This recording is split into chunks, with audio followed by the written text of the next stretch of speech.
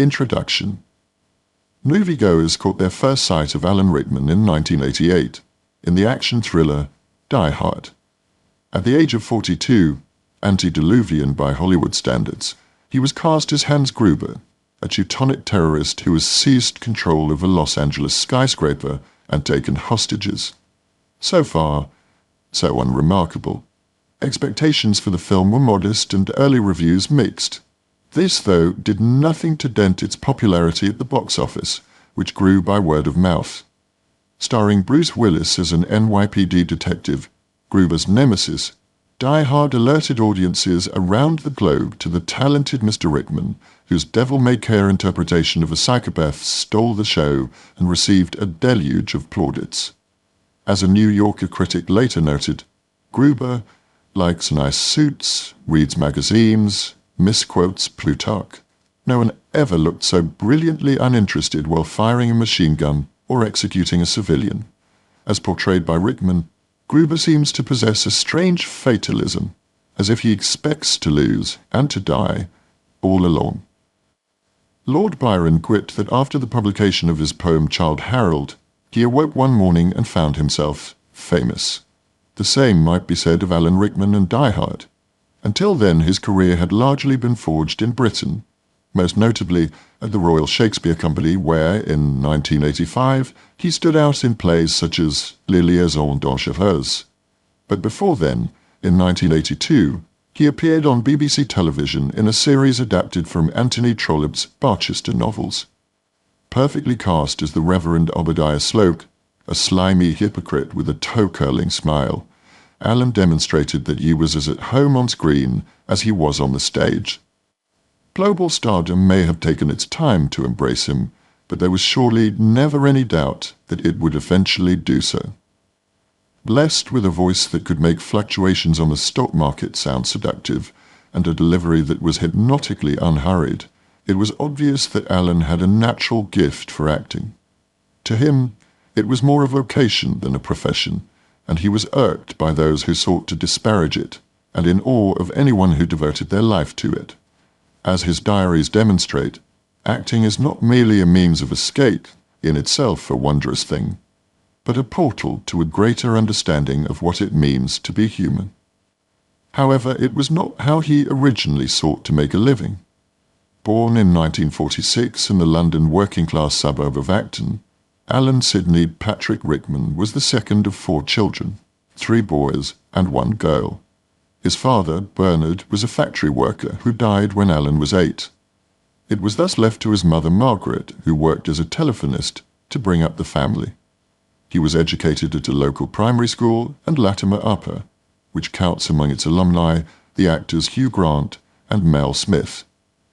He met Rima Horton when she was 15 and he was a year older. Both were keen on amateur dramatics. Friends for several years, they became a couple around 1970 and remained together for the rest of Alan's life, marrying in 2012. On leaving school, he attended Chelsea College of Art and Design, graduating in 1968. After a few years working as a graphic designer, he won a scholarship to the Royal Academy of Dramatic Art. It was at RADA, where he was recognized as one of the top students, that his future life was defined. As he wrote in 1974, "Fine acting always hits an audience with the force and oneness of the well-aimed bomb. One is only aware of the blast or series of blasts at the time. Afterwards, you can study the devastation or think about how a bomb is made." Alan's apprenticeship was served in repertory theatre, in towns and cities like Sheffield, Birmingham, Nottingham and Glasgow, where he could hone his craft and gain experience. It was his equivalent of a Swiss finishing school, and gave him a solid bedrock on which to build. It meant, too, that when he made the breakthrough as a star, he never lost touch with his roots or his sense of perspective. Following Die Hard, he was in constant demand. First came Robin Hood, Prince of Thieves, in which he was unforgettable as the Sheriff of Nottingham. That's it then. Cancel the kitchen scraps for lepers and orphans, no more merciful beheadings, and call off Christmas. Always wary of being typecast, especially as a villain, his next role was in the romantic comedy Truly, Madly, Deeply, opposite Juliet Stevenson, She was one of a number of female actors whom he counted as close friends.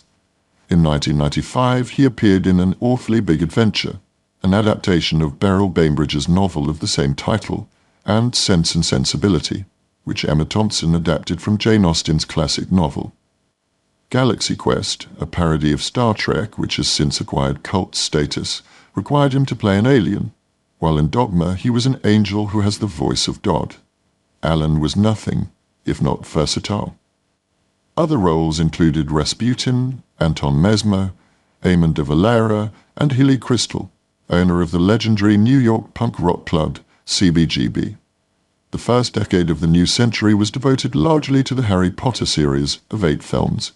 He played Severus Snape, the famously grumpy professor with a ready wit, a part with which he became synonymous and which reduced considerably the average age of his burgeoning fanbase. On learning that I was editing Alan's diaries, my 8-year-old granddaughter was suitably and unusually impressed. As the diaries demonstrate, Alan was ever eager to test himself and rarely chose an easy option. He set his bar high, and if he suffered falls, it was through clenched teeth. He demanded as much of himself as he did of others. A case in point is the 1998 production at the National Theatre of Antony and Cleopatra, with Helen Mirren as the voluptuous enchantress of the Nile and Alan as her befuddled, besotted suitor. In another existence, he might have devoted himself to directing. His production of Sharman Macdonald's play, The Winter Guest, in the theatre and as a movie, remained among his proudest achievements. My Name is Rachel Corrie was another such highlight. Based on the journals and letters of the eponymous heroine, who was killed by an Israeli armored bulldozer while protesting against the demolition of Palestinian homes, the show, which he co-wrote with the journalist Catherine Viner, was postponed on the eve of its transfer to New York because of alleged anti-Israeli bias. It was a charge Alan vehemently denied. Less controversial was the movie A Little Chaos, about a gardener, Kate Winslet, who was employed by Louis XIV of France, Alan. Long in gestation, it finally appeared in 2014. Given such a catalogue of credits, it might be assumed that Alan's dedication to his work eclipsed all else. Nothing could be further from the truth. He was devoted to his family and friends and was renowned for his gregariousness, kindness, honesty, and generosity. Should anyone attempt to pay for a meal, they were often rebuffed with 2 words, Harry and Potter. Few were the days he did not dine out. When not in London, he was often in New York, where he and Rima had an apartment, or the Tuscan town of Campagnatico, where they restored a house. Favoured holiday destinations were the Caribbean and South Africa. If not on stage himself, he was assiduous in attending shows in which his peers were appearing. It was his habit to take notes and offer advice, which was mostly received in the manner in which it was given. Brian Cox recalled that while they were performing in the 1980 television adaptation of Zola's Dehez Hagar, Alan told him that he was being rather slow in picking up your cues. Alan, replied Cox, do you realize how long it took you to say that? You call me slow. You are the master. Such testimony is legion, as was the love Alan engendered. It is worth bearing in mind that when in his diaries he is critical of friends, it was born of love. Moreover, we can safely assume that what he wrote he was also prepared to say, face to face. Why he kept a diary is unclear. Diarists come in all shapes, and their reasons for recording their lives are similarly diverse. Some people want to bear witness to earth-shattering events, while others are content to detail what appears to be trivia, but which, with the passage of time, acquires enduring significance. We do not know whether Alan would like to have seen his diaries published, but he did receive invitations to write books which could have drawn upon the material in them. What we do know is that once he started writing a diary, it became addictive. From 1972, he kept a pocket diary in which he noted appointments, anniversaries, opening nights, and addresses. 27 of these remain. In 1992, he started to produce a much fuller account of his life and work, and bought diaries from a local stationer's, which gave him a page per day to play with. These numbered 26 volumes, several of which are colourfully and beautifully illustrated. In addition, there is a notebook kept from the mid-1970s to the mid-1980s, to which he added whenever he felt the urge. He made his last entry on the 12th of December 2015, when he knew he did not have long to live. Madly Deeply is a distillation of more than 1 million words. It tells the story of what it meant to be one of the most feted and admired actors in the decades immediately before and after the dawn of the third millennium. There are highs and lows, glowing reviews and bad, performances that were a joy and others when it seemed that everything that could go wrong did. After the applause and the encores, Alan would repair to a favoured late-night haunt where, surrounded by well-wishers and fellow actors, he would unwind and think about the show just gone and the shows yet to come. Reading this book is as close as we can get to being there ourselves and to encountering the real Alan Rickman. What a privilege it is to spend time in his company.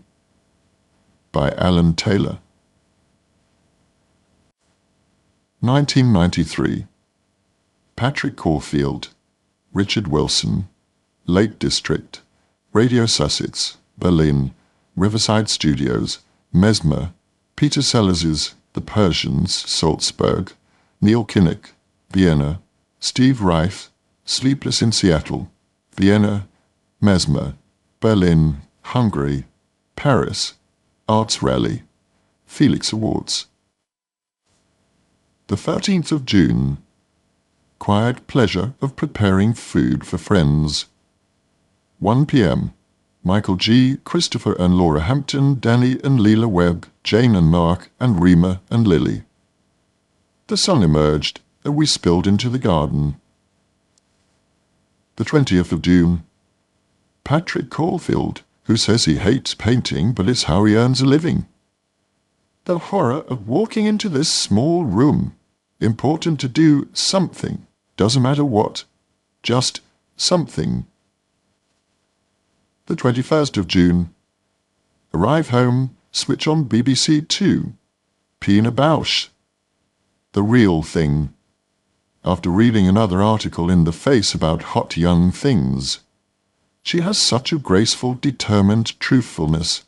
And Robert Lepage pays homage. Of course. The 23rd of June. 12-ish. Midland Bank to talk of possible house purchase. 1-ish. David Coppard, movies, taxes, arrangements, expenses. How does he retain his charm? Footnote. David Coppard, Alan's accountant. 4-ish. Belinda Lang and her husband Hugh Fraser. Lily's birthday, but she's sick. Apparently, I upset Elaine Page on election day. My casual cruelty again. The 24th of June. Finished Christopher Hampton's Nostromo script. How do you cram that book into a movie? Maybe he has. I don't know. A morning on the phone. How few real conversations there are. Mainly a desire to present a moving target. 12. Jim. I'm not sure about all this. 4. Take Mum to Goldsborough Apartments. She's a brave soul. Feel myself persuading her. It's probably not the real answer. The 25th of June. The gym. This is hard work. PM. Talked to Christopher of Nostromo, Sunset Boulevard, Andrew Lloyd Webber in tears some days ago. I'll postpone 6 months and bring in Hal Prince. Trevor Nunn says I need 30 seconds of dialogue in this scene. What about? I don't mind. The 26th of June. 6 p.m. Colosseum. Macbeth. A strange mixture of Argentinian fascism and Dr. Findlay's casebook. Peter Jonas, David Pountney and Mark Elder all sang au revoir to English National Opera, a world I know little about, sitting among fanatical applauding Tories. Jonas made a speech about the arts and NHS. I wanted to cheer. The audience went a bit quiet. The quiet of dissent. The 28th of June. A race against time. Reading scripts before lunch with Belinda and Hugh. Traumatized because their nanny has given notice. But typically Belinda puts a delicious lunch on the table immaculately, on time, being told at 11:30ish it's 12:30 lunch, not 1 p.m. She's been ill and in the studio and looks $1 million. 10:30, sleepless in Seattle. Halfway through, I think, I was in this movie. Footnote, he wasn't. The 1st of July. Dinner with Richard Wilson. Wonderful food at Lacento. Something certain. Carol Todd calls. Delicate stages on Riverside. Roger calls. He's, shall we say, not hopeful. The 2nd of July. 3:40 a.m. Awake. Try to locate one worthwhile, nameable emotion that deserves this sleeplessness. The dream was of walking down one's own corridor at night in the dark, trying to work out the geography only with my hands. Finding doors that should have been locked. Not.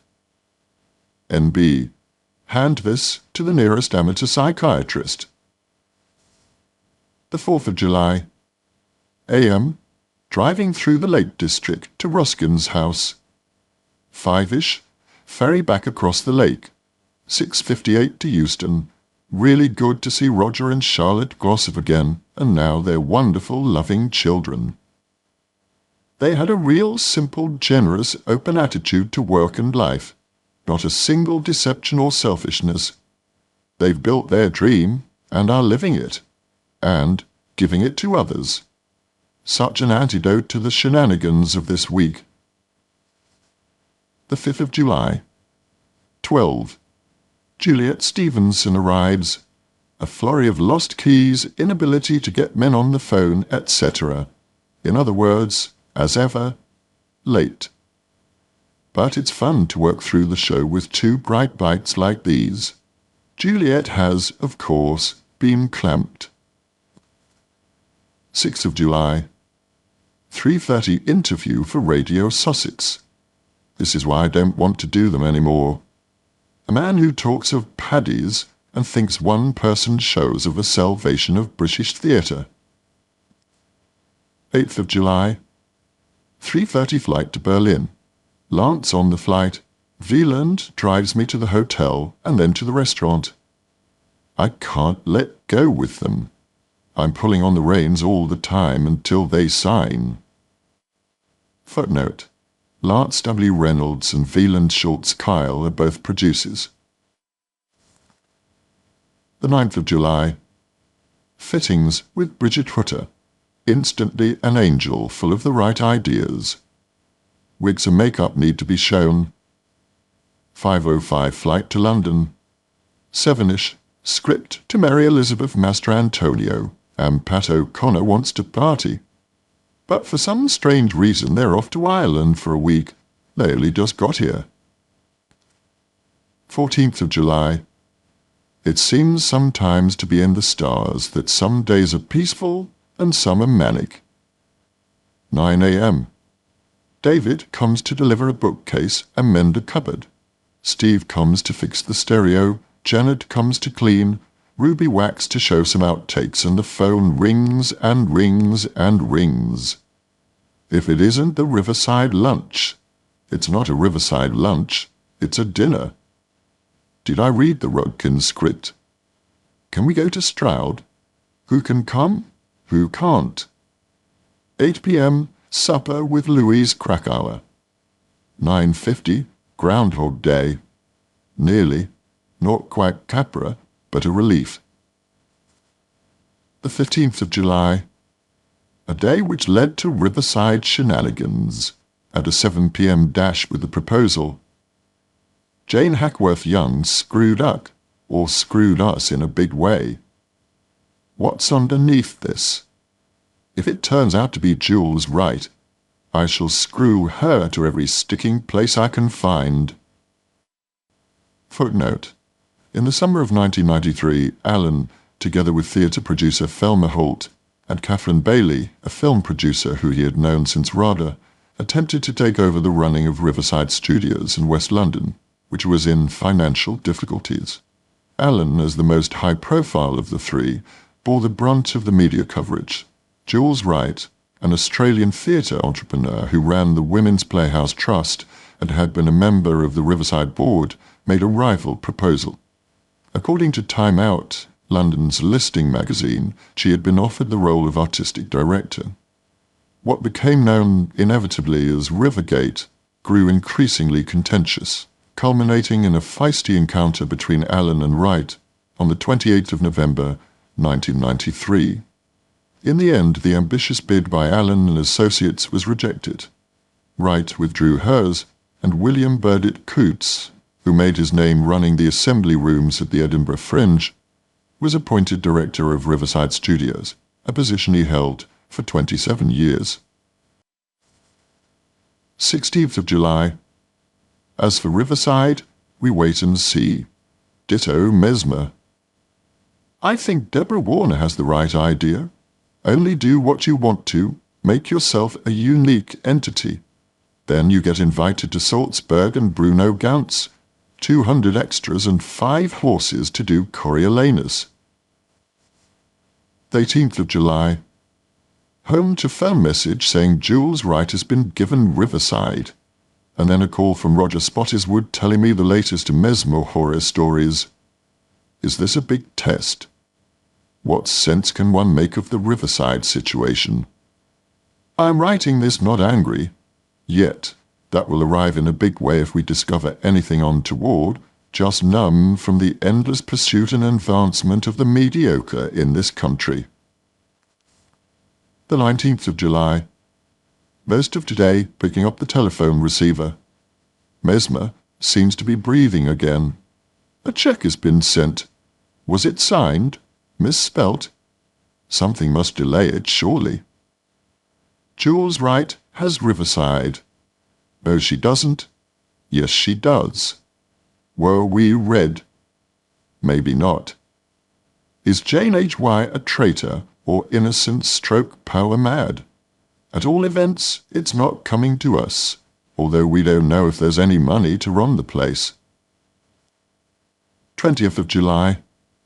Maybe today a corner was turned, and for that I guess I'm grateful in the middle of all this shite. Balcom and Sweet Pea was so practical and focused, it was very moving. They laughed, if I said so to their faces. Somehow we got through it all those letters without mentioning Jules Wright by name, as yet. Then Thelma returned and the room is filled with humanity and good humour. Returning home, I discover that J.W.'s proposal is all of 4 pages. Put up job, says Rima without a pause. Her certainty is often hilarious. 10:30ish. Billboard Cafe. Juliet Stevenson, Mary McGowan, Lindsay Duncan, and Hilton McRae.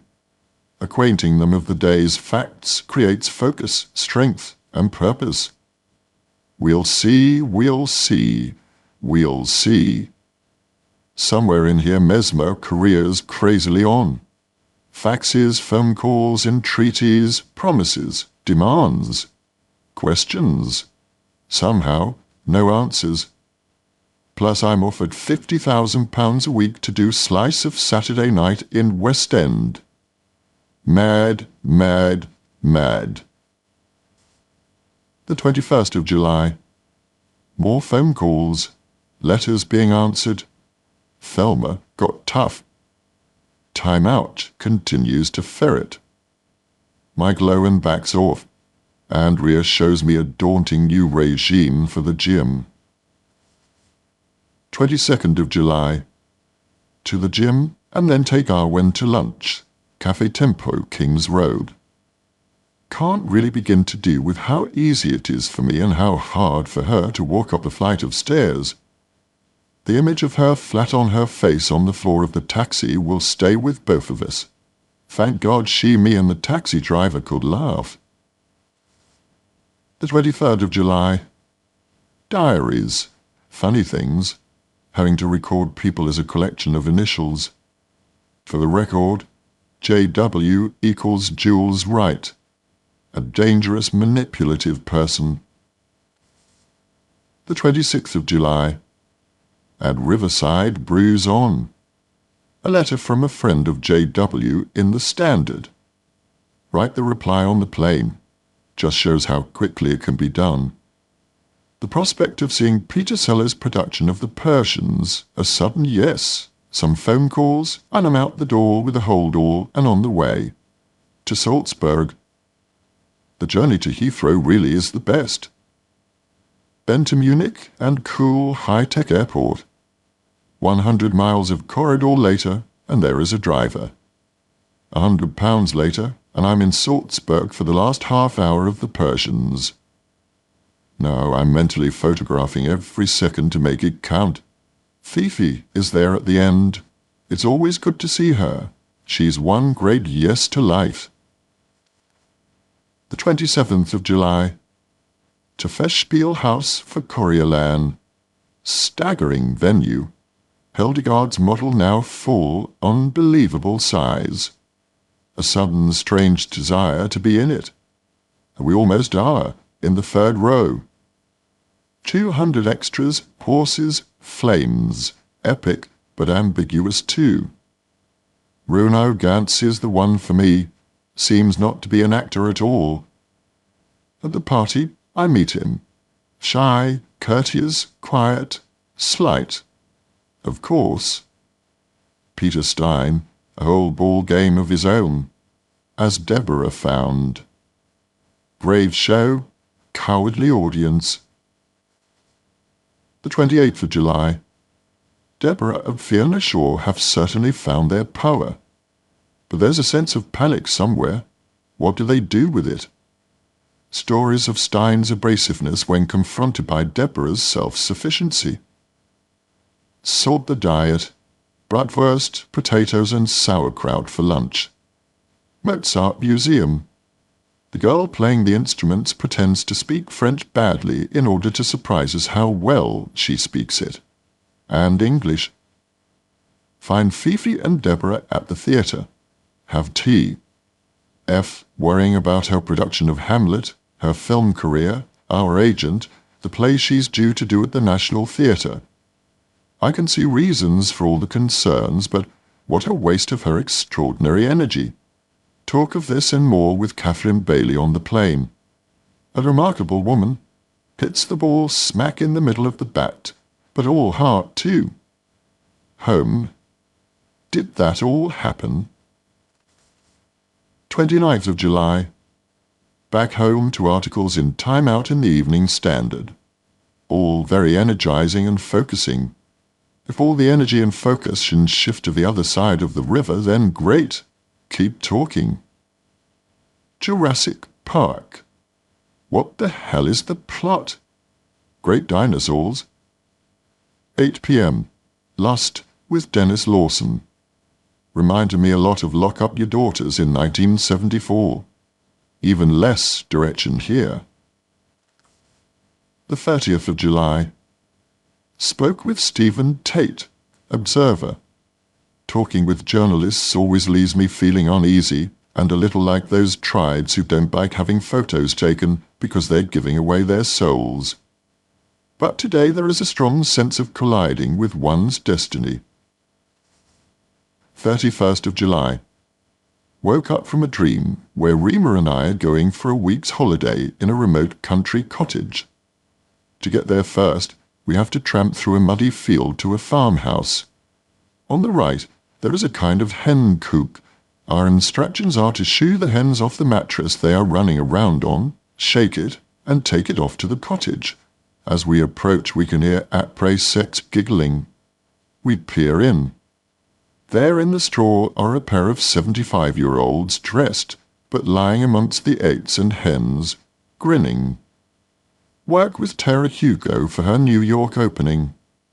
I do love transforming things like this.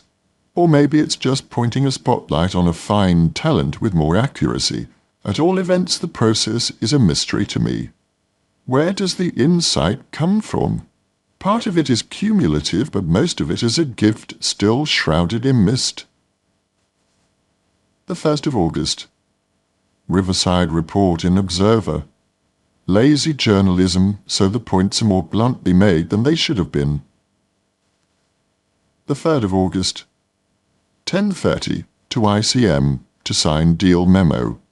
I wish these things were more about common sense.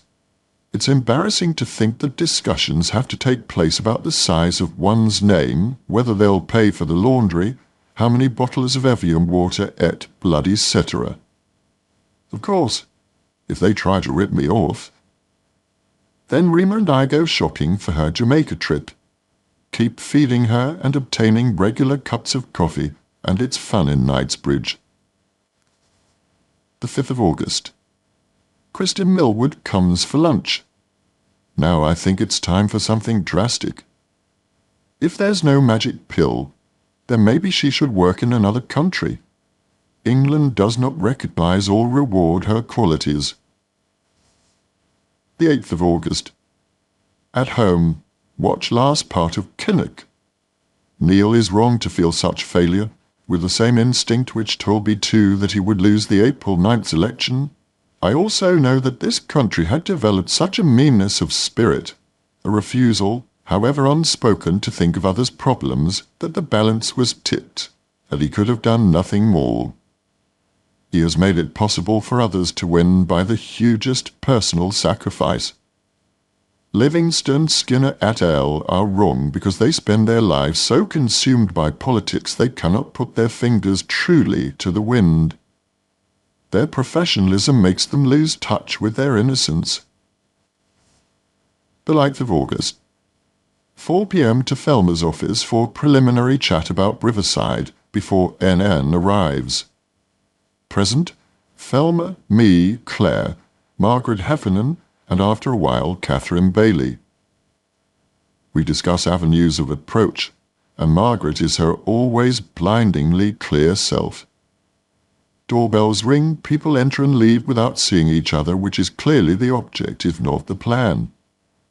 NN is basically saying, take Riverside off our hands and it's yours, if you can manage without funding and at a peppercorn rent. He's an accountant. Theatre stories, Thelma, don't resonate. At one point we are sitting plotting around an invisible cauldron as Ian McKellen stops at the door.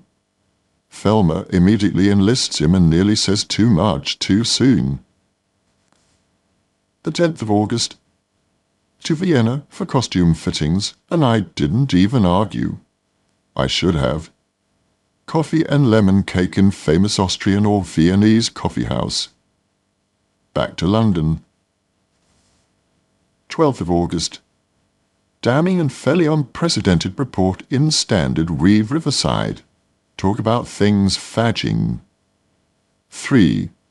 Roger and Gillian to talk of the movie script. Dennis Potter reluctant to rewrite. 15th of August.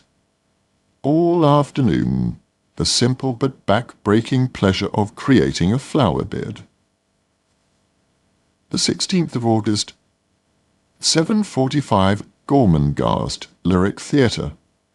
Wonderful things, but no wonder I never read the book. For fans. 17th of August. 3 p.m. Doctor for film insurance checkup. Ironic with this streaming cold. He throws me by asking which character I would choose above all others to play. There's no answer, because as ever, it all depends on the script. 19th of August. A phone call from Peter James, wanting some assurances for the Riverside board meeting tomorrow. Strange not being able to say everything to an old friend. 20th of August. 9:30 Royal Festival Hall with Belinda Lang and Mary Elizabeth Mastrantonio for Steve Reich concert. Almost dreading some esoteric wank. It turns out to be real food for thought on many levels.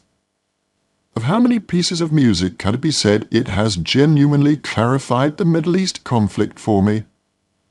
Belinda had come prepared with a mental list of things to think about if it had been dreadful. 21st of August. 8. Lindsay Duncan and Hilton McRae with R. and Robin Ellis and Caroline Holdway and Fatima Namdar. I guess we must have had a wonderful evening, because when we left after eating great food, talking, and standing round the piano singing Dylan etc. together, it was 3 a.m. 22nd of August. Walking out of the Caprice to find a cab, cat and mouse with a photographer who clearly wants a pissed-off picture. He certainly has a pissed-off back of my head. 23rd of August. a.m. And now it's William Burdett Coates for Riverside. He wants to talk. Okay, but at this point, about what, whilst that board is still in place? Pat O'Connor comes over. I've spoken with Christopher Hampton again about Carrington, and I really don't know whether or not to do it. 8 p.m. to Hampstead for Marvin's Room with Alan Corduna and Dahlia. Another of those American plays which insist that you feel something. I don't think anger and frustration is what they had in mind. My mind feels totally shut down by the experience. Alison Steadman and other fine actors compromised by atrocious direction. 24th of August. 1 p.m. Patio. Lunch with Diana Hawkins and Sue Darcy. Re-press for Mesmer. This side of it, I'm told, is necessary. It is also finely humiliating.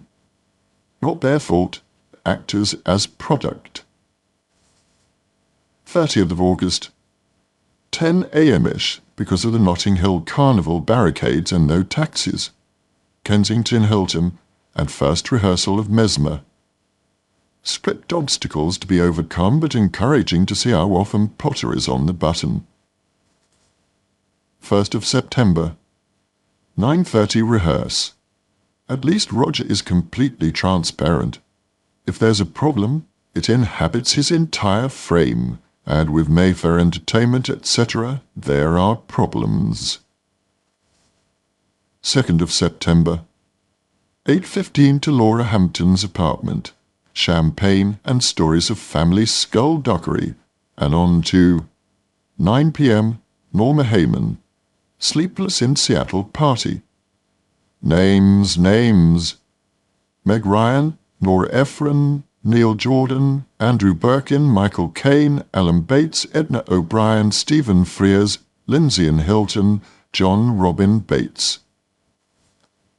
The 5th of September. 2:30 to Mum. She's tired and needs a holiday, but always levelling. I'm off to Austria. She needs a new adapter for the sewing machine. 6:10, fly to Vienna. One of those flights. Baby crying equals tense mother. Drunk English businessman equals resentful stewardess, etc., etc. 6th of September. 1 p.m. auditions for character sensitively known as bosom. 2 out of 3 actresses turn up with a bosom well to the fore. Humiliating for all concerned. 2:30. Find Simon McBurney and Gillian Barge and Richard O'Brien. Simon's friend Johannes takes me on a whiz tour of Vienna and its coffee houses. Also tells me of time when 7 friends committed suicide, 3 of them at one funeral after another. 8th of September. First day shooting Mesmer. There are Slovaks from Bratislava and Hungarians. The crew is German-Hungarian. I miss not being able to barter rudenesses. I'm reduced to being an observer, apart from continuing script negotiations. 11th of September. Rehearse with actors for afflicted scene. Austrians, Germans and Hungarians. The scene is thankfully moved to a more helpful location. lunch with Johannes and Simon, and on to the Annie Leibovitz exhibition. She's a very good graphic designer with an even better address book. Her earlier pictures of parents, grandmother, are infinitely more interesting. Wundertwasser, however, is an architect of delight. The museum and the apartment block are extraordinary. He creates uneven floors to give a melody of the feet. 12th of September. Major afflicted day. A spat with the producers who, of course, want something for nothing. In this case, the Austrian actors, although the Hungarians are paid a pittance because their standard of living is so much lower. Interestingly, I am accused of blackmail. I pointed out that a ton-load of moral blackmail would descend on my head to perform, not to mention the fact that so far I am working unpaid. This makes the atmosphere sound blacker than it is. No, just boys will be boys. The work is exhausting but pretty good. I suspect that one of the Hungarians is better than most, if not all of us. He certainly solved the opening of the scene. Lunchtime meeting with Roger brings on comfortable déjà vu. Alan is undirectable. Howard Davies. Dinner at Mac. Roger Spottiswoode and Amanda Ooms are clearly having a fling. I hope the old keel is kept even. 13th of September. Kissing scene. Too much like a commercial. No danger. More afflicted. There are some terrific actors in this group, particularly amongst the Hungarians. English actors just don't look like that. It makes me want to hand over the costume and say, "Let me watch you." An interesting discussion with RS and WSK. They say, "Great, we got this, that and the other." I say yes, but totally on the level of actors, not with our concentration and command. It's in the text, for fuck's sake, don't they ever read it? 14th of September. No process in the afternoon, and so the spatzing is unavoidable. I want to be directed, not whinged at. But I think I must be a bit of a nightmare with my certainties. Rima phones to tell me Harold Innocent died at the weekend. A piece of my life, and in many ways it's selfish to at least be sure we had met and talked recently. 15th of September. Called in from day off. Argument I still don't understand with RS. The scene plays as I had imagined, more or less. Does that mean he didn't get what he wanted, or that I was right anyway and hadn't explained myself properly? 16th of September. Lawn scene. Major concentration required.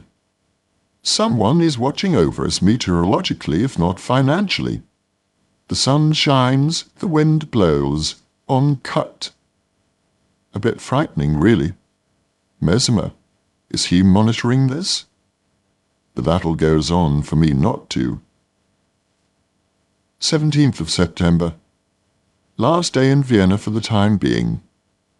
A request to write about Jules Wright for Vogue. I don't know about that.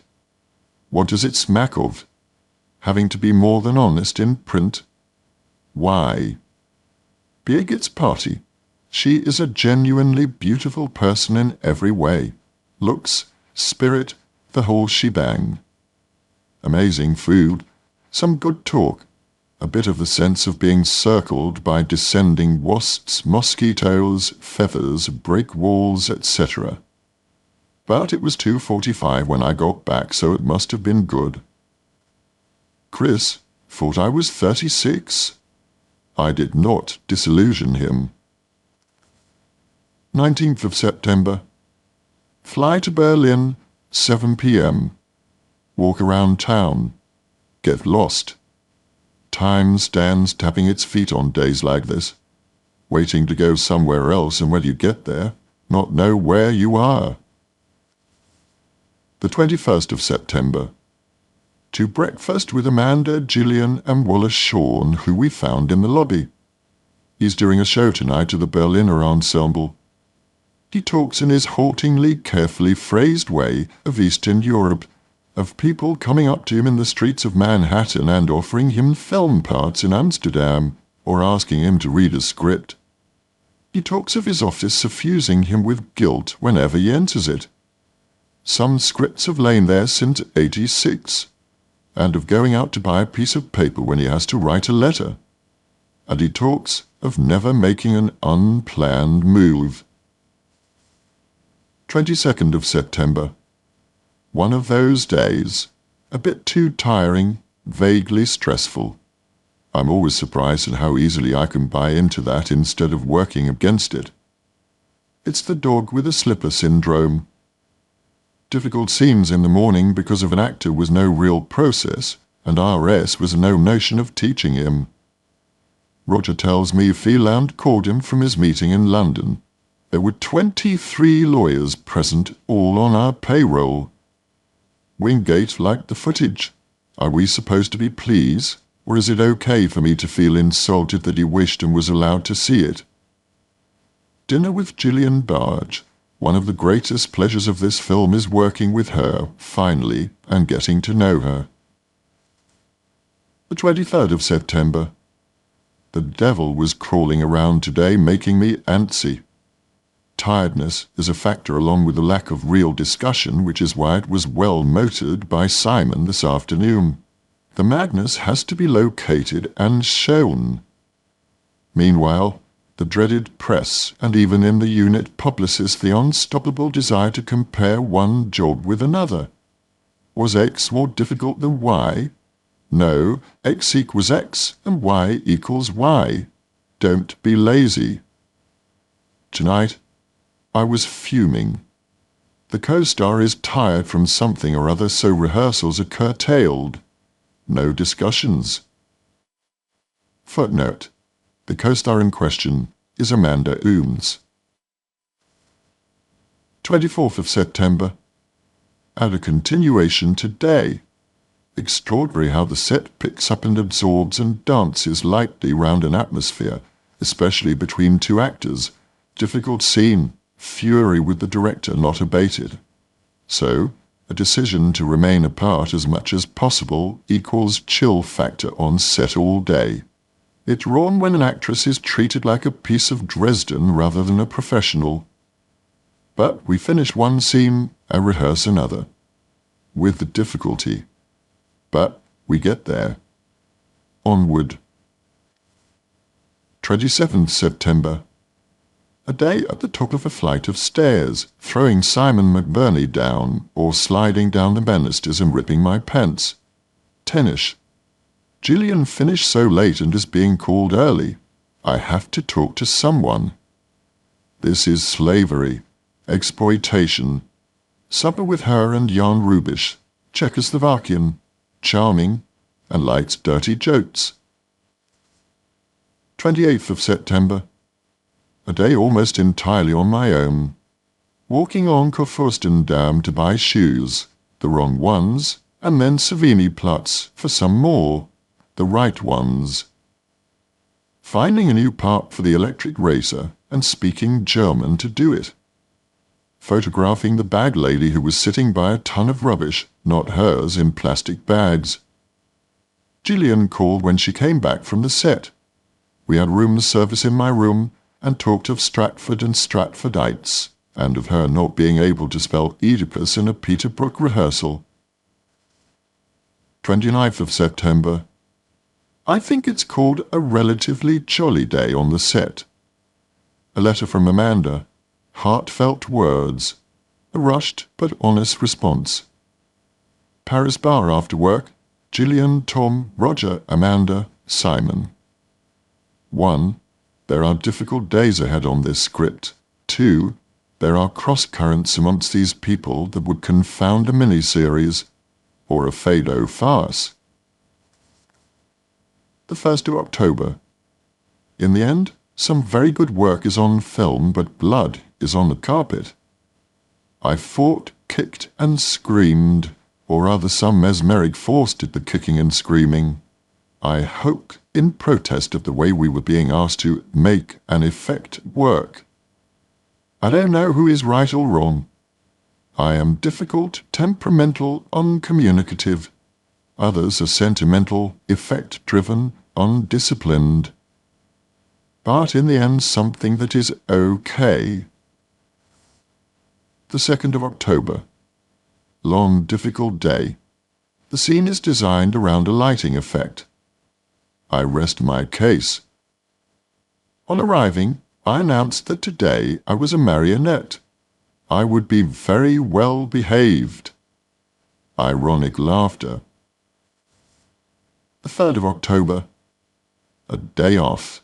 To the Xenon and the piano with Gillian and Tom. For half of it I thought it was a slightly coldly accurate rendition of the script. But somehow it kicked in. Holly Hunter was wonderful. They all were.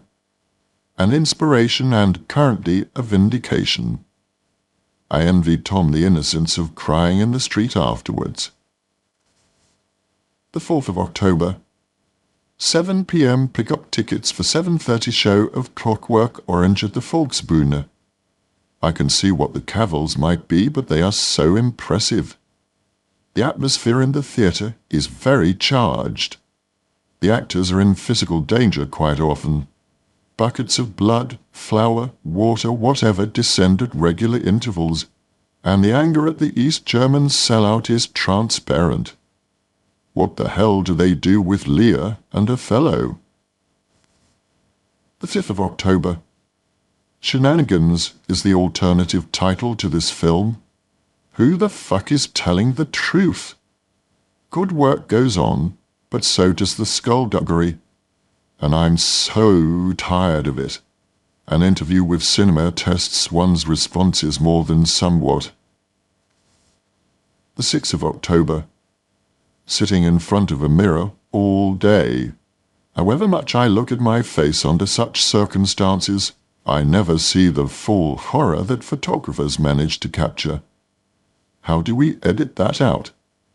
I rake my features looking for all the bumps, cavities and lines that litter the contact sheets. Tantrums at the end of the day, pushed into a way of playing a scene by not rehearsing it first, and then having an instinct sat on rather than explored. The 7th of October. The soundstage next to us is shooting The Never-Ending Story. How ironic. 6 p.m. Rack Berlin party. Good to dance again. I seem to be functioning in short sentences today. 9th of October. Talk to Rima, bless her. She can always make me laugh. The 10th of October. 8:15, Last Action Hero. I went with no axes grinding, but it's a very bad movie. 11th of October. Sometimes the emotional commitment to a piece of work keeps itself invisible, often for a long time, until it is threatened. And then complete immobility happens. A kind of nervous exhaustion descends. I walked to a shop, had a coffee and a sauna, listened to some people on the phone, all so defensive, all hiding their own untruths. The 13th of October. 8:15 pick-up for 9:50 flight to Vienna on car to Sopron, Hungary.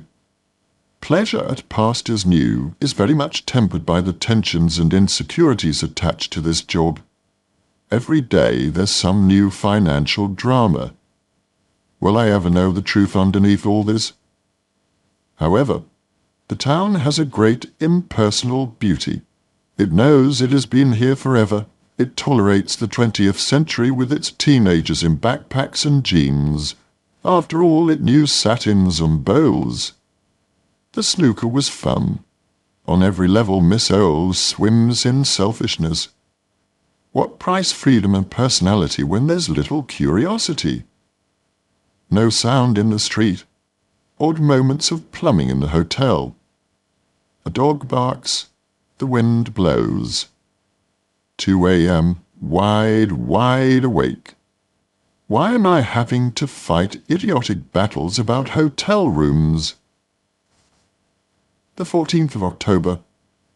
Sitting in a carriage in the wrong order, in the wrong environment, and a scene which should be unbroken is done in 2 parts. Still no answers, still no certainty, and today, no food. The town remains beautiful.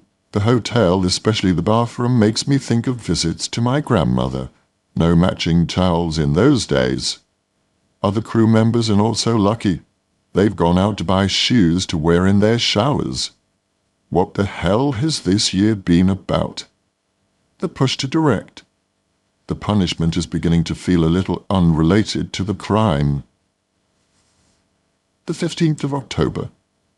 A carriage ride with a coachman who learned today how to drive. Some hilarious moments. Pizza bar lunch in full 18th century costume. 16th of October. Splat. Most of the day face down in the mud. Refreshing in an odd kind of way. The 17th of October. Today was a real Sunday in Chopron. Quiet streets, church bells. I didn't go on a driving trick. I was very well behaved and worked, and walked to the cemetery. A very moving place. Here family is everything. The poor graves with simple homemade wooden crosses as powerful as the granite slabs. Every corner with the women, cleaning, planting, looking after their memories. 18th of October. Wet, wet, wet. Cold, cold, cold. Carriages, freezing hands, crane shots. Cold banana soup for lunch. Shorter days, earlier darkness. Home by 6:30. 19th of October. Caroline Holdaway and I play out ball scene. Having woken at 3 a.m. and stayed awake until the 5:30 a.m. pickup, the brain and the mouth were not on the best of terms. And it rained. And cars honked and people talked. But we did it. Caroline at all times impeccable manners and good humour. I did not. Catherine Bailey and the BBC Late Show crew arrive. Odd, mixing friends and work like this. It means extra control but extra requests. To the forum with a whole bunch and then the billiard club. Talking with Roger. My selfishness when working takes my breath away. Elamir has his own story this week. Others have their vulnerable points. Where on earth do I get this appalling certainty? 20th of October. Thinking of what I might say to Omnibus or whatever. British theatre establishment is marooned behind the proscenium, for the most part in the hands of untrained, smart-ass young directors who have ambitions but no heart or politics, and whether they realize it or not are being steered to success by their actors and designers. They cast only from preconceptions so that there is no real challenge to the actor whose performance has been predicted from the outset. This applies everywhere. I would be happy to pick up the gauntlet if only someone would fling it. Few people are prepared to ask any really big questions of us, actors, without the security of thinking they already know the answer. 21st of October. The day is like a media circus. 1. David Nicholson from The Times, seductive questioner. His pupils have different sizes. Really? He wanted the dirt on religious mania.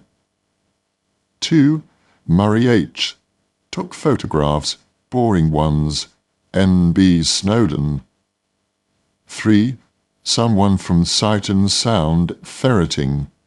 4. The crew on the hunt. We play the scene. We also have a screaming match about the fact that the extras are given rolls as a midday meal. Food was duly served in the evening. 22nd of October. A let's get it done day threaded with Amanda's unhappiness and tiredness. Large Dubois is in a hazy distance. The BBC Two crew films on and on. till 2 a.m. when we went back to the billiard hall. 23rd of October. To the Hilton and the film ball. Ghastly. These things always are, except on the people-watching level. Found David Thewlis, met Julie Brown, Raining Stones, oases in a very noisy desert. Playing hard to get equals a practiced innocence. I suppose it's better than a complicated involvement, certainly with Nightmare Woman. 24th of October. My back is killing me. 7 weeks of accumulated tension is finally expressing itself. 25th of October.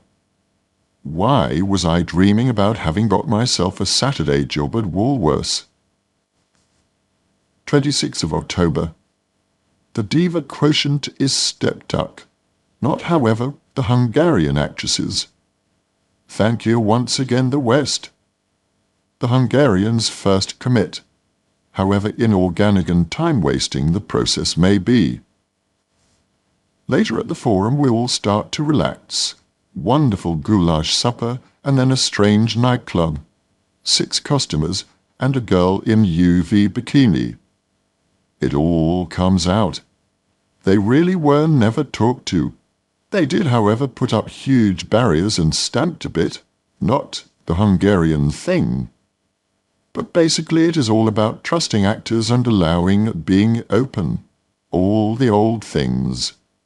Somehow Roger takes it all smack on the chin. And then says, I have learned something tonight. Infuriating but extraordinary in his openness. 27th of October. And then you discover that he remembers nothing of last night. We part in a flurry of flowers as I throw them into the back of their minivan. Lots of hugs and blown kisses. They were great, those women. And impossible. One moment inspired, the next screaming for makeup. Das ist unmöglich. 5th of November. Shooting the last scene became something of a nightmare. Again, no process. Some reserves of toughness and concentration groped for. This crew is amazing. Such quietness and support. By 6:30 a.m. we were a small band, and the room was filled with unnameable feelings. Cut.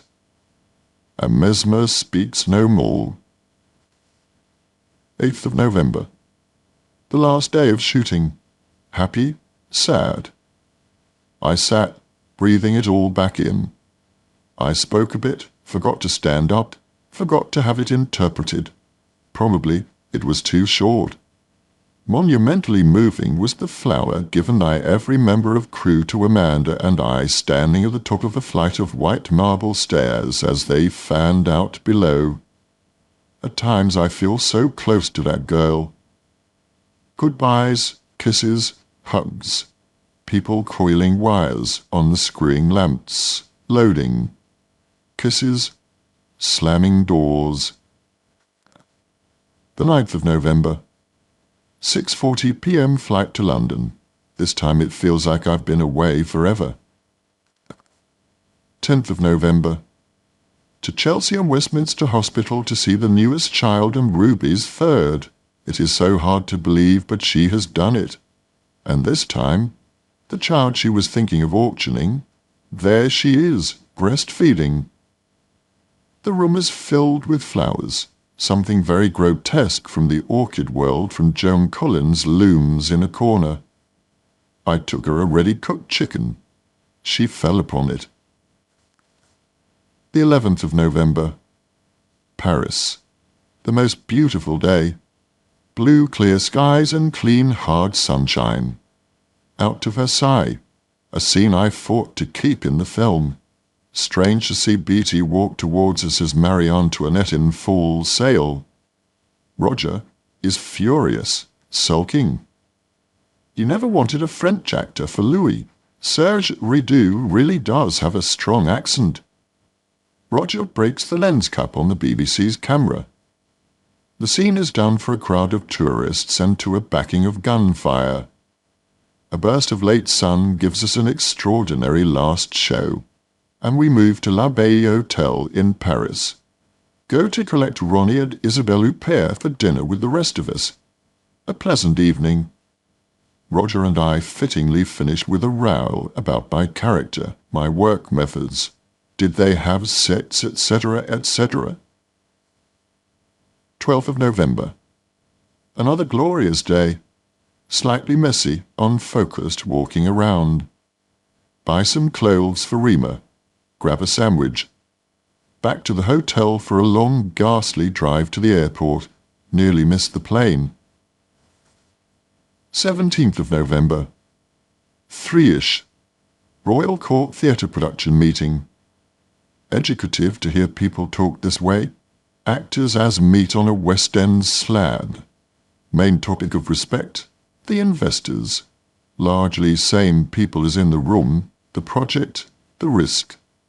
The Royal Court. 18th of November. 6:45 Planet Hollywood for Juliet's David Bailey film. Bailey is truly endearing even when the film breaks down. I would like to work with him. He's bonkers.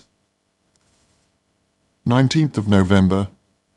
11-ish Waldorf Tea Room with William Burdett Coates, Thelma and Catherine Bailey. I felt particularly inarticulate because I felt I was staring at a completely unacceptable position. Everything negative, nothing to offer, just waiting for our input. Why should we? 21st of November. 3-ish, an attempt to see remains of the day. Sold out. A pleasant hour's mooching around Waterstones instead. 23rd of November.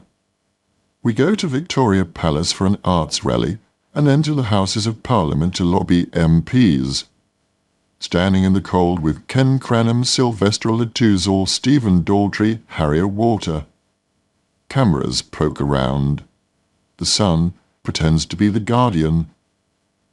Gordon Brown comes out and says hello. Go in. Why have I never visited before? Someone in a white bow tie gives you a green card to fill in. But now we're off to a committee room. Dennis Skinner speaks to us. Brilliantly. My MP is not available. 7 p.m. National for Mackinac. Extraordinary staging of fitfully interesting and boring play with Fifi as ringmaster. Some moments of her most brilliant work, some when a forklift could not have shoveled it off the page. Footnote. Fifi, or simply Fee, as Alan often refers to her, is back to Fiona Shaw. 11. Sandra and Michael Kamen. Star spotting. Annie Lennox, George Harrison, Eric Clapton. Some live music. Left Ruby getting the info from Patty Boyd. 28th of November. To the Royal Court for 7:30 Max Stafford Clark Leaving's show. Very well organised, brilliantly emceed by Richard Wilson and Pam Ferris. Full of good things, especially Leslie Sharp's piece from Road. Nice to see Gary Oldman on stage. Afterwards, the inevitable encounter with Jules Wright, who seems, perhaps understandably, a touch crazed. 29th of November. I go to Savoy. Cameras, Bucks Fizz, Tim Spall, thank God. Eat bits of the meal, daringly drink a little white wine, watch the dessert melt. The generator blows. Waiting, waiting. Miriam Margolyes tells Jewish jokes. Makes speech. Oh, so quiet you feel the criticism every second. Escape. 3rd of December. 12:45 to Berlin for Felix Awards. David Putnam and Jeremy Thomas on the plane. David shows me a speech he is to deliver. Being awake to opportunities equals people went to Jurassic Park because they wanted to equals don't make art films was no reference to audience. My protests re-allowing an artist to have their voice fell on very deaf ears. I said he should get ready for the booze. 9 p.m. Messages left. Don't understand. Dinner at Florian with Wieland. He has a nimble tongue and a good heart. We move on to the mirror tent. Very funny trio is performing. On leaving, bump into Dennis Staunton and friends, including Michael Radcliffe. We tumble into a boys' own bar across the road for tequila. Talk of Burgess, Vidal, Volksbühne, Stein, Faust, Schiller, Beyle, and at one point, Doris Day. 4th of December. The ceremony was its usual interminable self. The more one goes to such events, the more ridiculous it all is, except for the winners, I guess, a base instinct that always responds when encouraged.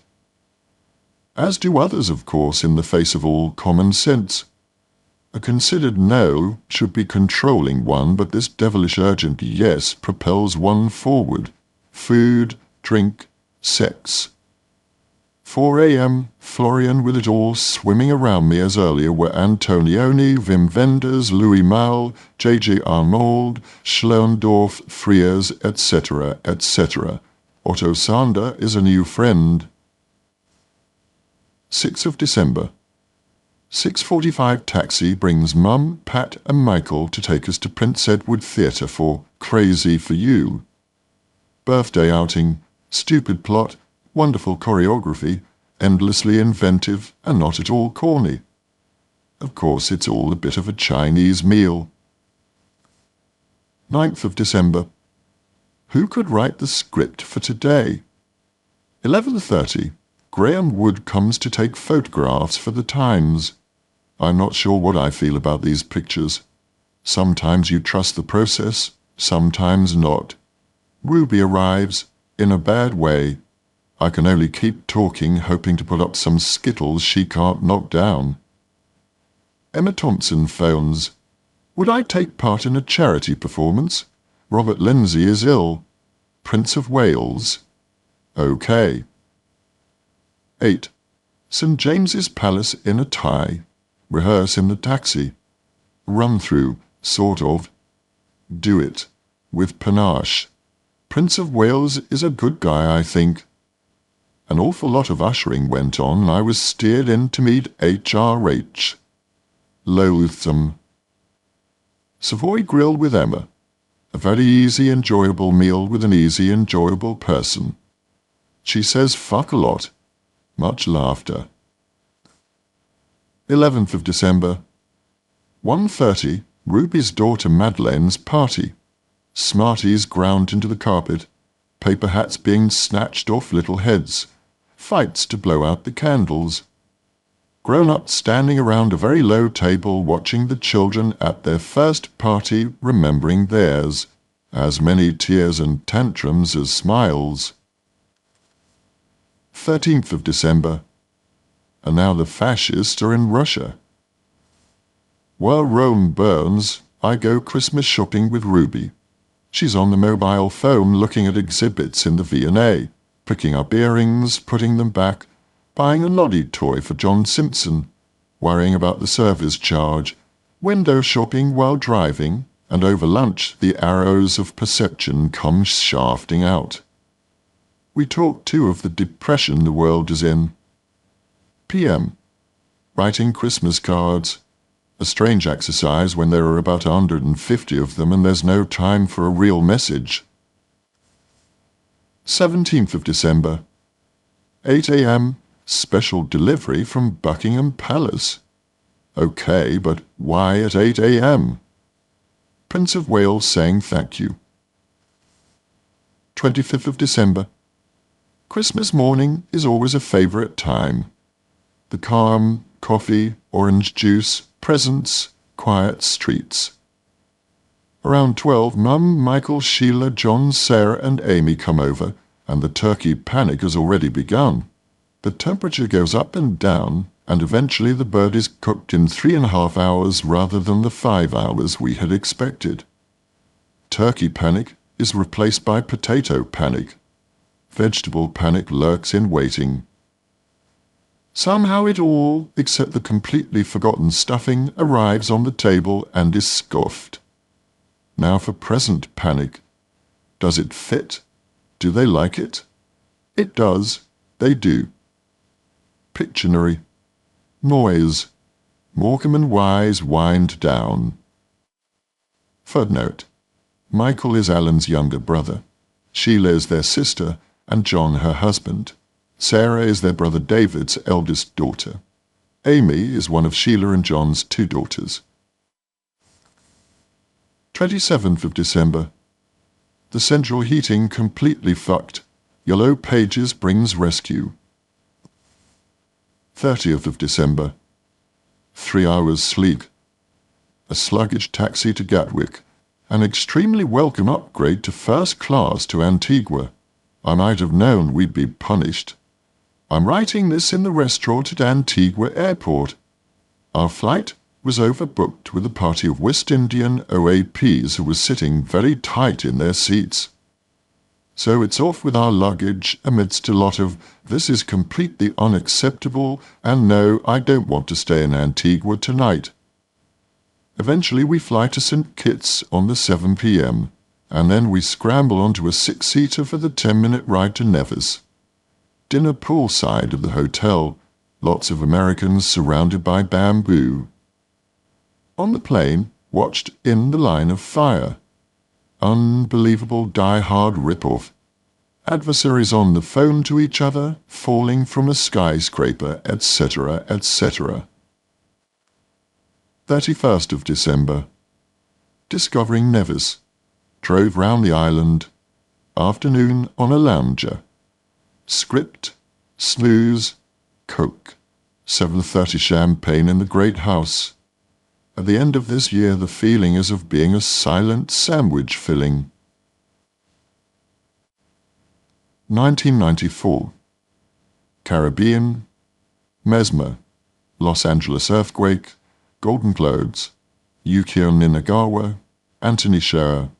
Harold Innocent's memorial service. Los Angeles. Dublin. An Awfully Big Adventure. RADA. Eddie Izzard. Michael Nyman. Nelson Mandela. John Smith. Paris. The Winter Guest. Wimbledon. Paris. Bettina Yonick. Tuscany. Mesmer in Montreal. Dublin. Vienna.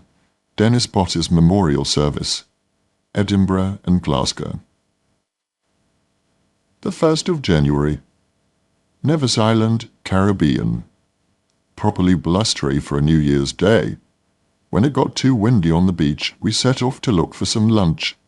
Charlestown shut, locked, deserted. On to the racetrack, picking up a couple of totally incurious hitchhikers. At the track, a huge rickety old grandstand, chicken being fried in what looked like old buckets. An announcer saying, "I hope it'll be a good clean race."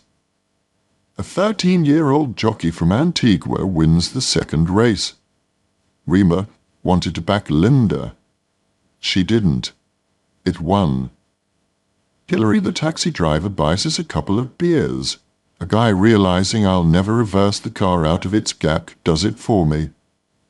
Coffee and cake back at the hotel, and a chat with Patterson the maitre d', who's a sharp cookie, and tells us restaurant and beach gossip. Dinner is Klaus West Indian night. A good chat with the flute and saxophone player in the bar. He plays some sweet jazz and gets a request for My Way. The 2nd of January. Time to explore after the faxed copy of the New York Times with its somewhat idiosyncratic crossword has been dealt with. The Beachcomber Bar with its hand-painted sign right next to the nightmarish Four Seasons. America swallows up another culture and turns it literally into a golf course with pedalos and lounge bars and grills and happy hours. Coffee at the Fort Ashby. Just about standing up amidst the swamp vegetation is a humanizing experience afterwards. Watch the sunset. Rum punch, palm fronds, leaves and sailing boats in silhouette. Peach-colored clouds. A sight that never disappoints. Lobster and steak, barbecue, talk to the Rhodesia mother and daughter. Rima wonders dreamily if we will meet anyone of a left-wing persuasion. Forced to converse with the fascists again over dinner. She likes Rima's voice, tells us of English people who admire Rommel. She's German and bemoans today's rain, though it means she's had a very good day, nudge nudge. He manages to look lascivious and coy at the same time and says, as he did previously when socialism was mentioned, "Sorry, I don't seem to be able to hear you, heh heh." The 3rd of January. All day the push-pull of sinking into the hotel life, or kicking on and discovering the real island, the people, the surprises. I prefer a world that contains Sylvia's fashions and Muriel's giftique to one with the Four Seasons and a Benetton at almost every stop sign. The 4th of January. A day spent chasing the sun and running from the rain. After that scariness with ignition key, we car wouldn't start, we're on a dirt track. Thank goodness for the man at Fort Ashby who just said, rightly, turn the handle a little. Alexander Hamilton Museum. I learnt a bit about soil erosion and why we plant trees, not much about AH. One-ish. Unello's on the waterfront. Patterson spoke of the fabled slow service. Actually, it was quite speedy. But the waitress did have to spit out a lump of ice before she could take our order. Tonight, the tree frogs were silent. What do they know? The 8th of January. 7:15, Montpellier. Excellent dinner. Would have been perfect if only I'd had a handgun for the other guests. Of course, communism was always bound to fail. The 9th of January. Packing. Tea in the great house. Down to the airport. Faff around. Bucks are past. An innocent chaos. Finally, Caribbean takes Rima off for a 3-hour wait at Antigua Airport. Poolside barbecue for one. An odd experience, eating alone. Doesn't bear too much repetition. Say some farewells to this extraordinary staff. They are all such individuals, not cowed. Nisbet can pride itself on that, if not in our bathroom. The 10th of January. The freedom and emptiness of waking alone in a king-sized bed. Breakfast and a solo completed crossword. Amazing. Pay the bill. A philosophical moment as one's life flashes before one. When was the moment crossed over into this territory of signing over this kind of cash? For a holiday. Swim and walk along the beach. To the airport again. Man with impossible toupee under sky blue cat. Group of sexy Dutch with impossible tans. Tightrope walking with delays. A calm lack of announcements. A rush to the Miami plane. Is the luggage on board? Meet Leonard Nimoy and his wife. Marcia Firestone arrives in a pickup truck. A moment to remember and heave the case out to the sunset marquee. 11th of January. LA, and a morning with the remote control. The Lorena Bobbitt trial is fairly compulsive viewing. Jaw-dropping in its content and the coverage. The world is as it is, and this trial fills the TV screens. Footnote. She cut off her husband's penis while he was asleep. Eventually a car is delivered and Marcia comes. We go for some lunch. The car is all automatic locks and windows and push buttons, and too big. One of those cars that drives you. A wander round clothes and shoe shorts. Everything. Roads, lights, noise, clothes is weird after 10 days in Nevis. 12th of January. 1 p.m. Cousin Ian picks me up and takes me on a tour of his life in LA. His new coffee shop in the Valley, his house, his new interior design shop in Beverly Hills. They're a great couple, he and Wilma, and they deserve the best. There is a simple gutsiness and clarity about them that was a tonic today. 8 p.m. dinner at the grill with Judy and Roger. He'll show the film tomorrow. Is clearly concerned that I'll misjudge everything, but he's full of tiny smiles, and Judy is encouraged. But it's so hard to discuss anything with someone so defensive. 13th of January. Marcia comes over with a copy of Ruby's Hello magazine. She gets away with it. Footnote. 8th of January 1994 edition. Cover with Ruby Wax and baby. First photos of zany comedian at home with her family and new baby Marina. Big time screening room to see rough cut of Mesmer. So hard to watch. Everyone else seems to be very positive. I think there is a lot of work to do to find its rhythm, to reclaim its wit and craziness, and also to make the story clearer. What I look and sound like is too late to import. I am in shock, really. 14th of January. More sleeplessness thinking about the film. I need to spend time with Roger in the editing room. Talking with him, it seems at least a possibility. 11:30 to UTA and talk with Judy.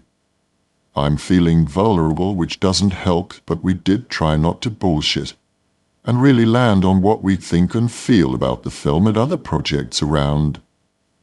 They want me to stay in LA at the moment. I want to run to the bus stop.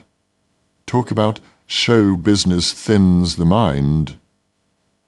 Tea and sympathy with Aunt Minghella at the hotel. He is doing similar mental spring cleaning. 16th of January. 6 to Francine's to watch the ACE Awards. A platform, people in black with their fucking red ribbons, come on, go off, come on, go off, nominate, announce, present, say thank yous. Same as all the others. 9ish. More people in black at the restaurant party given by HBO. Michael Fuchs, rudeness to remember. Kiefer Sutherland says hello, as does Brian Dennehy. KS seems to have a truly sweet nature. Footnote. Michael Fuchs was the then chairman of HBO, which, according to the LA Times, he ran like a Marine boot camp. He was fired in 1995. 17th of January. Just before 9 a.m., although time has lost all meaning since 4:30 a.m. when the world seemed to come off its hinges. The bed, the walls, the hotel, the street shook for what seemed like forever. I was filled with a strange mixture of total panic and total calm, holding on to the bed stupidly, which was like a plant in a thunderstorm. When it all went quiet, some sort of rational thought returned at the same time as the realization that there was total blackness. I started to think of standing in doorways and then of finding some shoes. The shoes came first, then the thought that I would look pretty stupid naked plus sneakers. I found somehow groping around some underpants, focusing bizarrely on whether or not I had them on back to front. Who gives a shit? Jeans and t-shirt. Then my brain kicked in and I thought maybe I should get the hell out of there. Scrabbled around for keys, money, filofax. People outside in nightwear, blankets gathering in the hotel lobby, eventually groped in basement to car and drove in black streets to see if Francine was okay. Came back down the hill to a hotel now producing coffee. The rest of the day was surreal. The staff somehow carried on serving, cleaning, hoovering. At lunchtime, I drank cappuccino in the sunshine all the time, not knowing what next. Continued all day, as people approached the evening with a quiet tension. 18th of January. Woke just in time for 3 or 4 major aftershocks. Whoopee! The irony of watching all this on TV is that the scenes of homelessness generally involve Spanish Americans and working people, whereas at the hotel, Room service lives on. 19th of January. Here was an odd LA day. Some kind of total exhaustion set in, probably from being held in a suspended animation like everyone else in this city. Watched Quake broadcasts most of the day. Eventually managed to turn my mind to a script. In the meantime, a couple of 5.0 aftershocks focused the brain in half a second. 9:15 La Dome. Coffee and wine with Pam and Mel Smith. DP racy as ever. LA is depressing me. 21st of January. 9:30 talk through the film with Roger. I'm still scared he'll knock the corners off. 1 p.m. to the Bel Air Hotel. I wonder if it's too nice, for lunch with Christopher Hampton. Dan Day-Lewis jogs by sweating. We chat about Jack and Pat O'Connor. Leave a rude note for Emma Thompson. Look at Christopher's room. The voyeur's lunch. My relationship with this town is an ever-changing thing. The 22nd of January. Table tennis by the pool with John Amici. I can't keep up with the roller coaster of his amours. And then a swim. Trip to the clothes shops, somewhat deserted, to buy something to wear tonight.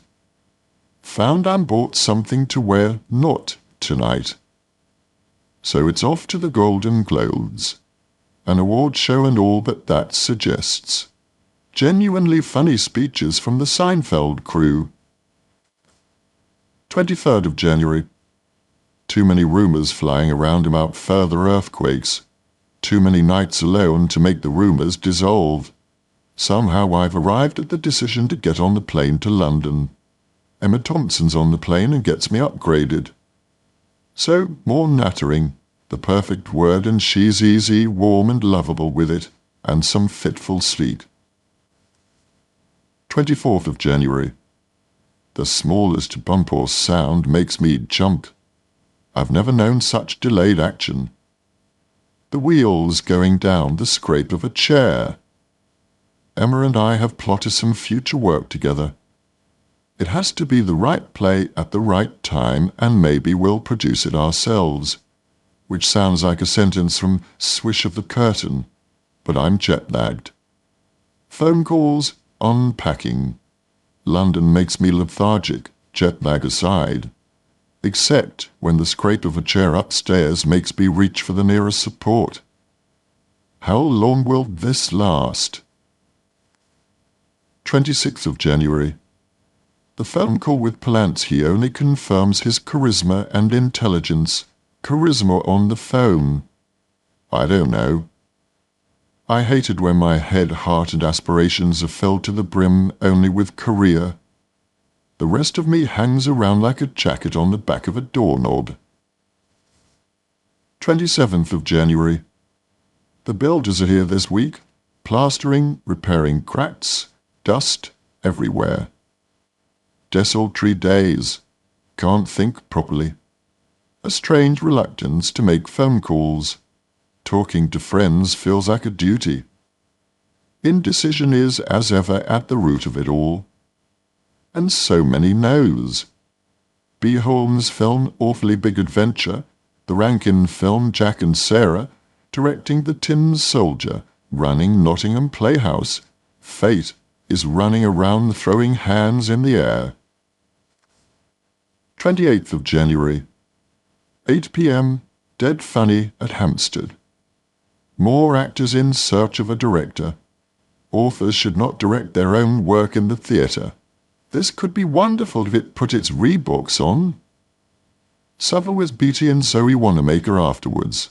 Treading carefully is okay, but things can still be hugely improved, so I risk some fairly strong suggestions. 29th of January.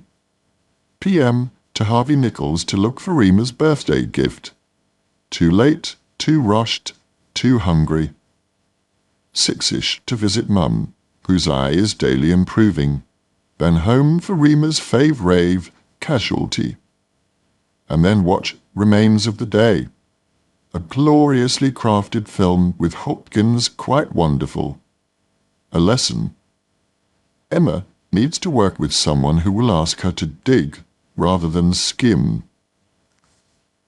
30th of January. 9 a.m. and the painters are banging about upstairs. I know they want to finish, but... 31st of January. Funnily enough, when the pressure's on, I can either knuckle down in a major way or pull the sheets over my head. AM and PM hit the shorts. Today, the latter, and scripts remain unread. 1st of February. Builder's dust, dishwasher, repair, tiling, replastering, dust, visitors. 2nd of February. And the jet lag goes on. This weird displacement of mind and body, the sudden sleets, the 5 a.m. waking, and know that it lasts for another couple of weeks. This body wreaks its proud revenge. Paulidian Assotti calls. A real conversation with a friend as opposed to the empty automated words that mostly drift down the telephone wires. 3rd of February. 10:30 Paula picks me up and we trek out to Clapham in the Peer Gynt rehearsal room. Great to see Nina Garwa's smiling face and all the others with Thelma. Many a pang as I stand in the rehearsal room thinking, what if? Nina Garwa and I both say, next time. 4 p.m. Stephen Polyakov brings a new draft of his next film, walking up and down, throwing an orange in the air, and completely unaware of either. 8ish. Louise, Ruby, Ed, Stephen join Rima and I for one of our Henrietta's quick cuisines. Brilliant fast food, and a fast evening. Ruby very much on form, achingly funny. Footnote. Quick Cuisine by Louis Asson, Henrietta Green, and Marie-Pierre Moine, 1991. 5th of February. 5 p.m. to Oxford with Ellen Corduna and Judy Parrish to see Rowan Joffe's play. Jokingly, we say we are hitching ourselves to his coattails while we can. It may not be such a joke. The play is more of a movie script, his future, but its underpinning is brave and original, and Rowan himself hangs on to his charm. 6th of February. More paint, dust, tea-making. Rima phoned. She was in a car crash. Instant fears. She's okay. 7th of February. Rima comes by with a limp, but she's in one piece. Thank God are the only words that flow naturally. 6ish to Beach Blanket Babylon with Mike Newell to talk about Awfully Big Adventure. Basically, fine words can be found to justify the casting that satisfies the financiers. I dunno. Supper amidst dust and furniture that's crammed and out of place. Unsettling. 9th of February. 11:30 Krista Millwood comes by to Cherry's local cafe to escape dust and drilling and fumes. She brings some Stolin or very Moorish cake. She's still planning her Bosnia trip. We talk of maverick spirits. Talk with Stephen Polyakov to tell him I don't want to do his new film. I am so tired of saying no. He won't take no for an answer. 12th of February. This space is filled with mops, buckets, cleaning fluids, dusters, vacuum cleaners, and sweat. 13th of February. 8:30 Rick and Barbara Mayall's housewarming. A big Victorian novel of a house with nooks and crannies for days. Red balloons and hearts hanging everywhere. At one point, in a corner, is almost all of TV comedy. Rick, Ade Edmondson, Ben Elton, Ruby, Jennifer Saunders, Dawn and Lenny having left. They all have such focus, or seem to. 14th of February. A layer of snow in England grinds to a halt. I won't be able to take any other side roads, says the cab driver, daring me to get in at all. Just date me tonight's bridge is final enough for him to discover sheepishness and me, piss elegance. Over there, England strikes again. Terry Hugo's second opening at Pizza on the Park. No lights, no sound is the norm, but no pianist. We rehearse a cappella, in some ways simpler. Lunch at Harvey Nichols. Avoid the vegetarian menu. Some PM shock wandering. 8:30 p.m. Back to P on the P. Terror takes 2 beta blockers and is just behind the beat all evening. But the vowels are thrillingly relaxed. Otherwise, brilliant. Back to Chez Moi for cheese, gherkins, pickled onions and assorted fridge remains. 16th of February. Last knocking from the builders. Could we finally say the dust has settled? Read Tony Scher's screenplay.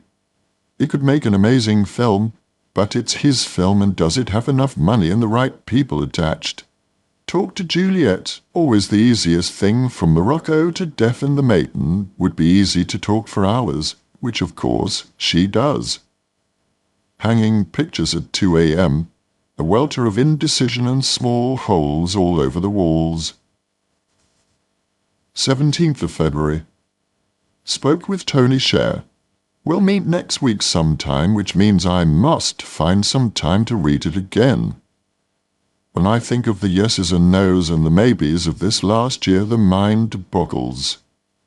All I have are my instincts, but they are appallingly diluted and redirected by second-guessing other people's opinions. Today is the 6 p.m. meeting with Stephen P. about his new film. I'm trying to be as honest and direct as possible, but I'm not quite sure what it is I want to say.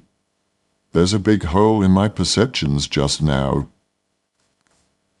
18th of February. Ivy, 12:30. Lunch with Irene, Paul Maris, Mark Shivers, talk of directing, producing. Restaurant full of industry faces as London aids LA. Sometimes one could wish for an earthquake to hit the odd specially chosen table. 24th of February. Flying by the seat of my pants. A 10 a.m. rehearsal, and already I'm watching the clock. At 11:15 get a taxi to Covent Garden for Harold Innocent's memorial service in St. Paul's. David G. has organised it brilliantly. Sit down in the shivering cold with Barbara Lee Hunt, Noel Davis and Derek Jacobi. The church is full, thank goodness, and the service was perfect. Funny, beautiful singing, lots of applause.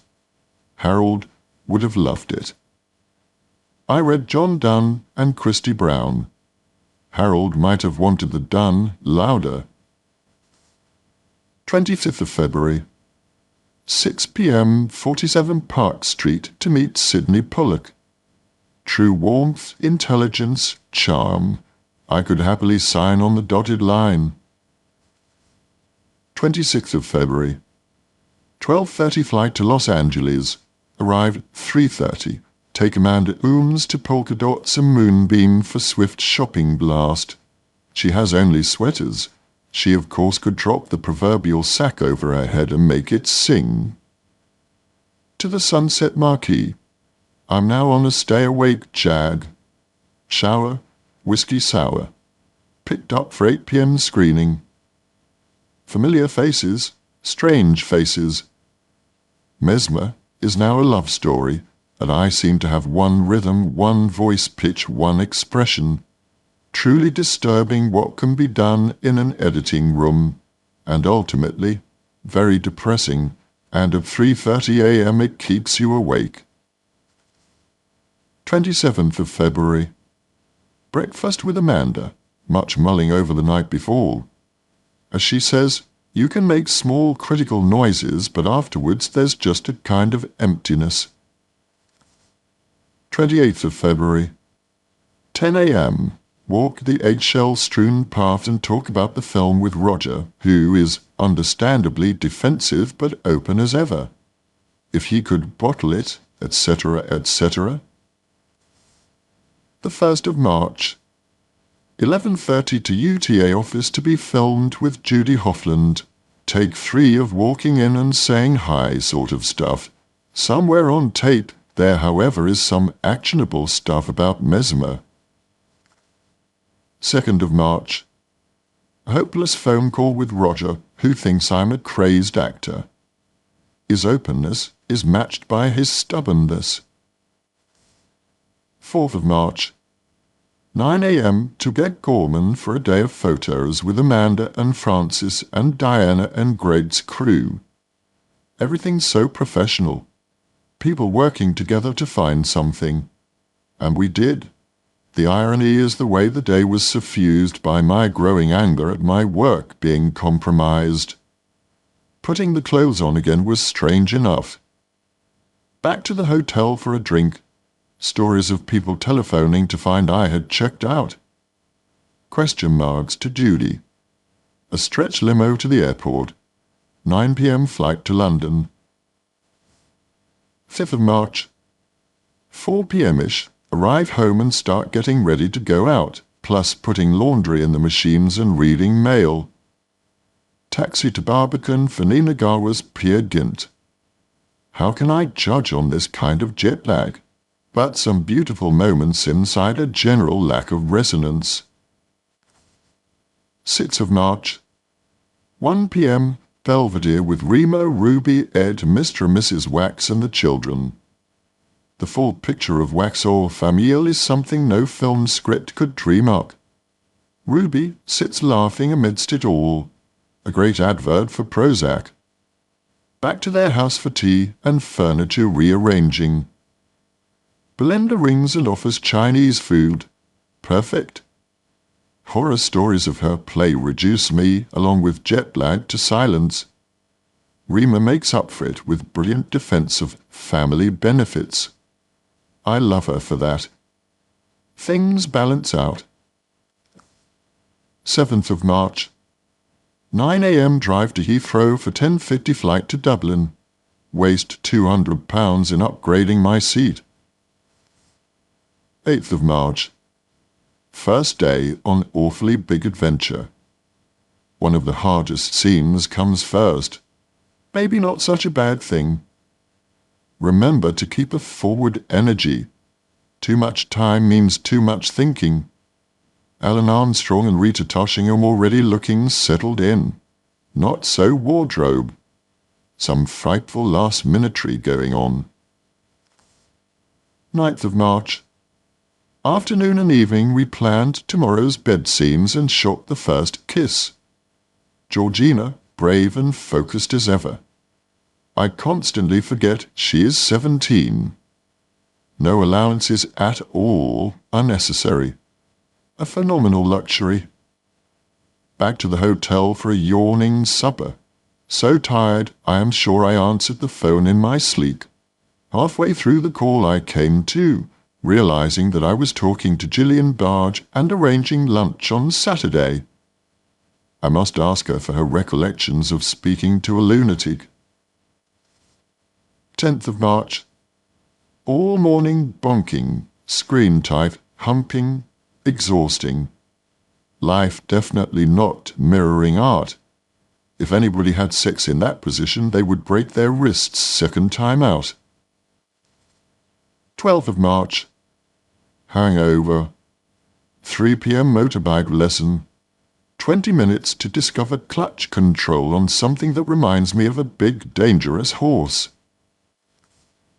13th of March.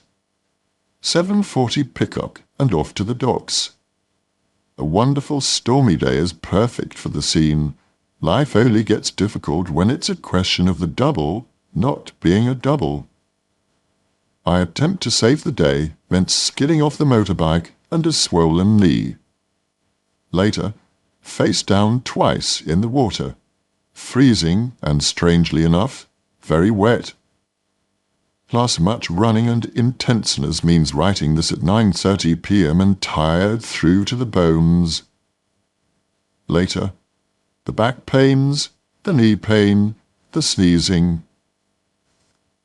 15th of March. Back to the docks to face a new devil. That fucking motorbike. It has a brain or certainly a will. It got fed up with my increasing confidence and started to rev itself with a higher gear completely unaided. But it's like a horse that wants to go.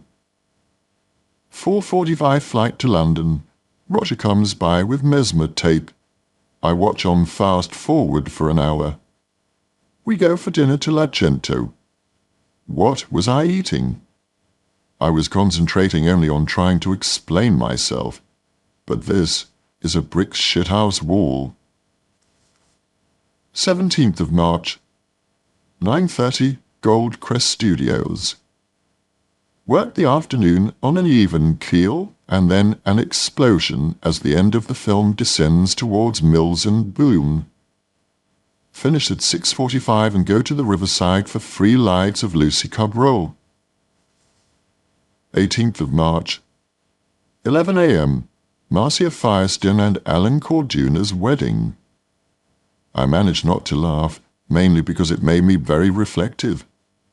Thank goodness religion didn't come into it, because that would have made me very uneasy.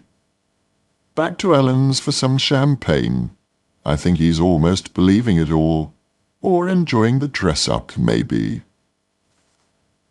20th of March, Dublin. The day passes in the trailer. Oh, well, that's filming, is said all day. Called at 10:15 a.m. Not used. Released at 9 p.m. Not enough to read. Trying not to overeat. All trousers are currently too tight. On a trip back from the food van with another black coffee, there's Alan Devlin coming towards me. Alan Armstrong joins us. 3 Allans. Devlin fights a constant battle with the bottle. Wonderful aggressive wit, vulnerability pouring from his eyes. Look at you two wearing dodgy coats and you're winning. Dinner later at the Trocadero with Roger. Easy and warm. What's the point of arguing? Should have asked to see all the cut material. 22nd of March. All day in the Gaiety Theatre Bar, which is pretending to be a Christmas party venue.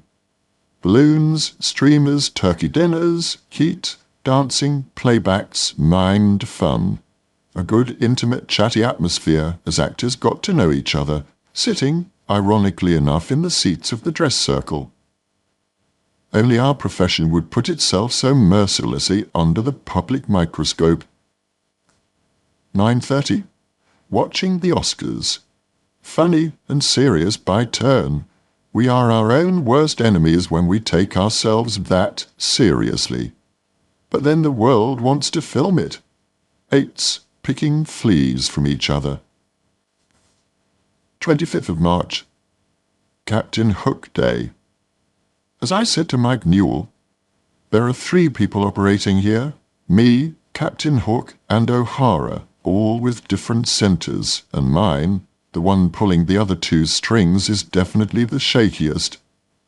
So haltingly we move towards something that looks vaguely confident. Amazing to feel the audience's confidence grow with you. The 27th of March. To work or to hang around for 5 hours is the question. Sometimes the silence of producers goes beyond bad manners and enters the realm of cowardice. Finishing a compromise scene at 10 p.m. and being called at 7:15 a.m. should not go unremarked. Irritations fade by going to La Stumpa. Bob Geldof is there, who is all the things one thought. Impassioned, articulate, attractive, and, as you start thinking what could you be, wasted. 29th of March. The BBC films all day.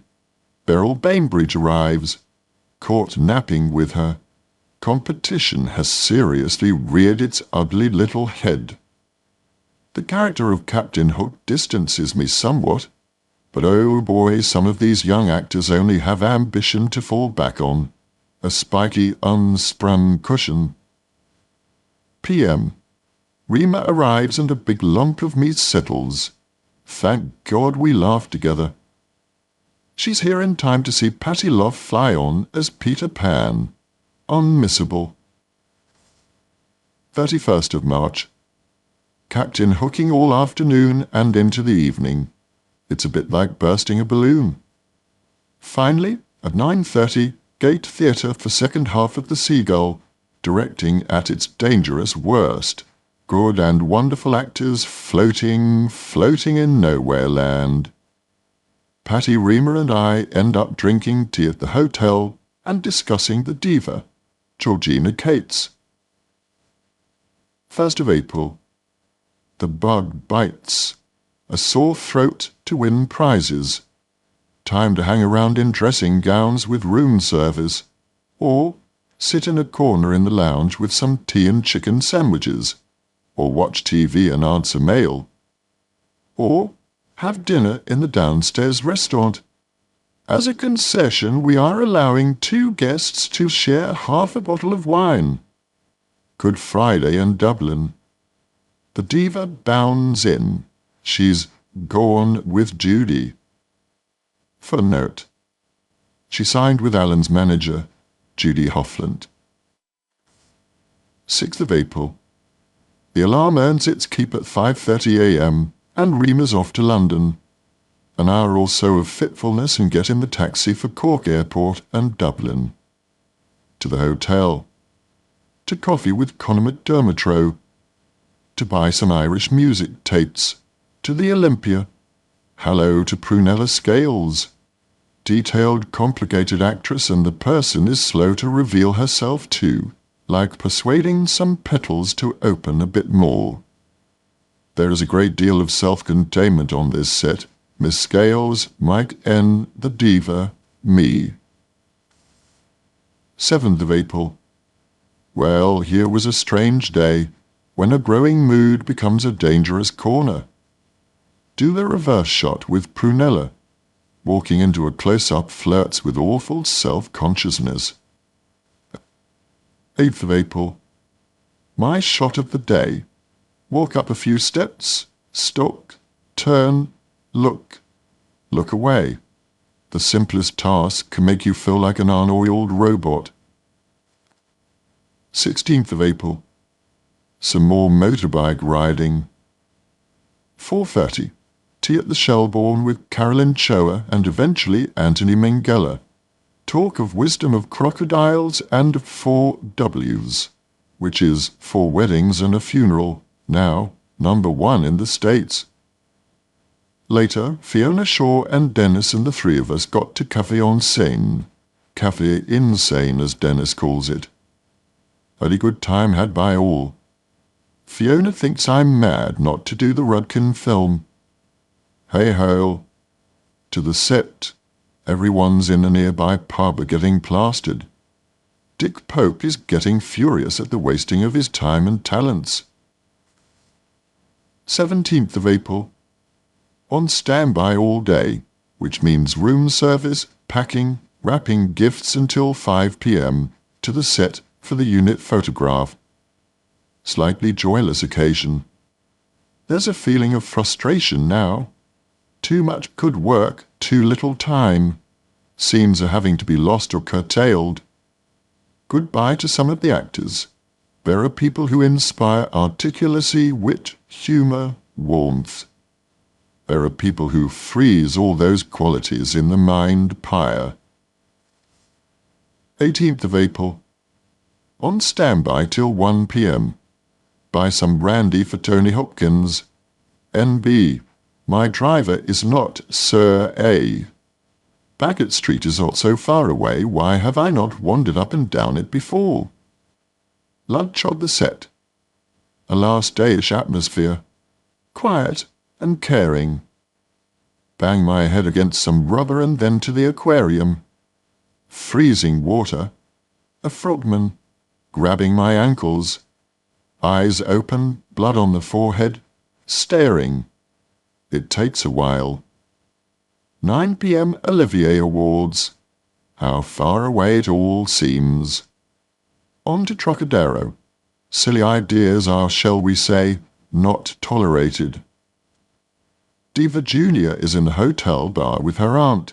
She's chatty but with pointed eyes. On to Trocadero. There was Joan Bergin, Fifi, and Connor. I think we eventually had a real conversation, but Fee is not about to accept any criticism. Maybe she's right, but can any of us be that sure? 19th of April. 10:45, flight to London. An overall ache is developing, not emotional, just a reaction to the aquarium dunking. 20th of April. The photos from Diana for Dennis Potter arrive. In amongst the customary evasion of focus, I went to see Judy Daish for her to deliver the pictures. She talks of Potter. He's finished his current work, is very weak. I would like to be proud of my connection with him. I can only hope that his strengths and darkness comes through subliminally. Maybe when the music is there. I wrote thank you for giving me more than a faint sense of perfection. 22nd of April. 8. Ruby's birthday party. She arrived so happily amidst apparent chaos with Ed's perfectly balanced calm at her side. The children are opening up. Is it just because they feel more secure? Jennifer Saunders, Aid Edmondson, Zoe Wanamaker, Joanna Lumley, Suzanne Burtish, Chiara, Henrietta, John Sessions, and the inevitable late-night row. 24th of April. 12:30 to Ruby's for bagels and smoked salmon. Many children underfoot, in arms and on shoulders, or playing Nintendo games. Mere oblivion. Carrie Fisher is there, funny and fast. Steve asks Jennifer S. what she does.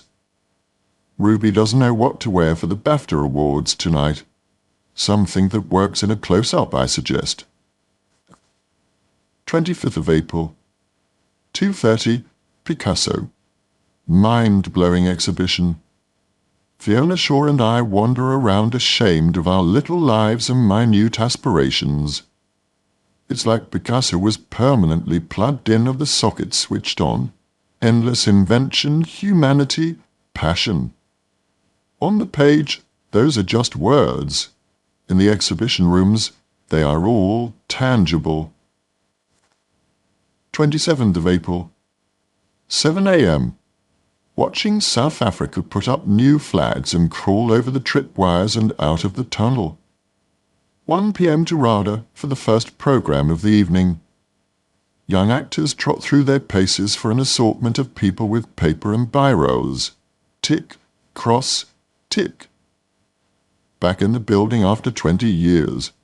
How can it have been that long? The Vambra, hideously altered, now presents a cliff face to the action where once was a theatre. Maybe my role as council member will be more reactionary than I thought. 28th of April. Have been asked to do Mamet's new play The Cryptogram. Have said no. The part seems wrong. Suggest Eddie Izzard. This meets with general approval. But he will need persuading. Talk to him and suggest reading the play together. He says, okay. I feel like a producer. It's a good feeling. 4 p.m. Stephen Polyakov comes over to discuss the screenplay. With himself. I know my place. Sit quietly and wait for the odd space, jagged though it may be, to present itself. He has a new scene in mind to hook me back in. 29th of April. 4 p.m. Peter Barnes and Dilys Lay come by. Peter's wife Charlotte died on Wednesday. She had a unique spirit, electric, shining, fiercely protective. In the end, it fought itself in schizophrenia. Peter says she willed herself to die. Peter is clearly shaken by it all. I'm reminded to value all the strong friendships in my life. 6. Amanda Ooms comes by to look at the Greg Gorman pictures.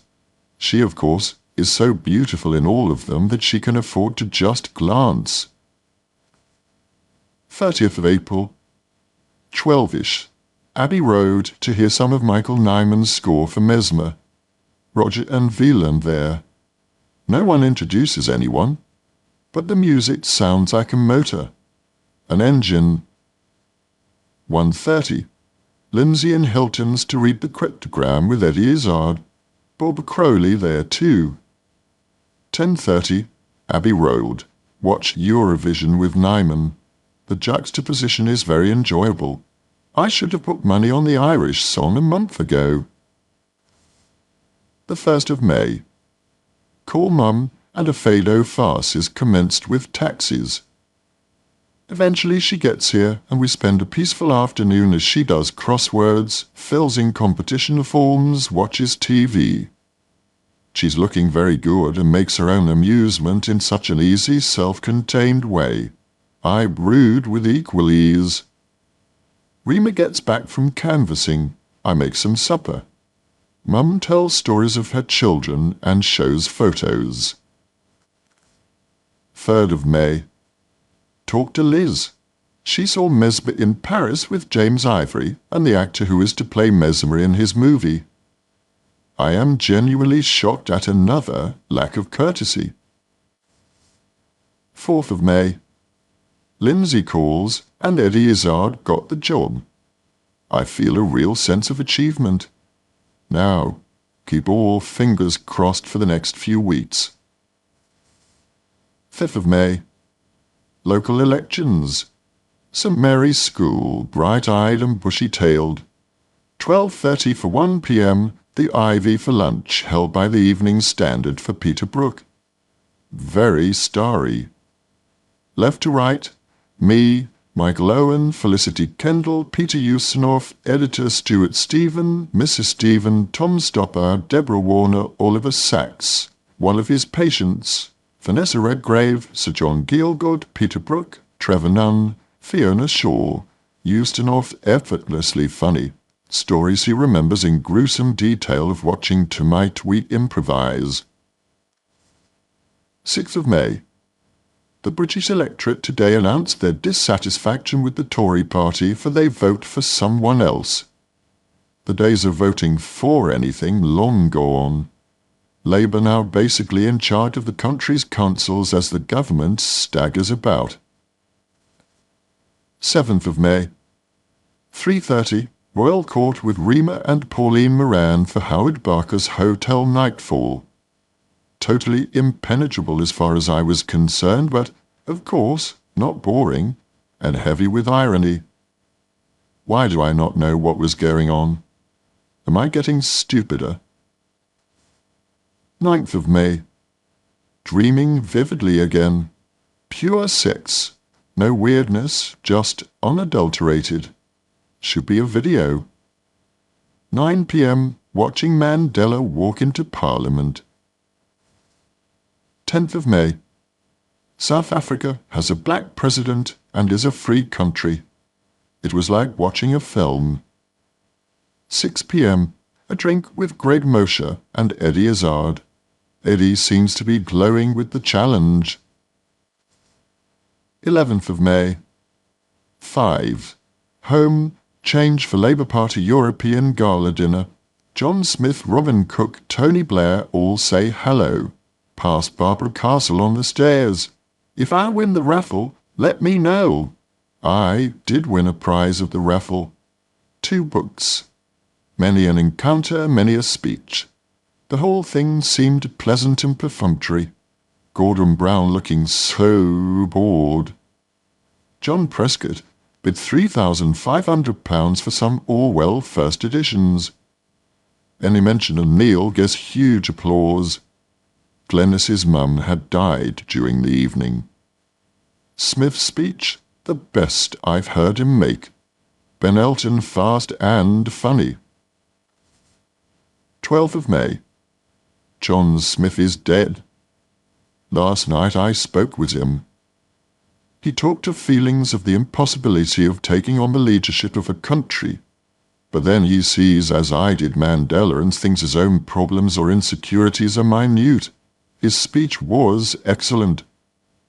We all know how he would have been a great leader. Looking along the platform and amongst the audience at the complexities of Beckett, Prescott, Brown, Blair, all I see now is his clarity, intelligence, and warmth. 13th of May. It occurs to me watching breakfast TV and most tributes, prophecies, and analyses that the sense of what is John Smith doing was very much connected with the British media's love affair with negativity. The more John Major screws up, the more the banner headlines scream. John Smith's competence and humour and quiet strength didn't sell newspapers until they became his epitaph. Tea with Ruby, or rather, would you read these scripts? 14th of May.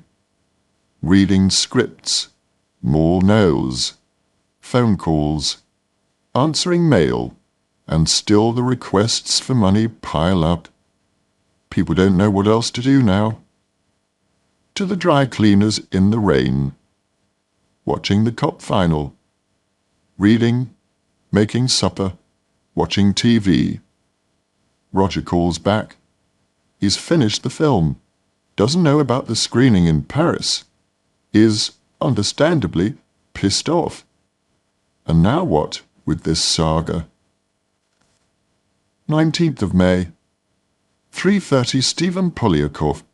Hard to be objective with a terrier's teeth sunk into your trouser leg. 20th of May. Watching John Smith's funeral on TV as I get ready to be photographed. This life stuffed with weird juxtapositions, the solemn and the frivolous. Maybe it infected my mood because Andreas Neubauer, the photographer, had to wait quite a while to get anything alive. He'd worked hard, too. The hotel was a good location, orange bedspread and poppy wallpaper and various Ortonesque corridors. 2:30. To Tower Bridge and Wharfland. Peeling doors, rusting railings, even a dead rat in one spot.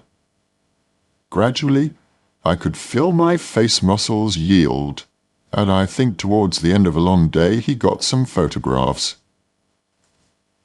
21st of May. 12:30 flight to Paris, straight out to find Irie's shop. Rima chooses clothes and Irie is there too, charming and shy as ever. Fortunately, given the armful of items, he also comes armed with a discount. Then some Paris wandering. Shoe shops, coffee bars, chairs pointing outwards at the world. It is a city where you need never be embarrassed by being alone in a cafe. 22nd of May. Breakfast. Always more fun in hotels. Watch Margaret Beckett being very impressive on the Frost show. Rima thinks she shouldn't be dumped as deputy. 23rd of May. 1 p.m. The French House dining room. Lunch with Terry Hands. I used to find him so alarming.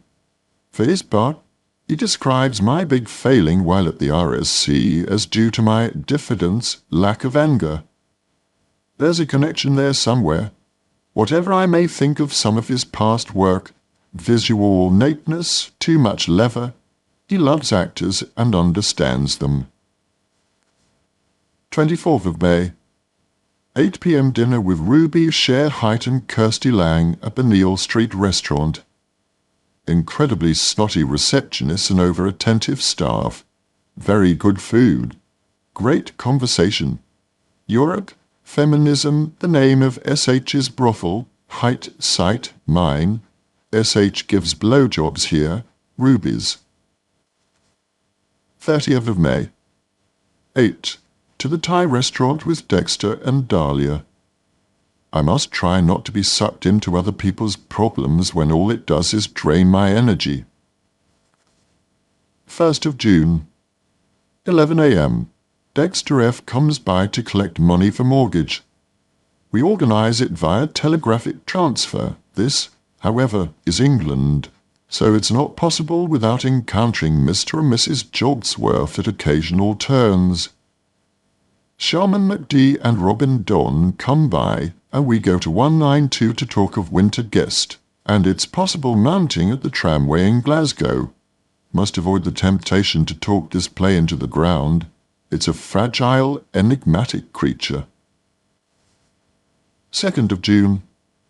11ish, Ruby comes by. 1 p.m, dentist. When was bleach this expensive? Not to say stinging. Or I was stung. 7:30, Happy Days by Samuel Beckett at the French Institute. Angela Pleasance and Peter Bayliss. She's had a rough ride with Simone Ben-Musser, but whatever the rights and wrongs, you cannot have a situation where an actress this talented is so scared that she is this inaudible. Afterwards, past a restaurant SW7, we talk of it all. She'll pitch it up tomorrow. Otherwise, who are we doing it for?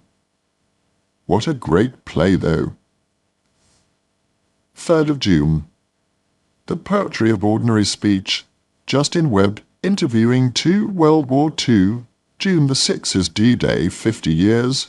Veterans on Breakfast News asks them, "Is it always with you? Can you ever put it out of your mind?" Ernest says it's hard when you go to cemeteries with all your mates around you. Ron says, "I like it in the graveyards. I want to go to where my best mate is buried. He was killed right in front of me. He turned to me and said, 'What a day, Blanco.' Bang. Gone. Just like that." 6th of June. 8ish to Ruby. We cook some pasta. She gives me her point of view or not, which basically is that I procrastinate to an awesome degree.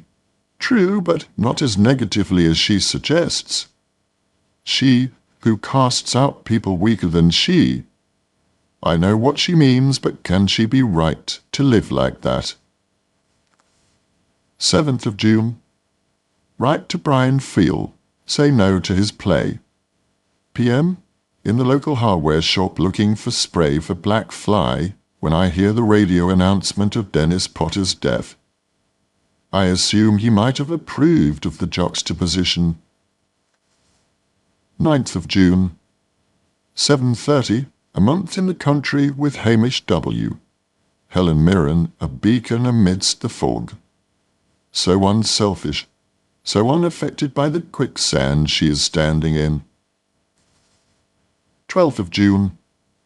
A peaceful, sunny, quiet day.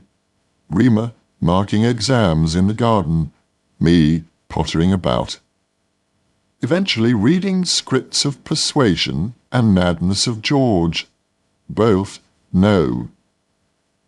Eventually watch the Euro election results. Labour pulling seats now. The ironic sight of Glenys Kay winning her seat with Neil on her arm. 15 years of telling people it's okay to be selfish shites.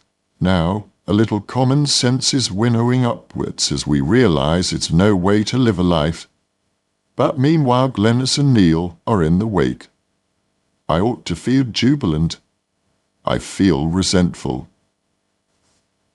14th of June.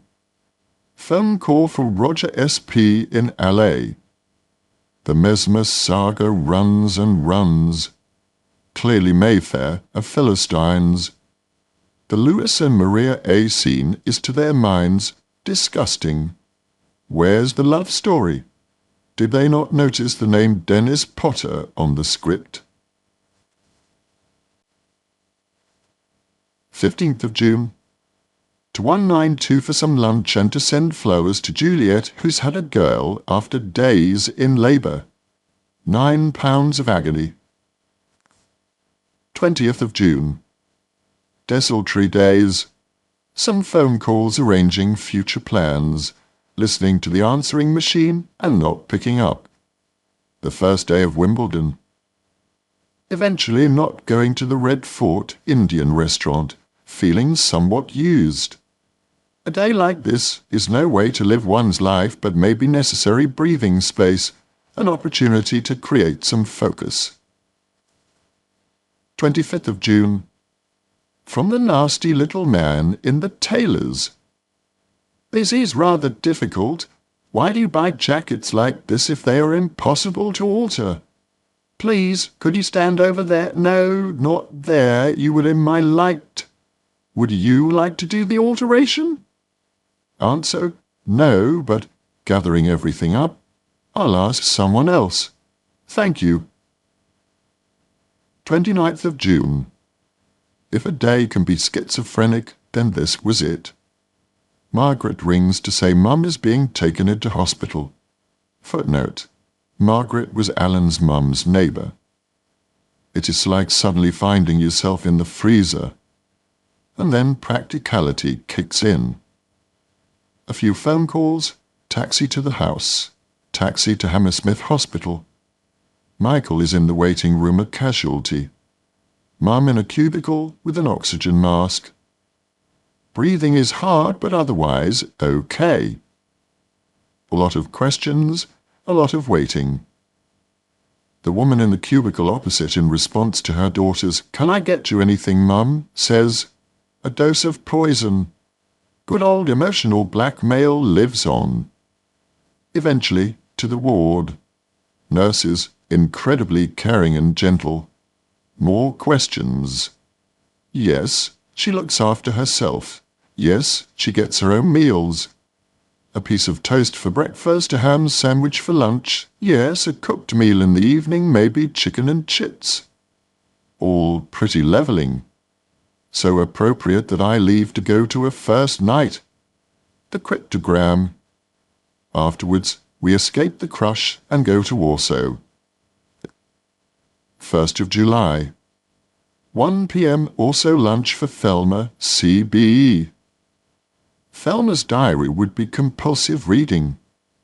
Going to the theatre with Gore Vidal. After 10 minutes, he wanted to leave. I said, "You can't leave, you're famous and everyone will notice." "Oh," he said. In the interval I said, "Look, everyone's staring at you." They weren't, of course, but he stood there nodding and smiling. To the hospital where my mother's stories are echoing up the ward as I arrive. 2nd of July. Decide against the 1 p.m. matinee of Millennium Approaches in favour of watching Martina Navratilova. I should have known. She lost. I'd like to meet her. In the interview afterwards, she talks of finding out what she may do as a productive human being. She's not just a serve-and volley person. 3rd of July. Yesterday's whim is now fact. 7 a.m. Marcy Kahan arrives. 7:15 the taxi and off for the 8:30 flight to Paris. Lunch at La Closerie de Lillau with Susanna S., Isabelle Dubois and Laurel. Really wonderful. Duck with lime and figs. Pinch some of Rima's lamb, also worth flying over for. And on to l'Odeon for the 3 p.m. performance of Orlando with Isabelle Huppert, directed by Robert Wilson. Truly, one of the most extraordinary acting feats I've ever seen. Freedom of spirit and technical mastery in complete harmony. In the dressing room after, Isabelle as open, charming, clear-sighted and unsentimental as ever. A slightly dazed wander in Luxembourg Gardens afterwards. A coffee, citron pressé, ice cream. Airport. Fly home. 4th of July. 1:30. Car picks me up to take me to Beaconsfield, National Film School. Watch Hudsucker Proxy, Coen Brothers' supposed homage to It's a Wonderful Life, His Girl Friday, etc. In the end, it's a sluggish and directionless pastiche. Jim Robbins warm and friendly at the centre, Jennifer Jason Leigh being brilliant and cold on the outskirts. Talk of this and much else with a room full of screenwriting course applicants afterwards. It's an exercise in keeping on the subject, not letting it be "and what do you eat for breakfast?" Mostly, it succeeds, but on leaving, one of them asks me how he can get a script to Bruce Willis. 6th of July. 3 p.m. RADA. 30-odd students about to step out of the room. Can't think too much about being in room 14 with boot firmly on the other foot.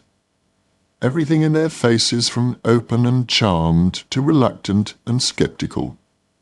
Somehow, as always, we get onto politics, and Hollywood, and the theatre. I liked them on the whole, and shaped a few thoughts that were previously very muddled. 7th of July. 9:30 to Belinda and Hugh for their Northumberland Place street party. England at its weirdest.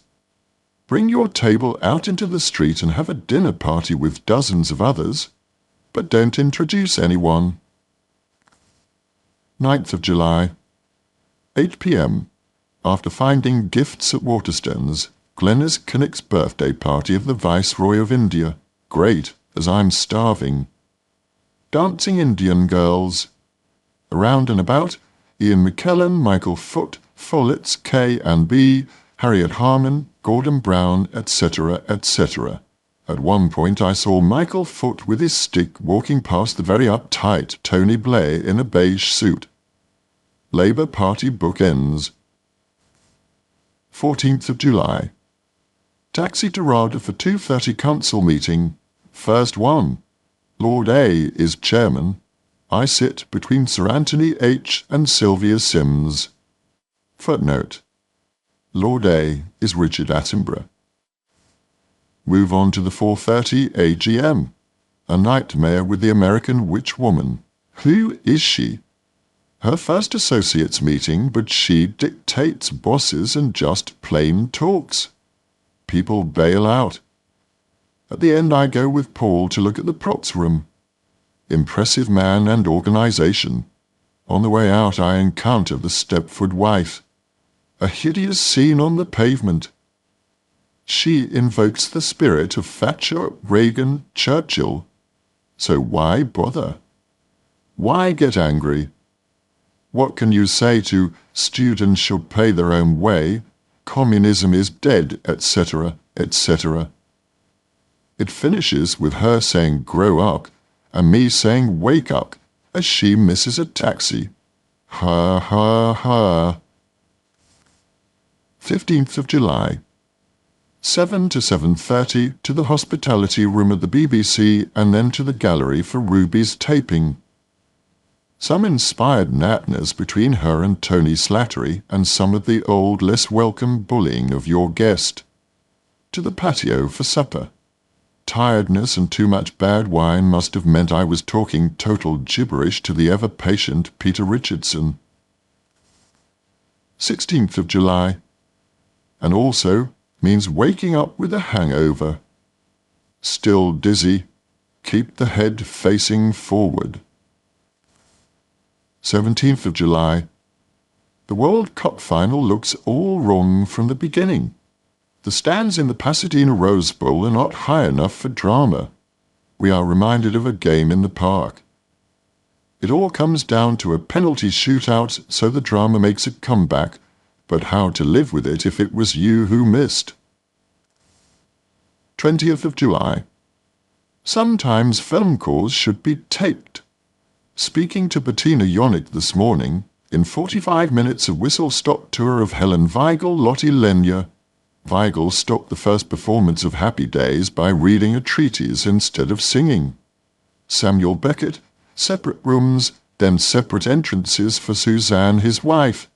But she it was who banged on doors with Godot.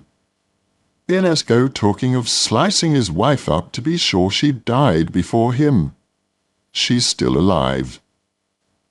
These are stories to listen to on hot, desultory days, which are otherwise filled with picking up registered mail. Photographs by Andreas Neubauer. I remember this session. Who is this person? Being home for Jerry the plumber to fix the water pressure, eating too many sweet things. 21st of July. The life, mind and times of a Piscean. While half of me is saying, no, don't go, it's a mistake, the other half is ironing the shirt and ordering a taxi. To Museum of the Moving Image for the Cinema 100 launch and a line-up for Prince Charles.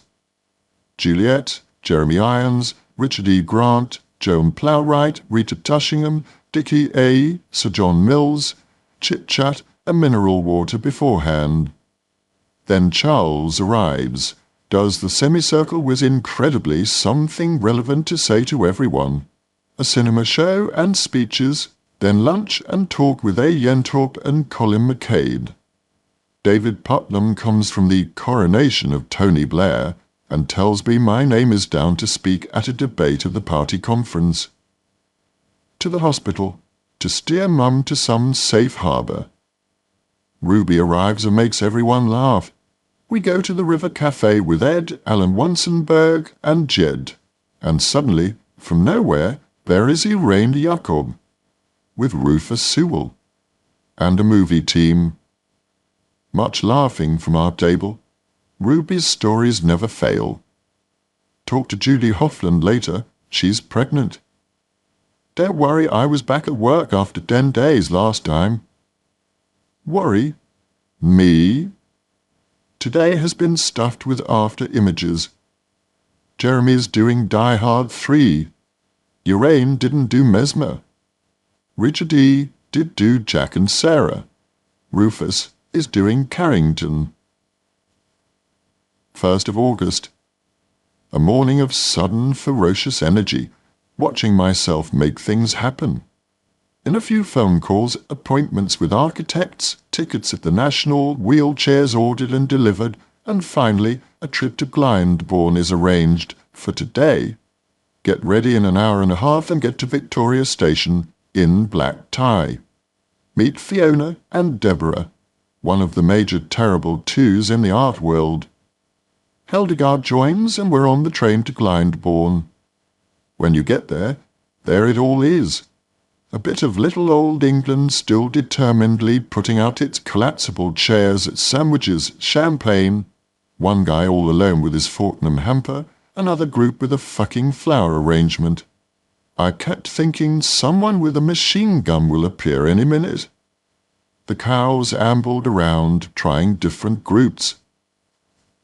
Don Giovanni, of course, full of wonderful, challenging ideas, but the singers so far from fulfilling those ideas as actors that I worry for Deborah's non-ability to self-criticize, and Fiona's, and probably mine, if caught in a situation like this. Some of it was just embarrassing. The chorus doing the twisting clothes from La Dolce Vita. Chase home, speed bath. 10th of August. 4 hours sleep before the 7:45 pickup drive to Heathrow and the 10:10 flight to Pisa, train to Pisa Central, train to Grosseto. Beautiful walled town, public holiday, everything's shut. Walk around the shuttered windows, snooze at the hotel, go out for some dinner, if anything's open. Find the obviously annual relay race around the old town going on. The blue team won, the whole town watching, families everywhere, little children running around or sitting on laps in cafes, even at midnight, totally included. A practiced 6 cents leads us to the big open-air pizzeria, red wine, salad, coffee. Perfect. Family of 4 at one table, Mama blowing on forkful of pizza before putting it in younger daughter's mouth. All around tables of 6, 8, 10 people. No muzak, just chatter, and a clean white tablecloth for every new set of customers. 11th of August.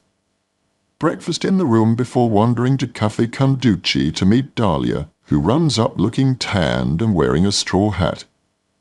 We go find Harriet Cruikshank and Duncan McCaskill, and take a rip-off taxi ride to Talamone by sea for beer and lunch. Taxi back, get out before Polizei spot that 5 of us are on board. Back to hotel for snooze, Dahlia to take shower, and arrange 7 p.m. pick-up to go to Castiglione. The taxi driver has a friend with a boat, and there the magic begins. We sail right into the sunset towards Elba. As the sun disappeared, throwing the rocks and tower into the blackest against pinkest relief, the crescent moon sharpened and a flock of birds seemed suddenly released to say hello. We fuddled back to the Darsino Ristorante for wondrous fish, salad, salmon carpaccio, French fries, lemon sorbet, espresso, local wine. An extraordinary evening is completed with a 100 miles per hour dash back with Giuffredo, the cab driver, and dancing in the square. Old, young, blondes, bald heads all smiling and moving to the music at midnight. Very, very special hours. 12th of August, 11:45. Bus to Siena. Peaceful, empty, air-conditioned motorway trip through postcard Tuscany to this glorious town. The first view of Piazza del Campo vies with Piazza Navona or rounding the bay to Sydney Harbour. Sit under brown umbrellas as the sand for the horses blows about. Crostini, spaghetti pomodoro, salad, happiness. Total harmony of window against brick, roof against wall, doorway against bleachers. There for the horse races, July the 2nd, August 16th. One can only imagine the pulse rates. Climb the tower of the town hall, dizzy-making in every respect. On to the Duomo, like being in a vast licorice all-salt. And San Domenico, rush for the bus, which is 25 minutes late, but never mind, because the drive home is everything Van Gogh waded through. Breathtaking is a word that gets slung about, but here it's act. And in the middle of it all, people just go about their lives in the most direct, uncomplicated way, it seems. And talking. 14th of August. To Saul Zantz and Annette for lunch with them. Anthony M., Barbara, Carolyn, Max, Michael Ondaatje, Julie Daesh, Angie, Dahlia, Maria B. More idyll, more food, more swimming, much laughter. Saul and Angie real wits. We all set out for Battignano and Don Giovanni. Dexter is there with Steve and little Jack, after we have failed to get into the local restaurant. We all sit under the stars. We've had the tour of the convent, now we're sitting in the audience. This production is of course so different from Glyndebourne. The name Maria Bjornsson would tell you that, but really rich and enjoyable in its own way. Sue Blaine was there and Leon Britton. It was all another neon-lit element in a great week. Holidays. Saul and Annette drive us back to the Bastiani at 1:30 a.m. Tired but happy but full of English patient thoughts. Timing. Night and day, I slave away. 16th of August. Get up and out by 9 a.m. and down to Grosseto station to discover that the 9:35 to Pisa is actually 9:25.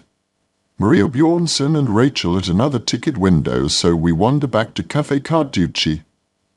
Maria talks of disillusion, maybe temporarily relieved by working with Dahlia, and for once being included in the process. The old story. Some meandering. Buy teapot from a great old shop in a side street and eventually get back to the station for the 12:38. Dahlia's there with armfuls of luggage I had vowed to have nothing to do with. Stagger onto the train, stagger off at Pisa, leave it all in left luggage. Go look at Tower, Duomo, Baptistry. Pisa is a very haphazard, resentful sort of place. Any old fencing will do, very ordinary food, lots of horrible souvenirs. The inside of the cathedral, however, is staggering. Word du jour. How many gold-smacking churches are there?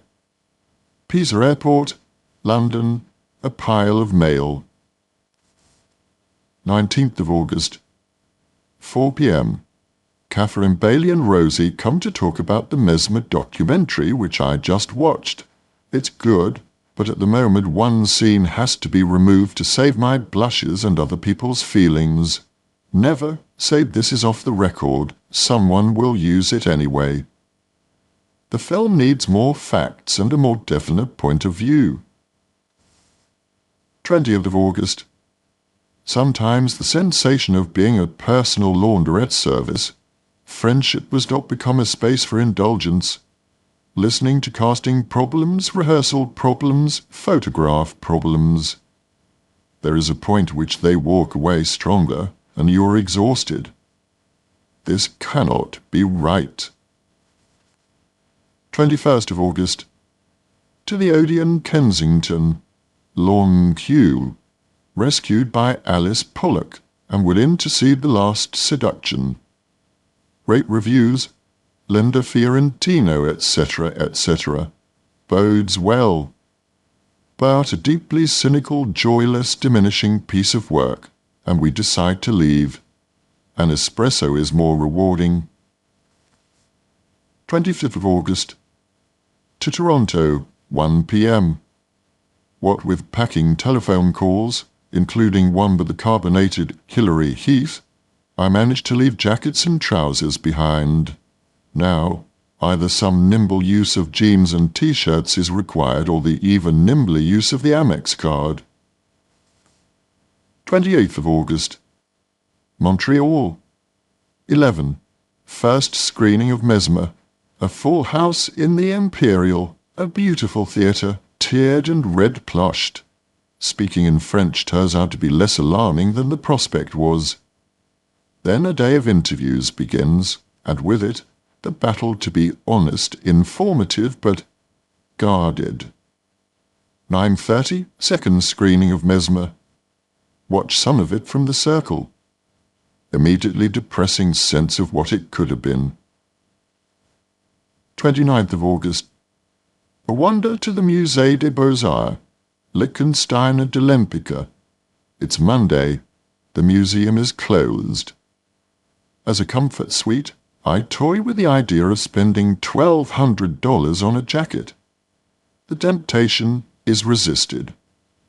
I really haven't seen Montreal on this trip, and anyway, junkets tend to dull your curiosity. You might get excited, and the guard would drop, and that would never do. Mesmer has been received extraordinarily well. Seconds out. Round 2. 5:30 Montreal Airport. Charles danced there, a genuinely nice man. 1st of September. One of these really lousy days when you think, what have I done? Today also brings an invitation to appear on Question Time. The very definition of you must be joking. 4th of September. Sweeping up leaves is good therapy for almost everything. Dahlia calls. She comes over to supper. Duck, roast potatoes. One forgets that one duck just about feeds 2 people. 5th of September. 8 p.m. Elizabeth and Alessandro Lunardi come over, and when Rima eventually gets back from the town hall, we go to the Ivy. A fine feast. Talk of Italy and Italians. Walk on Waterloo Bridge. Home. 6th of September. Early morning letter writing as a result of a 5 a.m. wake-up, as a result of brooding over butcher's bills, tax, etc., etc. Oh, for a Tuscan farmhouse, a glass of wine and a piece of cheese. The phone rings and Andros, co-producer on Mesmer, brings news of a Best Actor award from Montreal. This is heartwarming, as it makes Mayfair look more and more, shall we say, misguided. You'll Galodoro lunch with Hilary Heath, still a girl, really, with a big heart and conversation like a jackknife. Late at 12 Upper A. More details with Peter Mission and Brian D. Now we have to slow these spiraling thousands. Footnote. 12 Upper A is 12 Upper Addison Gardens, a flat Alan had bought in Holland Park. 7th of September. The walls we are surrounded by, the objects we fill the spaces with, the lives they all describe. Taking my mother from a house stuffed with collected bits of furniture, pieces of paper, magazines, old biros neatly lined up with emery boards and a teaspoon, off to Chartwell House, purpose-built for the elderly genteel. It's all on one level, and the staff are terrific. It keeps me reassured and guilty, a rare combination. We'll see. 12 Upper Addison is another phenomenon. Vast sums being spent on fastidious details, a millimetre here, a maple strip there. My own home, it's Wednesday and Janet's beam looks like a film set, abandoned for the night, waiting for a story. And then a letter from Rima's dad living in a home, calling it an asylum, being caught naked on the lavatory. Lights out at 9 p.m. 8th of September. Most of the day spent at Chartwell House. My life is in such clear-cut strands at the moment. Career, architect, subsidence, other people's careers, relationships, seemingly in that order. Today was almost exclusively about my mother. Just spending time in this new environment, calling the doctor, testing her hearing, wrapping her up and taking her in her wheelchair for a walk to get the prescription, looking on helplessly at today's pain and her fury at it. I don't know what I become under these circumstances. A kind of amorphous bundle of past and present. Have to kick myself towards the phone to attend to some of the other members of the above list. The strands. Later Eileen and boyfriend and 2 daughters come by. Some of my childhood cousins, aunts and uncles swim before me. Then Rima arrives and reduces me to silence for the rest of the evening. Is this control, depression, or exhaustion? 9th of September. 10:30, Delane Lee Studios in not the best mental state for a screening of Awfully Big Adventure. Just Mike Newell, the sound engineer, and me. It's a mosaic or an attic of a movie. Jumbled and intense, full of dark corners and sudden hilarious surprises. God knows what America will make of it, or if they will know how to watch it. You can't be passive. The audience has to work a bit. Maybe its kaleidoscopic quality is a little too hard to watch, and it could linger a little more often.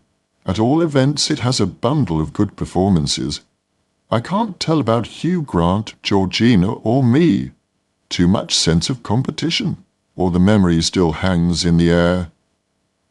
But Miss Cates suffers from only functioning from her sense of the story. She listens to nothing, responds to nothing. She's a butterfly inside her own glass case watching herself bat around. A car to Heathrow and then, appropriately enough, to Dublin.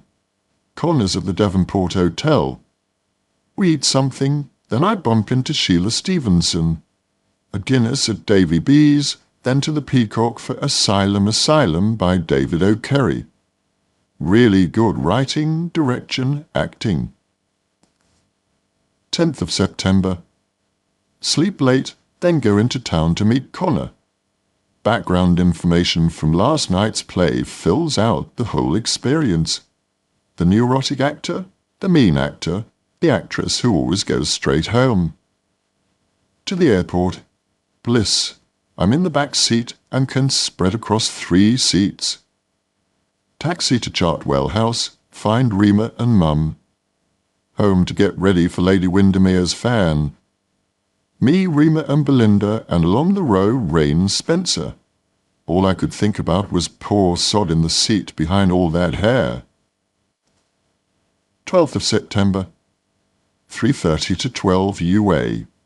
Something sheepish in the air, as well there might be when I finally discover where the bill is going.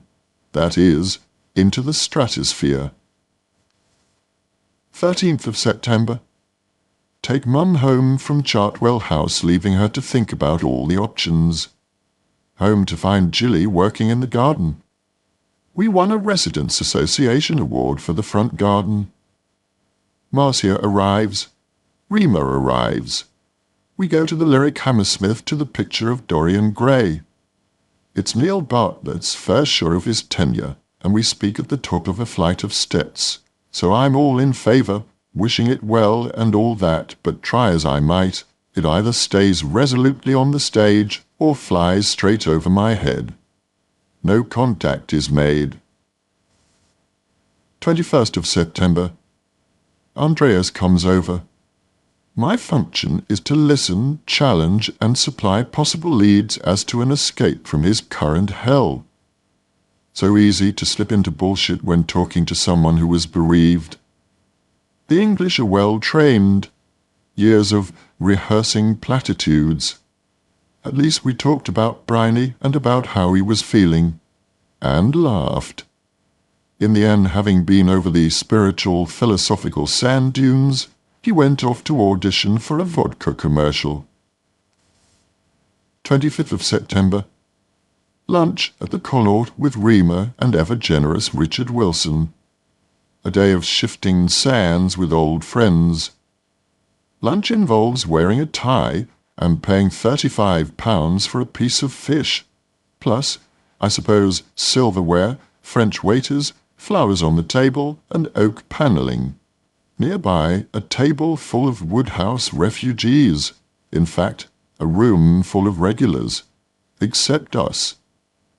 The thing I really hate about wine waiters is their insistence on refilling the glass after one's every mouthful. 29th of September. AM 12 UA to discuss skirting boards. 1st of October. 11ish to books, etc. to find a gift for Dennis Lawson. Robert Evans' autobiography fits the bill. 2nd of October. The Sunday papers carry previews of tomorrow's Late Show special, already rubbished by yesterday's Guardian, and the sensation increases during the day of having been silently mugged. Footnote. The Late Show special Alan refers to in the Century is BBC documentary Truly Madly Alan Rickman, focusing on the making of Mesmer and Alan's career to date. I have to recognize the dangers of actors talking about themselves, unless you have an American accent. An hour's profile tonight of Dennis Hopper produces nose-sharpened claws. If you're English, get the elastoplast ready. But are we always to be so patronized? Can we never talk about our work without being forced to trivialize it? 4th of October. 7:30 a.m. and the phone rings, clearing my head. As a result of which the day has a lightness that is mostly energizing, a little dizzy-making. Mostly, people responded well to last night's program. I swerved away from the newsprint. 6 p.m. Groucho Club to meet with Peter Richardson and Stephen Fry to talk of the film project. Stephen looks ashen. He's been experiencing the Rottweiler element in the press, a kind of blooding. 6th of October. Last night and today thinking of yesterday's delivery of the 2-inch thick file of Mayfair's objections. Looming large is their complaint that at one point tears did not spring to my eyes. How do you take this nonsense seriously? Footnote. Directed by Roger Spottiswoode, with a script by Dennis Posser and a score by Michael Nyman, Mesmer tells the story of the 18th century maverick physician Franz Anton Mesmer, who used unorthodox healing practices based on animal magnetism. Alan seemed ideally suited to the role, but as filming progressed, discord grew as representatives of Mayfair Entertainment International, one of its principal backers, voiced their dismay, claiming among other things that the star was not sufficiently erotic. Others disagreed.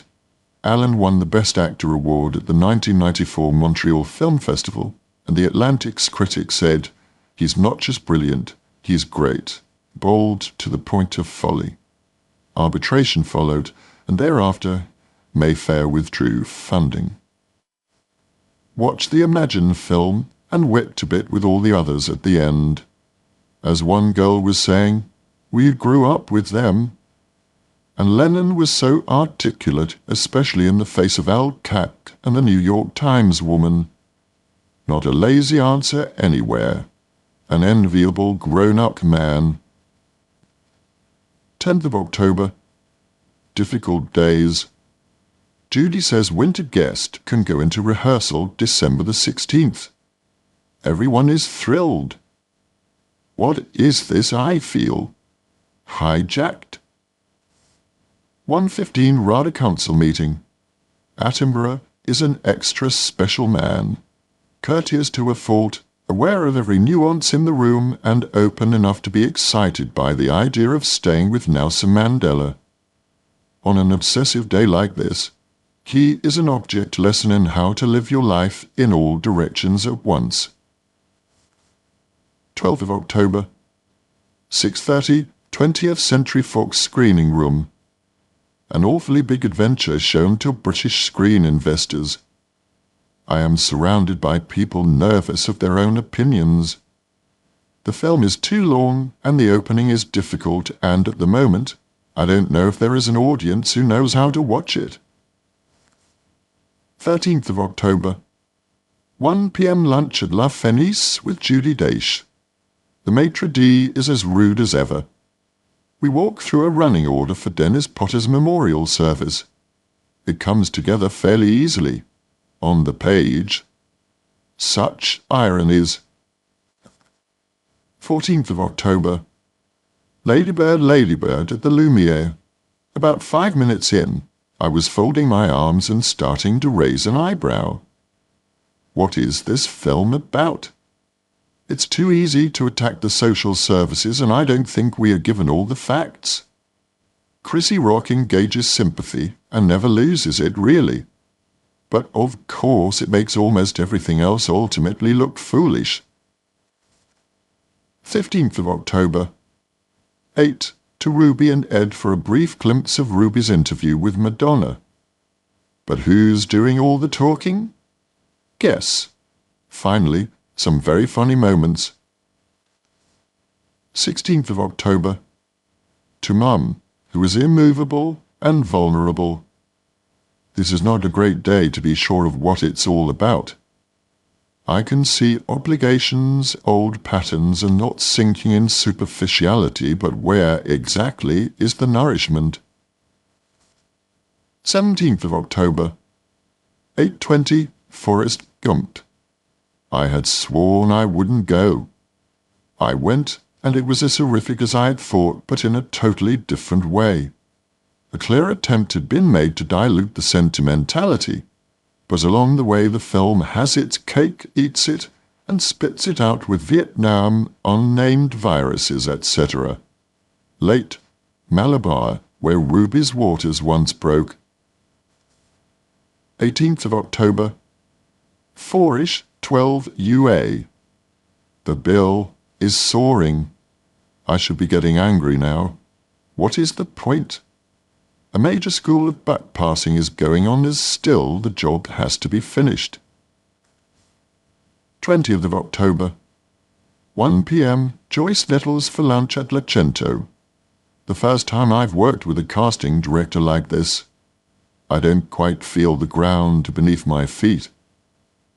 And on to the Carrington screening. Just what the doctor might not have chosen to order. This is like a sustained mugging. 21st of October. p.m. 12 UA. Paint colours. Blood red springs to mind. 23rd of October. To 12 UA, an attempt to get some lower estimates. To the Odeon West End, cast and crew screening of Awfully Big Adventure, tapping on windows to be let in. Mike Ian and Philip Hinchcliffe oblige. Hilary Heath's on a landing with Ms. Cates. I find it impossible to be other than cool. The film looks beautiful on a big screen. 24th of October. To 12 UA. A tiling crisis. Who? How much? When? With a bit of affronted dignity threading through it. Colours are starting to go on now and starting to look great.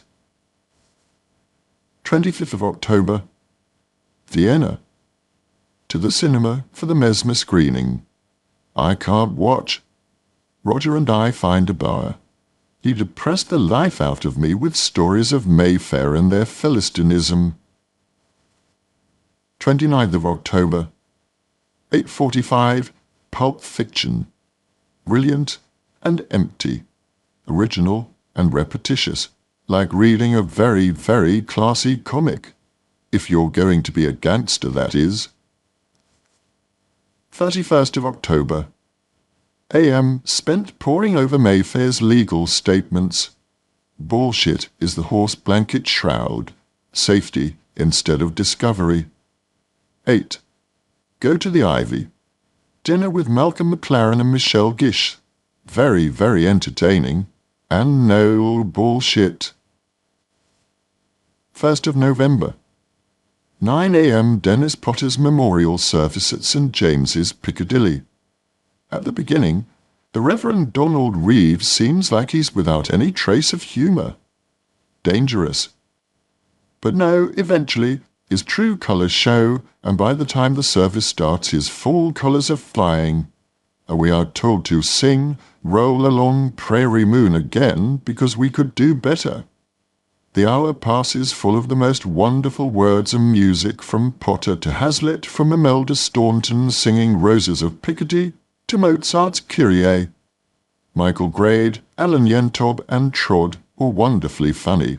Grade, knowing we might break down at any moment from the rehearsal.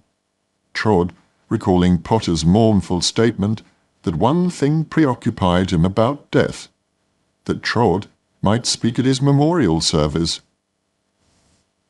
2nd of November, and another 9 a.m. This time lawyers, tables, water, papers, thin smiles. The thinnest from me to Scorer as I went into the room. A tremendously nerve-wracking experience, justifying my right to interpret a script. What decade is this? In the end I found a speech from somewhere near my gut, and was no ums and ahs. I can only hope it was Potter, pausing briefly from laughter to lend a bit of a helping hand. Spent the rest of the day feeling demeaned and soiled, and terribly, terribly sad. I can only assume the utter symmetry of these 2 days has some greater purpose. 3rd of November. To ICM, wick through some transparencies. Present myself with my Montreal Award while eating half a sandwich. Home to get things up on Winter Guest, casting, meetings, etc. 4th of November. Middayish to 12 UA. The bedroom is the wrong colour again. Not my fault this time. 10th of November. Boot on the other foot day. Interviewing young actors for the Winter Guest. Trying to be open to them. Not difficult, since Joyce Nettles has arranged a great selection. All so different. At this point, only half an idea who to cast. 11th of November. 3 p.m. Ruby. Of course I should have known. She wanted help to sharpen a new show. 12th of November. 7:15 Camden Grand. With my newly crafted speech to introduce Tony Blair to a full house. I'm nervous. He's last-minute adjusting. Ben Elton does a brilliant set about garnish, which is exactly what we are, it occurs to me now. Blair's off the minute his speech is over to talk to Indian businessmen at the House of Commons. Same speech, I wittily inquire. You need a mental lapdog? I've got one, he says. His speech is a touch lazy, not truly geared to the audience and woolly round the edges. Kinnock, however, is dazzling. Received like a hero. Bless them, says Glennis, who at the end looks into the audience with such a private loving admiration as Neil is in the wings singing Happy Days with the gospel choir. Maybe Blair's detachment will make him a successful leader. But Neil remembers to bring his heart, like his front door keys. 15th of November. 5:30 plane to Edinburgh. Collected by Scott Thomas.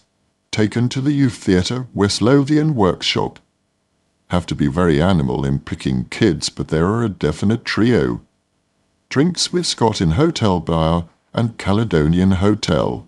Luxury and a clubbed sandwich. 16th of November. Train to Glasgow and on to RSAMD for a day of hello, sorry, come in, this is the story, what did you think about? Would you mind reading? The building is a disgrace. Who came up with this echoing hospital as somewhere to study voice, music, movement? Writing this, I have subliminal memories of people who seemed brighter and more talented than others. The boot, very much on the other foot.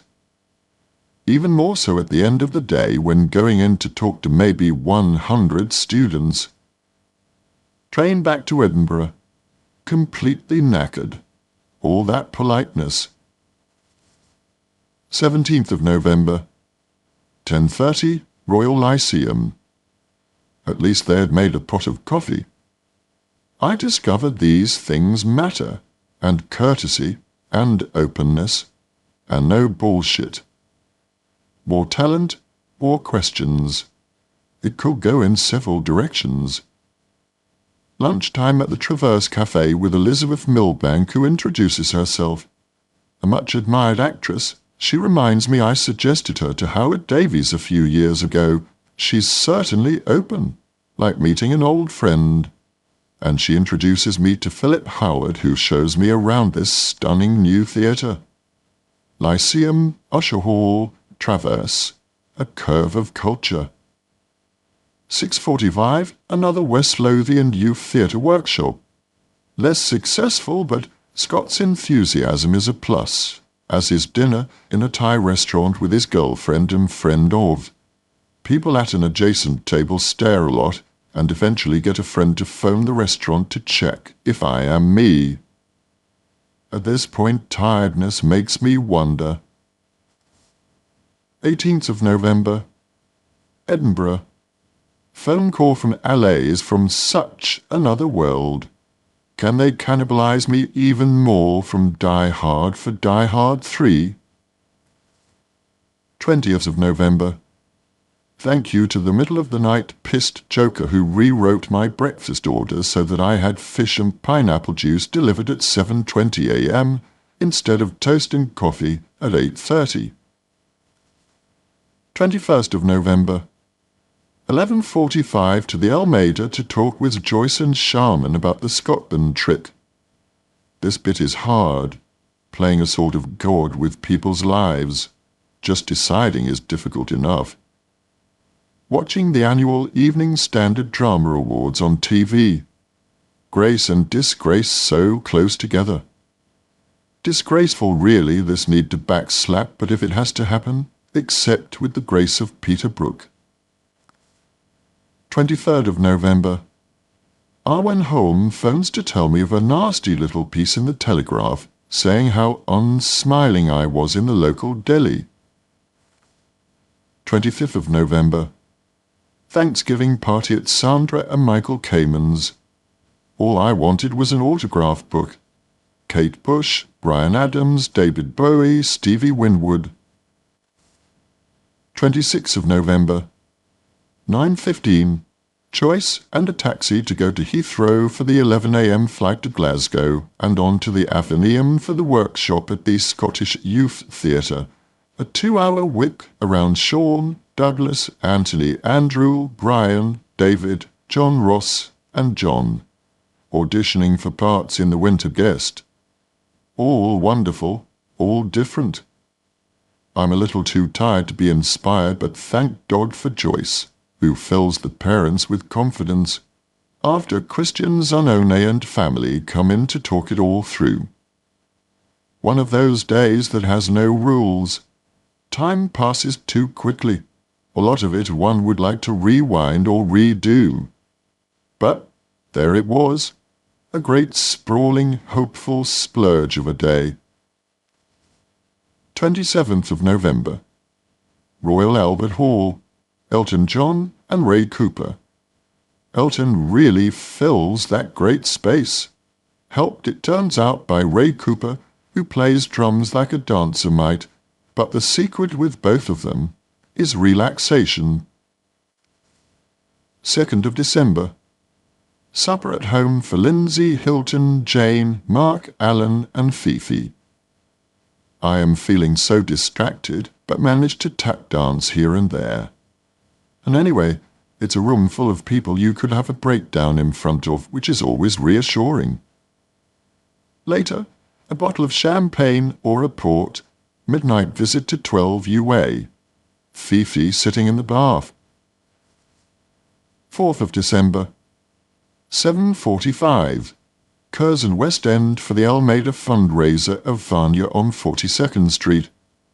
No one sadly told me it was a Mayfair film.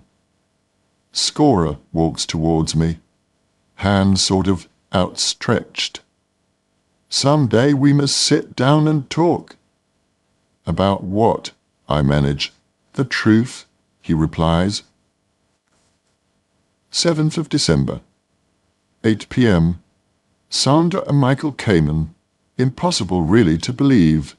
Violins, cello, flute, oboe, harp, and eventually Nigel Kennedy in the Kamen front room playing Bach and Brahms for maybe 10 of us.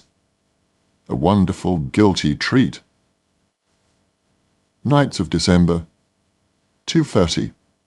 Michael Kamen, who has the shortest attention span.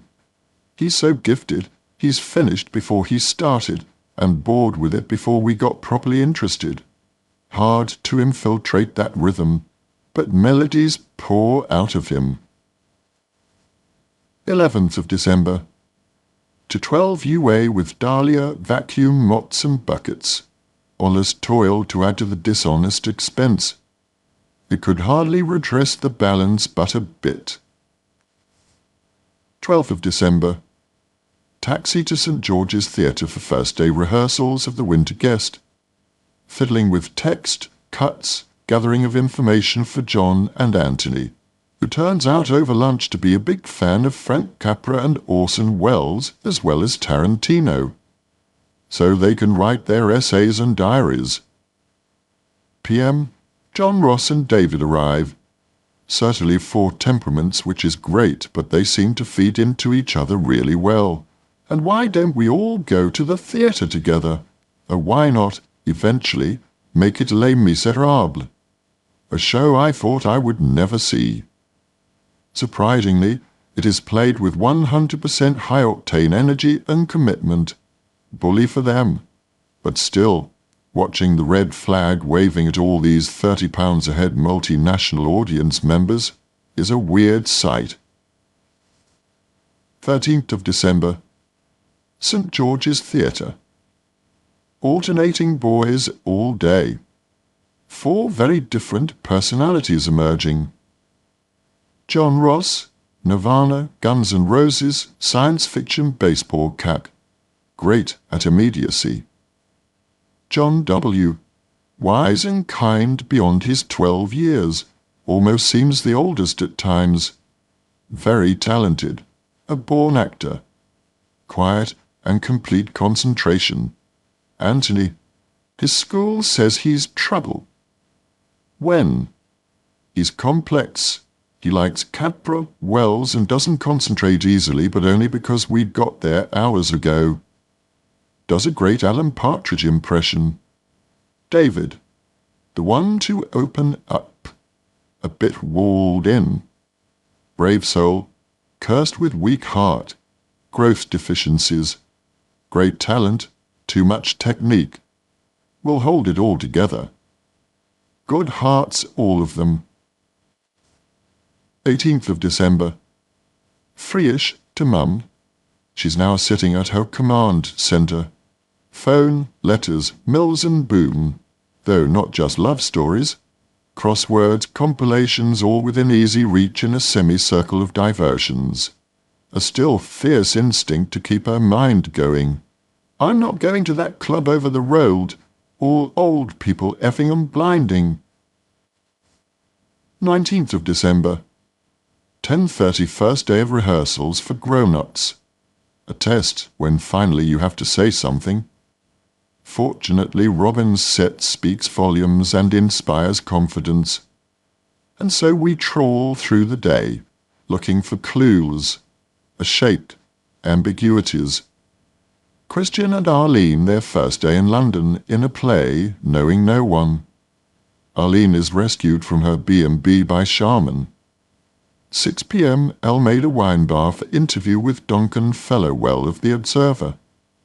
He's intelligent and comes in from all angles, but of course it's the negative standpoint. Difficult, rebellious, maverick. Hey-ho. Later, and Reamer at the drop of a crossword tells me in detail the plot of Richard III. 23rd of December. Said no to Richard III. What strange days these are. Christmas shopping. 24th of December. Michael comes round at 8:30 and we eat something before going, with Dalio, who comes at 11:45 to All Saints for the midnight mass. Carols, candles, a crib, somebody trunk crying on a shoulder by the door, all the hymns as usual way too high, and this organist clearly on 33 1/3 RPM.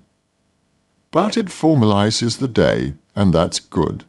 I want something to come at me, not to be always looking, probing, hoping, reaching. 25th of December. Getting to bed at 2 a.m. meant a bit of a scrabble for baths, breakfast, and unwrapping before David arrived at 12. But it's my favourite part of Christmas Day. Just two of us, enjoying things in the same way, complementary rhythms. And it's fine up to and during lunch. Chris, a phenomenon of organisation. The more alcohol that's consumed, however, the more the tensions appear, the greater the sense of hideous impending temperament about to explode on the suburban scene. The accident of families, which takes people, makes siblings of them, staples on some relationships and children, and gathers them into a room for one day to enjoy themselves. And we do. There's a lot of uncomplicated love around, all mixed up with other emotional luggage. Finally, the two of us home again, and a cup of tea. All's well. 31st of December. A year has passed, which has included the earthquake, mesmeritis, Potter's Memorial, Awfully Big Adventure, nudging Terry Hugo and Eddie Izzard into other places, the rebirth of Upper Addison, growing pains but growing of wisdom of crocodiles, and the Richardson Fry script, Don Giovanni, Paris, Italy, Rada Council, and the Winter Guest bridges the years. Bigger marks on other graphs, of course, Mandela, Rwanda, Smith, Blair. But good to be looking forward. 1996. Dublin, Michael Collins, Isabelle Huppert, The Winter Guest, Sense and Sensibility, Dunblane Massacre, Los Angeles, The English Patient, New York, Cannes, Fife, Glyndebourne, Ian McKellen, Pasadena, Glasgow, New York, Victoria Wood, Fife. 15th of January. Lunch at Kensington Place with Hilary Heath. She and Jonathan Powell want me to play What's-His-Name in Rebecca. But it's a 4-part TV, so I said I can't. You may act the same or better, but somehow TV drags it down. Unless it's a sitcom in the US, Tom Hanks, Roseanne, and TV drags you up. Impossible conundrum. 7:30 The Glass Menagerie. Another production from Sam Mendes.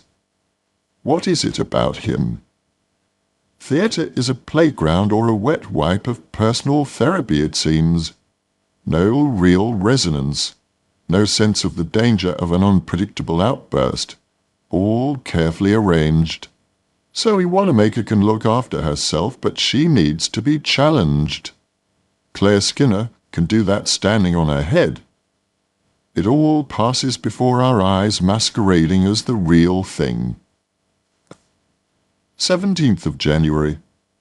Supper with Belinda and Hugh and Francis Barber. An evening of the most news of the worldish details. Thank whatever I'm discreet. Francis is a life force, tidal waves of laughter and perception. Just don't tell her too many stories. Her repertoire is full enough. 18th of January. An appalling hangover. Headache, ailing back and neck. The works. Never again. 22nd of January. Watch S&S in growing dismay. It has been cut to focus only on the women's journey. The men are mindless. Sad. We should care who they are marrying. 23rd of January. Still brooding, of course. There is a definite sense with S&S that all the corners have been knocked off. No eccentricities, no focus on what is happening to, particularly, Brandon. We are holding the plot together. 24th of January. Lunch with Kate Riding at Lacento. She's deaf in one ear, so we make a pretty pathetic sight picking the seats best for our particular ailments. 25th of January. Michael Collins beckons. 12:50 to Dublin and Arbor Studios. Neil's hair is longer, but his rhythms haven't changed. No sooner started looping a scene than he wants to talk about Show Me Another. Of course, the looping is all the most emotional stuff. All he can do is get on with it, having been told the film is great. Good group of editors, and we're out of there in an hour. Neil drives us into Dublin. His driving is like his conversation, gear shifts and braking addicts celebrating in no discernible order. We have a welcome pint of Guinness at the Shelbourne. 26th of January. To the airport for the 2:15 flight to London. Talk to Emma. She's very pro the idea of winter guest, or winter's guest as the US contingent call it.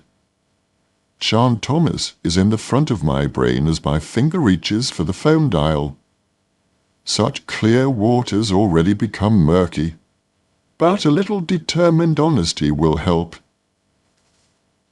28th of January. Talking to Emma T. Realised the British film industry kicks itself in the face again by putting the S&S premiere in the Curzon. 560 seats up a side street. 29th of January. 1 minute talking about film deals, the next about hearing aids and a demonstration of how to pull up your pants with a mechanical gripper. PM, over to see Mum and Aunt Elsie. Who says sisters shall get on? But it is still depressing to watch the endless obstinacy and sniping. Fortunately with moments of ease and good humour, but stubborn as rules. A welcome evening alone. Salutary to watch the Evening Standard Film Awards. For a herd emerged with her dignity intact, and she made me laugh. Double hero. 31st of January. Rima's birthday. The day spent organising the evening, all down to the always reliable Ivy. I must own part of it by now. 1st of February. Leela Bertrand comes over to talk through and all that jazz, her London through the eyes of a Dominican girl in the 1950s film script. She, John Clive, Tandy Newton, all good reasons to be involved. At this stage, suggesting a reading is the most helpful thing. Word from LA that Rasputin has been seen and liked. 2 late nights, woken too early. Tiredness takes over, and signs of how that affects the hearing and seems to focus on the tinnitus. Depressing. And a vicious circle. 3rd of February. Sandra and Michael Kamen. Supper with Rima, Brian Adams and Cicely. More surprises, since Brian turns out to be a regular guy who worries about buildings and doesn't do drugs. Cicely is a took, maybe supermodel, who's in it for a couple of years, etc., etc. At maybe 2 a.m., Michael played us the new theme song to the very worrying Jack movie, and then rippled through the winter guest like a spring tide. 4th of February. To Mum and Aunt Elsie with lunch. This mental digging and need is odd to watch. Whatever its downside, Mum is looking much healthier, possibly from bossing someone around, or having a rare opportunity to display the diva at her centre. Covent Garden's loss.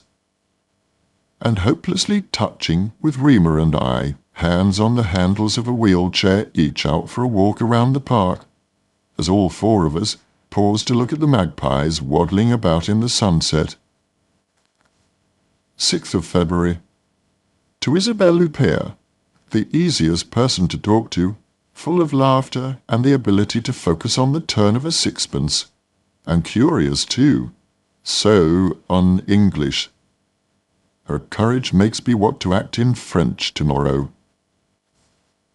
7th of February. 7:15. Volpone at the National. Gambon, magnificent, and so wicked. Doubtful that Ben Jonson called one of the servants Kevin. The production leaves you wanting. The set spins, the language flings itself around. The acting is mostly brave, but there is a general air of unexplored. Simon Russell Beale has a wonderfully pitched reading. I wish he would find different mouth shapes. 11th of February. As this birthday approaches, there is this strong, strong desire to control the past. Photographs, old scripts, mementos, or sling it out. Very freeing. Look in the wardrobe. If there are clothes which slightly depress you to look at them, maybe out they could go. Watching tape of Ruby with Roseanne Barr. Mostly a delight, but Ruby should just let them speak. Let's just look at them. 12th of February. A sad message from Alex Sheriffs. 13th of February, which continues when I phoned this morning. Roberta Sheriffs have been taken into St. Mary's on Sunday, and having not been expected to make it through the night, is still there. But only just. And now they have phoned Alex to tell her she has maybe 5 minutes. I jump in a cab to meet Alex there, which we do on the stairs. Arriving at the ward, Roberta has gone. The curtains are all around the bed. The nurse is sympathetic, but going in. Gone is the word. If I didn't know, it would be impossible to recognize her. The spirit has truly left this face and body. A sense not so much of death, but of what life is, because of his extraordinary absence. Alex combs her hair over and over, and wipes her mouth, her eyes, kisses her, and talks to her. Much more direct than I, who can only photograph it mentally. Forever. The doctor is clear and patient because now Alex needs to talk in details. Then we can all go off for an Italian lunch where we laugh as much as we can. Which is a lot. The value battles which have somehow been designed for me reach a kind of apotheosis because today is Academy Award nominations day. Let's draw a veil over my own confused response to everything and merely record a happy Lacento supper with Conor McDermott, here to stay. 14th of February. Academy nominations for Emma and Kate yesterday, but not Ian nor Nicole K. Crazy days. 15th of February, 8 a.m., Hampstead. Stephen Polyakoff's new play. Absolutely accosted by Stephen in the foyer with instructions that I was not to give notes to his actresses. How could I? Both brilliant in another of Stephen's trips along the razor edges, the high wire. 18th of February, 12. Isabel's lunch at the Ivy upstairs. 34 people round the beautiful oval table. The kind of day you wish would go on and on. Other than that, with hindsight, the room full of echoes, especially of women I have played opposite. And as I look around, Juliet, Fiona, Paula, Harriet, Saskia, Deborah, Beatty, Zoe, Gillian, Anna. It is a source of pride. 20th of February. The bar at the Ivy to wait for Isabel. Bomb scares all over the place. London, a fragile place to be. 21st of February, 2 a.m. Judy Hoffling calls from L.A. for an early happy birthday. The trouble with this job is that you can watch yourself and your friends growing older in full colour, close up. Flip a switch to rewind or fast forward. Too fast forward. 1:15 to Alistair Little for lunch with Ruby and Suzanne Burtish. Ruby brings me coffee grinder and saucepans. Suzanne, a crystal. They're a good balance, these two. Suzanne with her beautiful laugh and grounded heart. Ruby whizzing about as ever. Home to get ready. 6:30. The car is here, and by 6:45 we're on the way to the Curzon Mayfair for Sense and Sensibility premiere, which is a good distraction from the birthday. Old friends in new frocks line up for Prince Charles. Tell him he should have played my part, and into the film. Terrible sound, but cuts apart, it's a beautiful piece of work. To the Whitehall banqueting rooms for supper.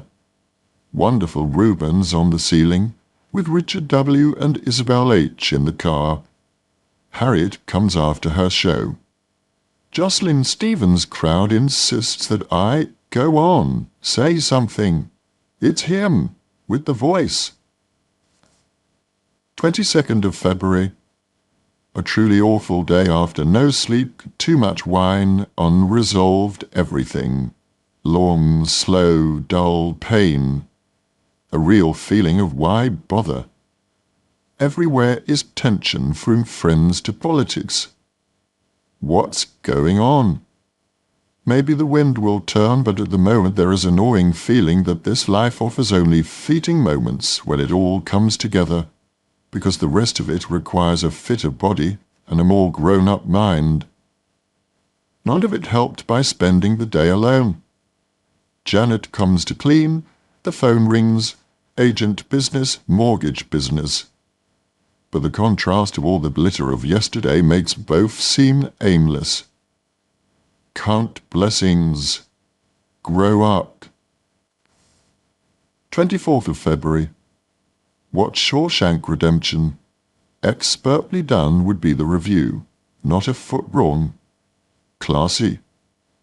I just wish this is not extended even to the immaculate hairdos of all the inmates. When will a director tell a hair person to stop tidying everyone up? It's an awful reflex action. 26th of February, 11:15. The car, after a bit of last-minute phoning, planning and parking, picks me up, and first stop is Kristen Millwards, who is coming with me on a trip to Berlin. Columbia needs me to pick up the Golden Bear. Ang's away. Emma's in hiding or purdah, but it's an opportunity to see old friends. 5 p.m. Phone interview with the US, and write short speech to be delivered in German. 6:30, Christina, Klaus and Christoph bring a bottle of champagne to the hotel, then off to the prize giving. clamber on stage and receive golden teddy. 3rd of March, 8 p.m. at Dorchester, to sit around and order room service with Susan Sarandon, who has come in to do publicity for Dead Man Walking. Susan is a mind on speed, equal emphasis as she skids from politics to her career to Tim Robbins to her kids. Which other mother takes 2 of them river rafting in Idaho? 6th of March, 2:30 Judy Daish's office. Really beautiful space, a perfect frame for Judy's merry thoroughbred personality. Later, finishing draft 2, Winter Guest. Some adjusting, and maybe hey presto. It is a great script. 7th of March, Isabel wants an escort for the Restoration premiere. I put Hugh Fraser into a tailspin by suggesting him, but he's going. 9th of March, 3 p.m, Tommy Matinee. Stunning production. The critic's sniping is real anal retention. Just go with it. 5:20 to the Groucho Club to talk with Des McAnuff about his film Cousin Bet, which, as I said to him, is like mixing Fado with Ibsen. Is that possible? He's good to talk to, though. Today, I managed a little less. Filling potential pauses. Sometimes you don't know the end of the sentence upon which you have just embarked. Scary. 10th of March, 12:15 car to Greyshot Park Spa. 4 days away from the phone and the builders. 4 days with no alcohol and limited food. 4 days with regular exercise. But starting with 45 minutes of face massage and creams and mask. So what the doctor ordered that I dozed off, and at one point frightened the masseuse out of her wits with a loud snore.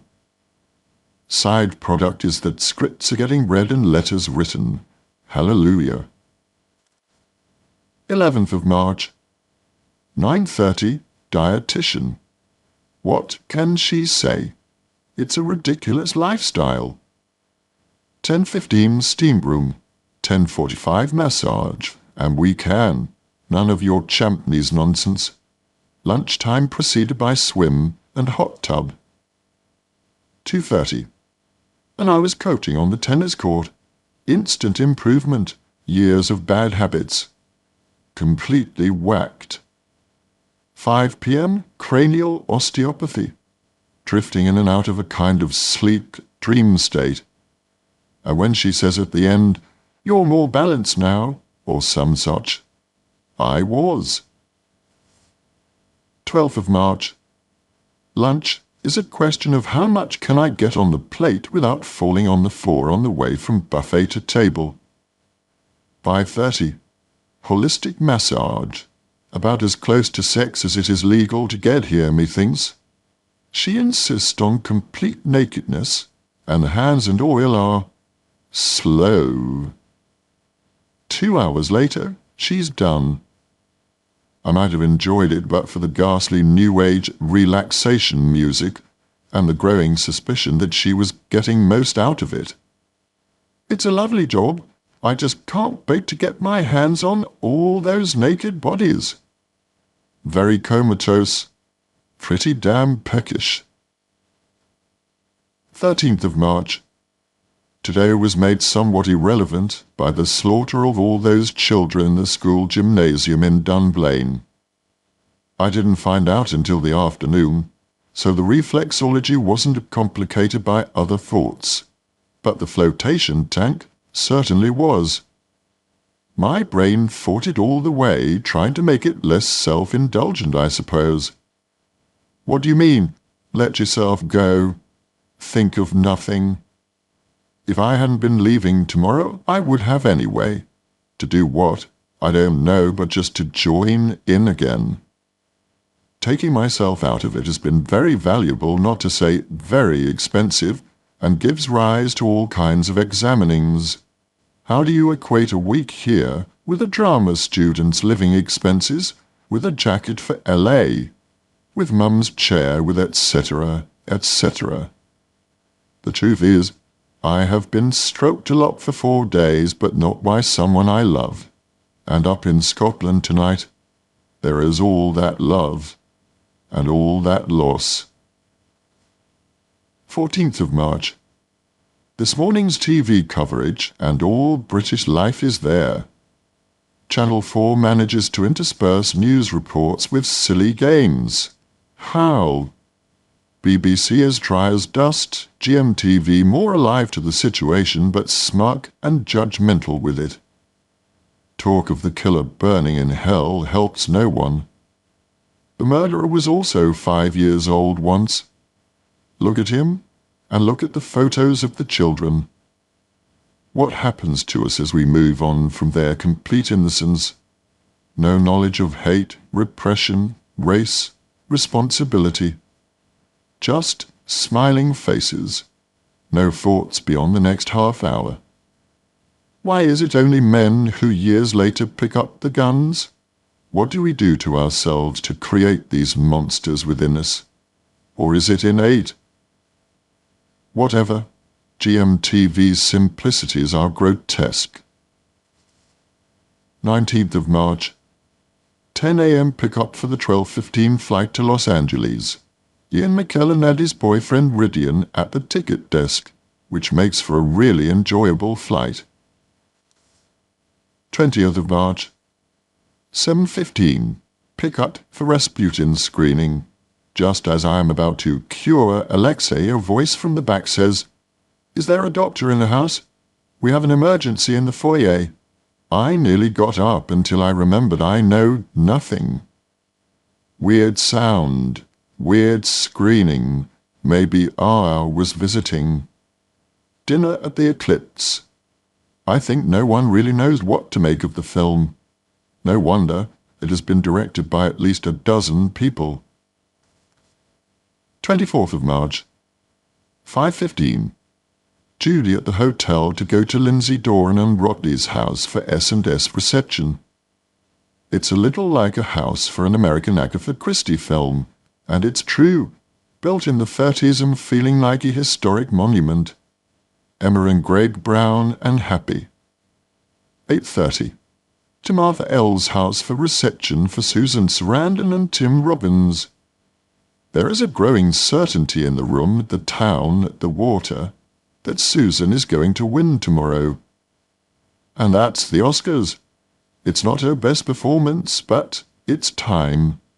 And the Academy has no way to deal with the subtlety of Tim's direction, so he won't win. Footnote. Best film was won by Braveheart. Best actress was Susan Sarandon for Dead Man Walking. Best director was Mel Gibson for Braveheart. 25th of March. 2 p.m. Meet Ian to drive with Ridian to David Hockney's studio. It's an industry. Offices, files, underlings. Going into a vast studio exhibition space. DH is asleep on the sofa. This is a pinch-me time as we go on to his home on Mulholland. All his enthusiasms as his mind bounces around showing us his new things, schemes. He takes Polaroids of the three of us and then Xeroxes and enlarges it. Ridian is a lucky recipient. His deafness only seems to increase. His awakeness, his laughter, the colour which he almost swims in this house.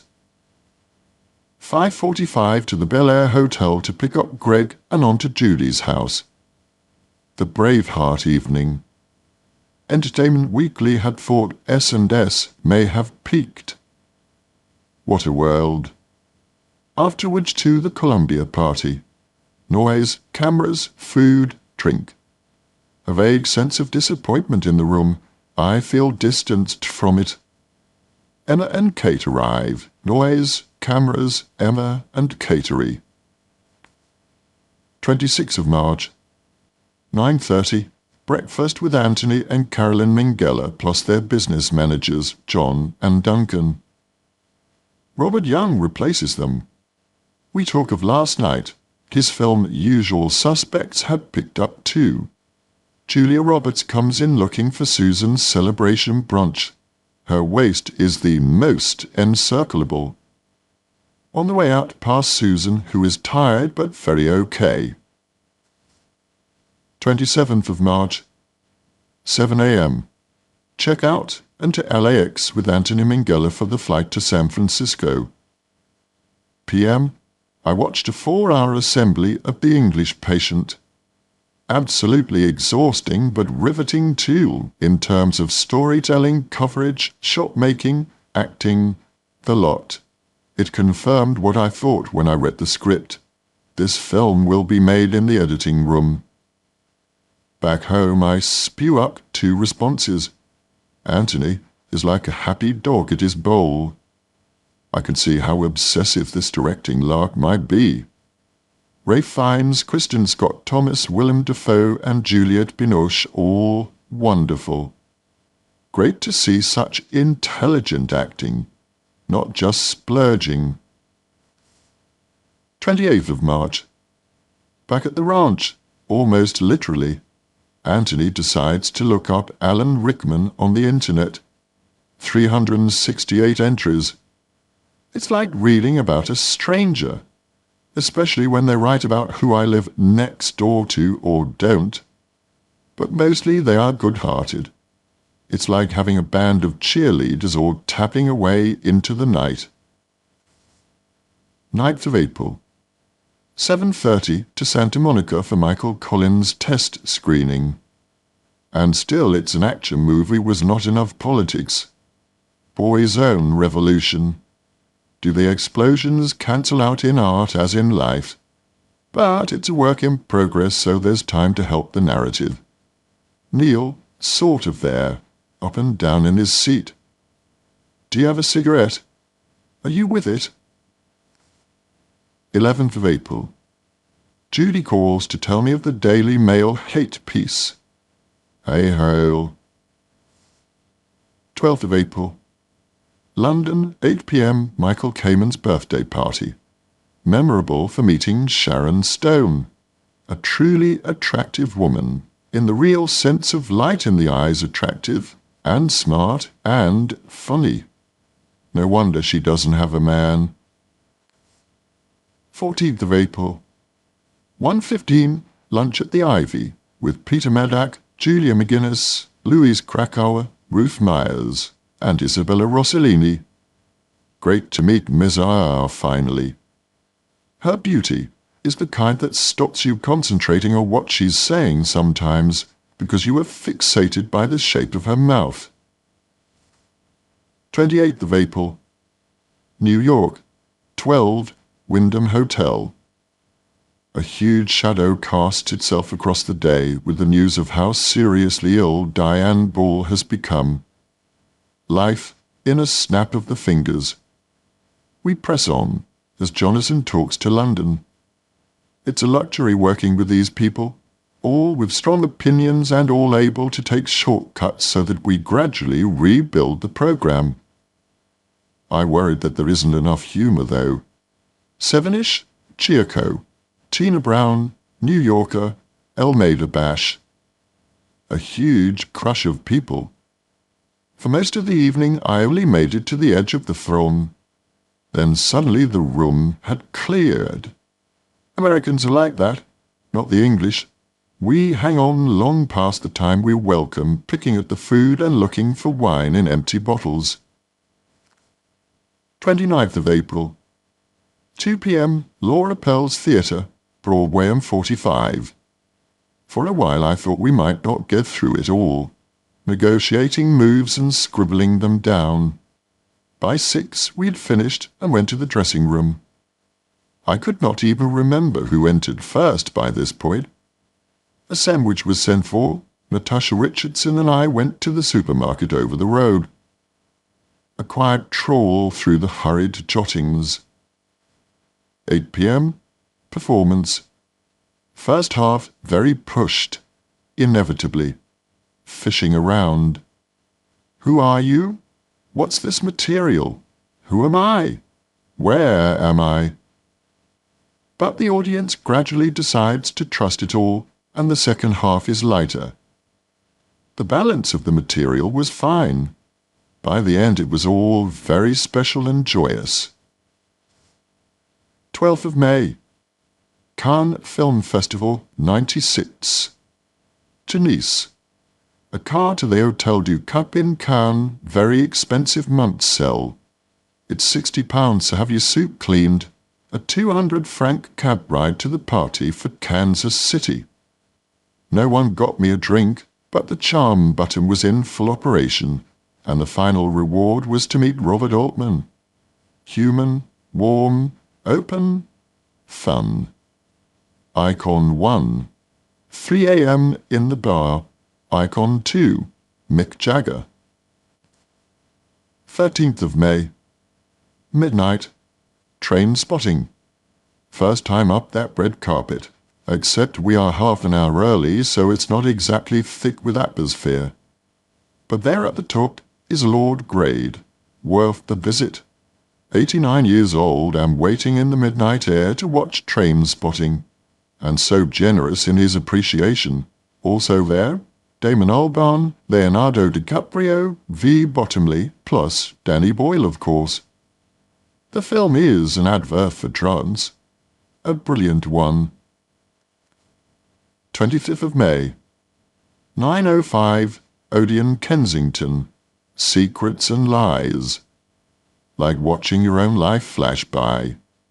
Things that aunts did or said and mums never forgot and never talked about, leaving you perplexed as you open Christmas doors on sobbing relatives.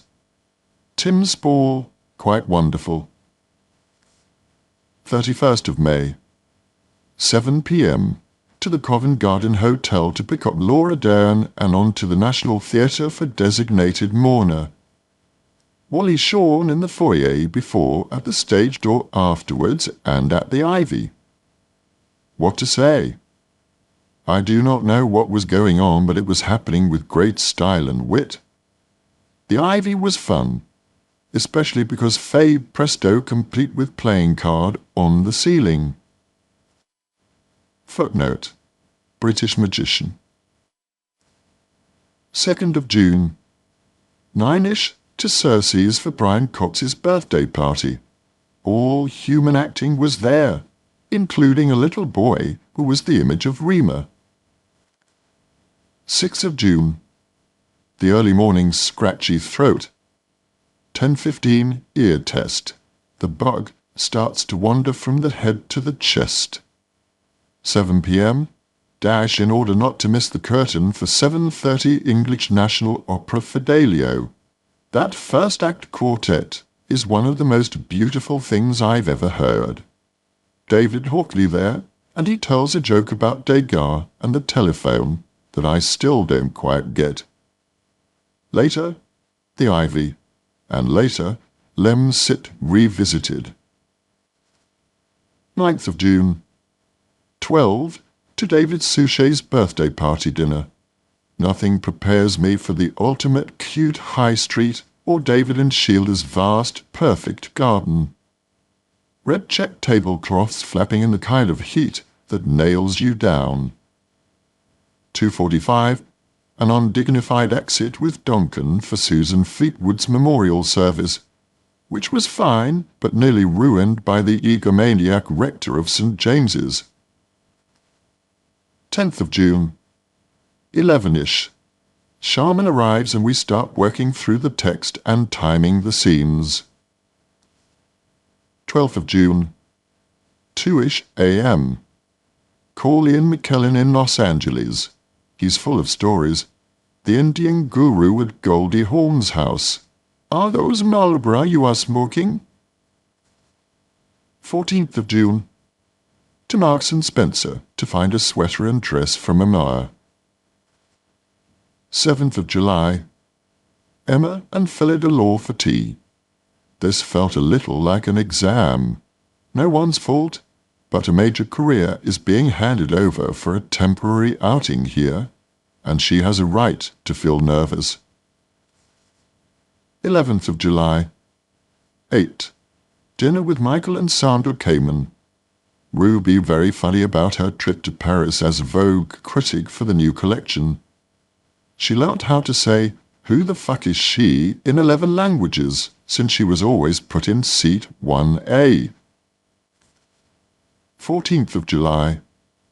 12. Richard W.'s birthday, his 60th, with friends and filled with his generosity.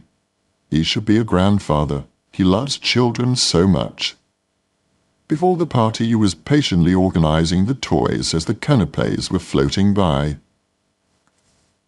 15th of July. 8 a.m. flight to Edinburgh. Dinner late with Anthony, John Ross and David. A phalanx of parents in the bar. Chinese opposite the Lyceum. Suddenly they have moved from boys to teenagers. John Ross has a new voice. David found his height.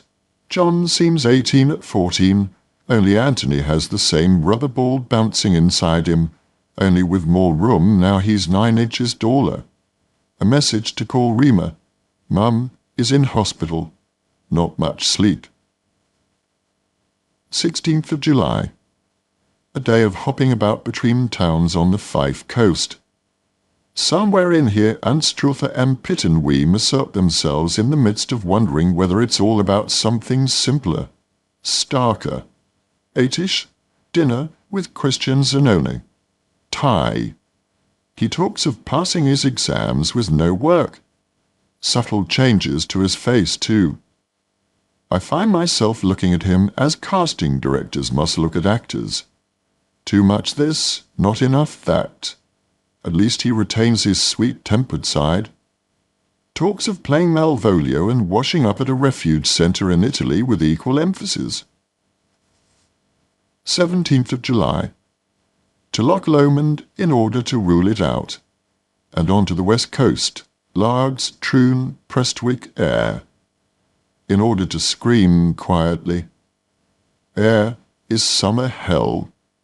But at Saltcoats there was a wonderful walkway and wall and strange abandoned house which should be remembered. In essence, the Five Coasts could certainly work if we keep the camera away from the picturesque and concentrate on rock formations, walls, lighthouse. The writing is crenulated enough. 19th of July. 1:30. To Cheney Walk and on to Glyndebourne with Barbara and Ken Follett. Ken pissed off because no car, no driver, or something. Guy very much likes things to go according to plan. Champagne and canapes in the car going down, etc. 3rd of August. 5 p.m. at St. Columba's Church, Pont Street for Dusty and Jessica Hughes's wedding. A church, at first seeming an atmosphere-free zone, but in the end, its simplicity, not to mention its great choir, some beautiful Mozart, and the picture of Dusty's mother gently disappearing into Alzheimer's as her nurse talks her through the service, made the whole thing rather wonderful. The reception at Leighton House meant sitting next to Kathy Litt, who has to be the world champion flirt. 11th of August. 1:30. Cab to Ian McKellen's house on the river for Suzanne Bertish's birthday party. Sean is there in high spirits and obviously duck to watering on his film of Bent, and Francis Barber on devastating fall with tales of Chichester life. N.B. Never divulge anything to her that you do not want spread like soft margarine. Even she had to stop Imogen Stubbs with a warning hand when Imogen had started a sentence with "strictly entre nous," which we decided was the title of Francis's one-woman show when she has had enough and wants to end her career. 7th of September. 10:30 pickup. 12:15 to Los Angeles. This is a kind of insanity, a 48-hour turnaround. But there had been a nagging feeling that I shall go. 8th of September. 3:30ish pickup for the trip to Pasadena. Footnote: Alan was awarded an Emmy as the Best Actor in a Miniseries for his title role, in Rasputin. Louise and Judy both in black. Judy brings a bottle of Cristal, and at the time it felt like something for later. Arrive there, and hoopla, hoopla. Banks of seats for star watchers. Joan Rivers asking me who made my suit. On air, and there's Oprah. The jet lag is kicking in. The ceiling is starting to spin a bit.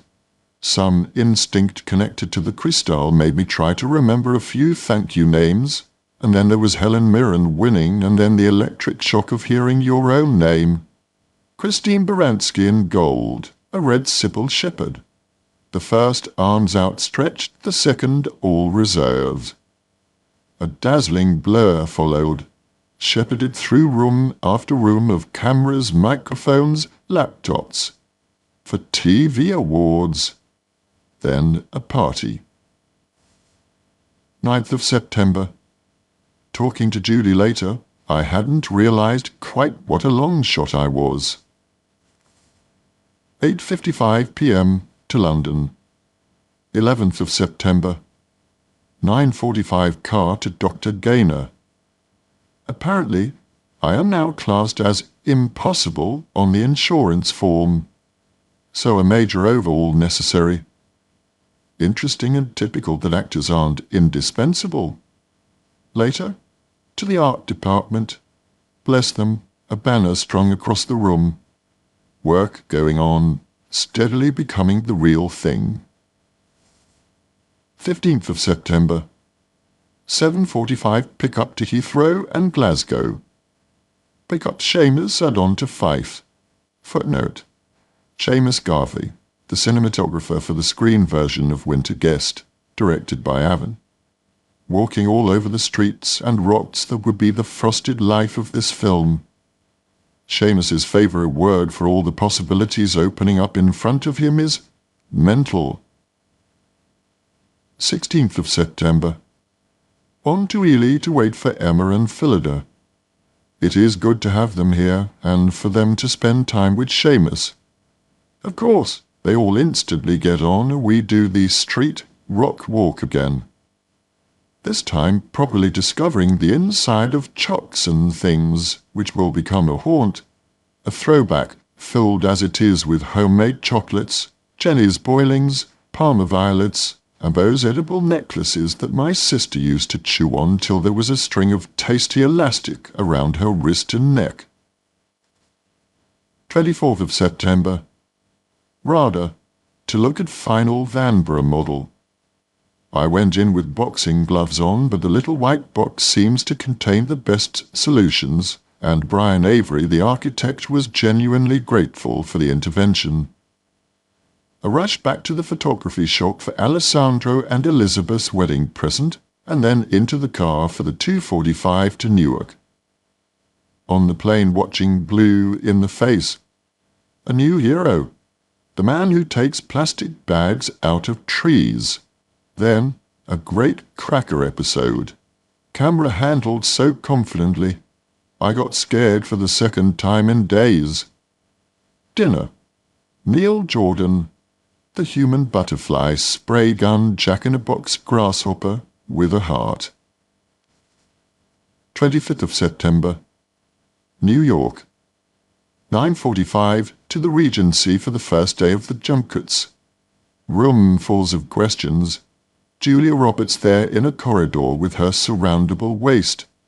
The usual mix of questions, the usual avoidance tactics. A slight sense of being perched on my own shoulder. Lunch with Aidan and Liam, who are studying all the TV ads for the film. Michael Collins, the buddy film. 26th of September. 10 a.m. pickup, and into the TV interviews. 6 minutes each. Amazing how quickly the questions become standard. What is it like portraying someone who lived? What research did you do? How was Neil, Liam? Were you worried about subject matter? Tell us the history of Ireland and, later in the day, who do you think is sexy in the movies? 28th of September. 7-ish, arrive London. 8 p.m., Victoria Wood, Albert Hall. A staggering performance. She delivers the material so fast it could easily be the basis for an all-day performance if she slowed down a bit.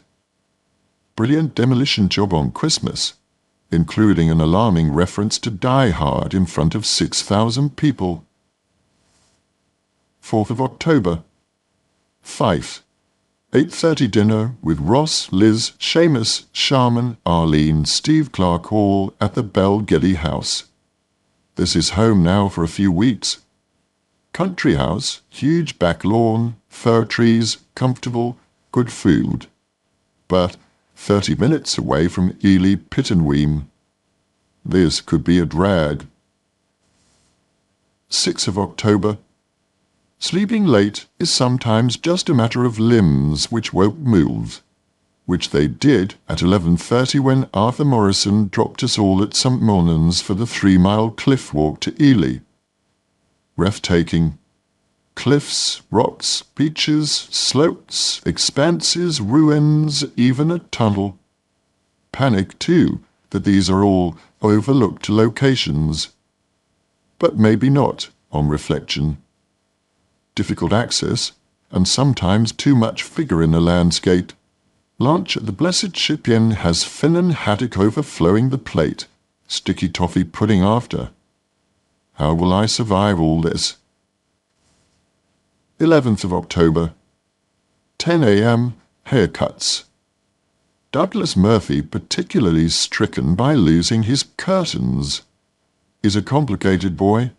Way ahead of his years in vocabulary, ideas, brain power, but reduced to sitting on the floor with a hat on his head and having his fat face, not true of course, exposed.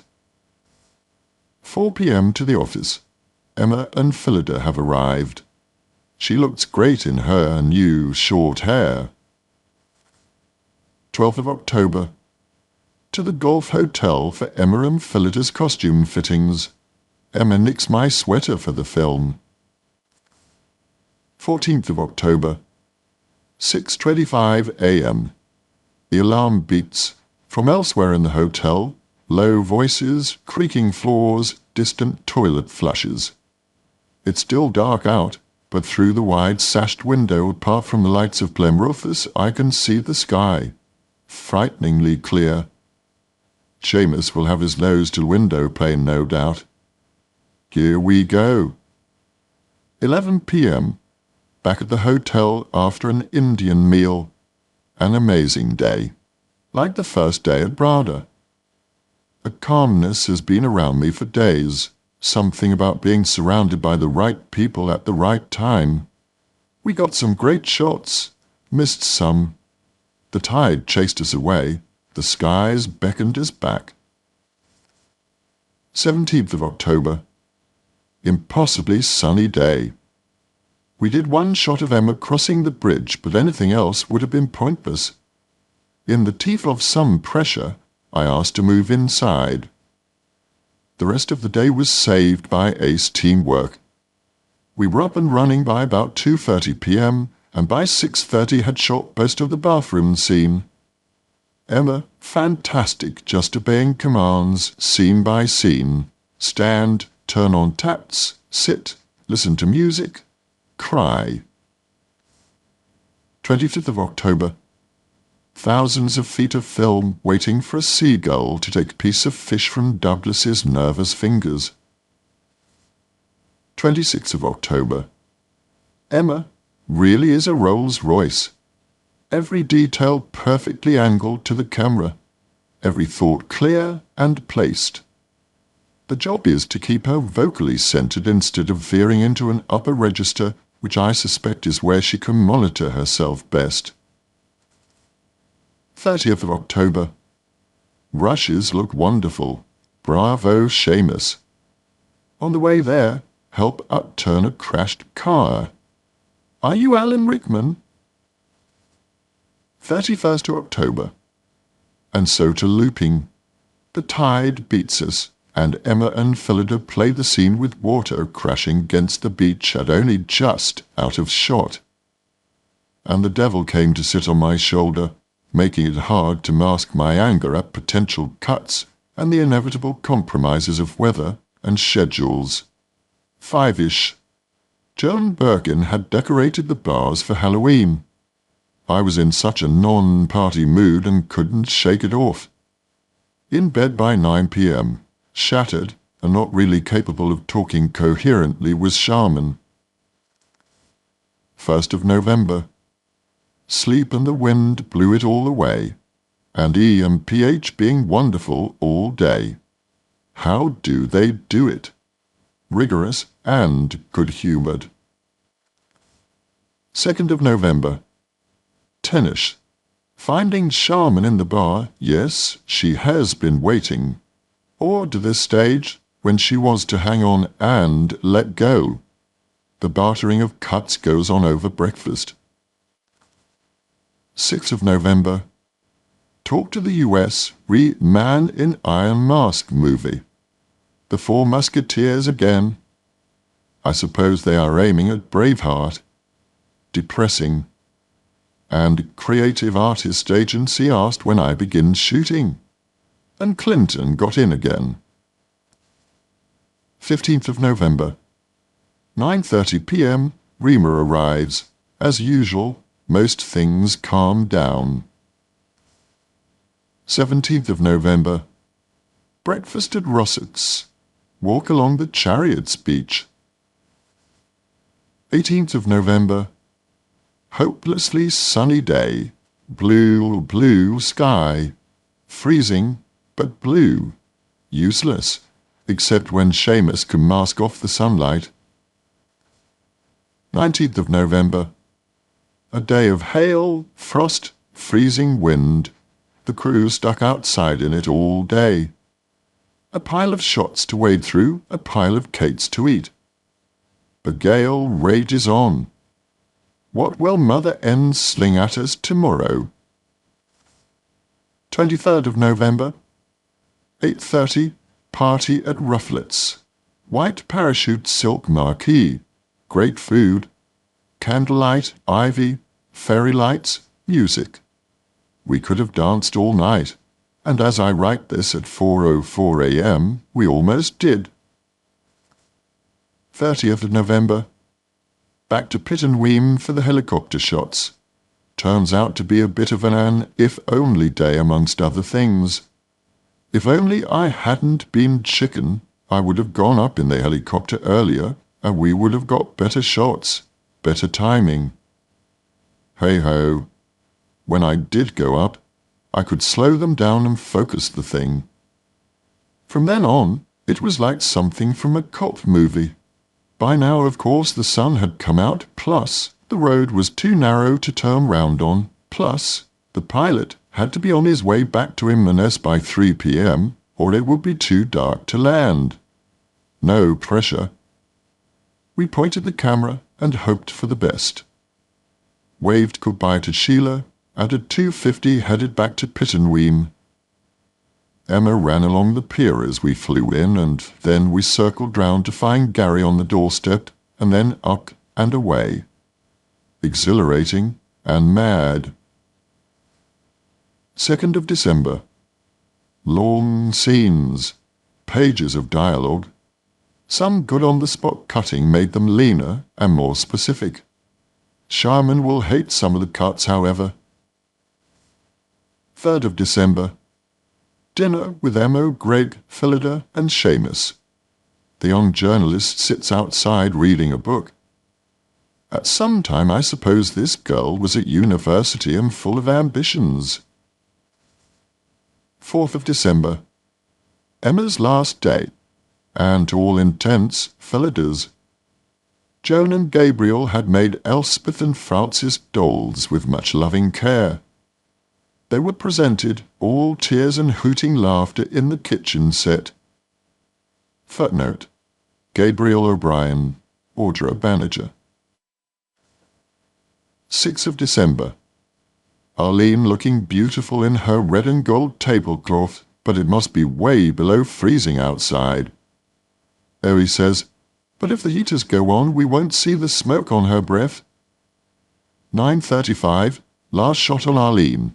Last shot on film, followed by 30 seconds silence for atmosphere.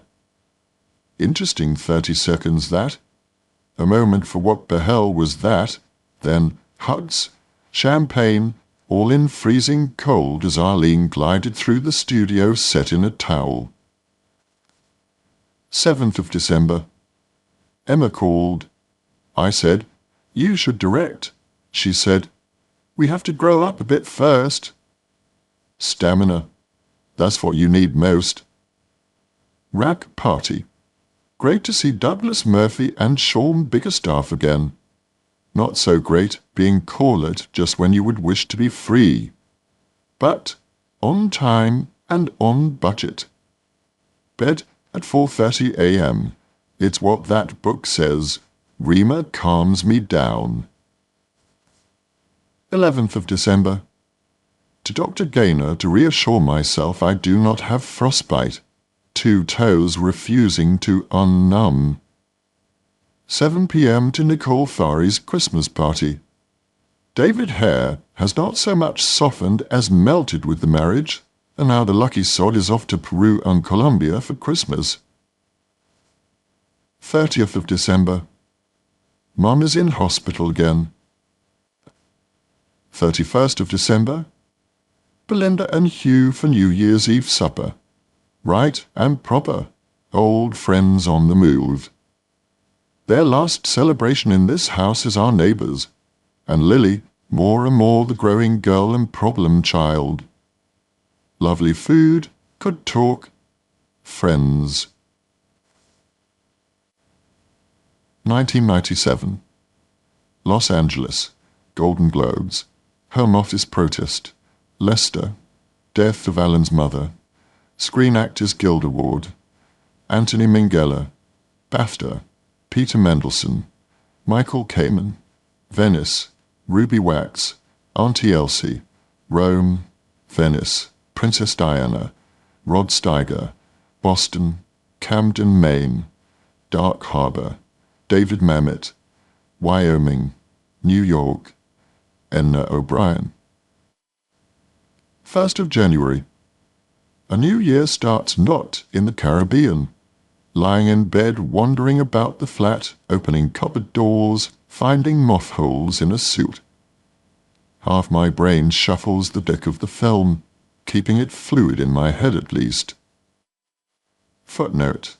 The film is The Winter Guest. 4th of January. 1:45 train to Leicester and the General Hospital. Mum fast asleep as we walked into the ward. Nudged her gently awake, surrounded her with chocolates and biscuits, watched her doing some embroidery, listened to the cries of the old woman down the ward as she was changed, moved, whatever happens behind the curtains. "No, no, Mama, Mama." Otherwise a peaceful time. She seems calm and rosy. 6th of January. 6:30, The English Patient. Bravo, Aunt. May you win everything with this huge achievement. 7th of January. 7:30, A Doll's House. From the second she Catherine wheeled on stage, Janet McTeer was giving one of the finest performances I have ever seen. Not a generalized second, not a dishonest moment, always listening, always responding. Glorious work. 17th of January. 12, BA flight to Los Angeles. Watched Brastorff and Lone Star. Poles apart. 19th of January. 3 p.m, car to Judy, then to pick up Louise and on to the Golden Globes. Ian McKellen won, we won, I won. Flashlights, speeches, uneaten food, Stephen Ray, Brenda Blethyn, seeing Anthony win Best Film, Hollywood hoopla. Some dark rooms or tents filled with flowers and people standing about. Met Geoffrey Rush and his wife, who seemed tense and a bit complicated. I think she hates her role as side dish. 23rd of January. Somewhere around 12, back home. The rest of the day, having started the road less travelled on the plane, watching myself not delaying gratification as usual. Not that there's much gratifying to delay. The fridge is empty.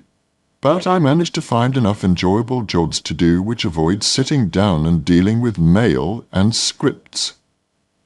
The book is right.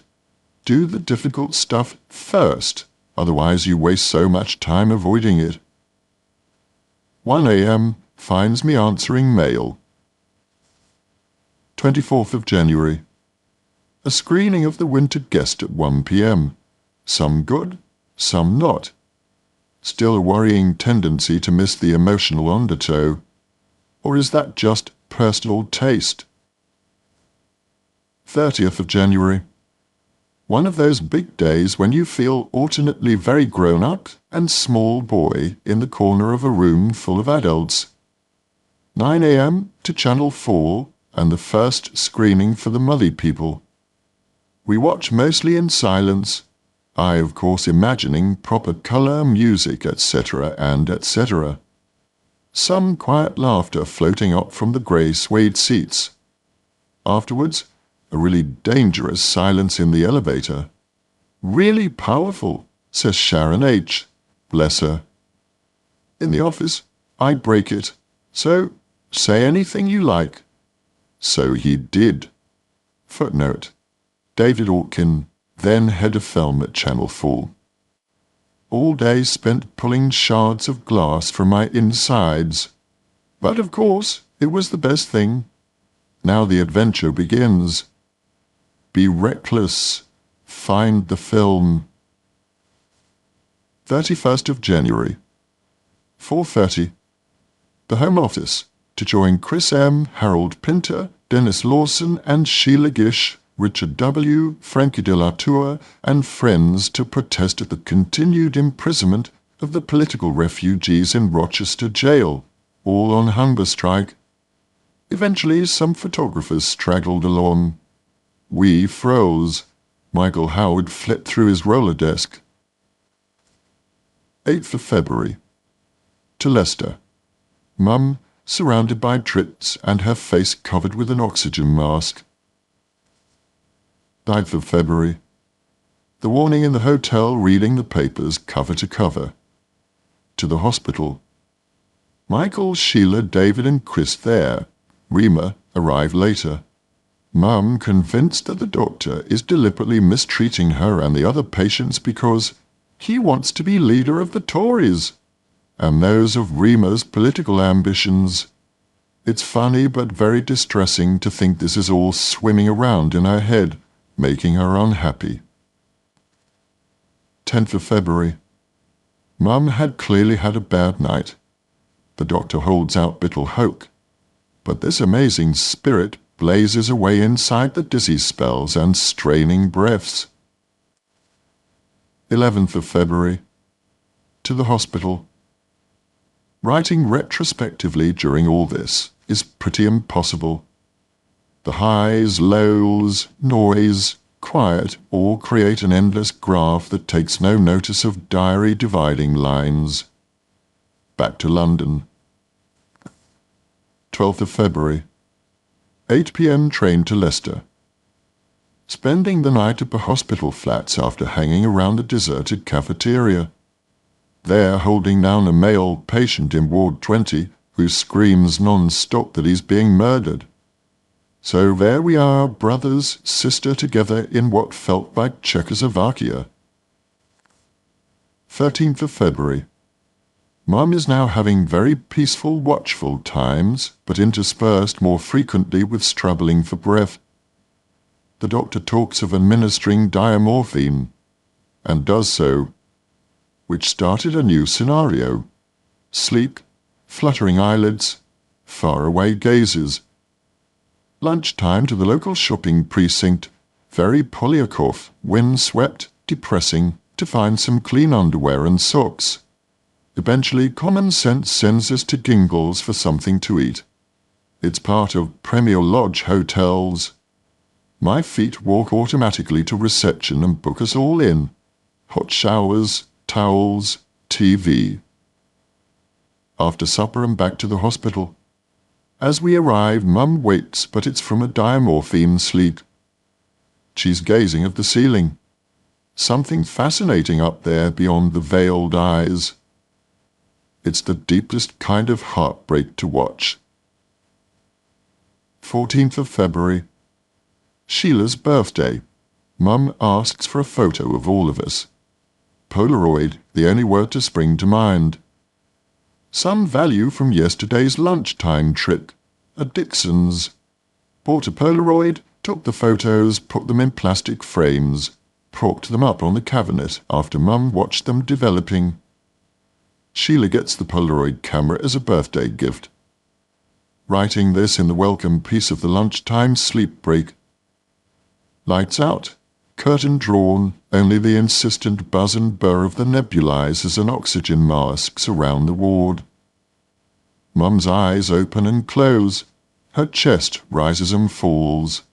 All of it inventing a rhythm moment by moment.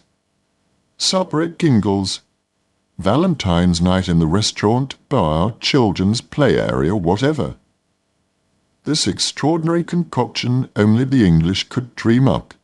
From a distance, the saxophone and vocals with digital backup make Lady in Red merge seamlessly with Kenny G as breaded this or ticker that hits the table. 15th of February. Breakfast is a more civilized affair. A few people, the sun on the grass outside, coffee, eggs and toast. Unspoilable, even with the won't-go-away press nonsense about playing Doctor Who. A pattern is emerging. A little chat, some smiles, some vacant looks. We sit, read, go into the day room, have a coffee, talk to the nurses, sit some more. Mum is peaceful sometimes, agitated at others. She is given nebulizers and more injections. Through it all, moments of such sweetness shaft through. Yesterday's smile inhabiting the corners of her eyes and mouth. Today again, she looks around and counts the four of us sitting there. Her kids. What she said. But today she is talking very little. She counts and looks and sleeps. 16th of February. Writing in retrospect. Reema and I both sleepless. At 7:15 there is a knock at the door. From Michael's voice, or maybe it is from the knock, I knew that Mum had gone. Michael just capsized into the room, desolate that she had died without us. But it could have happened while we were having a cup of tea in a corridor, turned away for a second, but of course nothing takes away that shaft of guilt. We all pull ourselves together and drive to the hospital, where Joyce the nurse is waiting. It was as she turned away for a moment. Mum snatched her space. I have tried to rehearse the inside of my head for months now, and as I write this I don't know how much I have accepted. But walking behind those closed curtains and seeing her yellowish face and still body is not something you can ever be ready for. 17th of February. 11:30, just made the train to London. This was a ride I had rehearsed. Sitting there reading quietly as the fields flashed by. 18th of February. To the funeral directors with David and Michael. A day of trying to pull various threads into one cord. Church, cemetery, queue, minister. At 3 p.m. we went to queue. A beautiful room. Again I feel the nerves of someone imposing my taste on a room full of people who probably are expecting low voices and ham sandwiches when I'm proposing a string quartet playing Gershwin and fish pie. It's a beautiful day, and we open the French windows onto the lawn and walls, and all will be forgiven. Found Barry Island to read of the service. If you can get through it. Footnote. Poem Let's Go to Barry Island by Idris Davies. 19th of February. 7:30, David and I go to see Reverend John Simmons. His house is a perfect Methodist vicar's set. Talk about Mum and visit the new Rivercourt Church. Unrecognizable, really. Scenes of one's youth cannot come flooding back as it is all changed, or been given a makeover more accurately. 20th of February. 1:30, lunch at the Atlantic. I just listened to it all. Oscar chat, like there will be next year. 23rd of February. The roses which Lindsay and Hilton sent have given such pleasure. The mixture of colours and smells are so beguiling, you find yourself trying to commit every shade and congruence to memory. P.S. Firm message to say I won the SAG award. That's from actors. Footnote. For Rasputin. 25th of February. 2 p.m. to Kenyan funeral directors in Rochester Row via the church opposite, which was a surprise pleasure with its piped music. Mum looked fine in her dress, complete and okay with the world. 26th of February. Mum's funeral, which should or might be too dark and heavy words. In fact, it was a day of flowers and lightness, shafts of sunshine hitting the lawns, Rivercourt filled with daffodils. Much thanks to Reverend John Simmons, whose light but focused touch meant that everyone knew why they were there.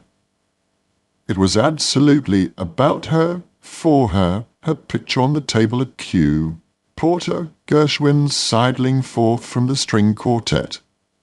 In the end, a real celebration, with people going home clutching flowers and, in a way, happy. You were honoured, Mum. With love. 19th of March. 11:30, David Orkin and Alan Reich from Channel 4. They know they're walking on eggs, but actually we make a few great strides, and I make a few more cuts. 20th of March. Looping with Emma and Phillida. Some nightmare stuff for both of them, which they buckled down to with almost unfailingly good humour. I don't know how they do it. I remember some past tantrums in the studio, microphones hitting the deck, etc. 8:15, Belinda and Hugh with Ruby. Too much wine. Again. And a run round some familiar houses. But these are friends I love, so it doesn't matter, and sometimes real comic energy is released, rare and wonderful. 24th of March. 2 a.m, watching the Oscars. Who's there, who's not, who wins, who should, who shouldn't, and what did they wear? But bravo, Ant, Saul, Walter. Footnote. Walter Murch, American film editor who won alongside Anthony Minghella and Saul Zaentz for The English Patient. 26th of March. 7 p.m, King Lear National Theatre. Richard Eyre all over the place again. No idea what he was aiming at. Ian Holm wonderful in the detailed small stuff, but too aware of the mountains others have climbed instead of scaling his own slopes. 4th of April. 2:30 screening. Late start, lousy sound. The music like the afterthoughts of a cokehead. The fine ants sit there like Mount Rushmore. An absolute hell. 7th of April. Somehow things seem to pull themselves together, in the cutting room sense. Why is it taking until now to find freedom with this film? The feeling is of having possessed it entirely and now letting go. Something like learning to yo-yo. 9th of April. Long call from Anthony Minghella. He's back in the real world of car insurance, and spends time strengthening my resolve. Later, sorting through fan mail. A letter from a woman who has watched S&S and wants to know if in England we still bow to each other on entering a room. 12th of April. Mezzo for lunch. Andrew, from Rasputin, is spotted across the restaurant floor.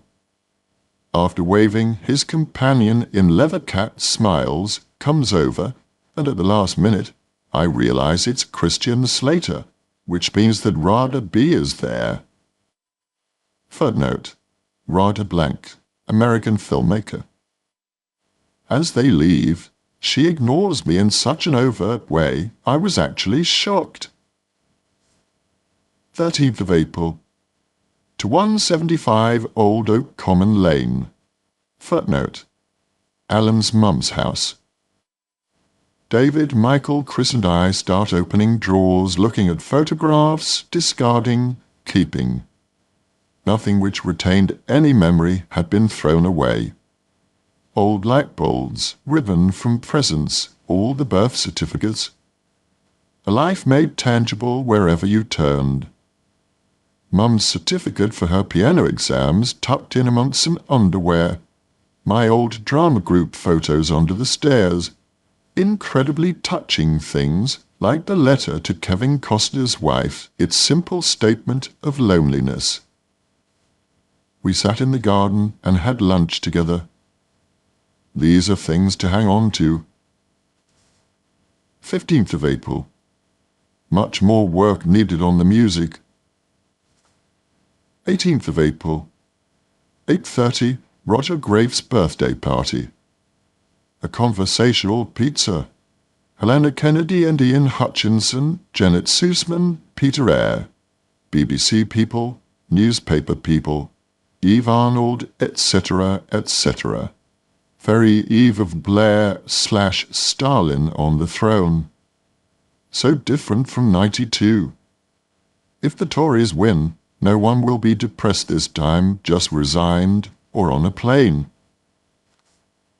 25th of April. 2:30, Rada Council. Attenborough, as always, astonishingly in command of the facts. We all toddle behind in his wake. 27th of April. 5 p.m, Royal Albert Hall with Tara. Bettina Yonick singing Weil, Heine, Brecht. Bettina is her own biggest fan, and rightly so. Rare to watch a real artist like this. You don't have to speak fluent German to sense the undertow of exile and alienation. 29th of April. 6:15 car to the Albert Hall for BAFTA. Saw Kate W. Couldn't kiss her or her makeup would be ruined. Stood behind Diana Ross to present award. Couldn't stand too close or would have been surfing on the train of her dress. Gave award to Anthony M.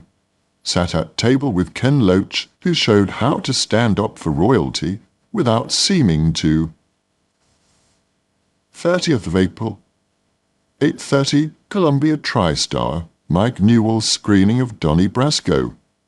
Brilliantly directed and shot and acted. Mike enjoying himself hugely. 1st of May. Election Day.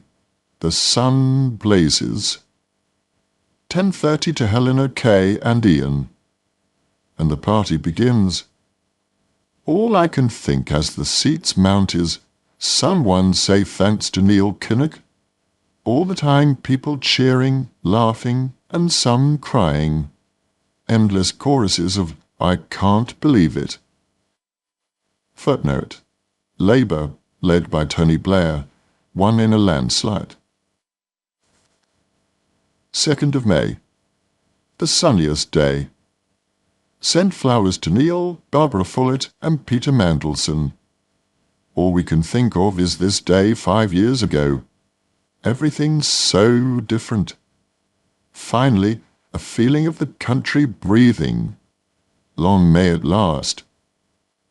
7 p.m. Peter M. calls by to say thank you for the flowers. Says he burst into tears when he saw them. I asked him how he feels. Weird. 15th of May. 12. Michael Kamen. Thank God Scott came over in the afternoon to referee. This is easily the toughest relationship on the film. Michael is kissed with genius, but it is like trapping a butterfly. Wayward, unfocused, utterly specific, instinctive by turns. Clinging on to some calm and aided by Scott's steering, we get some wonderful results, and somewhere in there Michael enjoys it. On the way home, I realize I'm dragging through uncharted waters. It is not customary working like this. Mea culpa. 16th of May. 8 a.m. pickup, Luton Airport, Venice. Paul Allen's extravaganza. Footnote: one of the founders of Microsoft. 17th of May. 6 a.m. While I can still remember.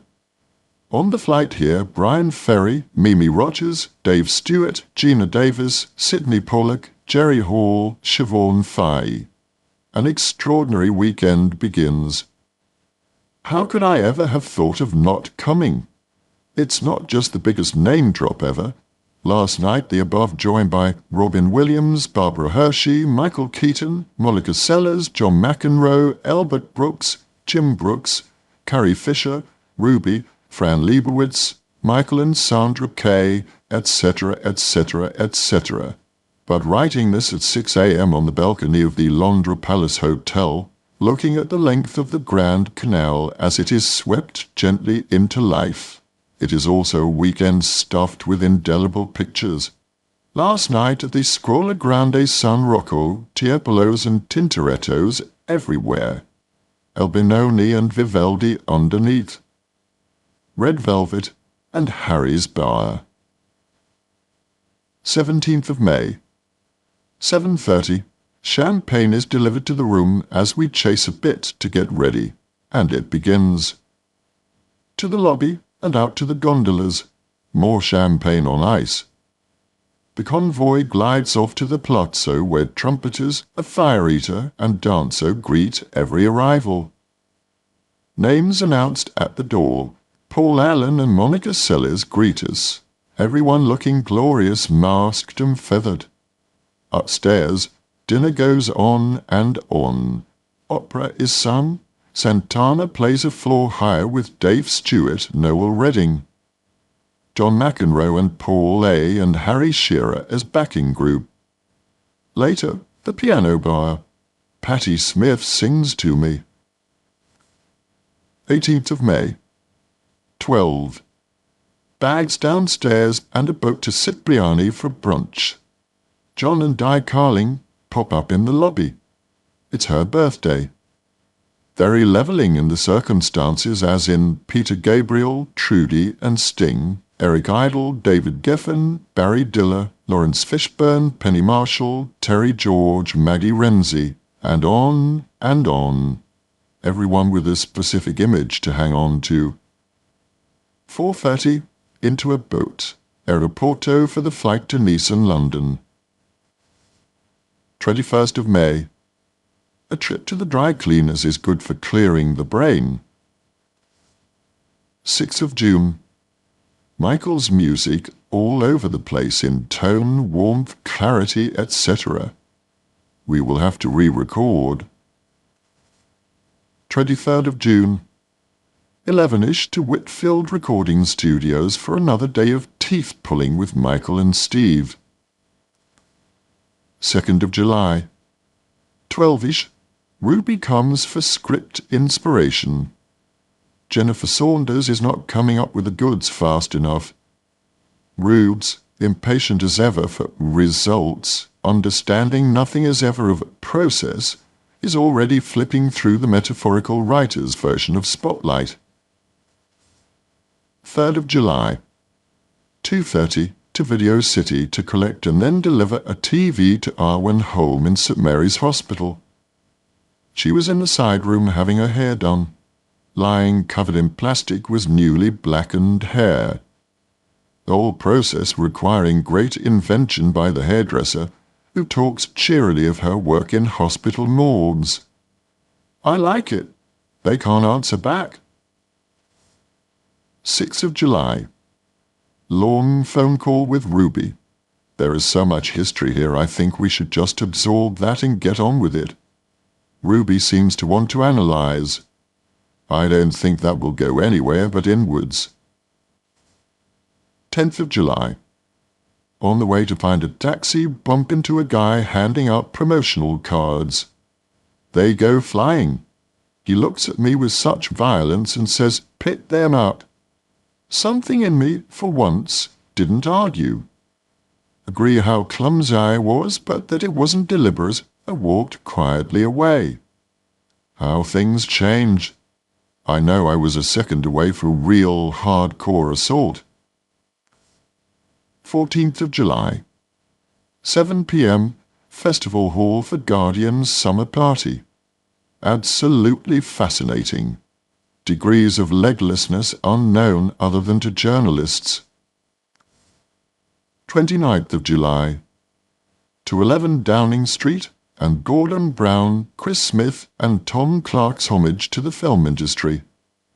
Talk about the usual suspects. At one glorious moment we would taken on a scuttling tour of number 10 and number 11. The Cabinet Office, dining room, etc. Before the gaff was blown, we scurried off. 3rd of August. 3. To see Arwen at St. Mary's. 4th of August. A day when events, phone calls, frustrations and unalloyed sadnesses and pleasures trip over each other, as we try to sort out a holiday and checking the subtitles. David eventually gets through to tell me that Auntie Elsie died this morning.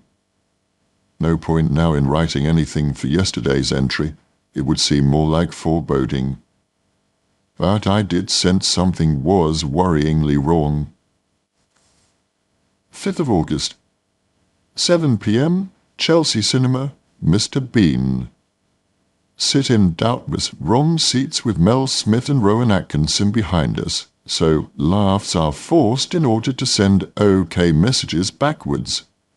8 whole packet of M&Ms. 13th of August. Talk to Peter Mandelson about being beleaguered. He sounds genuinely depressed, and it has been an onslaught in the press. I talk of heating kitchens, but didn't get around to the fact that he shall recognize how he brings it on himself to a large degree. 14th of August. 7:55 flight to Rome. 11:20, Claudio collects us and drives us calmly and swiftly to Todi. 8:30 dinner at the hotel. Eventually, it only took him half an hour to bring the menus and half an hour to serve some food. 15th of August. Drive to Assisi. Lunch by nose following down some steps along an alleyway. After lunch to San Francisco and a line of glorious Giotto frescoes on the life of St. Francis. 20th of August. Rome. We clambered out of bed and made it to the Sistine Chapel queue at 8:30 a.m. It already wound around the block for 150 yards, but getting in was fairly painless. I wish I had the nerve to just lie on the floor and look at it, or on some trolley on wheels, maybe much as Michelangelo did. Stroll out feeling like a great big human being. 3:40 to London. 26th of August. 9:30, Alistair Morris for winter guest photo shoot. He's being paid a shitload for 3 hours work that Emma doesn't really want to do. She sees the artwork, current, and points straight to the image I prefer of the two of them. What's wrong with that? What indeed?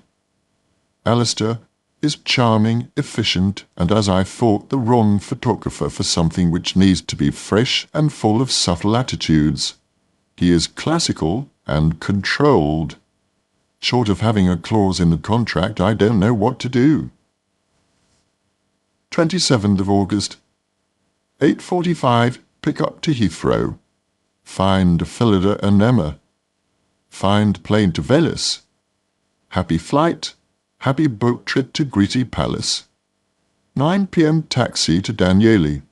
Emma is a bit will she won't she today. A bit of gentle persuasion gets her onto the water taxi and off to Ed and Kevin's dinner party. 28th of August. a.m. at the Hotel des Bains. Manage not to recognize Jane Campion as she says hello.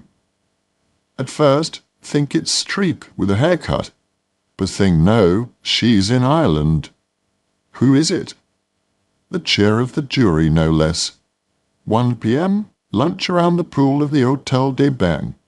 Arlene, boys, parents, Jane Campion. 8:30 to 9, another walk to a scaffold. The evening in a way wrecked by Ruth Vitale telling me of mixed reviews and Ed thinking only of the marketing meetings. The film is milky and the sound all over the place. I watch it in total helpless capitulation. At the end of the evening, I am filled with something unnameable but dark. Fine Line Productions are already unsure of what to do with their eyes. A common attitude of non-culpability is asserting itself. Sometimes I truly hate this business. 29th of August. Very sleepless. The deepest sadness, now depression, settling way down low in the pit of everywhere. Elastoplast whatever needed to drag it all up and out for an afternoon of interviews. First, an 11 a.m. chat with Judy and Patrick. Something has to be said about Holy Man. How much more work can I turn down? Meanwhile, mixed reviews as far as I can tell. Some of them get it, some of them not. Start rearranging the inside of my head.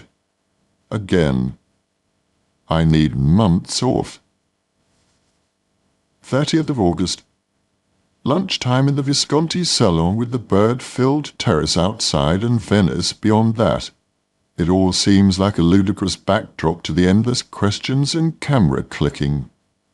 How alarming to take Venice for granted. Home to news that Mary Selway is in hospital having put her nearly new hip out. A horrible story of agonizing pain and delays. I feel guilty.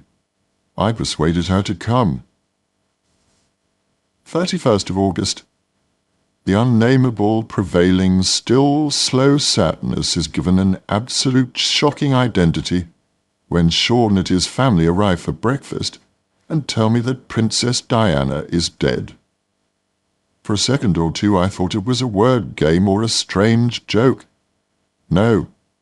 Here on the terrace of the Greety Palace, glittering in the sun, and clearly one of the most beautiful places in the world, the news is brutal and true. Emma, Phillida, Rima and I go to the Accademia in a daze, but it is the best thing to do. Look at the Carpaccio, the Tintorettos, Veroneses. Phillida finally caves in. You never know with her. All smiles and all heartbreak at the same time. The three of us go off to visit Mary in hospital. She's smiling in a body cast. Once we get past Nurse Ratched, thanks to Emma's diplomacy, and 6 seats are coming out of the plane on Monday. 5:30, boat to airport and private jet, cars to Country House Hotel land. 1st of September. The hotel grounds stretch away forever England. Lunch at a brilliant country pub, a breathtaking helicopter ride to Heathrow, a car that once belonged to Queen Elizabeth is waiting to take Rima home. Air Canada, all charm. The newspapers are thick with it. Pictures of Diana crowd the pages. Flowers carpet the streets. It is true. A light has gone out. A legend begins. The 4:45 becomes the 5:30 to Toronto. I hope I can handle the next few days with something free of noise and bullshit. 2nd of September. Awards and screening. What simple words for such a major horror show. Arriving, there was already something chaotic in the air. Then the shunting and shoving started. Such rudeness by the festival director, echoed by chatting to Rod Steiger in the wings, and a lesson in how not to show this film. Discord, unsettled audience, noise. 3rd of September. Spoke to Ruby, eloquent as ever about Diana. A photo that is beyond horror in Le Devoir. To 9:45, Los Angeles.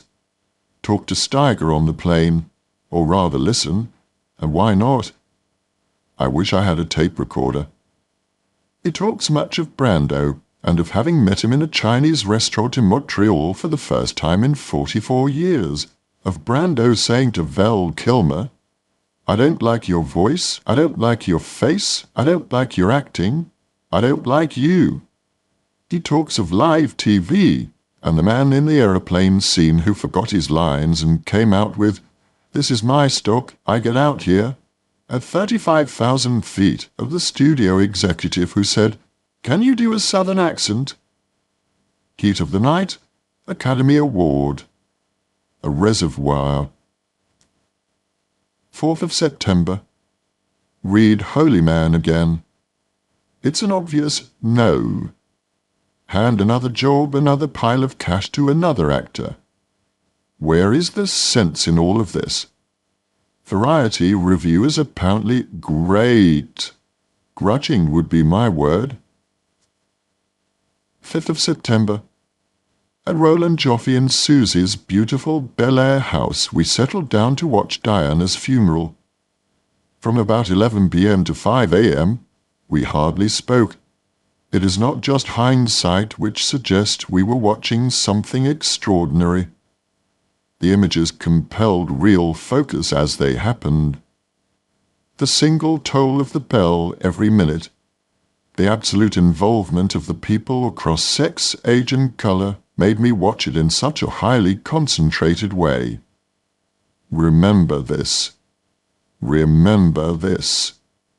By the time Charles Spencer spoke, we were watching history shift and stir, and the future may have reshaped itself. King William, at 25, with his father tucked away at Highgrove, deadheading the roses, quite spectacularly moving, the whole thing. Even Elton John got away with it. The applause and the flower-throwing adding impromptu to detail. People were left standing around outside the abbey, the palace, not wanting to let go. Wonderful that someone so laughingly direct could gather these souls up like this. 7th of September.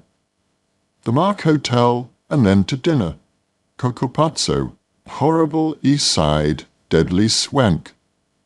And Paula Poundstone comes over from a Billy Joel-type table to inquire as to who I am.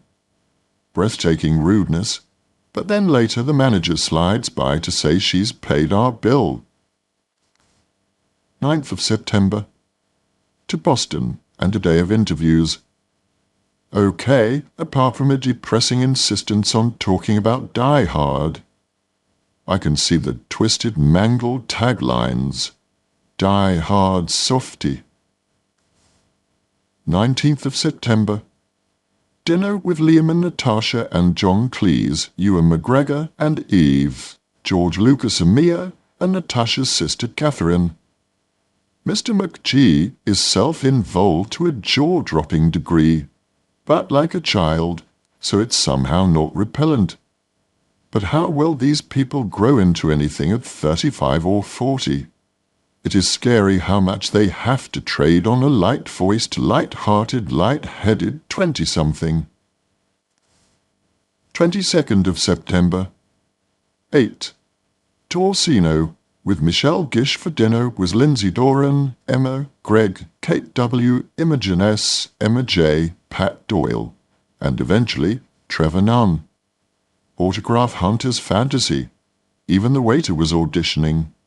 Much talk of who doing what, but, as ever, the best bit was Pat and his stories. His royal family talks could go on a loop tape and I'd be happy. Trevor looks at him slightly bemused. How could someone be this talented and I don't know who he is? 24th of September, 7:30 a.m. Missed the alarm, missed the car maybe. Phone calls, new car, new time. Wet clothes in dryer. Rethink, repack. Forgot the Gatwick monorail and endlessness of it all. Made the plane with 10 minutes to go. Watched Trees Lounge, Steve Buscemi's beautiful film. Complete rethink on the in it and direct question. Although it has such a central quietness you forget anybody is acting or directing something. Very inspiring. 28th of September. Camden, Maine, Dark Harbour. 4 p.m. Everyone comes over to read, eat, drink, hang. Some fittings. The reading is a strange disembodied experience and I lose all connection to the script and have to lie like mad to Norman readers who wonders halfway through if it's a good idea. He reads beautifully, and XM will work fine. As I said yesterday, it's Polly Walker and I who have to do the coal mining. 29th of September. Dark Harbour. First day. Slipping and sliding. In the rain. Inside the head. Adam is all applause, noise and enthusiasm. Footnote. Adam Coleman Howard, the director of Dark Harbour. Probably mistakes my quietness for disapproval, but standing in the pouring rain needs some stillness to bear. Long lunchtime chat with N, who has had a life. Tennis champ, living on an Indian reservation, Tokyo, Spain, and tooting Beck. I'm dazzled by his openness. He could achieve anything with it. How on earth does L.A. understand him? Polly is quietly heroic all day too. How can I love these two people so quickly? The script still needs vacuuming. The bedroom needs heating. 4th of October. Standing in a forest being sprayed with lukewarm water so that pyjamas and dressing gown are soaking. In the cold morning air. And because my mind is not in the right place, although in some ways it is of course, I can't get properly into the scene. Big déjà vu, too, with smoke guns and mist and watching the director of photography nonplussedness as it all vanishes before it is settled. The scene is then played to the background of what seems like a war film. 5th of October. Raining, raining, raining, especially in my head. Eventually see Tony Blair's conference speech. All new, modern, reformed, changed, like a soap powder ad. It was full of good things, but repetitive and straining for sincerity. He has it in bunker loads, but when unmatched by anger or real indignation, he can appear to be head boy rather than prime minister. You slightly want to pat his head rather than applaud. 6th of October. Duncan Heath arrives somewhat improbably for lunch from New York, Boston, Portland on his way home. Insane really, but touching. We talk about the confessions, which it seems I am not doing.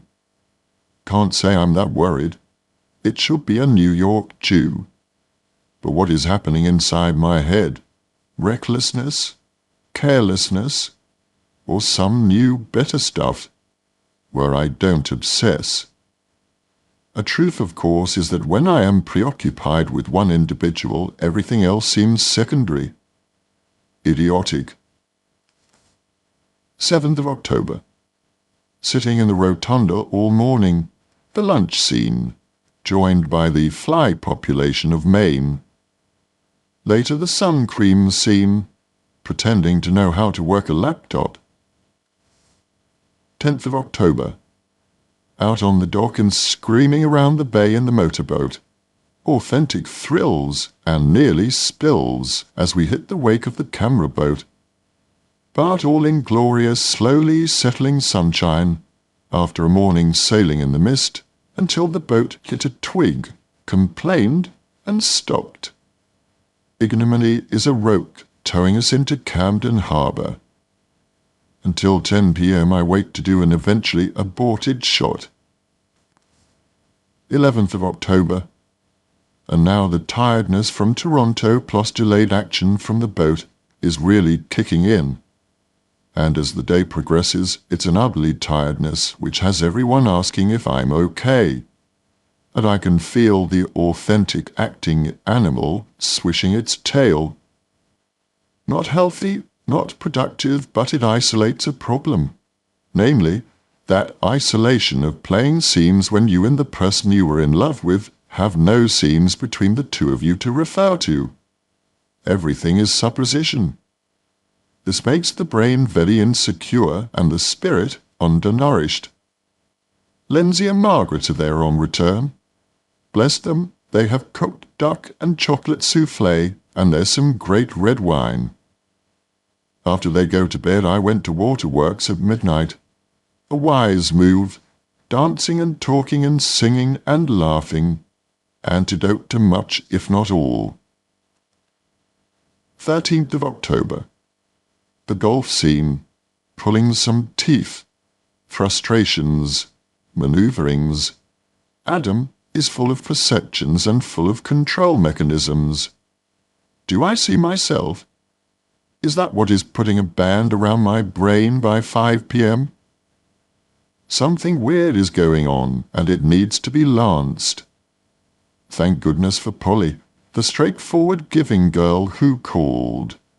Was anyone tapping that call? 16th of October. Writing this and slow churning. On the boat all day, playing a sleepy mist scene to the sound of fog guns. Polly and I inaudible to each other. She and Norman go in the freezing nighttime water. 17th of October. One of the worst all-nighter wakes of recent memory. Thank God the day is spent inside a 60s Mercedes with rain pouring down the windscreen. On other fronts, something less gut-wrenching descends like a comforter. May it last. 18th of October.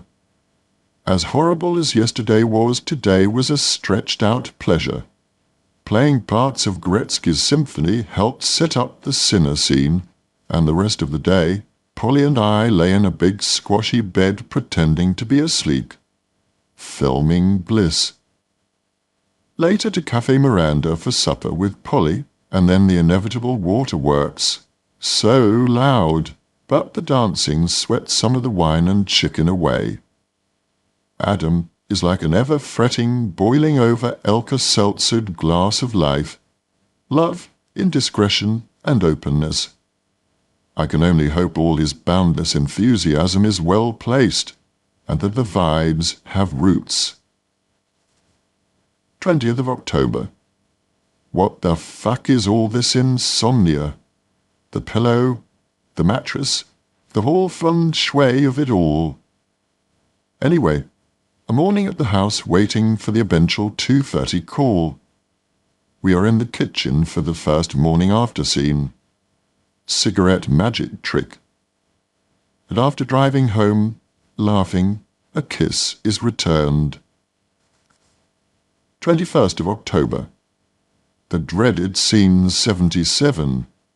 13 pages of text, noise, small room, and increasing heartache. Somehow, there are some takes we can use. 22nd of October. The day of all the reverses throws me into a cocoon of silence. I watch myself in this pointless activity. It does have a huge effect on people. They are confused, I am confused. All the time the ache gets bigger.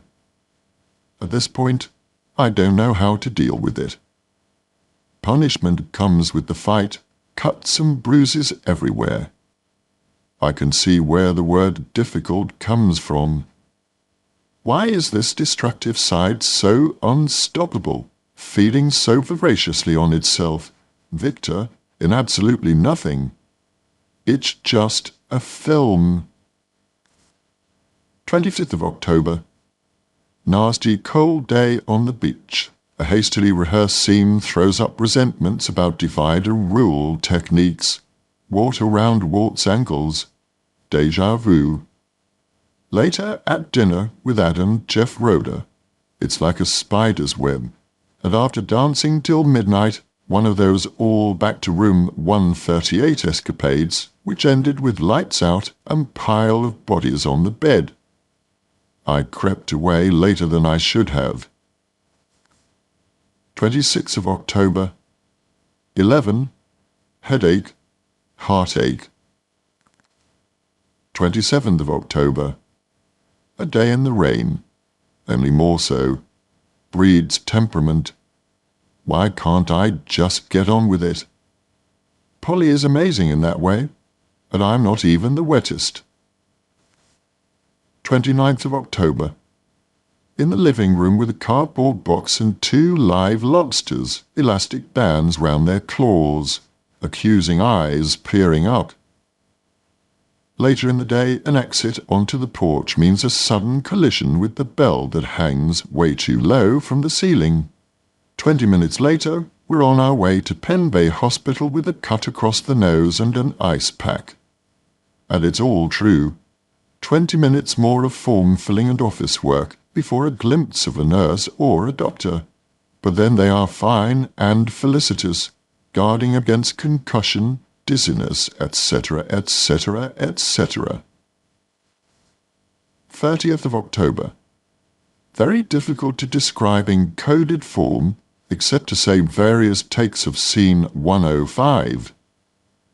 Once the hair and costume had been decided, we basically got on with it. At times, the temptation was to stop in the middle and just say, "Who's kidding who here? This is mutual, isn't it? Was it? Wasn't it? Will I ever know?" Footnote. Alan is here referring to filming with Norman Reedus. The 1st of November. Writing this as the wind attacks the house, having run away from the brat party. I'm not sure who was angry at who. I certainly feel a little mislaid. The scene today was tough, mostly just arriving at it. Adam's stubbornness is like treacle on the stairs, a roadblock. All I want is some narrative, not endless rationales. We get there, and it's one of those scenes the crew describes as amazing. But now I'm tired of the cold shouldering mixed up with the kiss on the cheek. Of course, it's all about my needs, but fuck it, I've given this film a ton load. 2nd of November. Clearing up, getting out, driving off. 7:30 dinner at Reedy's for cast and crew. A happy, necessary time. Still can't get it right, though. Somewhere in my speech the word love is mentioned. Later, hands are held, but more misconnections. I think at this point, I have to give up. Dizzy. 3rd of November. The last day. Last shots. Norman disappears to the airport. His black eye still in place. Had to bang on his door and head massage him onto the set. I go on walking into buildings, from buildings and CADs, along streets, upstairs, until that's a wrap. All kinds of mixed feelings as ever, only this time so on the line, on the edge. 13th of November. 12A for Dark Harbour. The day the rain came. The beginning of El Nino. Eventually we start on the car crash stuff in the middle of this Mexican district. The telegraph wires have several pairs of sneakers hanging from them, Apparently this means drugs are obtainable in this area. 1 shoe for dope, 2 for crack, etc. 14th of November. Sitting in the car on the low loader all morning. Silly but funny and a very good humour pervades. Until the Teamsters decide to strike. 22nd November. Lunchtime around the pool with Greg and M. We screened Winter Guest at CAA. Pretty damn scary and thank you fine line for a shitty print, out-of-date grade and no song. But they liked it. They really liked it. And we sailed on to Goldfingers. Noisy, small, dark. 2 girls in gold paint. Not enough food, but everyone danced and drank till 2:30. Collapse. 4th of December. 3 p.m. And I know I've just been talking to National Enquirer, News of the World, not The Guardian. Horrendous, intrusive, entirely centered on sex life. It gets worse as I think about it afterwards. 6th of December. 2. David and Chris, Reema and I go to the cemetery. Mum's birthday today. We planted some bulbs and primroses and hung a Christmas holly wreath. It looked a bit mad but pleased with itself. Then to Nan and Grandad's. Some artificial flowers have crept onto the earth. Awful. After we drove to Auntie D and Uncle V for tea and fruitcake, and photos of the 50th party. 7th of December. Jean Anderson's 90th birthday party. She's a lesson. Still wondering about the next job, still betting on the horses. Miss out on lunch, though. Bugatti Heathrow is there at 1:30 p.m. 8th of December. The phone rings, and a voice says, "This is David Mamet." And then I spend 10 minutes telling him why I probably won't do The Winslow Boy. Footnote. Mamet was writing and directing a screen adaptation of Terence Rattigan's play. 16th of December. 3:45, Today Show. Jill Rappaport. God, what a lot of hair. 17th of December. 1 p.m. Lunch Trattoria dell'Arte. Peter Travers. Fun. He's very focused and generous, and I could feel the journalist in the gossipy questions slipped in between the professional concerns. Laura Dern, tucked in a booth on the way out, helpfully calls WG a masterpiece. 8. WG screening. Ken's speech curled my toes. References to no one earning more than $150,000. 19th of December. 8:15 dinner at Erica Yon's. A room full of very witty and probably vulgar people being rather polite all evening. 21st of December. 8:15 Goodwill Hunting. Ultimately a bit of a letdown. Matt Damon is a really fine actor, however. But the film feels as if it is looking for a sense of purpose, or that it has too many. And Robin Williams is too sweet from the word go. 25th of December. Christmas Day in Wyoming with Judy Hoffland. Coming downstairs to people hidden behind flying wrapping paper, mounds of Barbie and fluorescent plastic. These girls so spoiled the word has no meaning. Later in the day, Rosemary stands in the middle of it all wanting something to do. Charlotte's main dream had always been a lollipop. 6:30, dinner's on the table. Reto, the cook, and I negotiating our way around Judy's obsession with oven temperature. She had promised us a wonderful cook and then wouldn't let him do it. When it does all magically arrive on plates, it is delicious, original, and Reto is exhausted. Later, watching Wings of the Dove. I have only a question mark as a response.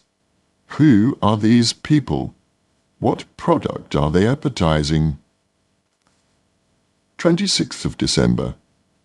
To Calico for a family meal. Reto had been ready to cook, but I don't think Judy can stand the competition. Crazy, really.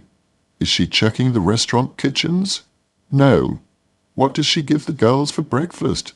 Chemically flavoured and coloured cereal? Coffee mate? Back home watching Kennedy Center Awards. Dylan in a black suit and ribbons. What next as he sits next to Charlton Heston? 27th of December. To New York. Exodus with many bags. Jackson Hole Airport looking bleak and dramatic, and snow-swept. 31st of December. To Edna O'Brien at the Wyndham. Edna spotted Pluck You, the chicken shop on 2nd Avenue. 9. To Nick Heitner in the Village. He calls it the house that Ho Chi Minh built. Footnote, because of the success of Miss Saigon. Very focusing, stunning views of Manhattan. A real fire. I feel like I'm in a magazine. 11. To Susan Sarandon and Tim Robbins on 15th Street. A great accordionist plays with Tim and a friend. Another stranger sang In the Midnight Hour. Emily Watson and husband Jack, woozy with jet lag, come with us. 1:15 a.m. Back to the mark. During the evening, the New Yorker review of W.G., it has the lingering radiance of art, was quoted. Disastrous, says Edna O.B.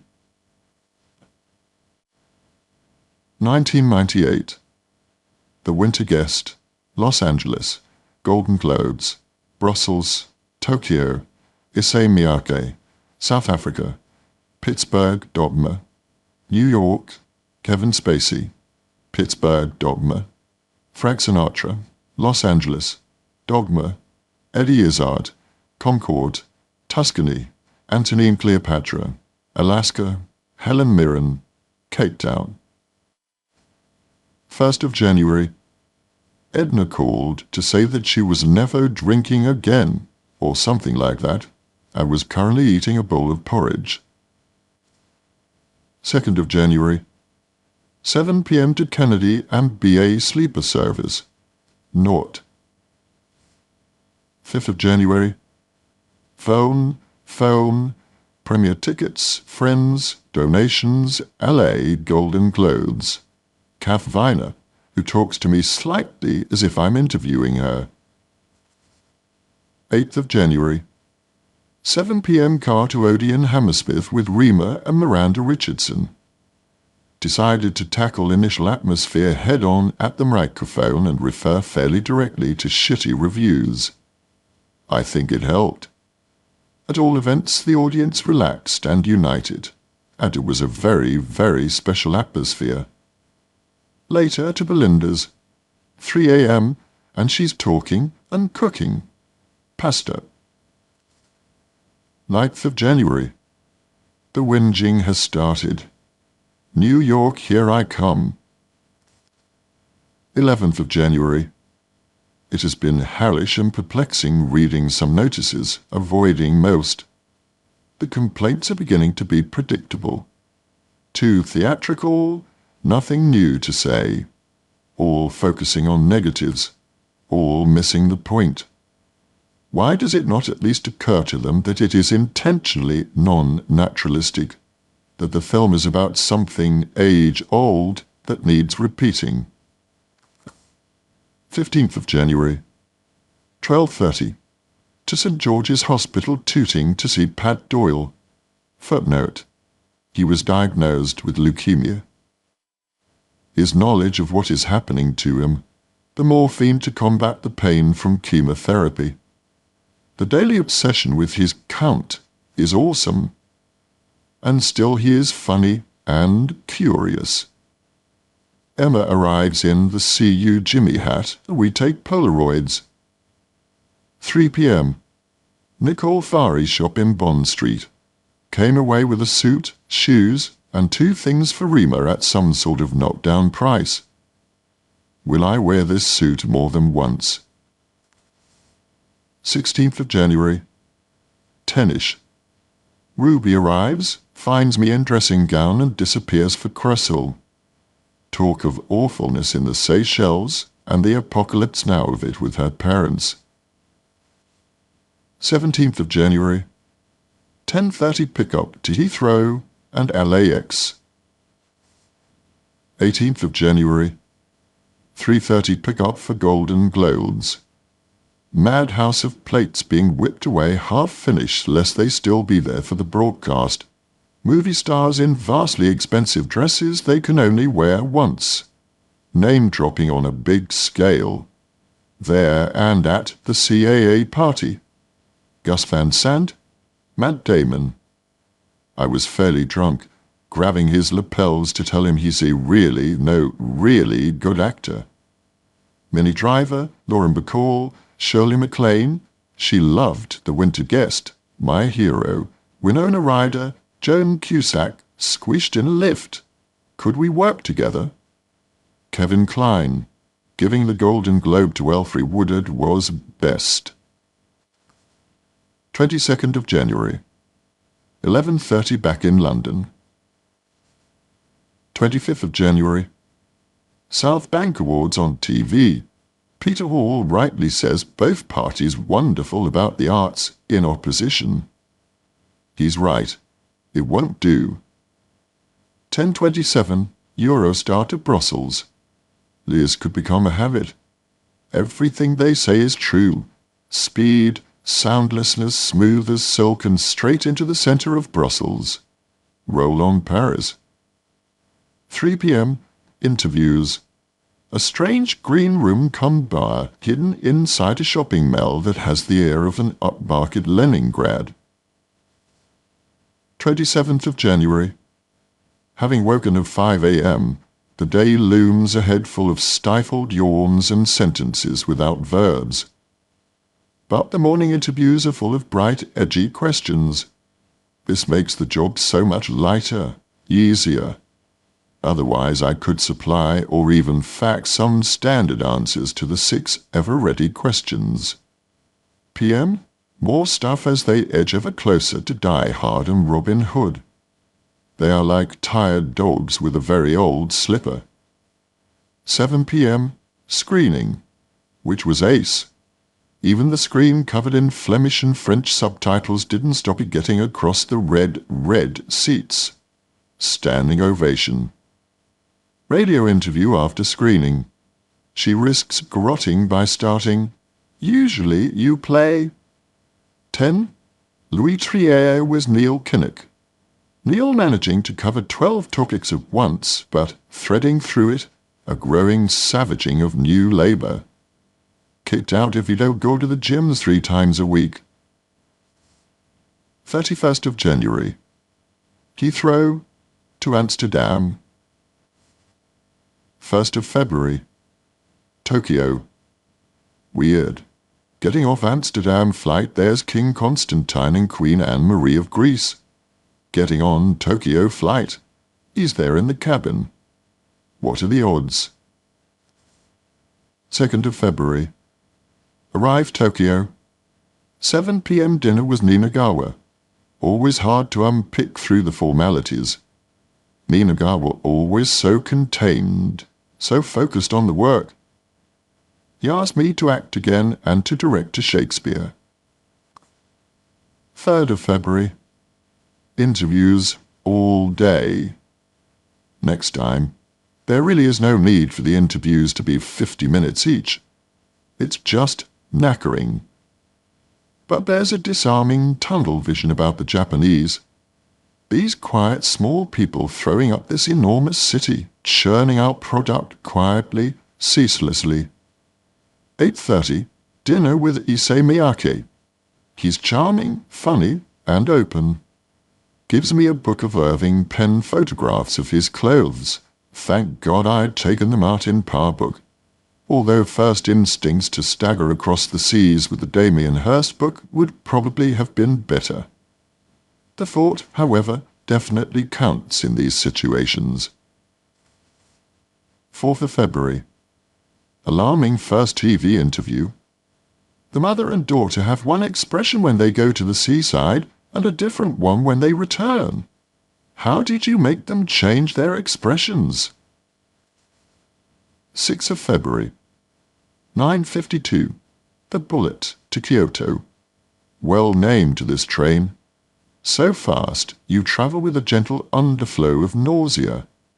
Inasmuch as you can grab any image as Japan flashes by, it looks like one vast 3D electrical circuit. But it's a beautiful train. I look forward to the day British Rail has an electronic notice board, quiet audible announcements, and a ticket collector who bows to us as she leaves the carriage. 11th of February. A day of no's, uneasy making, acquired depression, further Academy stupidity, the total omission of any nomination for the Ice Storm, next to nothing for Donnie Brasco, Boogie Nights. Don't be too much of a downer. Don't open too early in the year. 13th of February. 3 p.m. to Hazlitt's to find John Hurt, and then to Groucho's, and then to the Atlantic Bar. Taxi to Habitat. Whiz round the bathroom cabinets. Taxi home. Watching the dark harbour shots. Very depressing. £20 too depressing. 24th of February. 9 p.m. The Ivy, with Adam and Polly, and with perfect Hello magazine placing. Fergie chatting to Elton John with Jeremy Irons and Sinead Cusack across the room. Adam agog. 4th of March. 6:30 car to Heathrow for 9 p.m. flight to South Africa. 6th of March. Streaming with cold, flu, whatever. Life can become another TV set, another hotel room, however much the sun and the swimming pool say Cape Town, South Africa. 7th of March. 9. Screening Winter Guest. Like watching it through the bottom of a beer glass. It is so hard for the film to work under these circumstances. Does music work through static? Does a painting work if you have a headache? 8th of March. 10:30 Q&A on WG. I have a feeling that people don't know quite what to ask, since they probably didn't like it very much. Not all of them, as I gradually discover, but enough. 9th of March. 9ish. Die Hard. 10 years on. It still works like none of the others. Real energy, perfect camera work, wit, and style. 10th of March. 9. Under the Skin. This is something very special. No wonder the jury gave it the main prize at Edinburgh. 14th of March. 6:10 to Johannesburg. 9:15 to London. One of Liza Key's madcap outings. At one point everything lost. The keys, the parking ticket, my wallet. We get lost. Nearly. At one point she asks hopefully, "Can anyone see an airport?" But the drive is spectacular, along the Indian Ocean, and shocking. The townships and shanty towns just a crazy collage of cardboard and metal bits and pieces called home. Lots of washing flapping bravely in the dirt. How would you send a letter here? 300th shack on the left of the freeway. 15th of March. Ruby and the Spice Girls on TV. What? Who? Why? 17th of March. 11:30 to Pittsburgh. Watched Regeneration on the plane. Curiously uninvolving. Not stealthy enough, or cold enough, or sharp enough. Smooth, slow, and brownish. Sunday TV. Except in the last minutes, something epic started to happen. We stopped in Montreal for an hour, then on to Pittsburgh and the William Penn Hotel, The burst through that tunnel still as thrilling. 18th of March. Filming of Dogma. 11. Costume fitting. Versace rules. Abigail is obviously very, very good. Footnote: Abigail Murray, costume designer. She doesn't put a foot wrong in terms of shape, line, texture. And she's willing to listen. 3 p.m. Read with Linda Fiorentino. Also meet Jay Muse and assume like an idiot that he's Kevin's assistant. Then recognize him from Chasing Amy. Foot deeply in it. Linda thinks this is hilarious. She's everything she looks and sounds. Smoky, dark, a coming-on disposition. Somewhere in the middle, Ben Affleck crashes in. Later, Jason Lee, and later yet, Matt Damon.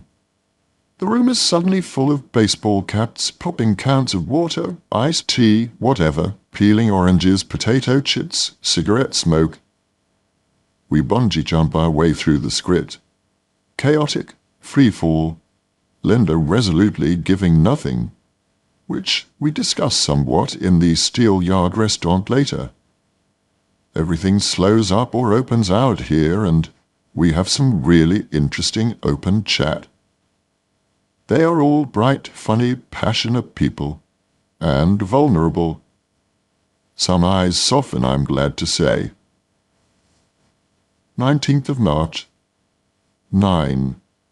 Kevin Smith has the strangest way of running a rehearsal. Matt and Ben seem to take it, so, when in Pittsburgh, we spend an hour reading newspapers, chatting, sitting, waiting for breakfast. No explanations or attempts to pull us together. Then we do the sort of show-and-tell rehearsal.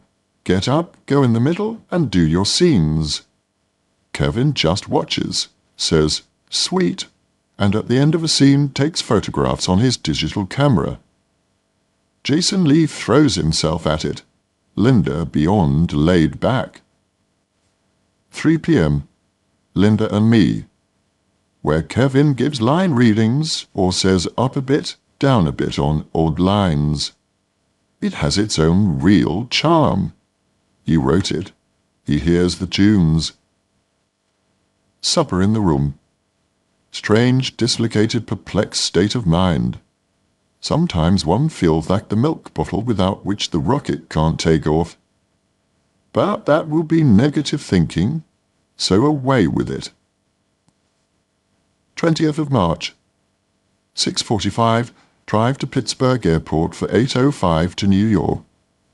Somewhere around 10, arrive at the studio for prosthetic making. To the Lombardy Hotel. 21st of March. 2:30, The Big Lebowski, like its title sounds, sprawling. Jewels in amongst the box of chocolates and other such mixed metaphors. 26th of March. 10:15, Carter Newark Airport for 12:14 flight to Pittsburgh. 3 p.m, wardrobe for costume fitting. Would like to drop 10 pounds overnight. Starvation diet before Wednesday. 31st of March. To the set, the church. George Carlin and the Buddy Christ figure both on great form. Footnote: Scene in Dogma in which a cardinal attempts to rebrand Jesus Christ. Carlin improvising brilliantly with the extras. Should have taped him. An echo of the day when Gore Vidal joined us in Pittsburgh on Bob Roberts. 1st of April. 3:30 a.m. pick-up to the set, and all day in the Mexican restaurant. A 6-page scene to start the film. Reminders of day 1 on Michael Collins. Here was another cliff face, only this time involving the daggers-drawn battle between memory and any kind of freedom. Somewhere in there, the two shots, the one over the shoulder and the close-ups, there were moments when it took off, but always with the slight frustration of not really being able to make it a scene between two people. So much plot to get over, and fast. Kevin seemed to be flushed with happiness at the end of the day. I was skate by at times like these. 7:30 a.m. pick-up, finish at 6 p.m.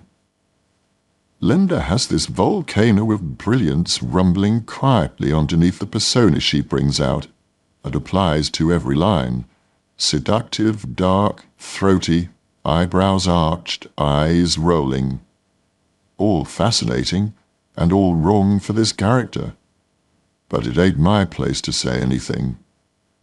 I must be learning. 3rd of April.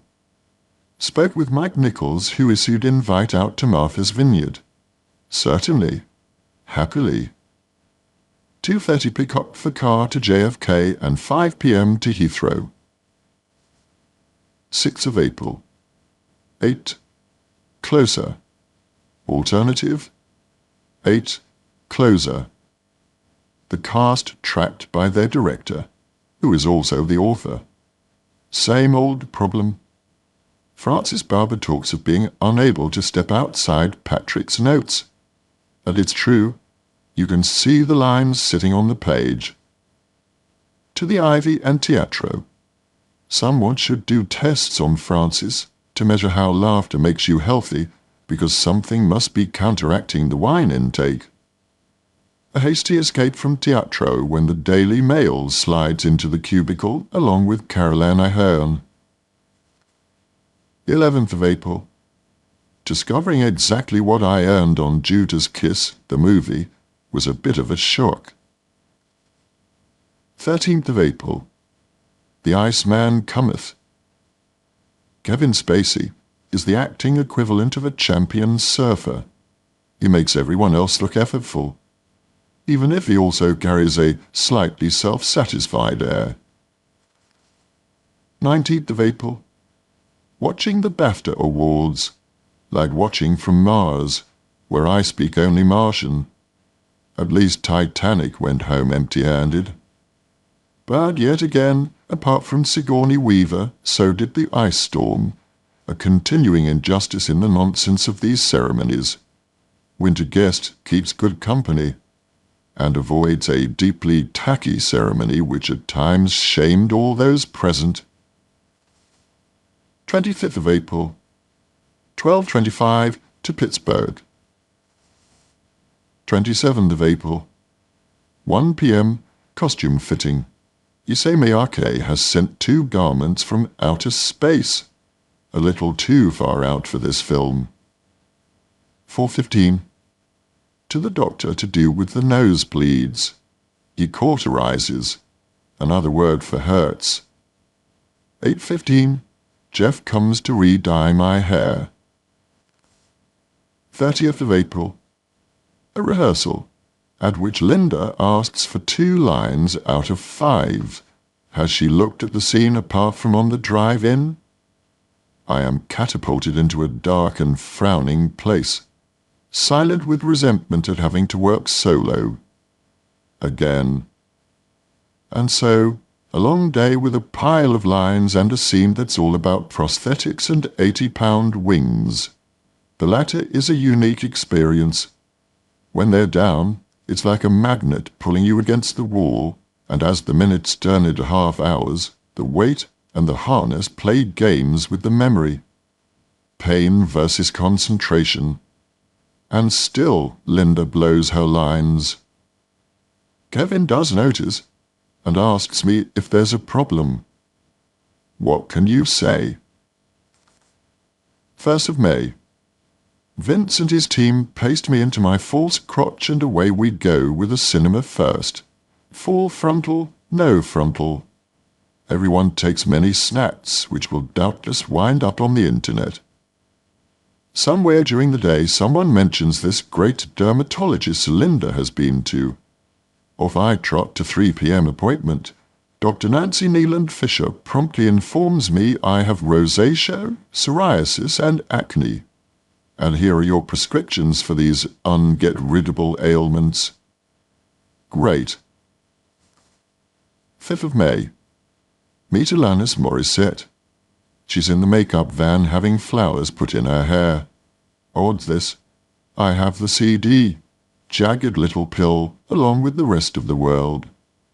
All that angst and rock and roll. Here's this quiet, charming, gentle girl woman. We wait a lot, shoot a bit, share a van back to the hotel, talk about work, what's now, what's next. The girl next door acquires new resonance. 6th of May. Me and Alanis, comedy duo. Who knew? Laurel and Hardy live. 7th of May. Definite change in the atmosphere. Chris Rock allows himself to be more vulnerable now that Ben A has gone. That's one of the deals with the devil. Surrender your peculiarities to the pushy certainties. Be seen as often as possible with a mobile phone, right up to a call for action. All sorts of stuff released. In The Boss on the way back to the hotel, Salma Hayek talks of her time in India as a volunteer for Mother Teresa. This utterly beautiful woman, talking of wiping up shit and worms and keeping the flies off a dying woman's face. Alanis had talked only yesterday of being there too. 8th of May. Pittsburgh will forever be associated with my room at the William Penn Hotel. Carless, cabless, and on a film which is all about creating a family of any description. I have a feeling that the need is there throughout the unit, but there is a shyness at the top which coagulates unhappily with the arrogance factor and makes visible vulnerability impossible. I'm just not around enough to make a huge difference. 9th of May. Somewhere on the way back to the hotel, I felt a familiar knife-like pain in my lower back. I know what this means. 5 days of pain. The wings have caught up with me. 10th of May. Trying to move the body out of bed is like a mathematical equation.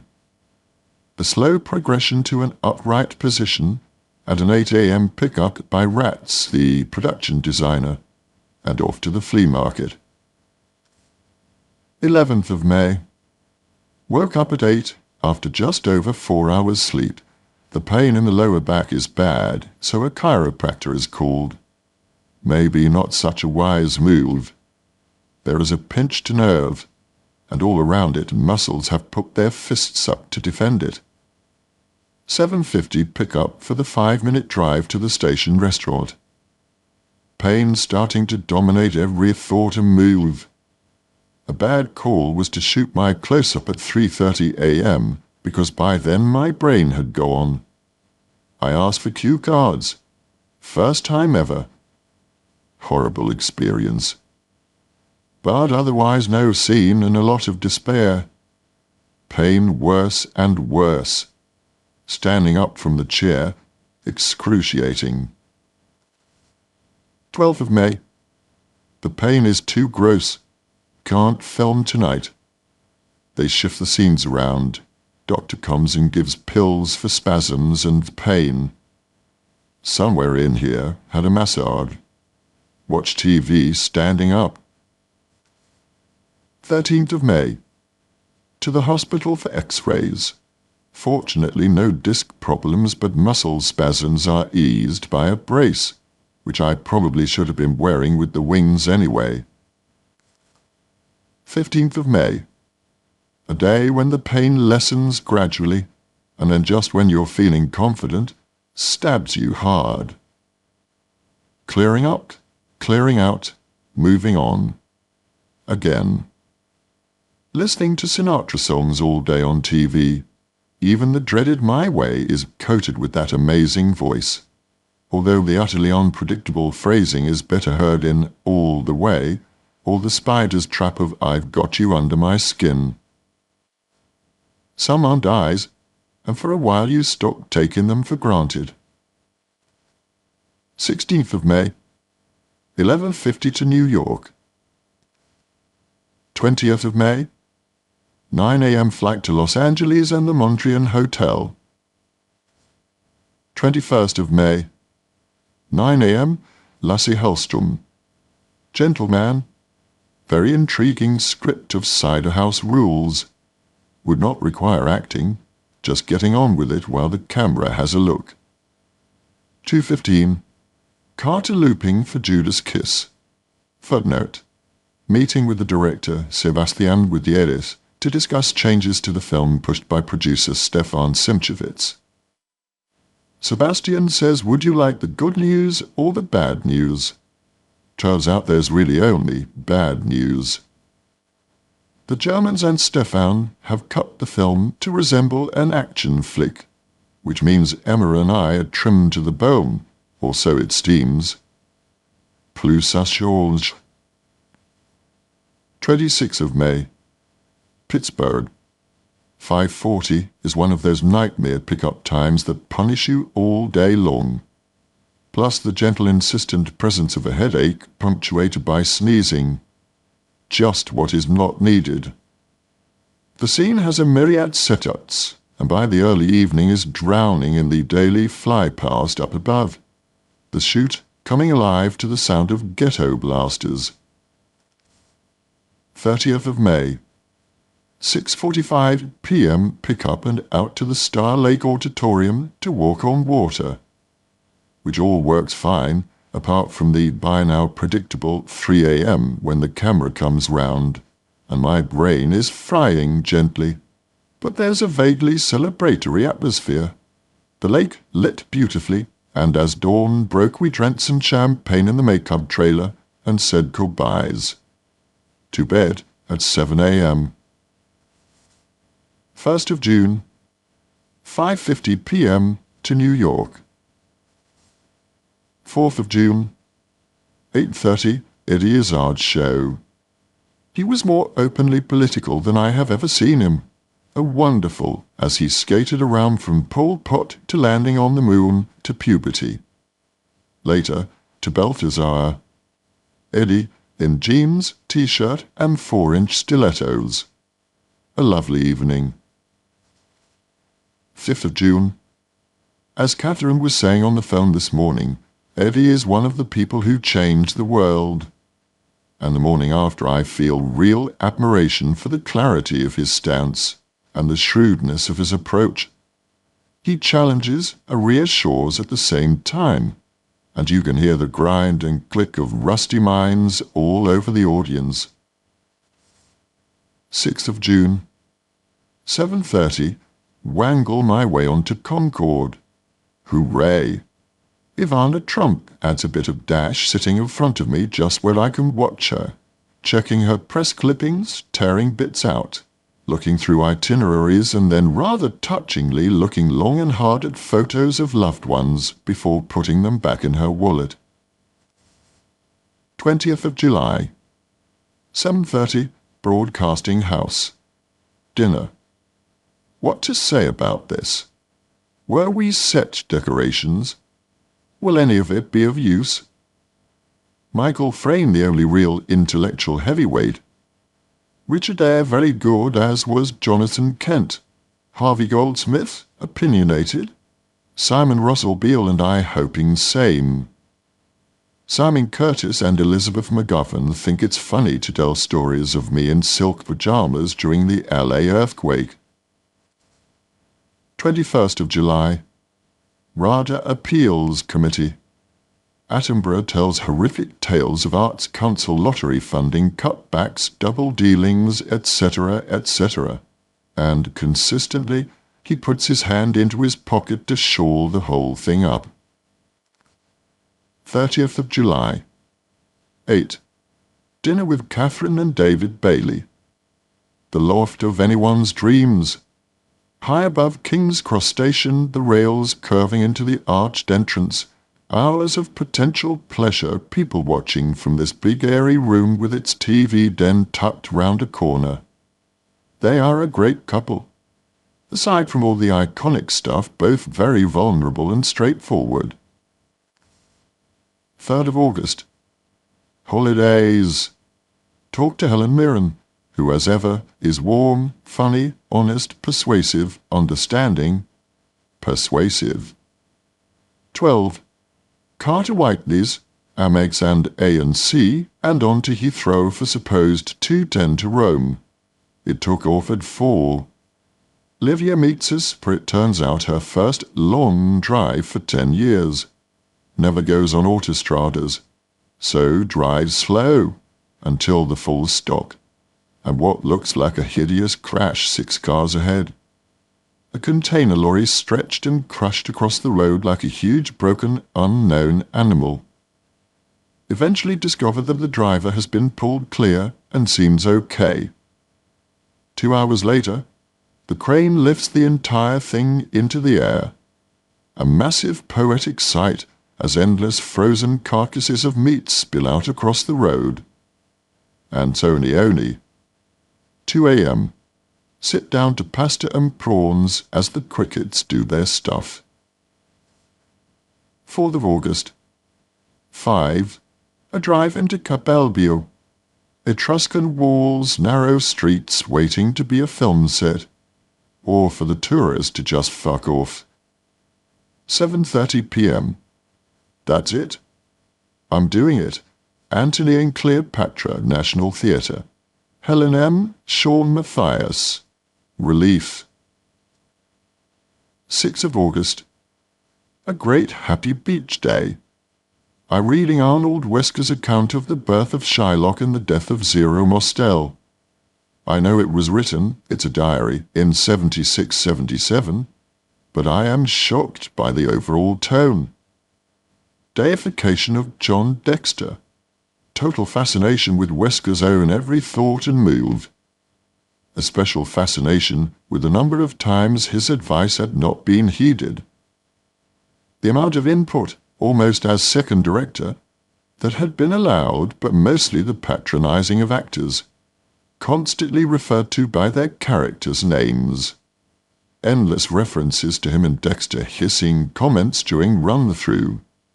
Actors are performing dogs. Malleable, silly, not capable of rational thought, just blind instinct and infuriating inabilities to hear their author's music. And it comes across as a surprise to find they have private lives. But he does quote John Whiting memorably. A line in a play holds just so much sense and no more, just so much emotion and no more. The really great actors exercise their own control. They give a line an essential rightness of sense which makes it seem impossible to read any other way. They also make the emotion a kind of atmosphere in which the sense can freely exist. Lesser talents often try to over-humanize. Page 108. 8:30, spoke to Paul Lyon Maris. Something about the National Theatre contract. We'll do Antony and Cleopatra for about £100 per performance. Tell that to those opera singers. Patrick Proctor will do the poster. 9th of August. 11-ish to the beach. Finishing the Wesker diary. Contradictory, irrational, pointed, exact, self-delusory, honest, self-important, fickle. Whatever adjective suits, apply. And ultimately so disrespectful to actors. We should all be engaged in an activity which gives away. Here, too much is on show. 11th of August. 8-ish, dinner at Monty Poe. This is like a chapter from Evelyn Waugh. The Greens. Graham and Sally and their children, Matt, screenwriter Los Angeles, Charlotte, the homemaker, and Alexander. This breathtaking house, every corner filled with effortless taste and abundant eccentricity. Candle-strewn tables, a disco upstairs with the children dancing behind a shadow-lit sheet. And the cook quit at 5 p.m. Hat, bag, case, the lot. 17th of August. First day rehearsals, Antony and Cleopatra.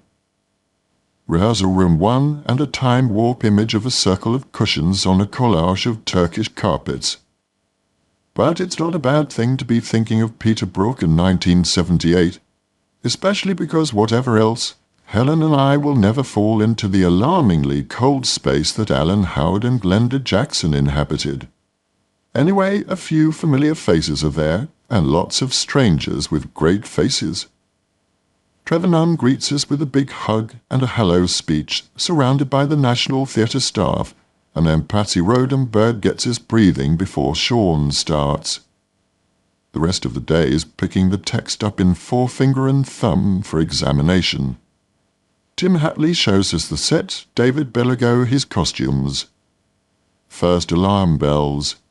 I hope unnecessary, but how will we make this personal and not epic, given that golden wall, Beau's clothes? 19th of August. 5:30. First run, words of Act 1. Too much acting from me. 20th of August. Sean handles rehearsals beautifully. Honest, fun, denying the power of his role, really. I can't direct unless you show me something, or words to that effect. 21st of August. 11:30. 26 Manchester Street and Patrick Proctor. Suddenly there's a reason for a diary. Dressed immaculately, was it a paper hanky tucked into his pocket? And however drunk he is, and he is, he knows he's wearing a Versace tie. The drawing time amounts to about 15 minutes during the next hour, interspersed with several large whiskies. But whenever, as he lowers himself onto his stool, his eyes focus murderously onto me, lines come out of him onto the canvas that are ravishing. He insists in his utterly aristocratic way on lunch at Odin's, full of Peter Langen's drawings and paintings. Beautiful Laura Knight, Hockley, and across the way, Proctor. 24th of August. A session with Patsy, and in roughly 20 minutes she sorts out the fogging vocal problem. Surprise, I'm not breathing properly, 1, and 2, drinking enough water. 8. To Sandra and Michael Kamen for Sandra's birthday. And in view of Sandra's recent aneurysm and operation, it's great to see her cutting a cake, answering the door, anything. George Harrison there trying to find a corner, a hallway, anywhere but the middle of the room at, God forbid, a party. I can see his point. He seems incredibly genuine and open.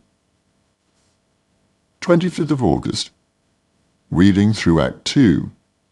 Something light and generous takes hold, and all of Sean's work and methods over the last 10 days pays off.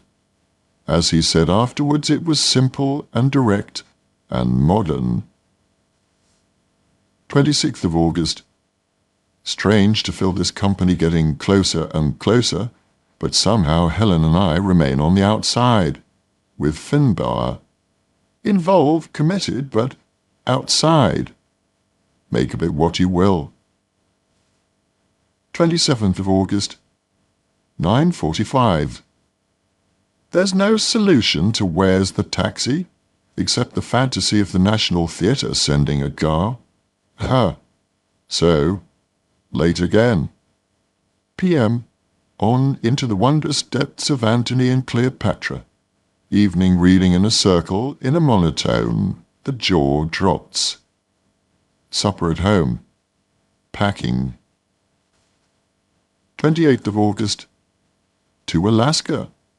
12 Alaskan time. Arrive Juneau Airport. 1:30. Deliver surprise of the year to Mary Elizabeth Mastrantonio on the set. 3:30. River rafting.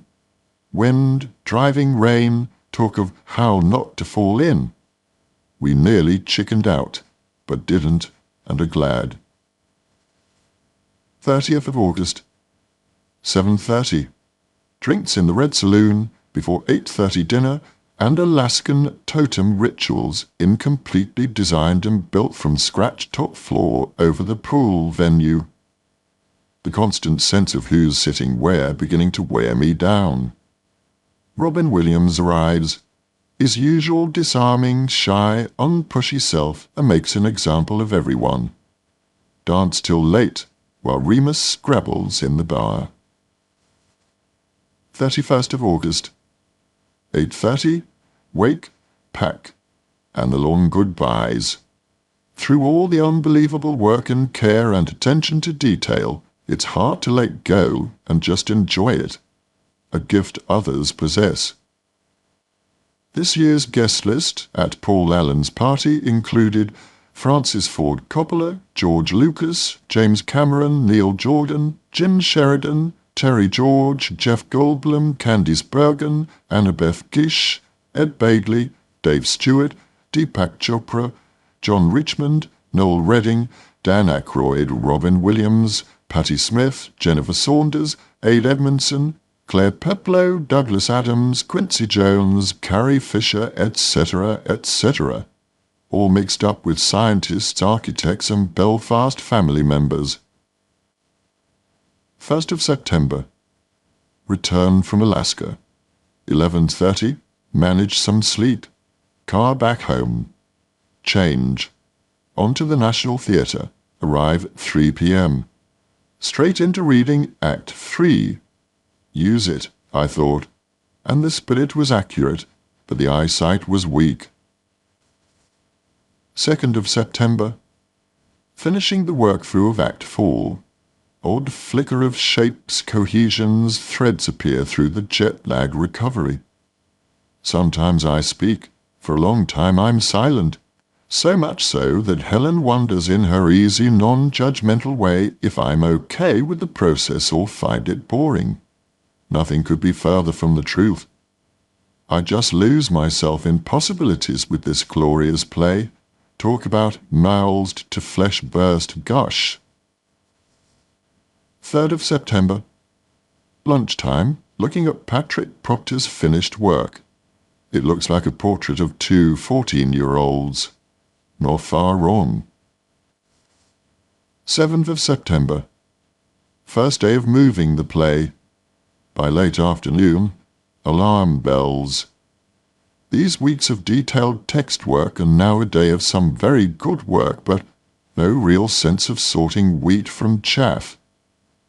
So when there is some terribly demonstrated work and bad verse speaking, the set proving to be as awkward as I had feared in terms of creating a dynamic set of entrances and exits. 8th of September. Better. I'm a dog with a slipper in the morning. I can feel all the new separate energies flying around. Helen, if offered no other option, does a solo act. One small suggestion, and she transforms spectacularly. Instinctive genius. 17th of September. Working through the 4th act AM, and Sean is worrying about the impenetrable lyricism of this part of the play. It forces me to analyze aims, specific feelings, actions. And in the following run-through, a lot becomes clearer, more direct. Sean is a big pile of Kleenex, and honest to himself ever tells us how moved he was. It is, in a way, a warning. Don't sit back on it. 23rd of September. These have been difficult days, running scenes for that awful, grasping sense of the text. So, no impetus inside. And listening to text being chopped every which way, so no impetus outside. The only solution is to stop and teach. I sound and feel so reactionary, but it is like a knife in the stomach when Shakespeare is rewritten or written the wrong way. He makes it easy or easier if you think on the line. 6:30, fittings. The mustard suede is on his way out. Hallelujah. I would have been a face with no body. 28th of September. Run through Act 3. Oh my God. 29th of September. Starting Act 4. Learning lines a little ahead of myself here. Recipe for panic. 30th of September. Oh God, let me lose this script. 1st of October. 3 hours sleep, and a run. Thank God for experience of a kind, otherwise I'd be reaching for the hand done. 5th of October, 7 p.m, first run, Act 1. Sean's happy. It feels like a mess to me, except for Helen, who is free, creative, and flying. An afternoon of Katia Caballero, Octavia, and her intense missing of the point exhausts me. 6th of October. These are the tough days. I can feel myself not exactly closing off from the company, but concentrating so hard that chatter disappears. The Thedia scene is the first big Waterloo. You just have to say these words over and over so that the knowledge sinks deep. 7th of October, 2:30, the first run-through. An out-of-body experience, full of heroics, dumbness, company things, solo things, conclusive, inconclusive, but a basis for tomorrow, and an excuse for getting fairly blasted in the bar afterwards. 8th of October, hungover in a major way. 3 p.m. the text starts. Memorable moment in the wings, as Helen says, "I'm so happy. All I dreamed of as a girl was to be a queen in a big theatre." 9th of October, hungover in another major way. The day spirals on. The costume gradually appears. The character gradually disappears. Hair pieces tried. Much hoopla from the rest of the cast. Only question marks from me. 10th of October. Like a car crash, we get past the interval, then on into the second half. My questions are getting larger and more urgent. Where is the music? Where will the story be? Time it again. Where is the exactness? 11:30 in the bar. Everybody is good-humoured. Helen and I quietly hoping there will be a dress rehearsal. 11th of October. 11 a.m. to 7 p.m. and at the close we are still in Act 4. A kind of calm terror looms of the prospect of a public performance tomorrow night. Armour seen for the first time. Why? Could it not have been made in week 3 or 4? It's a proc.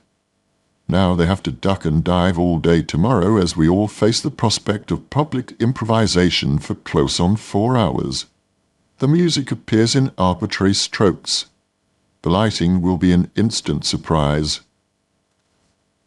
12th of October, 7:15 and on. 1,200 people watching a dress rehearsal and only the second ever run of the play. Utterly terrifying, and I will always think destructive. But of course, we have to turn it to our advantage. 13th of October, second performance. It grows and shrinks, but it has started to find its space. 14th of October, still hideous nerves. It's so big, this play, and this theatre. Later talking on the doorstep with Helen and Sean. Is vulnerability in spades. But so? Directors, I think, aren't allowed that. They should only encourage, challenge, reassure, never look for validation. 15th of October. The gremlins arrive, skidding on water. Road trips on the breakers. The sword falls from its scabbard and is revolved off. Anthony killed himself with Eros's sword tonight. A corporate members do in the Olivier bar, followed by a too-late session with Helen and some LX guys. 17th of October, 1:30, first matinee. Somewhere around 6:25, Sean comes in looking wired. He doesn't drink, but I found myself looking at his can of orange juice wondering about the effect of carbonated water. For some reason, he was on the attack. Would it hurt you to show some fucking charm? I was stunned. Asked him not to speak to me like that. He nearly stormed out. I said, just give me the notes. This is the first time you've mentioned this. I'm piecing the part together, etc., etc. The evening show was a step forward, but as I write this, I'm still bewildered. Had people been nagging him? What? Ian McKellen and Charlotte Cornwall came round having loved it. Were they sent too? 18th of October. A day of relative stillness. Sleep, newspapers, Planet Organic, cappuccino, ironing the odd shirt, answering mail, cooking supper, thinking. Rima blessedly and unsentimentally with me. 20th of October, 7 p.m. press night. As per usual, everything heightened. Therefore, high energy, high focus, not as free as it should be. Later to Soho House. 21st October. And then the morning quietness, which means the press is not good. Eventually I hear the tentative messages and get the picture. 7 p.m. Second performance. Not easy. Nothing discussed. Is this a good idea? I don't think so. Major cut inflicted during the show, so I pour blood until plasters are slapped on. 22nd of October. Here we are again. Major avoidance. Major silence. Appalling how good, bad determines everyone's response, like it's some club to which you have admittance, or not. 7 p.m. Actually a show full of good things, and lessons. Don't push so hard throughout. Fine things. Let go. Led by Helen, the freest soul. 23rd of October. 7 p.m. The other side of the coin. Young actors playing their own isolated ideas. No sense of status, of character. In the Thaddeus scene I hit Ed twice. Wrong. But when Anthony is in that kind of rage and is faced by such insolence, it is almost unavoidable. 25th of October. Another heavy silence hangs over the grey day. By now this means only more bad press. Okay, on through the next 6 weeks. 26th of October. 7 p.m. These are the tough shows. Everyone knows what has been said. No one refers to it. Except at the interval, after a shaky first half, there's a very touching anonymous note from the companies sending love and loyalty. At the end of the show, Sean knocks. Unaware of what it might have been like for an actor tonight when it is pointed out, he says, "What about me?" Oh, Sean. 29th of October. 2:45, company call. Sean tells us how important a time this is for him. 30th of October. Maybe it's time to try and let go. Anthony would. Stop holding on to the problem. 4th of November. This just feels impossible, but somehow it happens. Belinda and Hugh are there and full of disbelief of the reviews. Working through a dizzying band of tiredness. Some things released, some tracked. A swift cab home, some simmering anger from a phone call to Paola Dionysosi. Not her fault, just articulating friends' lack of faith. Yet again. 6th of November. This one was tough. An incipient cold flu thing threatens. Worse, bone-crushing tiredness and an awareness that there is a price to pay for a night out. 10:45. With a bit more nerve I should have gone to Langan's Brasserie with Patrick Proctor and friend. He loved it. Bless him. 10th of November. Mistaken purchase of Time Out, forgetting inevitable discovery of theatre review. How trashed can you be? 13th of November. 7. Ed punches me, so I kick him. He kicks me again, I kick him again. Drama Centre. 14th of November. 6 a.m. What is this destructive force within my body that makes me wake at 5:30 knowing I have 2 shows today? Malevolent and unfair. 1:30 and 7 p.m. with a 2-hour break. Dizziness, yawning, and eventually at around 9:30ish, a sudden burst of energy. From where? Finbar thinks I put him down with "Thou art a soldier" only. These sensitive souls around whom Helen and I are like bookends. 18th of November. Helen says she's nervous. I'm worried that she's starting to shout her way through it. 19th of November. A blessed 1.5 hours sleep, somewhere between 9 and 10:30. Tonight, remarkable for the woman with flash camera. 3 shots in the first half hour. Back to the world of well done from Danny, Leela, Emily, Tom. But not Arlene, who clearly thinks she's seen something else. Bless her. 20th of November. Long phone call from Ian McKellen. Geeing up, reminding, empowering, focusing. He's currently rehearsing Present Laughter without a director. 21st of November. Spent some time flipping back through the pages of this extraordinary year. Some 27 plane rides.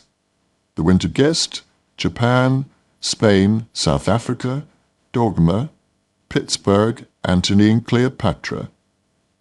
The old moment of peace in Tuscany, like living in a watershed, or so I am sure it will prove. 1:30 the long slog begins. The matinee has a freewheeling thing that feels good. After, Vivian Heilbronn brings round some professor of drama in Hawaii who says I have some moments that show potential. 26th of November. A real need to sleep as long as possible. 7. The show is all fits and starts, pluses and minuses. 11:30 to Sheeties, Richard Wilson and Anna Massey. A depressingly chill air over their response, especially after last night. How volatile an inexpertly directed show is, how much it depends on the spit-sharp energies of its actors. Still I attempt to articulate the positive. How negative has this experience been? 28th of November. A happy audience, more and more people saying, what were they talking about? 1st of December.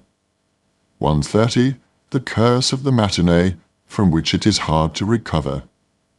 7. This is an endurance test. One scene at a time, conserve energy where you can. 3rd of December. And the last performance.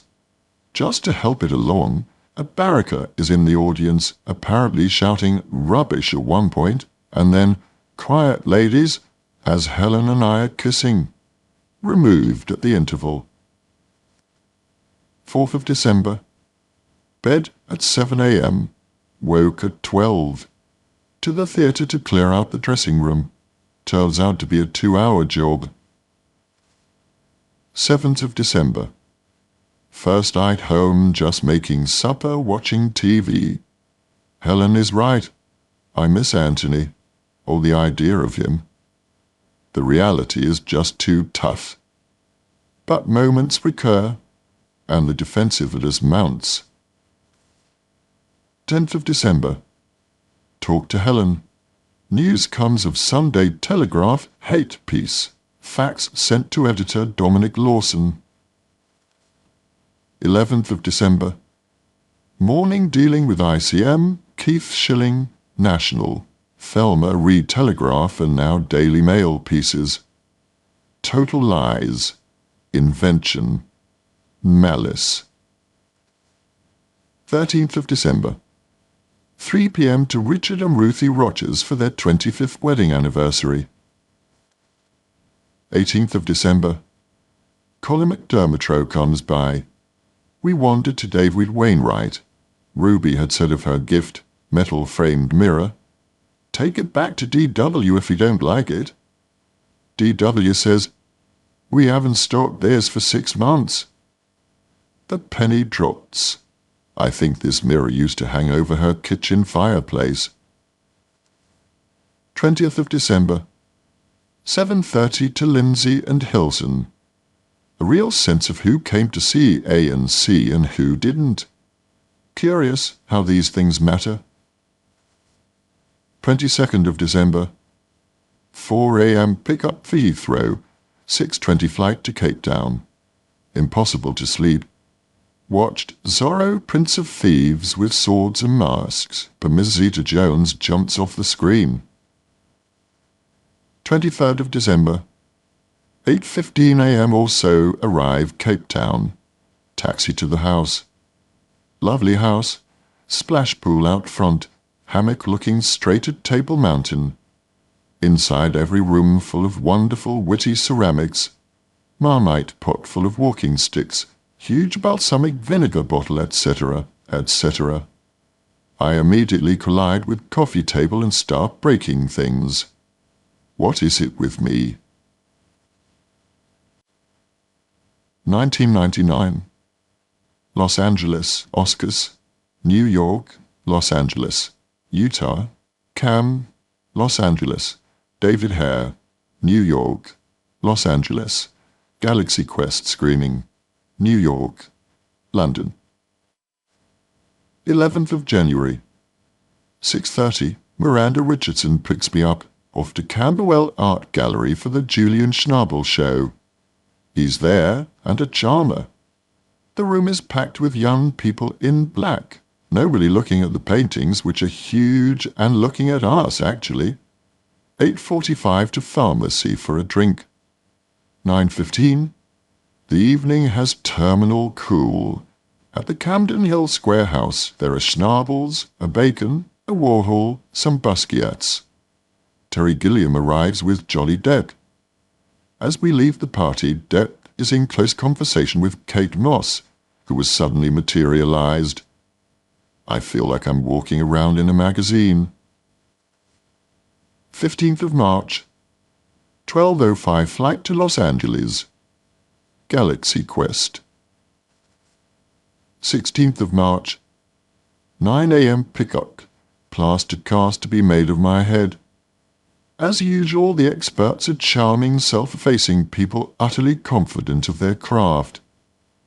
This is the second time I have had my head encased in plaster or goo. Rasputin was the first. It is a very disconcerting experience. You have to talk yourself out of panic or fainting. Can't see, hear, speak, or move. The stuff, same as dentists use, is cold, then warm as it sets. Temperature and consistency gradually changing as your world closes in.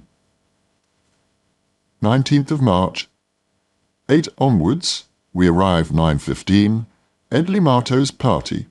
Absolute 24-carat Hollywood. Faye Dunaway, Warren Beatty, Jack Nicholson, Madonna, Emily Watson, Holly H., Catherine Z.J., Michael Douglas, Nicolas Cage, Minnie D., Rupert E., Carrie F., etc., etc. 21st of March. 4 p.m. Dan and Barbara's for Oscar's 99 TV Fest. Apart from its sheer length, this was suffused with an air of something manipulated, cynical, and insincere. Knowing too much about Gwyneth Paltrow doesn't help. Memories of Out of Sight, Dancing at Lunasa, etc., etc. abound. Real acting rather than the demonstrated neon-lit stuff that gets awards. Often. 24th of March. 6:15 pick-up for the 7:55 flight to New York. 3 minutes down the road, I remember my shirts and jackets are still in the closet at the Four Seasons. 25th of March, 6:30, first night, closer. This is the difference between here and London. Outside the theatre there are cameras, TV and flashbulbs. Inside, Judi Dench sitting in front of me. Elsewhere, Harrison Ford, Uma Thurman, Ethan Hawke, Kate Moss, etc., etc. The production still doesn't fly. Patrick won't let it. Natasha and Rupert Everett, very good. Anna Friel, amazingly first time on stage. Ciarán Hinds yelling a bit. Natasha doing the star bit way too much with dressing room lists and celeb table at the party. Went to Coffee Loop with several of the above. Kate M. very sweet and vulnerable. A victim of the crap which Natasha craves. Depressing. 29th of March, 3 p.m. Mike Nichols to talk about Betrayal, the Real Thing. Lindsay's still not getting any keener, but thankfully she's as articulate as ever about it. A reading is arranged for Wednesday. 31st of March. Talking to Bob this morning, I discover that the Betrayal Real Thing double bill is intended for off-Broadway. I still have a hankering for Private Lives on Broadway. Gramercy Park Theatre for reading of The Real Thing. I enjoyed letting rip on this part, and the play has subtle, painful threads running through it. I should have done it in 1984. Now, Lindsay not keen. Mike N. very keen. 1st of April. 6:15 pick-up for 8 a.m. flight to LAX. 4-ish, Rima arrives from London. We struggle together with the mechanics of the house, especially the insane TV system. 3rd of April. Waiting for the pool man, the satellite TV man, and Lauren the cleaner to make their separate arrivals, so as they could sort out my life. Also drive to Sunset Plaza Drive to see possible rental. Very clean and new pins soulless. 26th of April. Galaxy Quest. 5:45 pickup. And the dining room scene. This is tough stuff. Not made simpler if no one drives the car, be it director or leading actor. Also having to deal with a bowl full of leeches and centipedes, who, unsurprisingly, do not wish to remain in their watery abode and proceed to wreck the scene by crawling up, out, and all over the place. 6th of May. 3:15 pickup, Burbank Airport for 4:45 flight to Grand Junction, Utah, and drive to Green River. The town is one big truck stop. Dozens of motels, places to buy steak, frankfurters ice cream, watch satellite sports in bars. 8th of May. Working in Goblin Valley. This amazing place. Wind and seas have eroded the valley into something akin to the Chinese soldiers' tombs. Only here, it's those mushroom goblin penis shapes that create a dizzying maze all over the valley. Especially as it looks more film set planet than real planet. But exposed hardly describes it. Wind and sun rule. 9th of May. 5 to 7, rehearse at the Comfort Inn. Actually, rehearse is so far from the right word. Cue monologue might be better. 10th of May. 6 a.m. pick up for a day in the wind, the dust and the red dirt. And the other side of the coin. At the end of the day, Sam Rockwell says, "Sorry." I say, "For what?"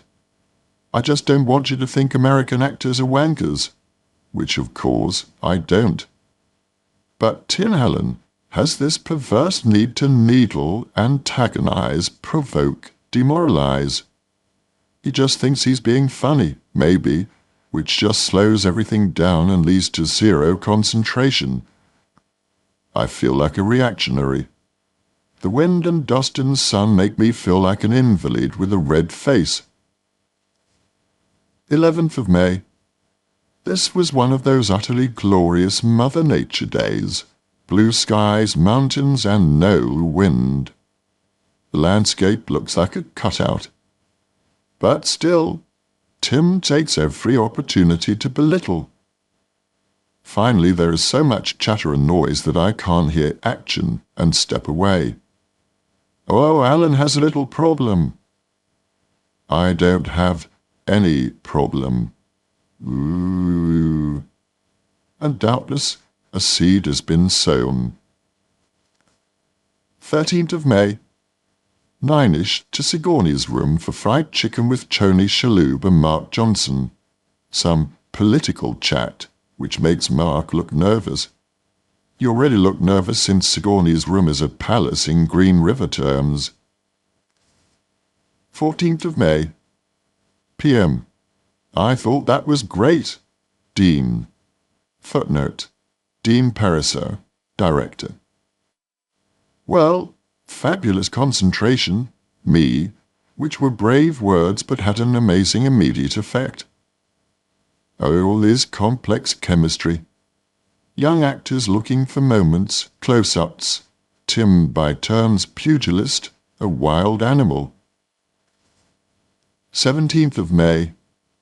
9. Tamarisk, with Dean, Jersey, and looking at storyboard. Dean is easy-going in capital letters. Whatever his inner terror, horror, whatever, his demeanour is that of a slow cowboy song. As I listen to them all talk, I can't feel the weight or energy of a decision. But something progresses apparently. Maybe this film is becoming itself without us noticing. 18th of May. Grand Junction for the flight to Salt Lake City and then Los Angeles. Said au revoir to Tim before leaving, touching that he says he'll miss us. I've grown attached. There's been a sea change recently in noticing the spaces that each of us needs and should allow each other. Genuinely, I was able to say that I knew how he felt.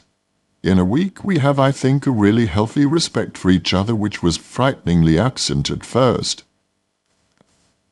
23rd of May. The long trek home from Cannes. 10:30 and into the cars to Nice Airport, London Airport, and then Virgin to LAX. 24th of May. In the morning, Sigourney is amazed by my with-itness, as am I. But it's a little like madness when you mess around with sleep in travel zones. At least, for half the day I can put one word after the other. Later on, my legs start to leave my torso. 26th of May. The rock monster speech, which whenever I let it float through my mind, or worse, tongue, seems laboured and deeply unfunny. Something, however, stops me from forcing it, and lo and behold, by adhering even more strictly to the written text, it seems to work. Seems to. 28th of May. Hallelujah, a day off. A day free of chicken head. A day of chicken head to be free of me. 4th of June. Hawaiian day on the set, and Tim has to motor a scene which is the heart of the movie, and he does it beautifully. 6th of June. Tony Awards. There was a messiness about it all, the patronising air towards Arthur Miller, names being fudged to the sense of give it to the American choice if possible. 8th of June. Another day in the corridors of the spaceship. 9th of June. 8 p.m. dinner with Mel Smith. Jet lag or illegal substances. Hard to tell, but very good to see him and fall instantly into the shorthand of an old friendship. 10th of June. 8:30 pickup. Longish wait in the trailer, which I like. Plenty of channel hopping and jigsaw finishing. 11th of June. 8 a.m. pickup. Oh boy, writing this at 1:10 a.m. We finished at midnight after flying by the seat of various pants day, beginning in my trailer with Dean and Tim. Almost a waste of time as Tim spins off into a rant and eventually is clawed back. I know now that he won't be landed without a fight. Huge budget, impatient producers, actors and directors fashioning a script at the last minute. Then the day was like a 12-hour scrum ending with Sigourney's transparent maneuverings to get in the shot or create her own shot or whatever. Is so transparent, she might as well announce it over the tannoy. 14th of June, 7 p.m., Buena Vista Social Club. What a joyous film. Total collaboration. Brilliant musicians in their 70s, 80s and 90s are rediscovered by Ry Cooder, and Wim Wenders records it. Heart-stopping music. Heart-stopping people. 8th of July. Hey-ho. Still it's the kick-bollican scramble school of writing. Wind up outside the soundstage with Dean and Sigourney stitching a scene together. In comes Tim, and it's like a nail bomb has arrived. When the initial dust settles, we then pull it all back together again, until Sigourney walks into a steel pole and, touchingly, becomes a 12-year-old. 20th of September. 8ish, dinner with Ian McKellen, Edna O'Brien, Suzanne Burtish, Neil Tennant, Martin Sherman, Penny Wilton. A gentle, homely evening. Ian cooked and gave away books, mementos, as he packs for a year in New Zealand, and the house waits to be ripped apart. 30th of November. 7:30, Mamma Mia. This was good fun, but could easily be sensational. Some real choreographing, rather than the dated TV variety show spins and finger-snapping, would help. The Ivy. Lindsay awaits, heroically, since she's working tomorrow. I'm a bit concerned about her. She looks preoccupied, dispirited underneath her perennially brave and beautiful exterior. 4th of December. I've spent the last few mornings snatching moments to read David Hare's Acting Up. He says he has decided not to edit with hindsight, but I wonder if he knows just how transparent it is. More self-involved than any actor I have ever met, but then I suppose if I kept a diary about my decision to write a play, maybe the parallels would get closer. He described me as the V.S. Naipaul of acting, hardly able to do it at all. That, of course, is not unconnected with the decision not to do the Judas Kiss. Footnote. Play by David Hare about Oscar Wilde, not to be confused with the film Judas Kiss that Alan appeared in 1998. He forgets that I would have done it if he had written a first act. It remains, however, a huge ambition to work with him. His cool candor is a breeze. 5th of December. 9 a.m. to Heathrow and 10:55 to New York. 7th of December. Waiting at the elevator with friends, none other than Sarah, Duchess of York, who looks at me and yells, "Eric!" as in idle. Must call him. 10th of December. 8:30 p.m. Looper, 170 Thompson Street. Excellent food, good wine, and company. Nick Heitner arrived later, but I was in my escorting Edna O.B. role, so left a little earlier than I should have. She complained in the taxi that Nick had no curiosity about any other human being, that a smugness had settled over him. But then, that's an epidemic. 17th of December. Los Angeles. 8 p.m. Little Door. Marcia, Tim, Dan O'Connor and Barbara, Maggie and Scott and Dexter Fletcher. Seamus McGarvey and Stephen Frears, who at the end of the meal says predictably, "Do you need any money for the bill? No, you're in a hit film, aren't you?" The general assumption that I will pay the bill is beginning to pall a little, however. 18th of December, 9 to 6, press day, unremittingly tough. Although the journalists are very generous of spirit, they all seem to love the film. Footnote: the film is Galaxy Quest. Hang on to that thought. Sometimes one is articulate, 10 minutes later, blathering. 19th of December, 2 p.m, screening. Terrible sound for some reason makes the comedy harder to land. The audience goes wild at the end, but they were never quite together. Not helped by the crass editing, of course. I noticed more cuts this time. 7 p.m, dinner with Sigourney, Dean and Jed Reese. Stories of great notices are not helping lift my leaden heart. Here we go, again. This is so boring. Let it go, move on. Don't angst over what you can't change. Too many films have the same battles. At its heart, GQ has an innocence they could never understand. 20th of December, 8 a.m, LAX, 10 a.m, New York, American Airlines. There is the gradual realization of having been shafted.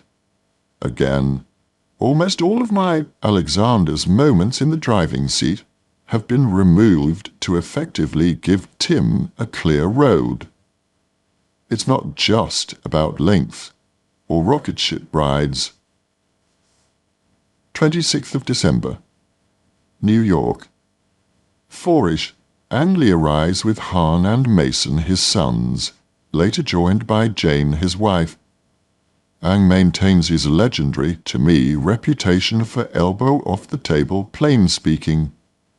You look good, better than you did on S&S. But all in all, it's another lovely day, with the Long Island Sound and its spreading sunset to cast a beautiful glow. 28th of December, 9:10 to London. We're not properly tired, so fiddle about with opening mail, etc. until about 2 a.m. 31st of December, 4 a.m. awake, thinking. Is that even the word for this activity? Into my mind, or what passes for it, comes a quote from Mandela. Harder than changing the world is changing yourself. 8. Ian McKellen's party. Friends and strangers. David Fox, Armistead Maupin, Dina Hammerstein, Martin Sherman. The house beautifully lit and decorated. Wonderful food and wines. The last gathering before the builders and decorators move in. As midnight approaches, coats are gathered, and we all clamber onto the roof. 2000.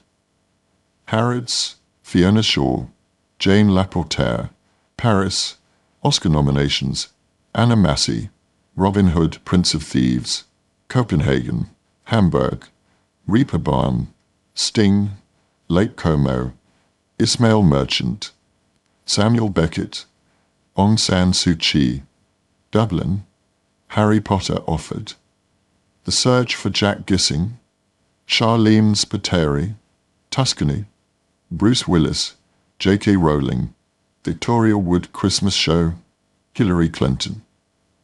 1st of January. We watched 2,000 arrive with the river spread out below us.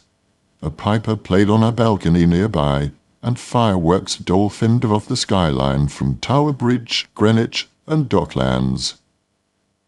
6:30 a.m. Home. Clearly something stilled any violence in the streets. Everywhere there was celebration and thoughtfulness. A reflection which slid on into today. All day.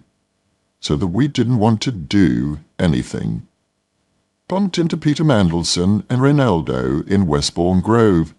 He was eating a chalk ice and trying to rent a video. Tea with Mussolini. Quiet supper at home, although with hindsight another party would have been a good idea. 2nd of January. Later AM. Jet lag, of course, but also brain scramblings. Of late, this diary has become not so much a trial, but almost an avoidance and at best a record. If there is a resolution knocking around just now, it's not about the diary as such, although it would doubtless be affected, but to stretch the boundaries of all relationships. Try not to leave so much unsaid. Put it in a note, when I think it. Maybe, as Ian McKellen says, succumb to the laptop and thereby the email. Raver, less enigma, let it all just happen. Be more known. Cut away the negatives. Say what you mean. Be clear and decisive. 2 p.m. Harriet W., CBE, and Peter Blythe. Some lamb casserole and Christmas pudding, a lot of wine and dates. Many reminders of old friends, simple pleasures, and Mandela's creased but curious and playful face bookends it all. BBC TV. 6th of January. 8:15 a.m. Julie Kate Olivier picks me up. The Globe via Helen M.'s house. Poor Helen. 2 shows yesterday and we're ringing the bell at 8:45. 5 minutes, says the voice on the intercom. 6 p.m. Emma Gregg and Gaia Romilly Wise, aged 1 month. Ms. Wise is a beautiful child and a comedian to boot. And boy does she live in a lovely, comfortable home. 8th of January. More or less all day in the Harrods sale buying late Christmas gifts. Sometimes easy, sometimes head-bangingly difficult. Not least when clutching 6 carrier bags, losing one of them, going to lost property, back onto the floor, trying to check sizes one-handed when the size is completely obliterated by a price ticket. 10.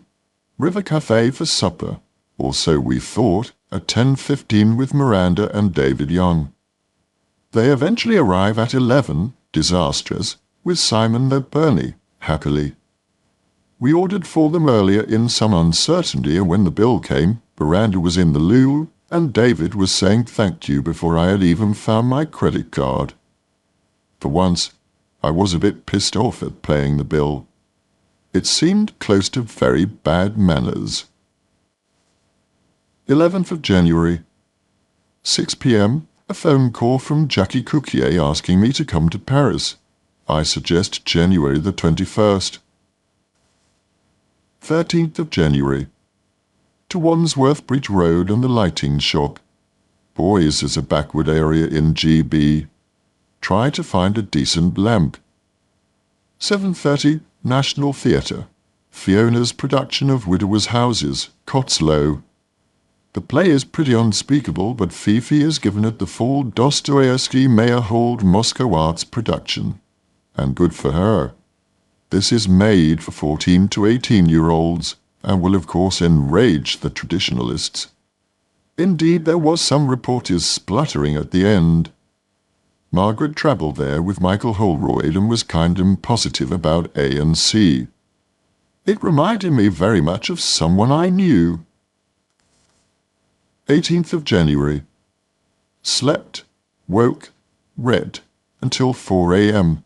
Simon Callow's book, Love is Where It Falls, is breathtakingly honest. Takes all sorts of chances. His recall is staggering. I can't remember what I was doing yesterday. But then Peggy Ramsey is such a spiritual guide.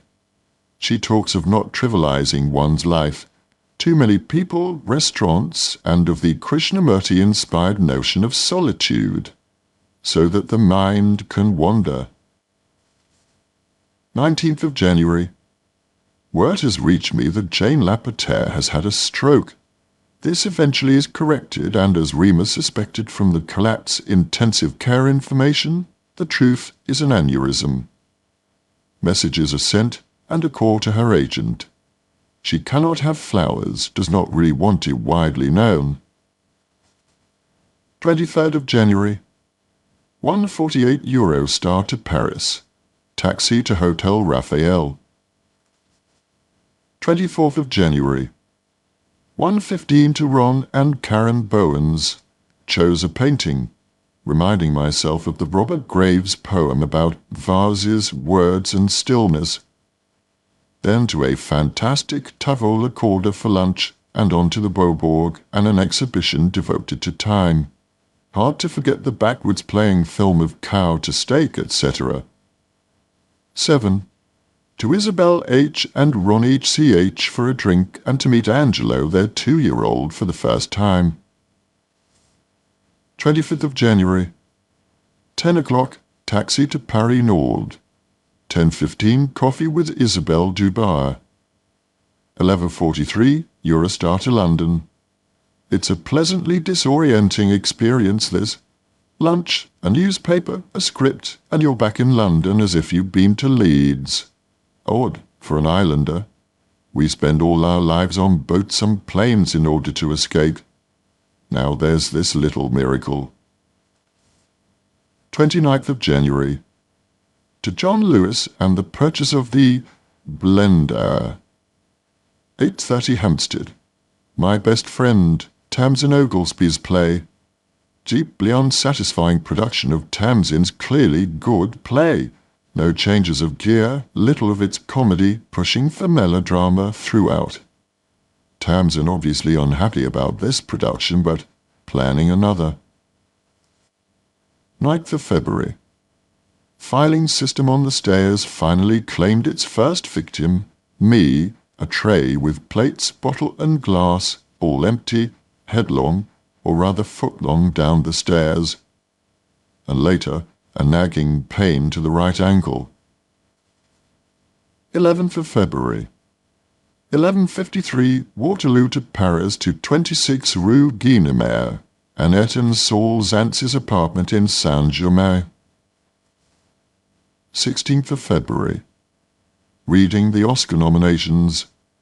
Once again, nothing makes much sense, 6 or otherwise.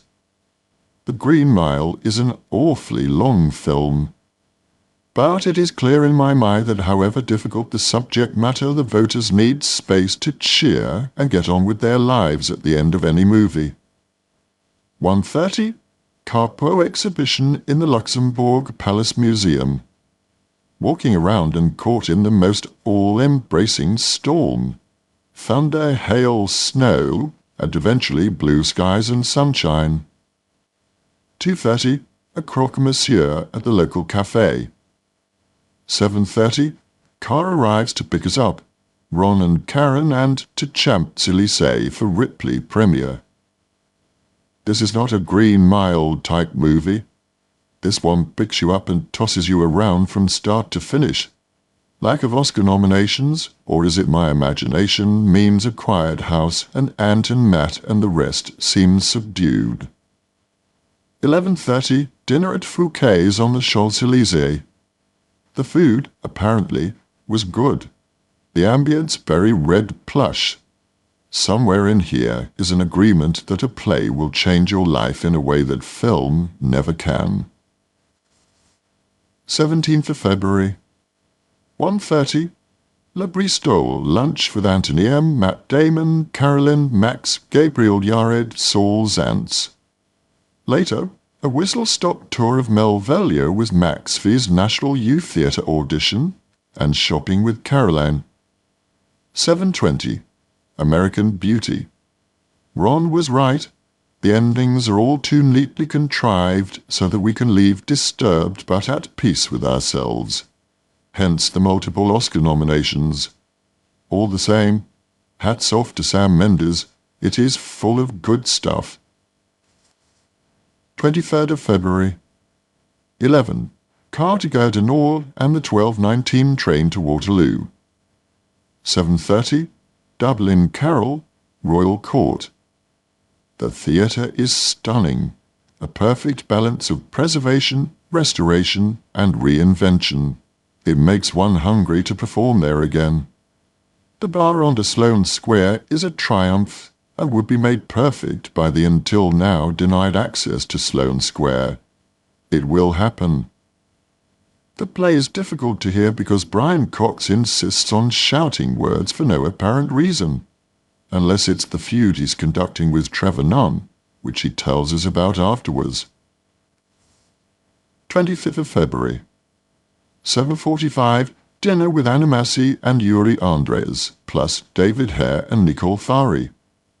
Reminded again of how fond I am of Anna and Yuri. She, for her impeccable manners sorted with the fruitiest swear words. A jury is an inspiration and a lesson. Courteous, kind, vulnerable, with eyes that crinkle with concentration, sympathy, total involvement when someone else engages his attention. He's curious. 27th of February. 4:45, tea with Emma, Greg and Phillida, briefly, to deliver the dress bought for Gaia in Paris. Gaia already has the most glorious personality. Funny, quirky, quixotic creature. Talk of a Tuscan adventure. Home for the last half hour of Prince of Thieves, which is on BBC One tonight. So many waters under so many bridges. 6th of March, 9 a.m. pick-up for 10:50 flight to Copenhagen. From around 2 p.m. to 7 p.m. working in the downtown studios on Helk, I'm a Fish. 8 p.m. dinner in the ex-monastery. Great environment, awful food. 7th of March, a.m. early to 11. Thinking, reading, brooding, and eventually leaning towards no on the final curtain. The idea, the personnel are fine. Scene by scene needs more work. Will they get this? Doubtful. PM, Elsinore. The courtyard all that was open at 3:15, but all rather special really, in the wind, rain and absence of tourists. 8th of March, 11:15, Pauline Dowd. Harley Street. More antibiotics, more cream. I cannot escape the feeling that it's all more to do with giving things up, not sticking things on. 10th of March, to Brightwell. Footnote. Brightwell cum Sotwell, a village in Oxfordshire. Alan and Rima bought a house there for Rima's sister, Francesca. The bathroom approaches its debut, its unveiling, its renaissance. After lunch, a trip to Do It All to find floor tiles, fire extinguishers, smoke alarms. 12th of March, 12 to the cemetery with David and Chris. Where have all the potential flowers gone? Has someone licked the bulbs? 14th of March, 9:15, pick up to Blue Studios, Old Compton Street to start recording Discovery Channel's Patagonia Eco Challenge. 17th of March, 6:30, John Walk down from Scotland for his second RADA audition. As Sharman said, a real actor. And it's true. I don't feel the same nervousness as with Christian and Arlene. John knows where he's going. 19th of March, read Galaxy Quest. 12, pick up for drive to Heathrow and 2:15 flight to Hamburg. Arrive at Vier Jahrzeiten, Four Seasons, a beautiful suite with a terrace looking at the lake and rust orange roses in 2-bit vases, and some Veuve Clicquot, like living in an occasional cartoon. 20th of March, 9:45 a.m., make-up and 10 a.m. start of interviews. Generally, the questions are much brighter than expected. A relief. It's less tiring when the answers are spontaneous rather than appear to be. Lunch in the hotel grill, and hello again to Sigourney. A message on the machine at home from John Walk. He has got into RADA. So, that's 3 of them from the winter guest in the business now. Later to the Reaper Barn and the Dollhouse. All rather tasteful and innocent. a hand delicately placed over the crotch as the G-string slides down. Incredibly efficient takeovers by dancers, clever lighting, good bodies, middle-class audience. 21st of March, 10 a.m. start, and through to about 1:15 p.m. Lunch in the excellent Thai sort of restaurant in the hotel. 2:50 back to the grind, and when it's over, the familiar sensations. The constant attempt to avoid bullshit, not to be irritated by the labeling, say what you believe, etc., always leaves me whacked and empty, quite close to humiliated. And as I do it, I always forget the payoff. 4:45 pick-up to Hamburg Airport and the 6:10-ish flight to London. Lufthansa. Later at home, reading an old journal. Stuff from 20 years ago. Scary. And also looking at excerpts from Sylvia Plath's journal. My old one is very pre-movies, pre-interviews, and pre-there's more recent books, much more naked. I can only hope that when I look again at the 90s volumes that I can remember the coded details and the sharp thoughts hidden between the safer lines. 24th of March. Dinner at the Bear. A long time since I've seen deep-fried brie or mushroom stroganoff. Almost expect to hear Steel Eye Span on the intercom. 28th of March. Lunch with Karen Moline at Dakota. She seems angry at life this time, and as ever, hopelessly indiscreet. God forbid I ever give her information I don't want passed on. 8 p.m. Royal Albert Hall for Sting concert. Knitting Sawney first, or Knitting Sorbet as the guy at door 9 calls him. In all seriousness, Suzanne B. and I go to box 25, which Trudy has filled with food and drink. Perfect hostess as ever. The concert, both halves, is really wonderful. Very moving, really, to hear the sheer number of anthems that Sting has written over the years, and still awake to the innovations of Knitting S. 29th of March. 8 p.m. dinner with Suzanne, Nikki and Edna O.B. Edna the phenomenon. Story after story. If Pat McGee were here now, he's dead. If he were here now... May I ask a trivial little question about Juliet and Fiona? But a lovely evening, which I look forward to reproducing in the country. 30th of March. To RADA to see the new building. I can't quite shake off the feeling that too much has been smashed into too little space. But at the moment it's all grey cement and no light, so it's unfair to speculate. In an ideal world and an ideal building, the rehearsal rooms would be bigger with higher ceilings, the Vanbrugh stage would be deeper, etc., etc. 1st of April. 11 a.m. to the Millennium Wheel. For a second time. This could become a habit. I can imagine solo trips before long. 5th of April. 11:45 Dr. Pauline Dowd. Mainly memorable this time for finding a horoscope to purloin from the waiting room. It even mentions clutter clearing, which has been the word du jour for a week now. Karen Kingston's brilliant book finally finished last night. Almeida, Celebration and The Room. Very enjoyable evening in all senses. First, the pleasure of seeing Lindsay, Susie Waldridge, Andy de la Tour and Danny Dyer on stage together, and all very funny, especially in Celebration. And Lindsay does pull off The Room in spite of her worries. Harold and Antonia are also in. You'd thought we were a bit quiet. It's hard to guffaw if you worry that the author won't approve. Still thinking about the plays and about how deep they actually bite. But talking afterwards in good old Casale Franco, when Andy and Susie tell of Harold only directing the actor who is speaking. only underlines my belief that writers should not direct their own work in the theatre. 11th of April. 7. Anna M. and Yuri A., Eve Black and David Samuel for drinks before dinner at Asaji.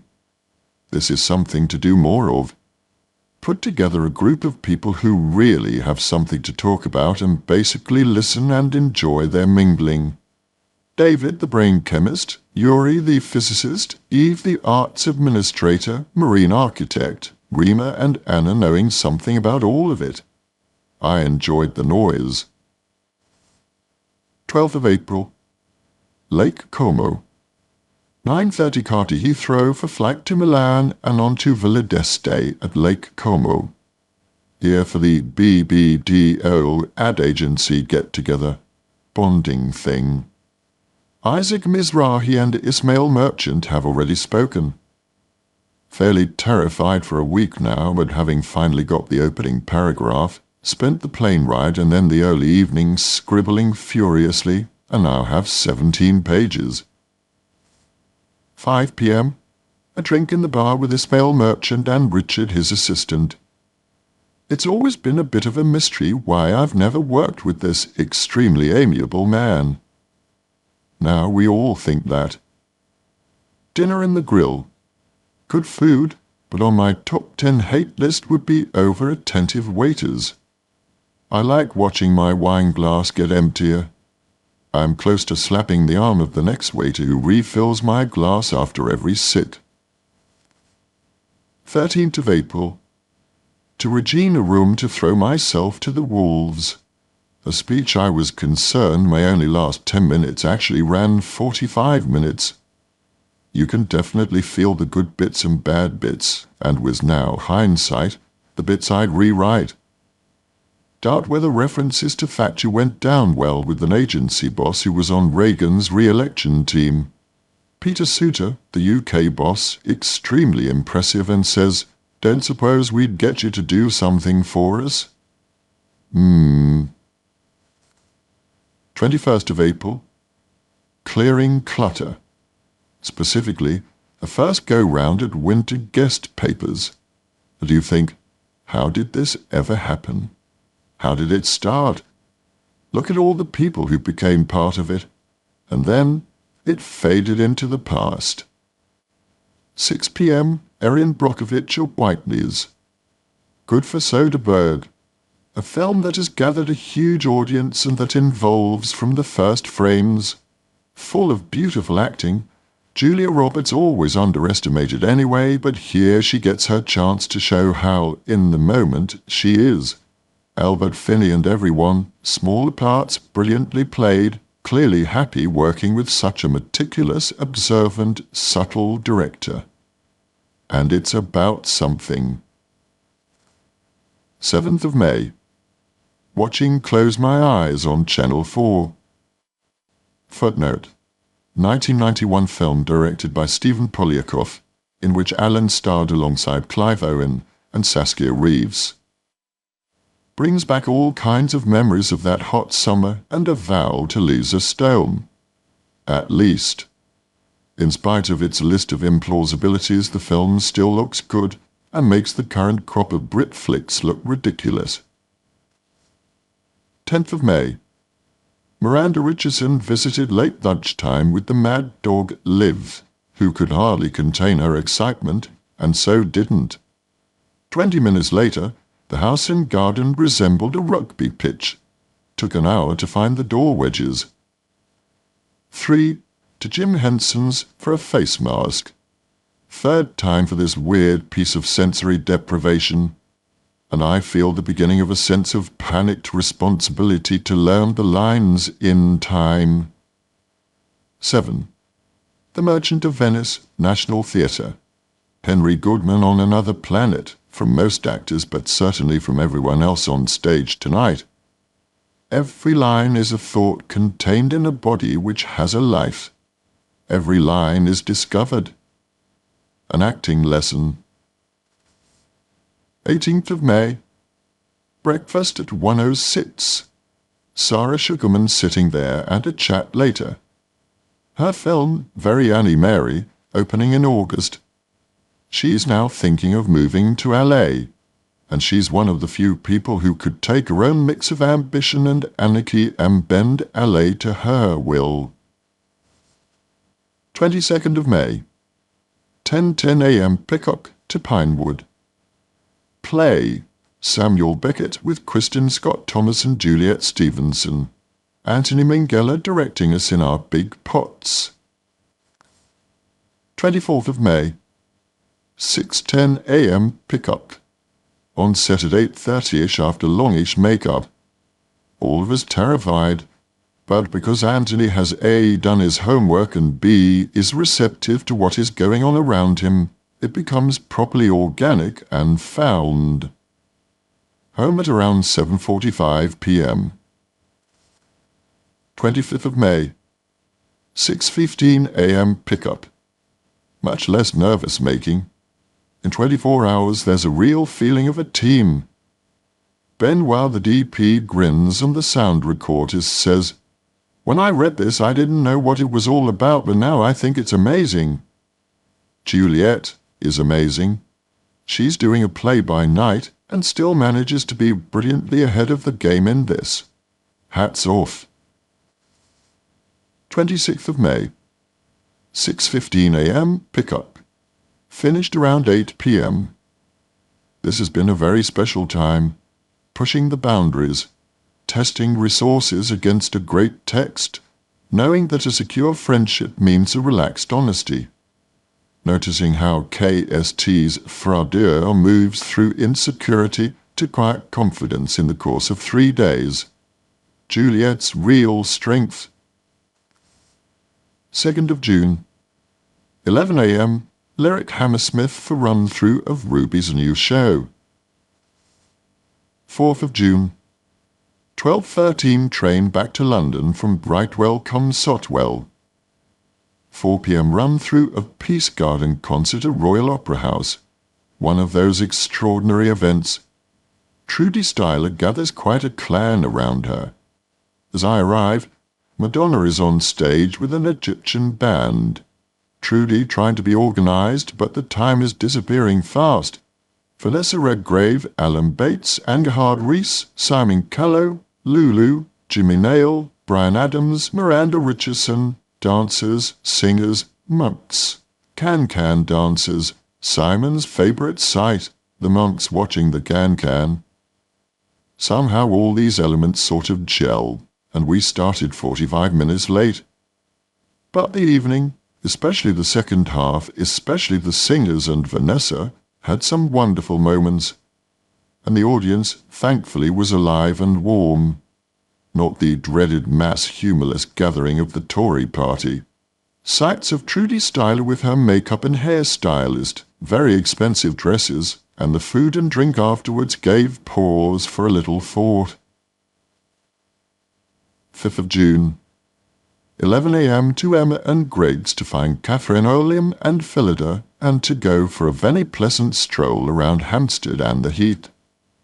A sandwich in a side street, a glance in an estate agent's window, or rather a pause while Emma actually goes in and gets details of a couple of properties. Oh, you must come and live in Hampstead, and indeed the leafiness and elegant mishmashery of it all is seductive. Also a trip to the refurbished Everyman Cinema. Great people running it, and superb circle seating. A must-go. 12th of June, stay-at-home night. 13th of June, 5 p.m. Lanesborough Hotel to meet Mike Binder. Mostly, I'm trying to figure out whether or not he dyes his hair. Somewhere in there I'm meeting a gentle, determined, honourable man. 18th of June, 6 p.m. Royal Court for run-through-ish for Aung San Suu Kyi benefit. 7:45, show. Thanks to Philip Headley's brilliant sense of balance and organisation, it was genuinely enjoyable. Mark Thomas, great. Richard W., David Hare, Glenda Jackson, Miriam Carlin, Tim Weston, Prunella Scales, Kate Williams, fascinating A, jiving Lindy Hoppers, Glenys and Neil Kay jiving together at the beginning of the evening before Glenys's terrific speech. Amazing woman in support of amazing woman. 23rd of June. 10:30 Carter Wicklow and Annette Carducci's set. 26th of June. 9 a.m. pick-up to Carlo Manzi for second fitting. 27th of June. 1 p.m. rehearse. 30th of June. 9:45 voiceover to Chechnya documentary. Andrei Babitsky, reporter extraordinary. 2nd of July. 7 a.m. pickup. Day 1. Kissing. A house in South Street, Mayfair. Lunch in Berkeley Square. In and out of a front door with a Sultan of Brunei's cook slamming windows and yelling at having her Sunday disturbed. Probably can't blame her. But as Mike says, London is full of eccentrics. Just you wait. Sonia gets it together remarkably for someone cast on Friday. 11th of July. 9 a.m. pickup and a day of tap dancing. Figuratively in the morning with Sonia's stripping scene. Literally p.m. with the room full of tap dancers and the rest of us crashing about in our suits, ties and cufflinks. 13th of July. How did today turn into such a pain? How quickly I lose my equanimity. Concentration becomes silence, and at the end of the evening, I wind up standing in a corridor defending my perfectionism to the beleaguered director. 26th of July. 7 a.m. pickup. Today was the day of Matthew and Gissing throwing each other around the office. But no real rehearsal. Crew watching. No stunt person, so injured knee which I discovered home later when it just won't bend. N.B. Harry Potter is offered. 6th of August. 7:45 pick-up for scene 86. 5-page horror. Umpteen angles, same speech over and over. Not finished at 9 p.m. Back tomorrow. But in amongst the humility and tiredness, some welcome laughter with Caroline Holdaway, Juliet Stevenson, Owen Teale, Alan Corduna. 8th of August. 1:30 train to Stratford to see Mary McGowan and Sandra Vaux in Henry IV Part 2.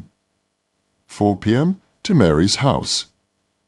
She is furious at her sudden physical decline. Utterly reliant on the Zimmer frame, but of course still the woman who says to a midnight drunk intruder, "I was in the kitchen, couldn't sleep, reading Seamus Heaney. Would you like a chocolate?" 7:30 Swan Theatre, Henry IV Part 2. Desperately middle-of-the-road production. High spots funched. Hell's rejection of Falstaff is laddie climax. William Houston, a charismatic young actor who could easily just tread the pernicious water of vanity. 10:43, dinner at the Duck. A triumph of wheelchair manipulation, and Mary was having dinner at a place she never thought I'd see again. 11th of August. 12:30, pick up to N1 Dance Studios to learn dance for Charlene's video. Footnote: Charlene Spiteri, lead singer of Scottish band, Texas. Wrap party for Gissing, China Whites. These things have to be stage managed, otherwise people sit about moaning that it's no fun. Sadly, they have to be told how to create fun. Once they had been herded out of the one-penny-pinching room we had been ascribed, it all loosened up. But this film, although full of crazy invention and might just survive, was never a model of organization. 12th of August. 8 a.m., Reamer off to Heathrow and Tuscany. What the fuck am I doing staying behind? 15th of August. Talk to Paula a.m. and hear of Juliet's brother. This is after Fidelis's tale of a drug-crazed, blood-stained break-in. Footnote: Juliet Stevenson's brother, Johnny, had been killed in a car accident. Fidelis is English actor Fidelis Morgan. 1 p.m. Nick Kent comes by and we have lunch at his local pub, restaurant, garden, and that is really beautiful flat. Not so much Kensal Rise as Provence via Jamaica. Then a phone call saying his godson had been arrested for snatching a bag. 5:30 pick-up to the car park near Southwark Bridge for the start of the Texas video. Drive-bys on the bridge before heading off down the motorway via 20 bikers and finally ending up in a dawn promenade walk in Brighton. Then to the ghastly Thistle Hotel from 8 a.m. P.S. Somewhere in here spoke to Judy Hoffland about Harry Potter and the usual negotiating shenanigans. 16th of August. Charlene fuming about the hotel. Condom on the carpet last night. I point out that it will ready her for Poland on Friday. We take off for Beachy Head at sunset. 17th of August. During the night, more motorway drives, eventually fetching up at the petrol station in Borden, which I hadn't previously noticed. Called Claire and Amy to say we were coming, but not until at least midnight. Footnote: Claire and Amy, Alan's nieces. Actually, 1:30 a.m. The rest of Texas gathers. They are a really great bunch. Together for 14 years and still enjoying each other, supporting each other. Charlene clearly a powerhouse, but always checking for Johnny's ironic, vulnerable eye. We tangoed at 4:30 to 5:30 a.m. Hard to connect brain and legs. Back to London to put things in bags and generally get ready for the off to Heathrow. 10:50 to Rome, to Corrado driving me to Argiano. Judy Daesh solves the problem of getting him back by suggesting he drive her hire car back. Perfecto. Can't deal with Warner Brothers shenanigans. Plus, there's a Sesti extravaganza for Cosimo and Paloma. Fairy lights, dinner for 50, Tuscan choir, Keith sang, I spoke some Barone, pushed by Sarah. The page flipped open almost at the speech. A gorgeous evening, generous souls singing to each other. Footnote: Cosimo and Paloma Sesti, architects who helped make livable the house Alan and Rima bought in Campagnatico. Barone is a character from Love's Labour's Lost. 23rd of August. 6:30 pile into the car and drive to Siena to get to Il Campo before dark. To the patio bar, where, around 8 p.m., I called LA and said OK to Harry Potter. 9-ish, dinner at Les Loges. Home at 3 a.m. 24th of August. Around the pool, I'm feeling a bit nothing about Harry Potter, which really disturbs me. Or is it because I'm reading Martin Amos's Experience, which charts a life? 28th of August. 12:30, collect Connor from Buon Convento station. Lunch in Montalcino. Drive to Montepulciano to find Aunt M, Carolyn, Max plus Sidney Pollock and Bill Horberg. 5th of September. To local winemaker S. Pelmucci. High above San Antonio Abbey, the most spectacular position, nearly rivaled by the five-star hotel currently being developed in a nearby 11th century castle. And the most spectacular wines. His instructions to pickers was an education in itself. 8 p.m, dinner in the house. Wonderful fresh gnocchi from yesterday in the bread shop. 6th of September. A day by the pool. Talking to Judy. The bargaining goes on. Harry Potter. Lightning in the mountains. 10th of September. Perfect day, still, sunny, to the pool.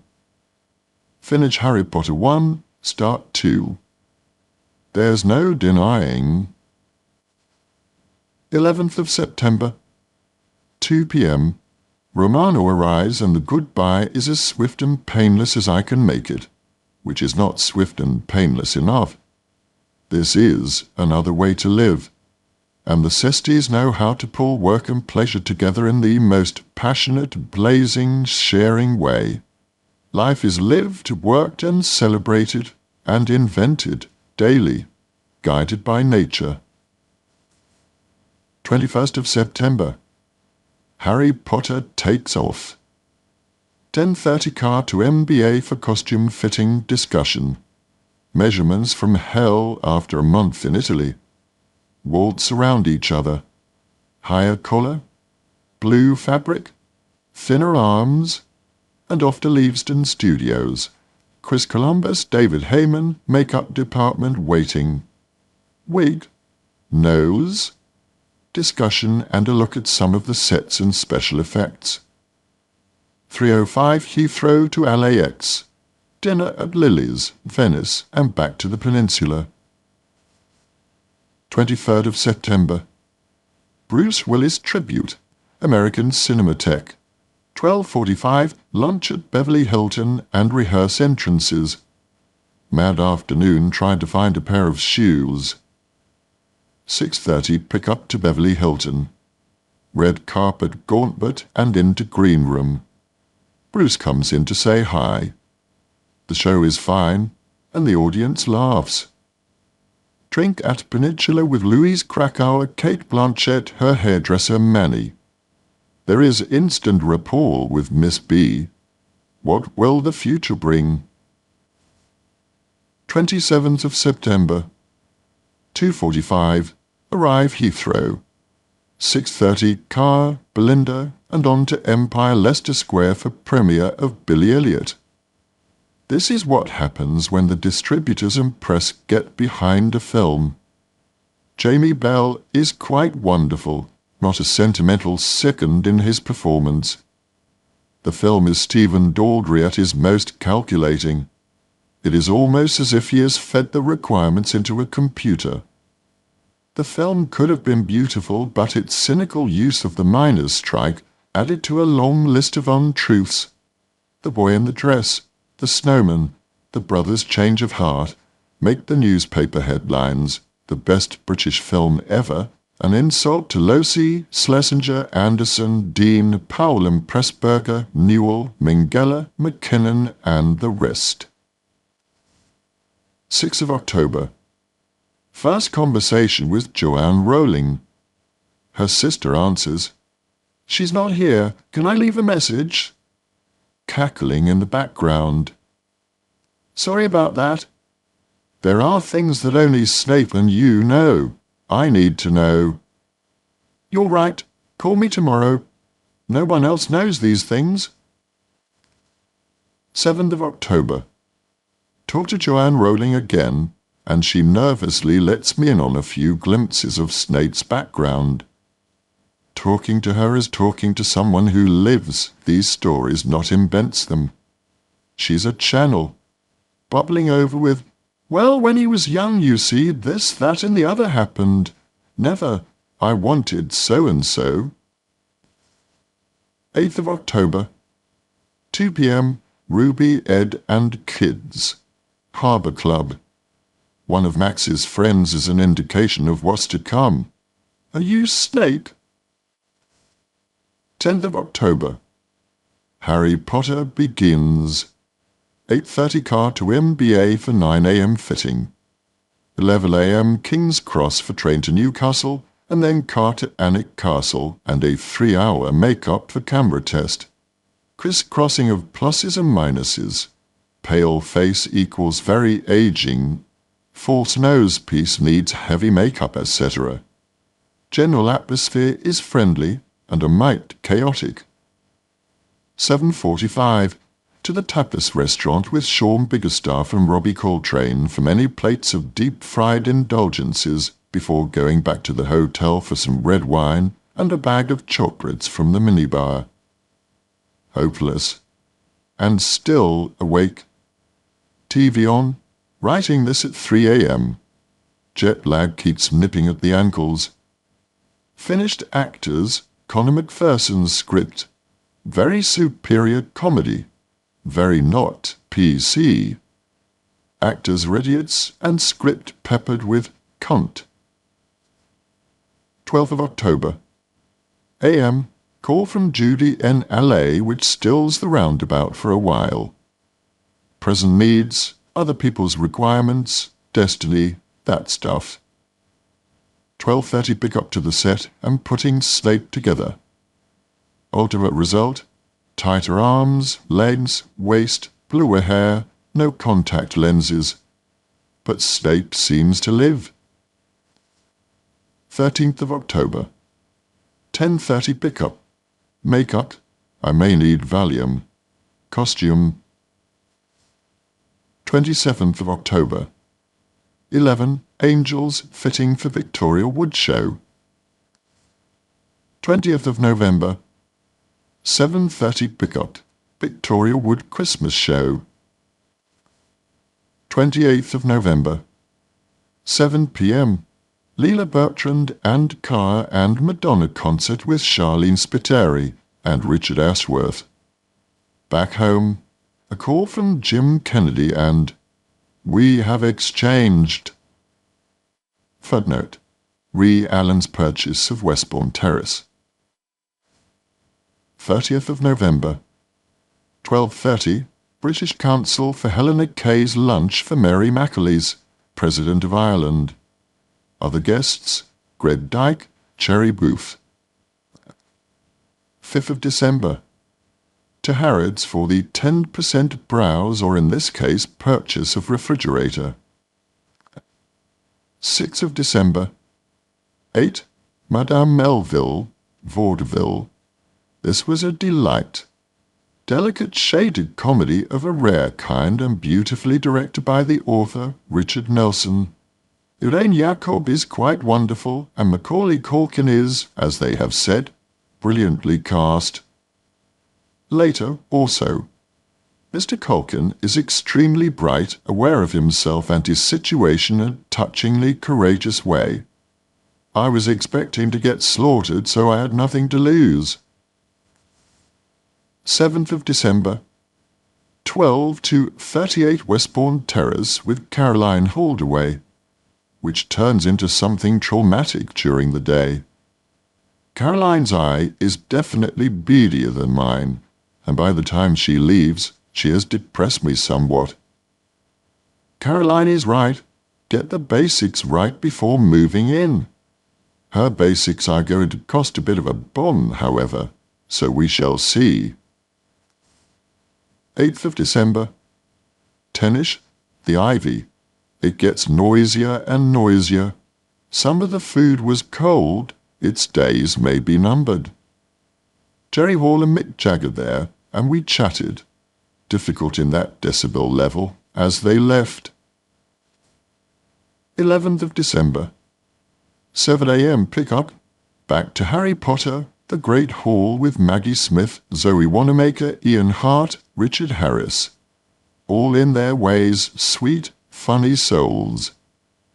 But this is tick-off-the-shots filming. No big speech about the scene or what we're all thinking. Maybe there isn't time. Maybe too many people involved in the decisions.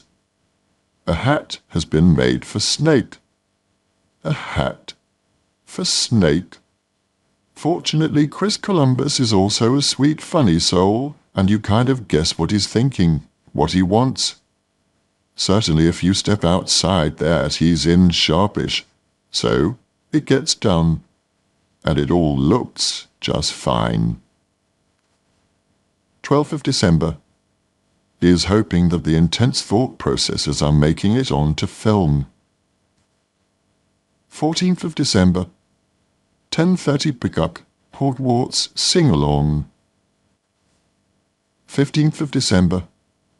More Great Hall, more turkey, more Hogwarts song. 18th of December. troll in the bathroom day. 20th of December. The first faxed estimates for the work at Westbourne Terrace. 22nd of December. Stay-at-home evening. Is this a flu I see before me? Talk to Judy about the Harry Potter deal memo, which is unsignable. 24th of December. 4 to 7, Helena K. and Ian H. Reggie Nadelson talks of meeting Clinton on the Portobello Road and advising Hillary of knock-down cashmere prices. You're talking my language, says Hillary. Reggie moves like Linford Christie to meet them in said shop. 12. Midnight service at All Saints. 25th of December. 3. Mary Elizabeth and Pat. A lovely day with the O'Connors. Food, music, children. Late-night thoughts are all of moving towards an alcohol-free month. 29th of December. 7:45, Edna O'Brien. In 4 hours or so, Edna tells us tale after tale of Beckett, Pinter. When I see him on Monday, you will say immediately, "You have seen the caretaker, of course?" "No, I have been away." "Well then, you have seen Betrayal." The trouble is writers write from pain, and Harold has closed up all his wounds, so all he can write now are these small things. 31st of December. David and Christine plus family minus Michael. Show on the roads, horses in the stables. 8:30, Pam and Mel Smith. A lovely way to end a year. Friends, fireworks, and singing Beatles, Elton John, Billy Joel songs around the piano. 2001. A New Home. Harry Potter. John Diamond. New York. Tom Stoppard. Dublin. Derwentwater Primary School. Sebastian Barry. Tom Jones. Mel Smith. Tuscany. Bigliosiena. 9/11. Mary McGowan. Private Lives. Lindsay Duncan. Harry Potter Premiere. Bill Clinton. Rick Mail. 1st of January. And closing the 2000 diary, noting how this has become more of a notebook, even has a few blank pages. Good, bad. I'm becoming more self-conscious, more closed. 4th of January. New home. Day 1. We complete. 6 p.m. to 38 Westbourne Terrace to collect the keys. 5th of January. To 38 Westbourne Terrace to meet Caroline. I can feel the checks flying out of the checkbook. It's still a beautiful space, but it needs attention. 9th of January. Harry Potter. 10:30 pickup, back to school for the January term. 2nd of February. 7:30, The Graduate, to see Jerry Hall. She is an amazing woman.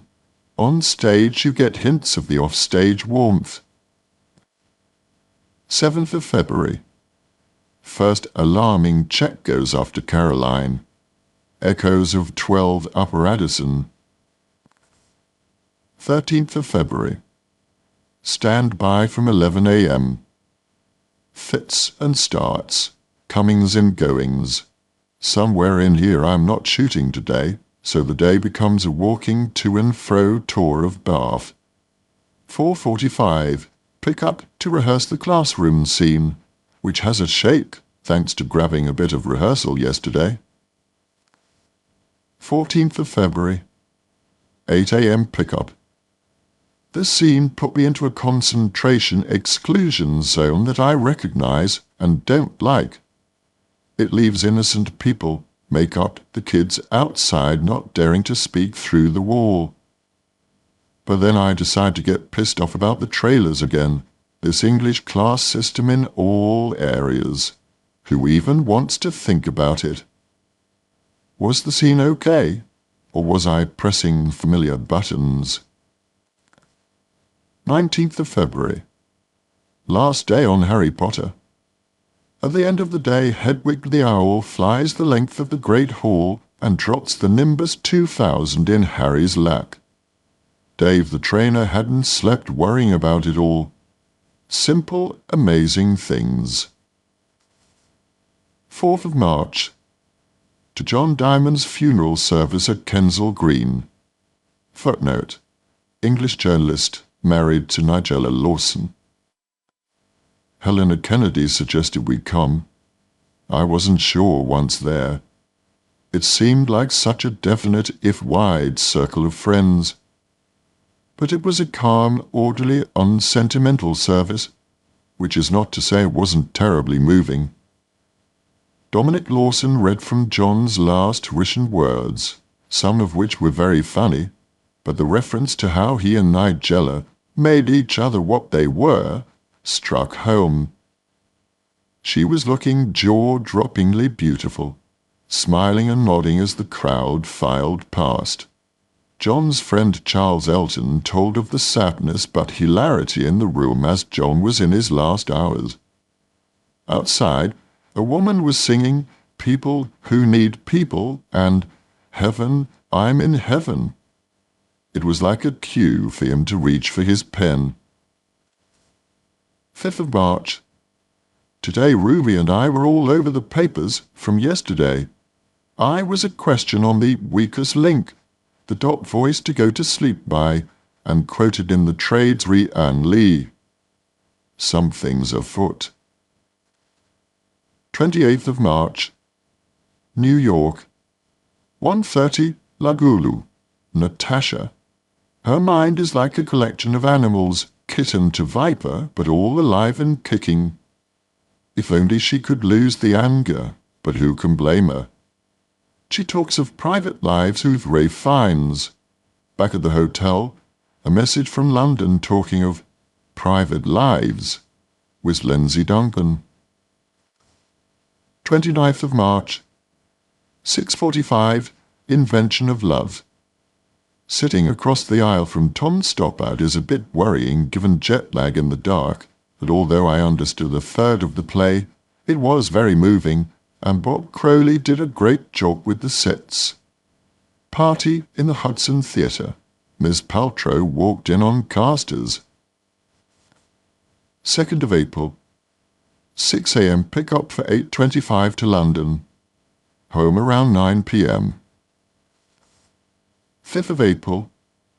The first big premium bond. 26th of April. 10:40 to Dublin. Extremely pleasant suite at the Clarence Hotel with a balcony and view up and down the length of the Liffey. p.m. Working with Alison Deegan. Footnote: Irish actor, writer and printmaker, wife of novelist Sebastian Barry. She co-wrote A Little Chaos with Alan and Jeremy Brock. Sometimes a breeze, sometimes like pulling teeth. But her stubbornness is valid. Why give in until you understand? And occasionally we crash through to an unpredicted something. 2nd of May. 4 p.m. Derwent Water School. What a nostalgia trick. The old junior school indeed, and so much of it glued to the memory box.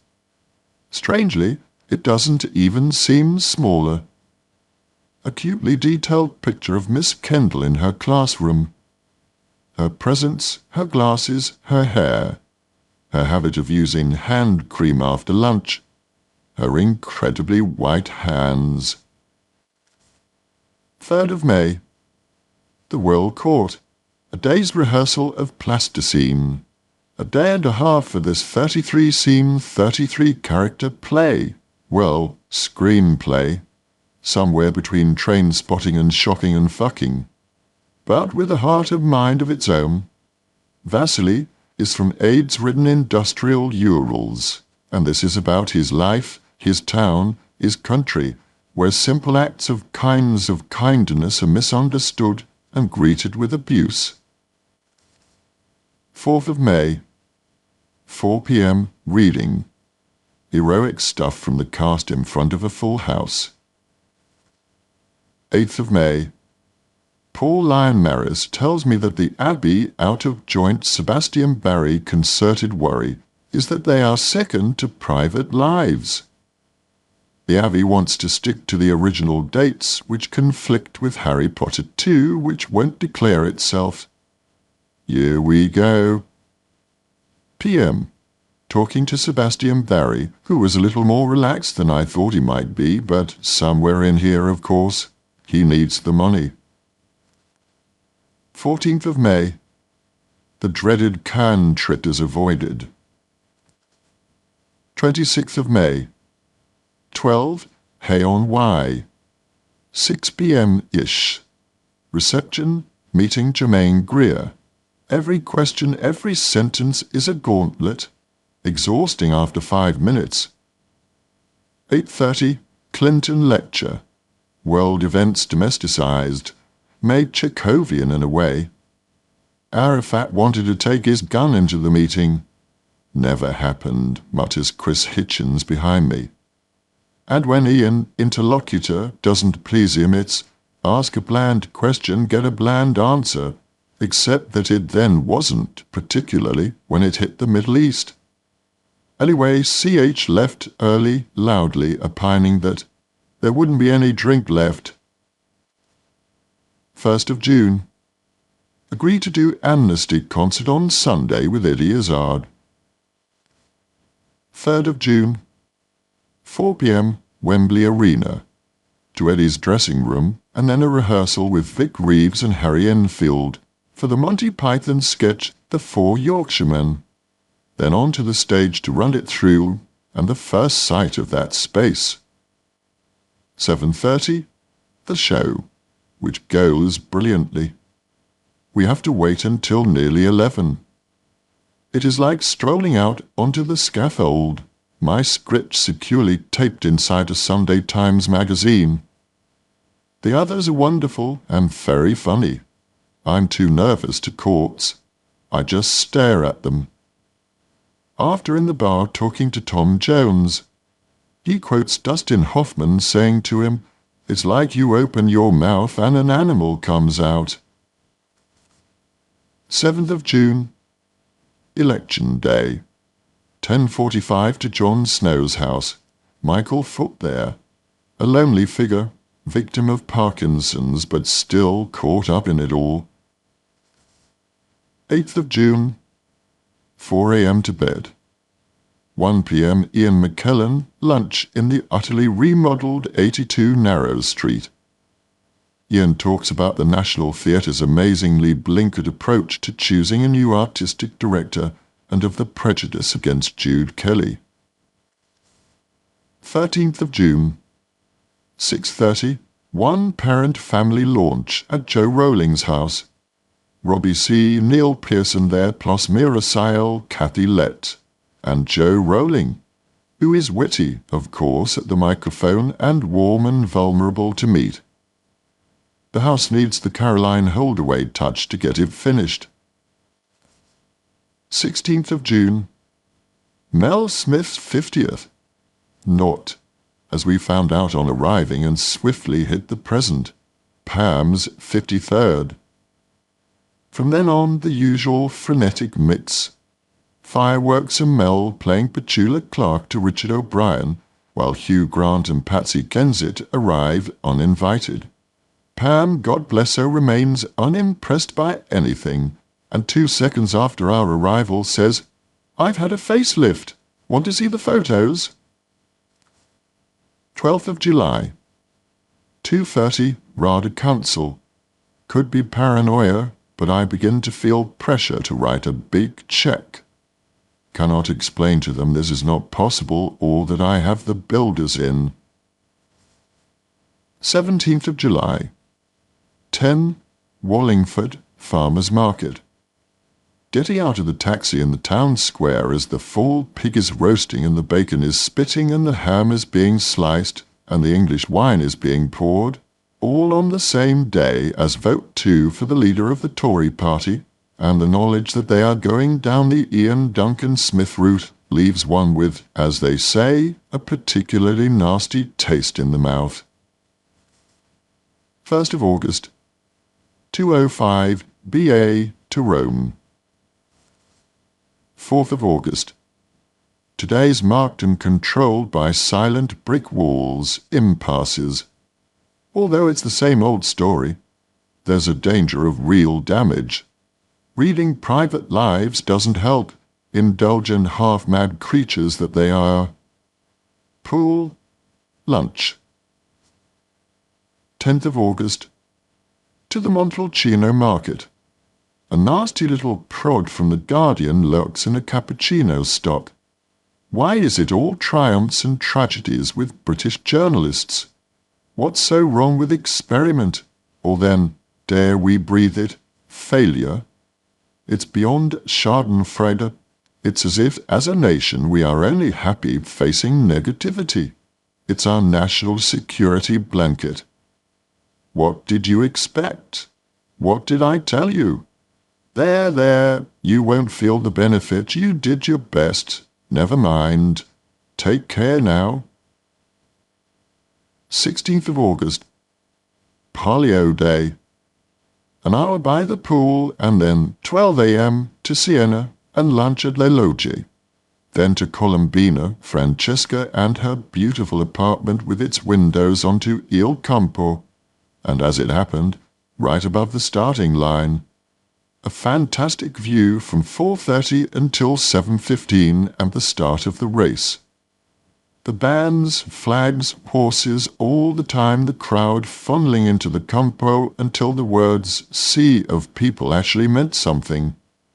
Typically, I missed the start by looking through some binoculars, but the race itself is a fantastic sight, as is the whole day. After dinner we repaired to the Campo for drinks and people watching.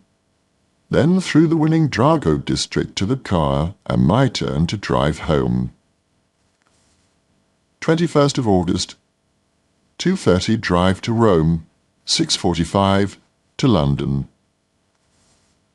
22nd of August, 12, and a message from John McGowan saying that Mary has died. In her own favourite word, a great woman. Her death is a real loss, because she was always levelled, focused and inspired. Cigarettes and wine glass always on the go, umpteen books open, only filled with life and frustrated by being an old wreck. She was, of course, ageless to us. 7th of September, 7:45, cab to Euston, 8:40 train to Coventry, cab to Stratford, and eventually St. Gregory's Church for Mary McGowan's funeral. Juliet and Hugh there as we arrive, and Fifi already inside. Atrocious address by the priest, and the usual interminable mass. But a beautiful, clear and heartfelt eulogy from John, Mary's son. 12:15, drive back with Fifi. 2:30, rehearsal. 9th of September.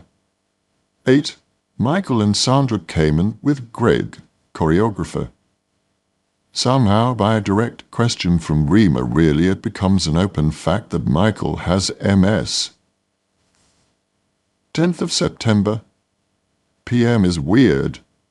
First a phone call from Jane L., who keeps asking, "I'm not being aggressive, am I? I've got to tell the hospital if I am." She basically delivers a monologue about what lousy friends we all are, considering what she has been through, is going through, and eventually puts the phone down without saying goodbye. I wrote her a letter saying she was right. She is. But she's also isolating herself proudly but dangerously. Then water started dripping from the ceiling via Jilly's upstairs neighbour shower. Jimmy appeared with a mop. 11th of September. New York Trade Center attack. 11:30, rehearse, run Act 1. As the dance rehearsal for Private Lives is about to begin, the first report from New York comes into the rehearsal room. Total shock.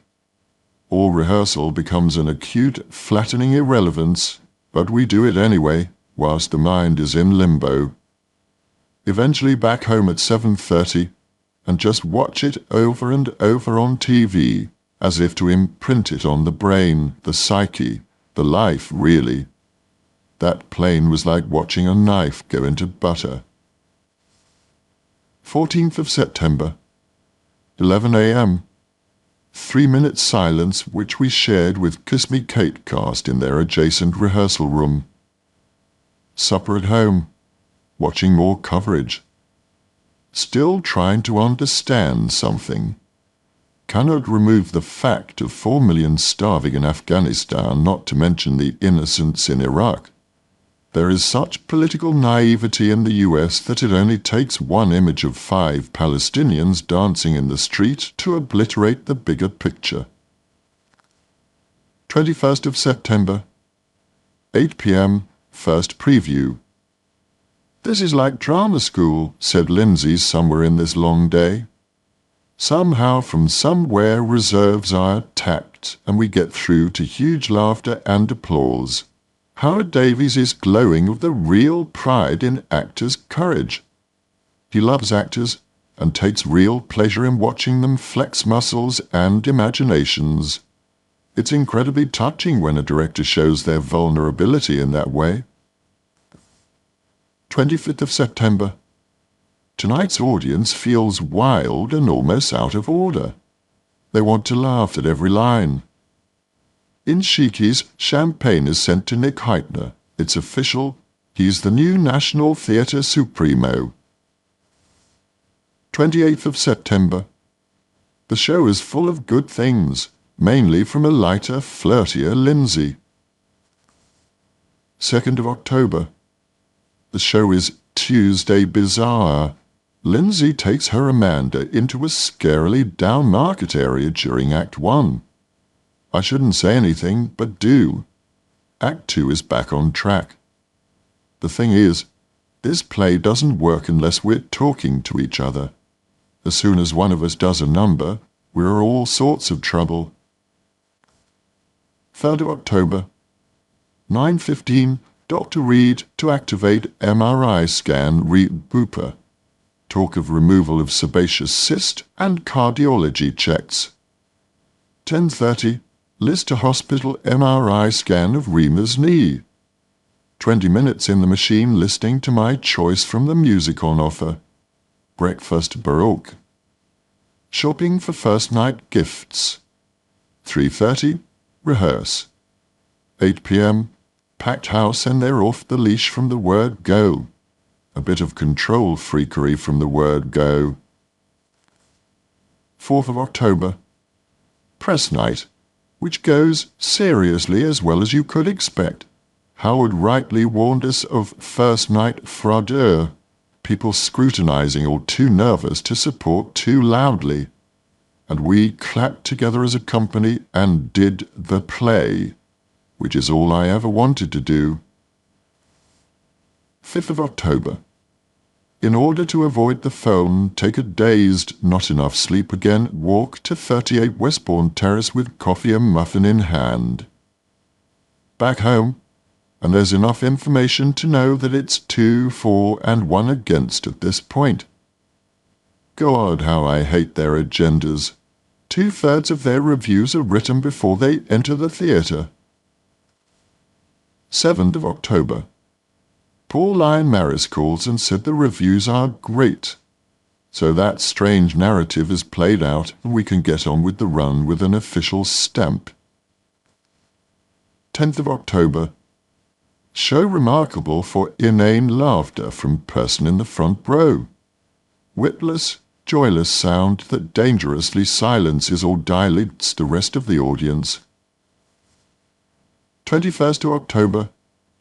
Dinner in Sheiky's with Anna and Uri, who are so generous about the show.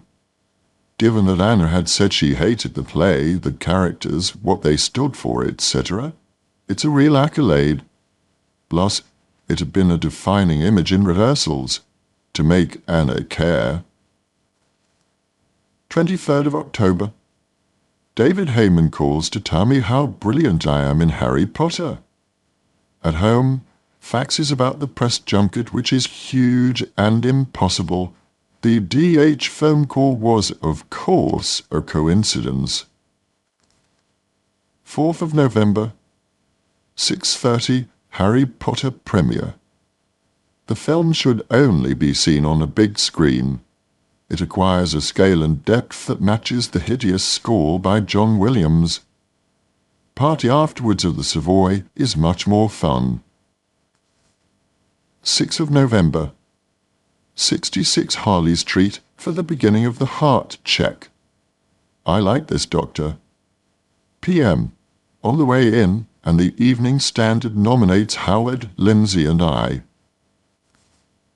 23rd of November, 8 p.m. show, which is more or less trouble-free apart from the wilder elements in the front row. And then the dressing room is like a pub. Kevin Spacey plus friend. The former wearing the backward-facing baseball cap. 26th of November, 11:15, 55 Wimpole Street, blood test. 11:30, 66 Harley Street, heart monitor, 24 hours. 12:45, Savoy Hotel, Evening Standard Awards.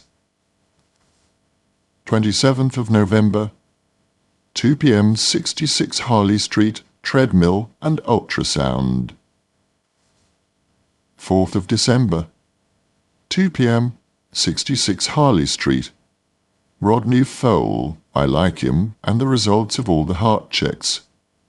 All is fine, apart from one sheet showing high blood pressure and meaning less red wine late at night. 5th of December, 8 p.m. show. Charles and Camilla in. The steak is called Charles and the first scene is all about Diana. Of course. 15th of December.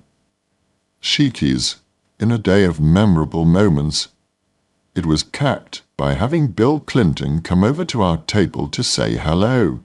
I say Mr. President to remind myself that he was that rather than another actor, the maitre d'. 19th of December. Show. From the start, Rick Mail was a big part of the evening. His wonderful, uncontrolled, joyous laugh led the audience and terrified us. But we clawed the evening back. 2002. Harry Potter, Cape Town, Miriam Margolyes, Westbourne Terrace, Private Lives, New York. Tony nominations: Liam Neeson, Natasha Richardson, Meryl Streep, Charlie Rose, Cher, Paul Newman, Joanne Woodward, Hugh Crutwell, Love Actually, Coldplay, Catherine Cartledge, Harry Potter No More, Rome, Johnny Halliday, Don McCullin, Trudy Styler and Sting. 2nd of January, 1:30, Dentist. By some miracle, there isn't too much to do, considering it's been 4 years. 8th of January, 2, Queen Mary's, Roehampton, to see Hugh Crutwell, who, as ever, makes one ashamed of ever complaining about anything. Now paralysed down one side and sight affected, but brain as sharp as tacks and heart as unaffected as ever. God bless him. Footnote: Hugh Crutwell was Principal of RADO from 1965 to 1983. 9th of January, 2, Dentist, bleaching, ouch. 4, refit the Harry Potter costume. A bit of taking in is necessary. 10th of January, dinner with the glorious Tony Benn plus his daughter Melissa, Saffron Burrows and Mike Fickus. Mike hadn't seen the show, had to picture me in a Noel Coward play somehow. 11th of January, 8, show. A disturbance in the audience. Loud noises, rustling, etc. was fairly alarming at the start of Act 2. both of us thinking it's a madman or drunk, but it's settled. We discovered later, to our chastened spirits, that it was a diabetic having an attack, and relatives ramming crisps in her mouth. 14th of January. Harry Potter 2. 6:50 a.m. pickup. Snape's study. Except, of course, writing this with a Sunday wide awake at 2 a.m. thing. Nice to see them all again, but it's a dreamlike thing, as if it has never stopped. And in a way, it hasn't, and won't. Richard Harris is enveloped in flu, a cue for Maggie Smith to encase her face in a scarf. Through the day, little chats about private lives, although it felt like trespassing. That's when Bob was at his maddest. It's wonderful stuff, though. Footnote. English actor Robert Stevens, 1931 to 1995. Husband of Maggie Smith, with whom he appeared in Private Lives in 1972. Mind-blowing exhaustion by the end of the day. Somehow 1 hour's sleep is not quite enough. Back to the hotel for a clock sandwich, chips, red wine, ground force, and bed. 18th of January, 6:50 pickup. Olivier Award nominations are in The Guardian. Lindsay twice, Adam Godley, Emma Fielding and I are all there, plus Howard. But these things, part experience, part common sense, are actually rather depressing. So many agendas, so much baggage. Where's the Parge, Deborah Warner, Fiona? Does it mean don't offend, challenge, upset? Mnemonic seems to be award-free too. 21st of January. 9:15 pickup, Harry Potter. Made up and ready to go for a day off camera. Nothing matters really after the images of the volcano in Goma. People picking their way across potentially deadly lava to get to homes that no longer exist. 23rd of January. Charlene's Burns night. Much piping and dancing and kilts and tartan. Charlene, Pat Doyle, Bill Forsyth, Ewan McGregor, Haggis, Cranican, as Emma and me go in. 25th of January. 8. Show. Coffers from Hell. 28th of January. 8 a.m. pickup to Paddington. 8:57 to Gloucester. On the set, Gloucester Cathedral that is, we block a couple of scenes and go back to the hotel after lunch. The tent feeling as if it's going to take off in the wind. Emma Watson is unwell, so there's nothing we can shoot. 7. Down to the bar to find Maggie S. reading. Ken Branagh joins later, and having had Maggie on share, we are howling at stories of directing De Niro, or first, casting him. Footnote. Re Frankenstein. 31st of January. Rima's birthday. It's a long time since we've been together on January the 31st. 2nd of February. 8 p.m. Lindsay has been throwing up and looks very pale. The curtain up is delayed. The audience seems drugged. After Kate Winslet and friend Plaxi, then Tashiki's. I think I delivered a somewhat sanctimonious lecture about curiosity versus certainty. But then Kate did spend the evening announcing verdicts on everything from ex-husband to George Bush. 17th of February. 12. David, Chris, Sheila and John after they've been to the cemetery. Hard to restrain my irritation at S&J's habit of thinking that their girls are still somewhere around 10 years old, but resisted I should. 4 p.m. show. A woman in the front row is very busy with her bag of sweets. 20th of February. Booked Cape Town trip. 21st of February, and it's my 56th birthday. How the hell did that happen? 2nd of March, 3 p.m. show. Jules finding it very difficult to say anything more than how odd it all was. Understandable but sad that she couldn't be generous towards Lindsay. What is the point? Footnote: Jules is Juliet Stevenson. 3rd of March, 4 p.m. show. The last show in London. Wonderful that Hugh Cropwell made it, but the show was hanging on to its coattails. Either the head or the body was in the process of going on holiday or walkabout. Somewhere else anyway. 8. Sheikies. Champagne and supper courtesy of Sheikies themselves. 5th of March, 7 a.m. Cromwell Hospital for orthoscopy on me. Writing this still a bit under the anaesthetic. Ivers Lee, the anaesthetist, said, or was it Peter Braid, the surgeon, "You won't remember anything about it." True. The whole thing seemed to have taken 30 seconds. First Connor, then Rima come to visit the invalid. 6th of March. Woke at 6 a.m, just for a change. But this 24 hours has been good for script wading. The knee is pretty painful, but will doubtless improve. Hovel limped to a car at around 11 a.m. after the general all clear. My instructions are a little contradictory. Walk on it, don't use a crutch or stick. Rest it, use ice packs. 8th of March. Watched Gosford Park. There it is, the script perfectly realized on the screen.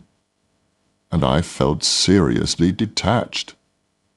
Maybe it's a problem when you don't really care about any of the characters. Because try as he might, Robert Altman can't make us see the story through the servant's eyes. The other classes will always stop that. That's the point. 15th of March, 5 p.m. to Cape Town. 16th of March. The day spent in various poses of complete exhaustion. Part no sleep, part present neuroses, part past recriminations. But the body knows this is a rest, and so it happily caves in. 24th of March. Waking to more thoughts of how, when, where of having a house here.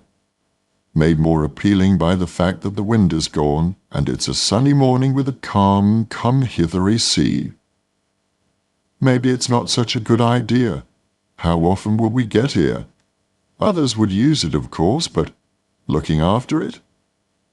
One of the houses Anna Marie shows us is Christian Barnard's. I didn't know he had died. Strange wandering around his home. Photos of son and families intact. As we drive away, AM tells sad stories of divorce and aloneness. 26th of March. To the Pringle Bay Bakery for milk and papers and Oscar winners. It all looks a bit PC to me. A miracle that Denzel Washington mentioned anyone but himself. And there you have it. Awards. For actors. Hours of free TV, and some designers pushing their frocks. 30th of March. Went for an 8 a.m. walk along the beating glorious morning sunshine. A few mad surfers already in the water for the past hour. Some walkers, some dogs. Back to the house to pack, clear up, cook breakfast. Ate on the veranda. The bacon, eggs, tomatoes, orange juice just lasting the weekend. As I was cleaning the veranda, a sudden whoosh and a baboon was on the balustrade and then the roof, family members following. A swift door close and minutes later the whole family was next door. I like to think they'd come to say farewell, but suspect the smell of bacon was the culprit. 5 p.m. to Johannesburg, 8:45 to London. 2nd of April. 7:15 pickup, Harry Potter. Up in the Quidditch Tower with Miriam Margolyes. about to be OBE and 20 pounds lighter, as she tells me in her fairly inimitable way, and Jason Isaacs, who has just become a dad for the first time. The usual nodding heads at numbers seem but quicker this time, and we're out of there by lunchtime, which means I can get to 38 Westbourne Terrace. Home for supper, and more sorting, rationalizing, finding out how much stuff I'm surrounded by. 5th of April, Pack Day. Nigel, Scott and Paul from GB Liners Removals arrive at 8:30 a.m. and swing into action. Paper flying, boxes snapping into being all day. A life packed away for a 5-minute drive tomorrow. Paul says about 10 minutes in, "I'm sorry if I keep staring. I'm a bit in awe." It takes me a while to catch on, and then it takes him a minute to catch on that he's staring at someone frazzled, dusty, and ordinary. 6th of April, The Move. How could anyone collect all this stuff, or want it? The inevitable walk round, 13 years and a flood of warm images, a flat full of love, and very much loved back. Sleeping at 38 Westbourne Terrace for the first time. Of course, in the same way that 44 has been punishing us with warped locks, etc. over the past few days, now 38 is testing us. No heat and an alarm that beeps gently every 30 seconds. 7th of April, 1 p.m, The Family.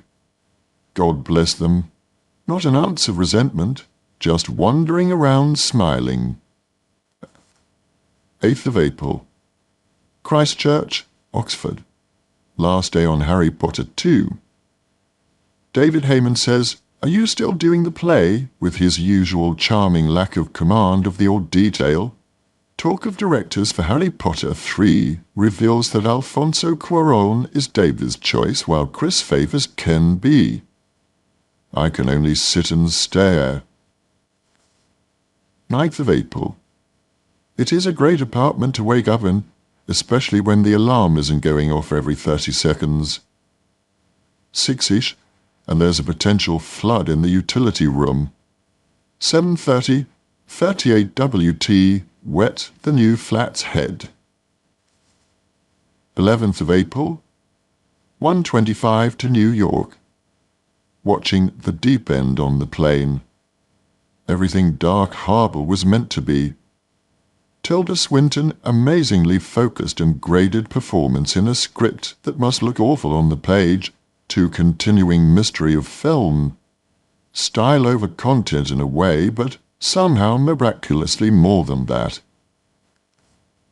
12th of April, New York, realizing I left a bunch of clothes in London. 18th of April, 12:30 to the theatre. 7:30, dress rehearsal. Footnote. After its highly successful London run, Private Lives transferred with the same cast to Broadway. It opened at the Richard Rogers Theatre on the 28th of April, and after 127 performances, closed on the 1st of September. The reception was generally enthusiastic, with one reviewer purring over the mutually sublime Alan Rickman and Lindsay Duncan. The latter won a Tony for Best Leading Actress, while the production was given the award for Best Revival. 19th of April, 1 p.m. to the theatre via Bed Bath & Beyond for more curtains and wicker boxes for Lindsay. As usual, the wrong priorities. 8 p.m, first preview. Gladiatorial, or Thrown to the Lions. 24th of April, 8 show. The Shape of Things to Come. Not, we hope. Bomb sound cues and dozy audience. Half of it anyway. 27th of April, not feeling great. Stomach bug, not to mention the knee. 28th of April, 6 p.m, opening night. Tough, but Act 1 seemed okay. Act 2, they started to disappear. Act 3, they were already home. Then they cheered. In the dressing room, Mike Nichols, Lauren Bacall, Emma T., Tom Hanks, Rita Wilson. 29th of April. Reviews all raves apparently, so now we can just get on with it. 4th of May. The days are kicking in and lasting too long. 5th of May. 6:15 Wyndham Hotel and some champagne with Edna O.B., or the Minx as Lindsay calls her, since she tries to prevent us from going to a movie. In vain. Determinedly, I get into the car and off to 12th Street for The Piano Teacher, a completely uncompromising film with Isabelle Huppert fearless as ever. 6th of May. AM. Tony nominations in, and we have sits. I hate all this, especially since Adam and Emma are not in the list. And Helen is, but not Ian, etc., etc. Divisive, disturbing, unhelpful. 7th of May. 6 a.m. and awake, brooding, writing this and previous page, finding Christina's note from last summer. Trust, to go forward, transformation, divine protection, strength, energy, cancellation of the fear of new things, cancellation of the fear of love, relationship, wisdom, intuition, reunion of spiritual creatives and body creatives. 18th of May, 8 p.m. show, after which we discover that Nicole Kidman and Tobey Maguire arrived half an hour late. Why come in? 19th of May, 6 o'clock, Bill Evans calls with winners-losers news. 7 p.m, Café des Artistes with Lindsay and Bill Evans. 9 p.m, Drama Desk Awards. Our producers are smarmy as ever. Lindsay all dignity intact. Footnote: Lindsay Duncan won Best Actress at the 2002 Tony Awards. Late at Café Luxembourg, Natasha and Liam across the room beckoning me to the losers' table.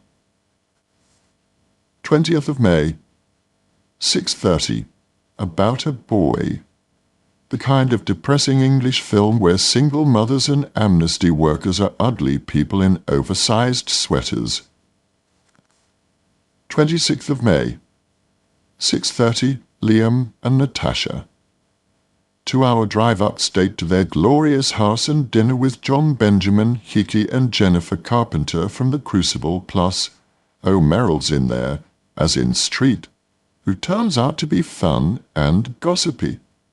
But it's hard. Who else looks like Meryl Streep? So you can't quite lose the stare. 27th of May. Lunch on the terrace with the boys and us. Tash is the most miraculous hostess. Nothing is forgotten. 4 p.m. Dan Day-Lewis arrives to play tennis. 1st of June. 2 p.m. show. As we came off stage, Meryl Streep is at the stage door. She loved it, plus daughter Grace. After the stage door signings, there was a moment when she was in my dressing room waiting for me to come back. 5th of June, 10 a.m. pickup, Charlie Rose show, who turns out to be exactly what one had supposed, a great and improvisational listener. This could have gone anywhere. 6th of June, 8 p.m. show. The audience was, as they say, lively. 25th of June. Apparently Cher was in, which accounts for the late start.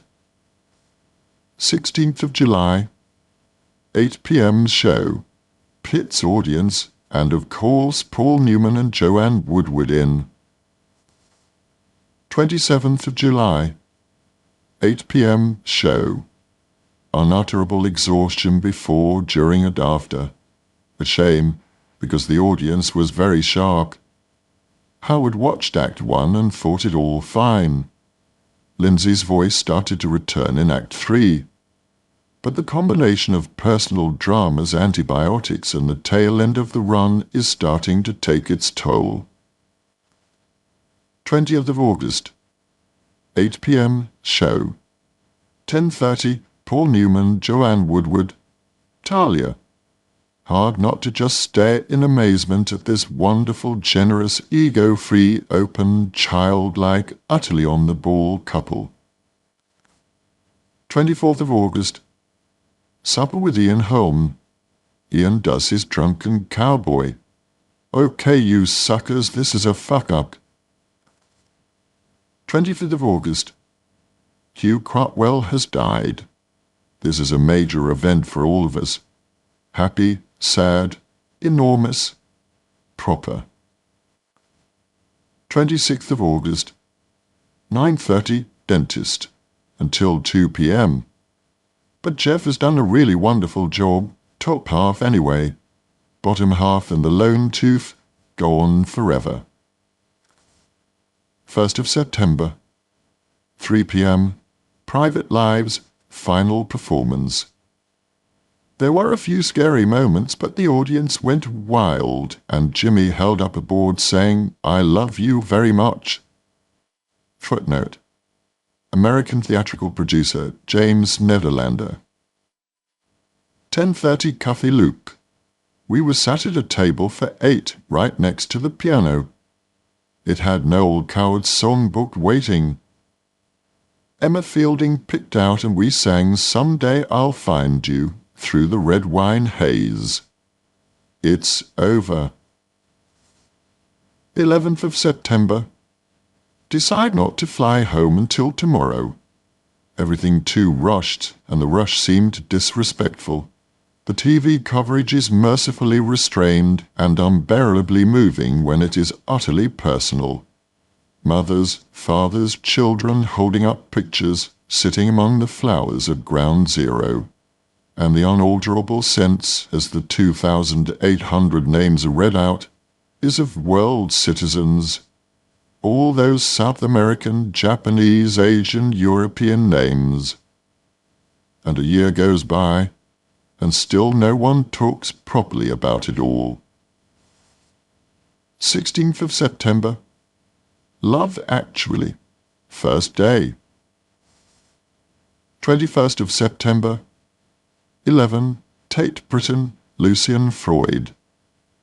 Looking at these great paintings, it's as if Wagner, Mahler, Elgar were playing loudly.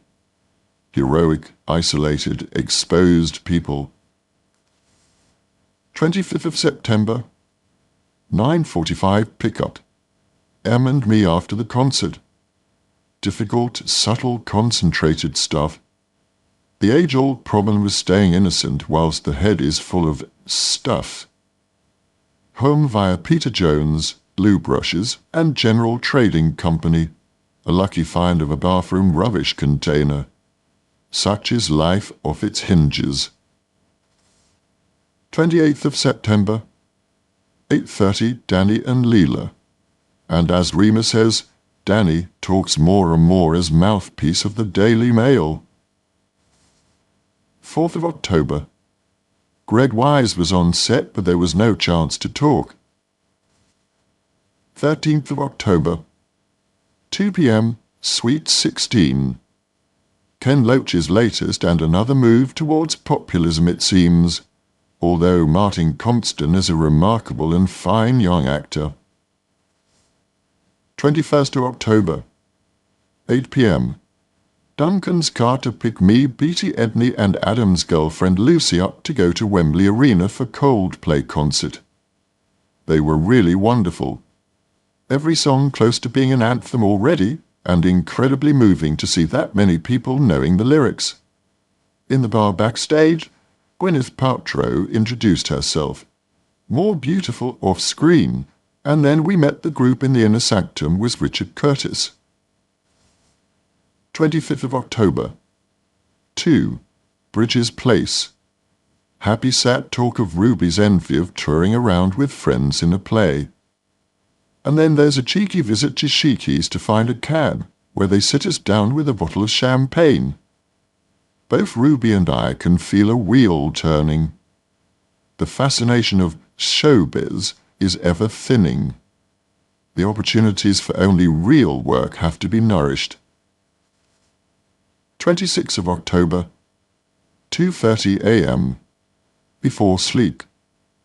This beautiful home must become a breeding ground, a meeting place, although it is probably not rough enough yet. So it has to be inhabited and filled with positive energy, good spirits, rough and tumble. To Conrad to try to find sofa material. Failed. 1st of November. The day ends stupidly with a row about cleaning brought on by the fine layer again of white dust everywhere. Mop and bucket at 1 a.m. 10th of November. 7 p.m. Royal Court. Catherine Cartledge Memorial. Gut-wrenchingly moving and challenging. So what am I doing? But a real sense of a person still here somehow. Brave, generous Peter Javissa, Casey's husband, singing. A wonderful letter to Time Out berating a journalist about Vanessa Redgrave interview. 17th of November. 9:10. Bowling for Columbine. This film has you shaking your everything in numbed, not disbelief. It's all too true, and so well argued. A country kept ignorant and ever fearful resorts to the gun in the name of freedom. 25th of November, 8:30. Dinner with Ruth and Richard Rogers, plus Edward and Marianne Said, Daniel Barenboim, and Elena Allen and Lindsay Rossbridger. Daunting might be the word. Said charming, Barenboim alarming. Rossbridger, as ever, it seems, devoid of questions or curiosity or life, really. His wife is like Mrs. Mole, full of nervous smiles. 3rd of December. Belvedere Restaurant. Nell Smith's 50th birthday party. Without Pam, which casts a bizarre shadow. 4th of December. Talking to Paul Lyon Maris about Harry Potter exit, which he thinks will happen. But here we are in the Project Collision area again, reiterating no more Harry Potter. They really don't want to hear it. 7th of December. Rome. 3:30 p.m. to the Opera House for rehearsal with Johnny Halliday and Mel Smith, who finally made it from his film set. Mr. Halliday, remembered well from youthful days in Paris, is charming and very facelifted, with nothing to what is coming up. 6:30. Pick up Opera House for European Film Awards. Polanski, Almodovar, Wenders, Joe Moreau, Ken Loach, Mike Lee, with whom we shared a car, and dozens of extremely beautiful Italian actresses. Later, dinner at the Palazzo delle Esposizioni. Mel and Pam hosting at table.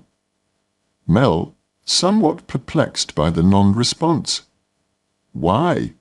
He misjudged it spectacularly. What could you say? His script was disastrous. 8th of December, 7:35 p.m. to London. Jeremy Irons was in the lounge. Nice to see him and chat of Ireland and last night. 11th of December, 8:45. Sabrina Guinness plus car for 5. Cavendish Place for Mick Jagger's dinner party. 16th of December. Edna O'Brien calls. Have you seen Breath of Life? She's already appalled, and it's only a question. No, I haven't. It was so terrible. I thought I might. Pause, hesitancy, groping, explode. 19th of December.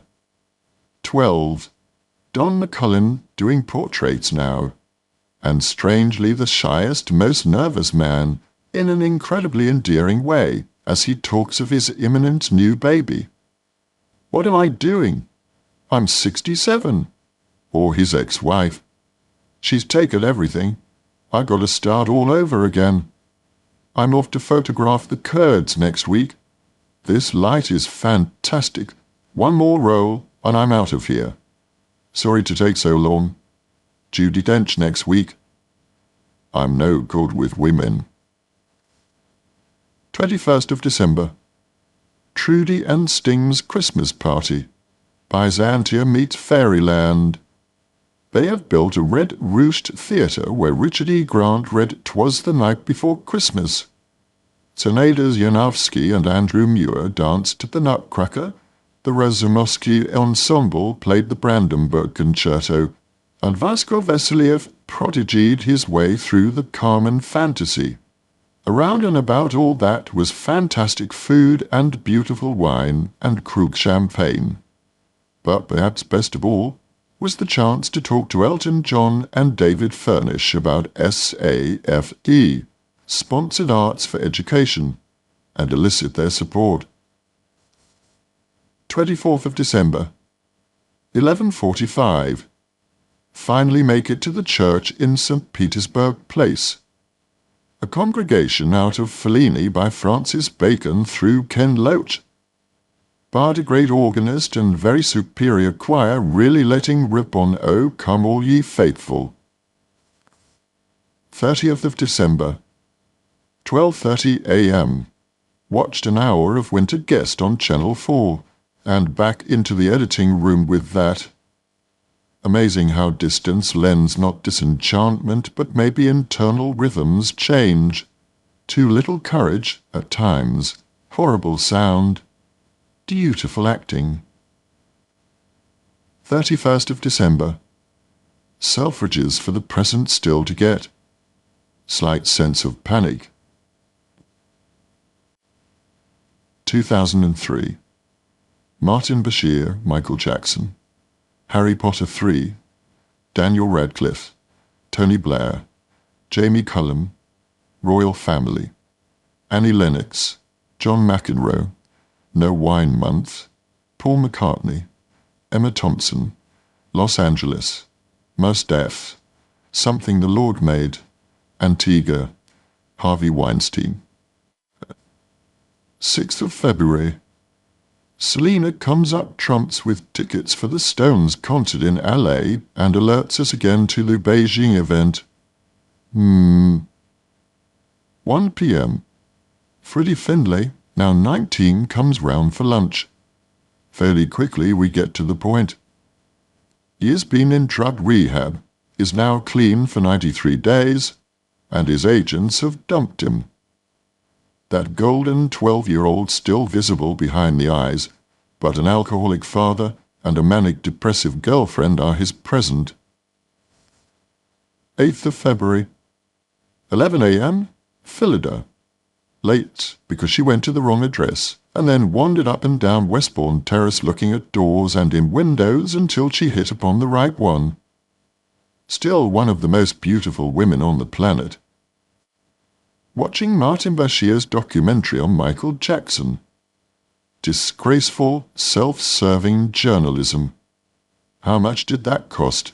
Compare MJ's actions with those of 1 million pederasts and pedophiles a day, or the thousands of kids dying daily in South Africa from AIDS. Make a film about that with your concerned face. 9th of February. 1:30. River Cafe. Ruthie and Richard Rogers, Andrew Marr and wife Jackie and children. The elders to Latimer. Lovely Sunday afternoon chatter. But not with this lot. 14th of February. 8 a.m. and the phone rings. Judi Dench. Orlando Sesti has been killed in a car crash in Spain. 22 years old. In a way, it is like we have been robbed as much as he has. One of those people you watch slightly from a distance. They live life the way you wish you could. PM. And the madness goes on. Reema's father has died. Not that it wasn't expected. He was 97. But he was their father and the creator of all that Horton-ness. 15th of February. 12, Duke of York Theatre. For the march. Except that we didn't make it to the Duke of York. No taxis anywhere. We walked to Piccadilly and joined the march there. At Hyde Park, having seen 1 million people behind us, there was Bruce Kent and Tariq Ali at the microphones, but Minnie Driver and Tim Robbins to remind us that celeb rules, really. Footnote: the march was against the Iraq War. 27th of February. Bournemouth, for Reema's dad's funeral. 9th of March. 4 p.m. Old Vic, Hugh Crotwell's memorial. That it happened was what was important, never mind the material, although Greg's speech was wonderful, as was Geraldine's.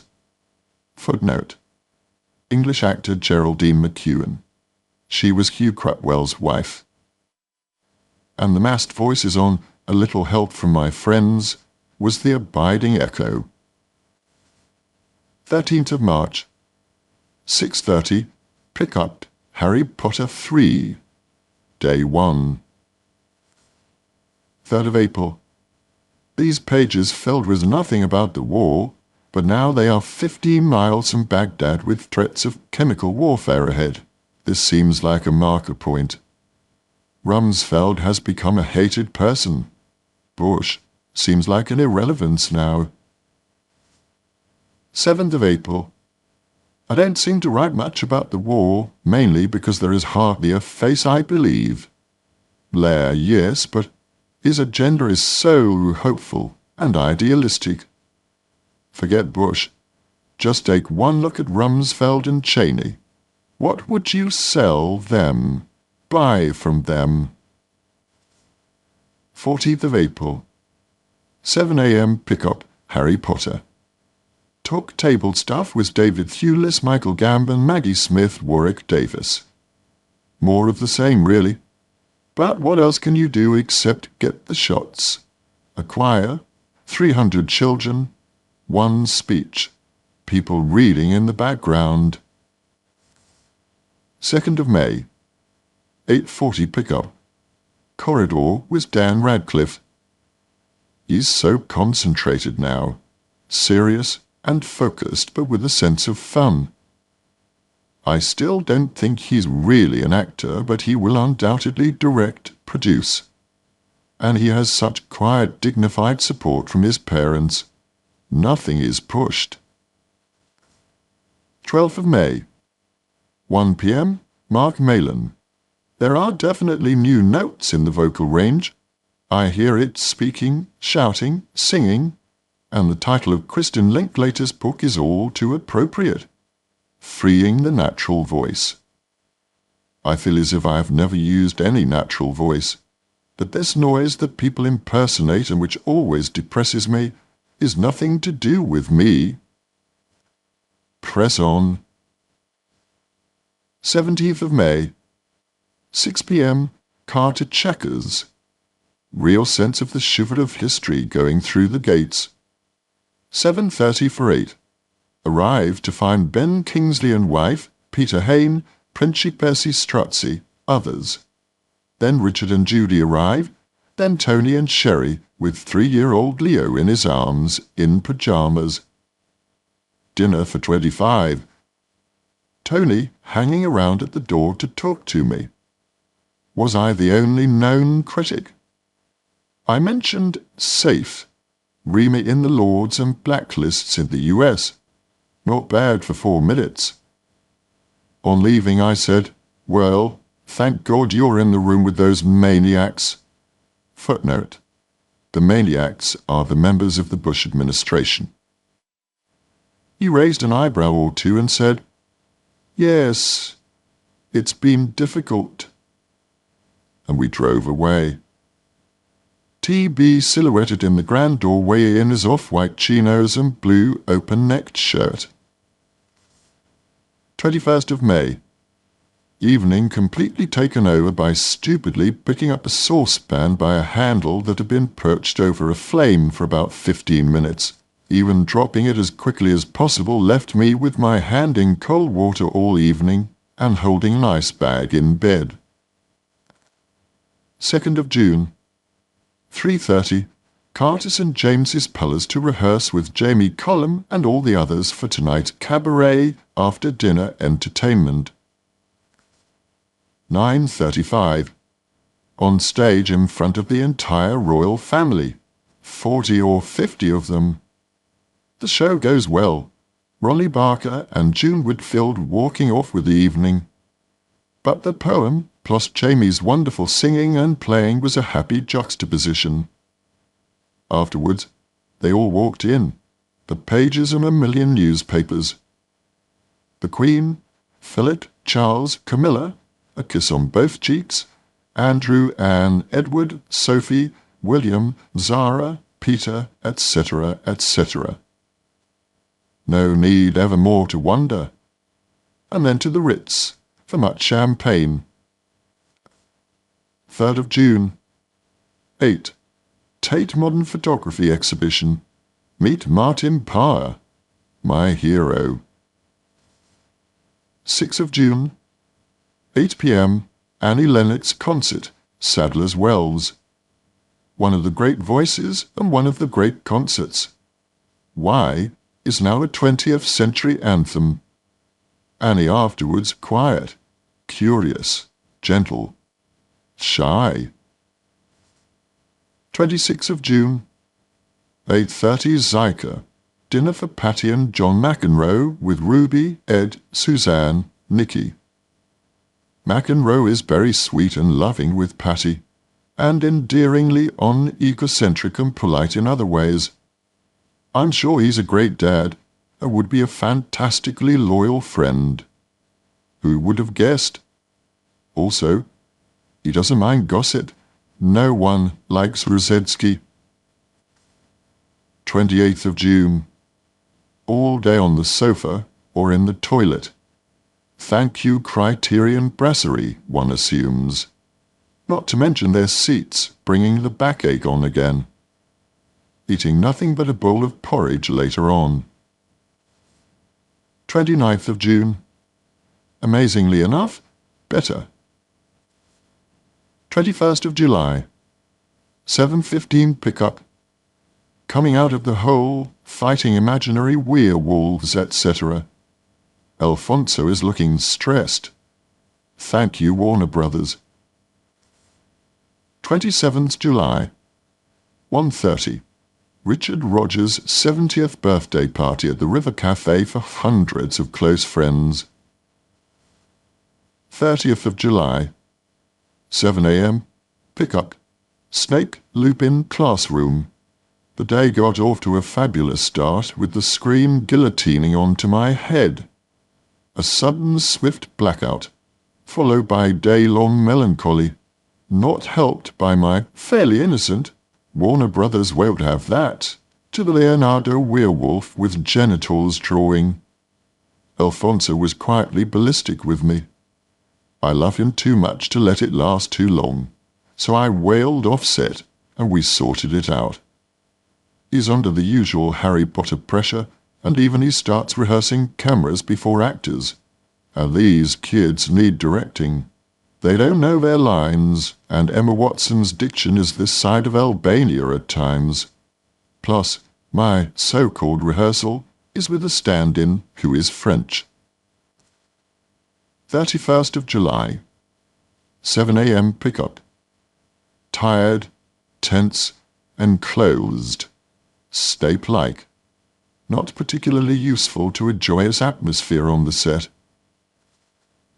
11th of August. 8. To Mariah Aitken's house.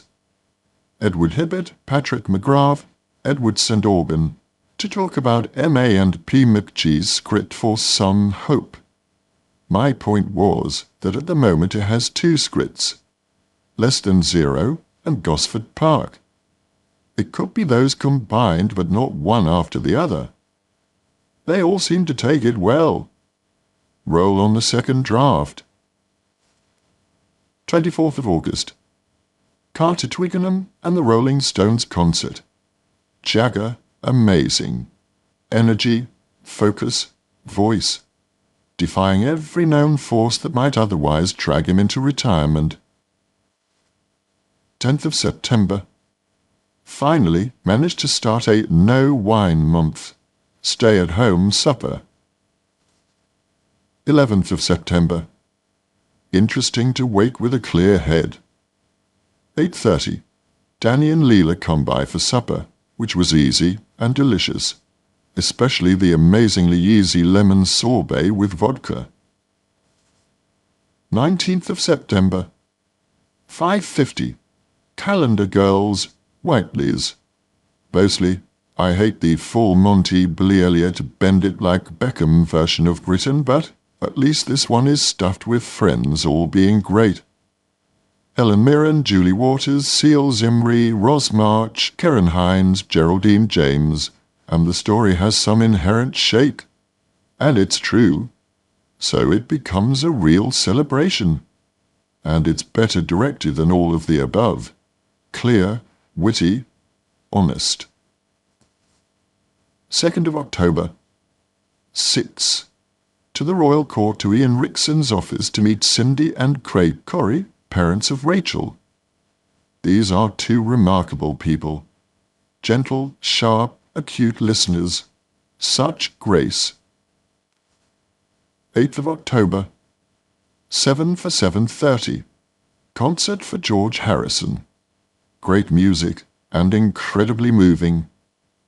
We measure our lives in Beatles songs as well as everything else. His son is his double. High-fived with Paul McCartney and the Gents. 9th of October. Lunch at Harry's Bar for Sting, CBE. Wonderful speeches by Geldof and Sting. Sting's To Music took right on board the moral dilemma of accepting the award. 10th of October. 9:45.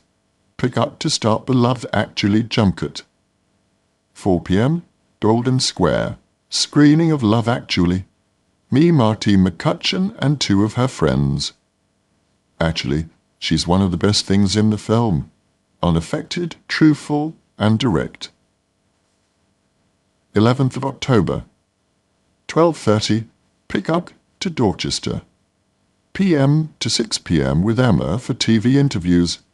She was looking great, and then worked her socks off as per. After a while there was something more duet-like happening, but it's hard for her to relinquish control. Fortunately, she's really good at it. 13th of October. 9:30, Dorchester. Somehow, for some reason, Emma was on even greater overdrive. I get the feeling that she was on a mission to compensate for my lack of whatever.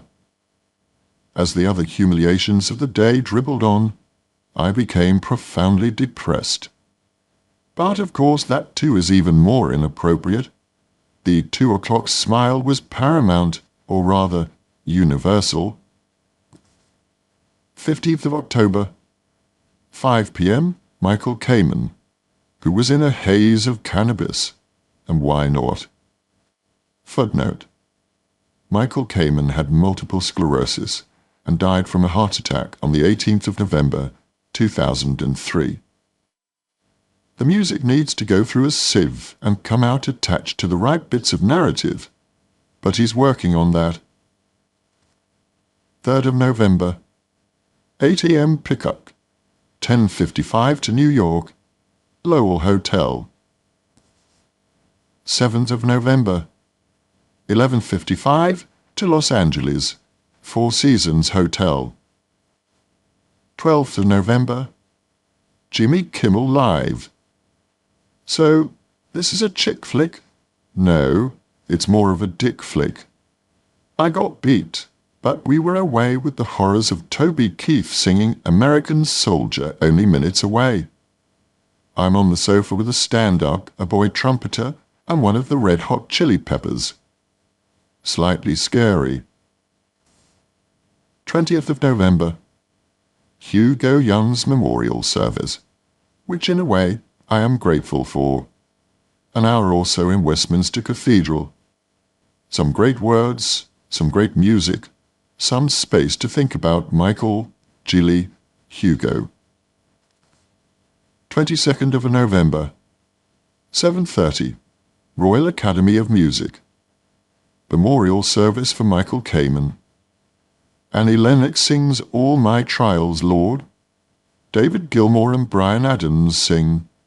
The brothers, Lenny, Paul and Johnny, speak. I speak. The girls, Zoe and Sasha, speak. And most memorably Michael's father. It's like something Shakespeare forgot to write. 28th of November. Last week has left me wiped out from putting myself on a kind of hold. No release due to the peculiar pressure that is induced by having to speak at 2 services. Add to that a skittish relationship with jet lag. 29th of November, 2 p.m. to Baltimore, 5:55 pickup to the Harbor Point Hotel. p.m. watching the Italian job to see Mos Def, who can act very well. 1st of December, wardrobe for something the Lord made. Everything is too big. p.m. read through the script. Mose is an absolute natural and very smart, but is not clear how focused. Move room. Hooray! 2nd of December, 7:30 pickup. Into makeup for camera tests, some of which make the heart sink. Or shading. He's sick. Gentle manipulation of the script. 4th of December, 8 p.m., back at the hotel, and a note from Pam Shriver inviting me to the Roddick Blake charity match in her hometown tonight. Any other time, but I'm whacked. 8th of December, 4:15 a.m. pickup. First day, which turns out to be an 18-hour day by the time I get back to the hotel, with a painfully aggravated cartilage pain which keeps me awake. 9th of December, 10:15 a.m. pickup. Somewhere in here the little speech about letting the actors rehearse. Hotel at 11:30 p.m. 10th of December, Robert Court, the producer, central casting, and I have another of our little chats. He talks, I listen, and then say no. 11th of December, what amounted to a row with Joe Sargent over his total inability to let a scene play to the end without talking about a move, a bit of business, or some ill-judged notion. Of course he feels threatened, but I'm in a no-win situation. And Mose is up there in the handlebars. 12th of December. Robert comes to the trailer to deliver one of his monologues. He does them often. This one was all about how I was a Rod Steiger. Very temperamental, by the way, and how he could help. All the best notions, but if he's not insisting on a process being on it, what's the point? 13th of December. Freezing cold day. Walk to the Mile in the Harbour to Barnes & Noble, thinking mainly, but books are heavy. So found my way to the CDs, Elvis Costello, Keith Jarrett, Youssou N'Dour, Mos Def. 15th of December. Bits and Pieces Day. Full of my new passivity.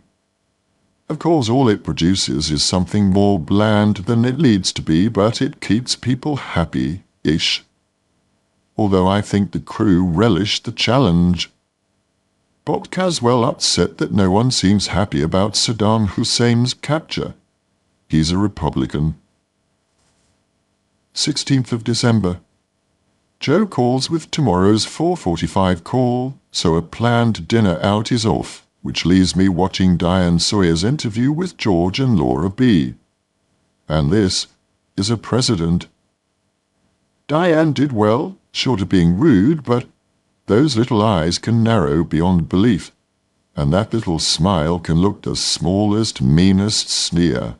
What a small human being this is, and a tadpole next to the shark of a wife. 19th of December, 11:30 pickup. Was to have been a day off. 12. Long wig-cutting session. Plus a total rewrite of the last scene is handed to me. No warning, no discussion, totally unactable, written by committee with no awareness of silence or what it is that actors do. Fuming until I speak to Eric Hetzel, and we get back to what they had chucked out. A pity that it has to get to me saying, I'm not saying these words. 22nd of December. Glorious sunshine all day for umpteen exterior scenes, which looked an impossibility on the call sheet. Somehow we made it with a lot of fleet-footed tap dancing on all fronts. What with the holidays, it was all very good for company morale. 5-ish, Rima has arrived. 24th of December. More sunshine. From where? 11. Car to Washington. Rain. Fog. That's more like it. For what is worth sitting in the car, I feel I am turning some sort of corner. The past few days, what with rewriting 2 scenes that made me surer about adapting a book at some point and letting new things in the door.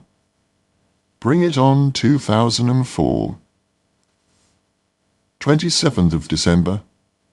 4:30, Dulles Airport for the 7 a.m. to San Juan. 1:40 to Antigua.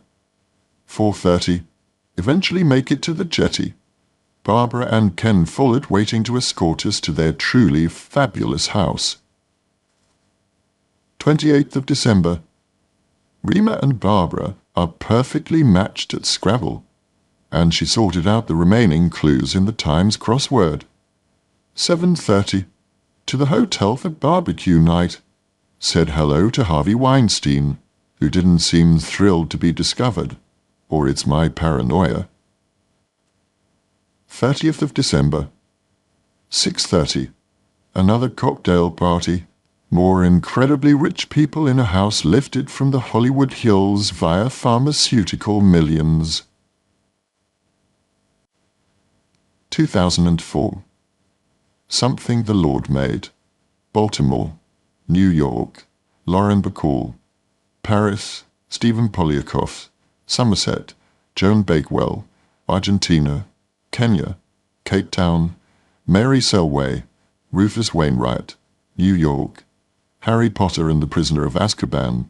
Mike Nichols, Toronto, Saint-Tropez, Harry Potter, Los Angeles, Alan Bates, The Hitchhiker's Guide to the Galaxy, Maggie Smith, Michael Gambon, Ben Kingsley, My Name is Rachel Corrie, Aman Pula. 3rd of January. Filming Something the Lord Made. Baltimore. Mooching around all day. 4th of January. 5:30 pickup and the continuing madness of shots first, acting second. One of the scenes appeared to be entirely about Mose and a mop and a bucket. Even the camera crew entreaties didn't shift Joe. Every take bent people on their hands and knees toweling the floor dry again. 8th of January. Los Angeles. A night of vivid dreams. Sitting in some kind of auditorium. Fun, and finding Rima and me in the same row as Bush Sr. and family. Strangely, no GW anywhere. Bush Sr. suddenly barks out topics of conversation. Okay, what do you have to say on beef? I'm nudging Rima to speak, but there's a mass silence. 9th of January. Los Angeles. Oh, my changing eyes and mind re-Los Angeles. Still the perennial holiday town, but the celeb-obsessed stuff is getting to me in a big way. 10th of January, Los Angeles to Baltimore. There's this band of always the sameness about LA which is comforting in a way, but underneath it is a band of something casual, feral, of the moment only, full of eyes staking you out. Are you someone? Were you someone? Do you give off any heat at all? Might you? Although that would imply forethought, foresight, a kind of intelligence. And that is ultimately just an animal response, but not an animal that has any dignity or sense of its place in the world. This one has nervous, tight eyes, no sense of home, stays long enough to feed and move on. 11th of January, Baltimore. Some long chat between Mose and Joe had gone on. Look out of the window and go back to the hotel in full makeup and wait until 6 p.m. to go back for the lecture theatre scene, which is over at 11 p.m. So that's another 17-hour day with a close-up at the end of it. Back at the hotel there's a movie with Brando, De Niro and Ed Norton in. Interesting to see De Niro utterly in control of Norton and utterly fazed by Brando. But was Brando even there? Then Larry King has a program about James Dean. The real thing. Truthful, ageless, masculine, feminine. Adored by all. 17th of January, Baltimore. Day off. To Barnes & Noble to find more gifts and some Jimmy Scott CDs. 19th of January, to the set at 6:15 p.m. Dodgy part of Baltimore. Gabrielle Union has her trousers nicked from her trailer. There's a knock on the door of mine. Outside, a 10-year-old claiming to want an autograph. 29th of January, Baltimore. Last day, 3:30 pickup. And an amazingly swift rip through the last 4 scenes. 30th of January, Baltimore. 7 p.m. rack party. Hideous. Loud, as in cannot hear a word anyone is saying and no one is dancing, so what's the fucking point? Happily I got there early, so there was still some food. 2nd of February, New York. 8. Deaf Poetry, the Supper Club. Taping of Moe's HBO show. Marcia Firestone and I, 2 of maybe 6 white people in the audience. It was like a rock concert but for poetry. 5th of February, 1 p.m, Nina Darnton. God, will she ever relax and wonder what might happen instead of arranging everything in front of her, with options in case of disaster. Version 2, except more calculating as well. But I love her for her courage, if only it wasn't mixed with being a bit of a madam. 6th of February, 11, also. Managed to almost walk past Lauren Bacall on my way back from the gents. The inimitable voice stops me in my tracks. Sit down and listen to stories of UK quarantine dogs. 8th of February, home at 9ish. Rima's sick, on prescription drugs and not making a lot of sense. Wander round putting stuff in different places, wondering why I didn't stay in New York. 17th of February. Michael Attenborough must be one of the most indiscreet people I've ever met. I'm sorry if X is anyone's best friend, but should be in his middle name. And not a good idea to have such open prejudice against actors while in the same room as an actor. 20th of February. Paris. 6:30 car to Waterloo, Eurostar for 7:30 to Paris. 21st of February. Walking, shopping at ICM. Gaspard de la Nuit. Birthday dinner. Very good food. Very family-run with someone who needs lessons from Eva and Patio on how to walk up and down your domain dispensing bonhomie rather than quiet alarm. But then the French gave us the word fraudeur. 25th of February. Stephen Polyakov to dinner at the Cow. He wants to do an interview for the DVD release of Close My Eyes. Apart from that, his mind as quixotic and lightning sharp as always. The chat has to be so specific, otherwise a lazy half-sentence is pounced on like a cat with a ball of string. 26th of February.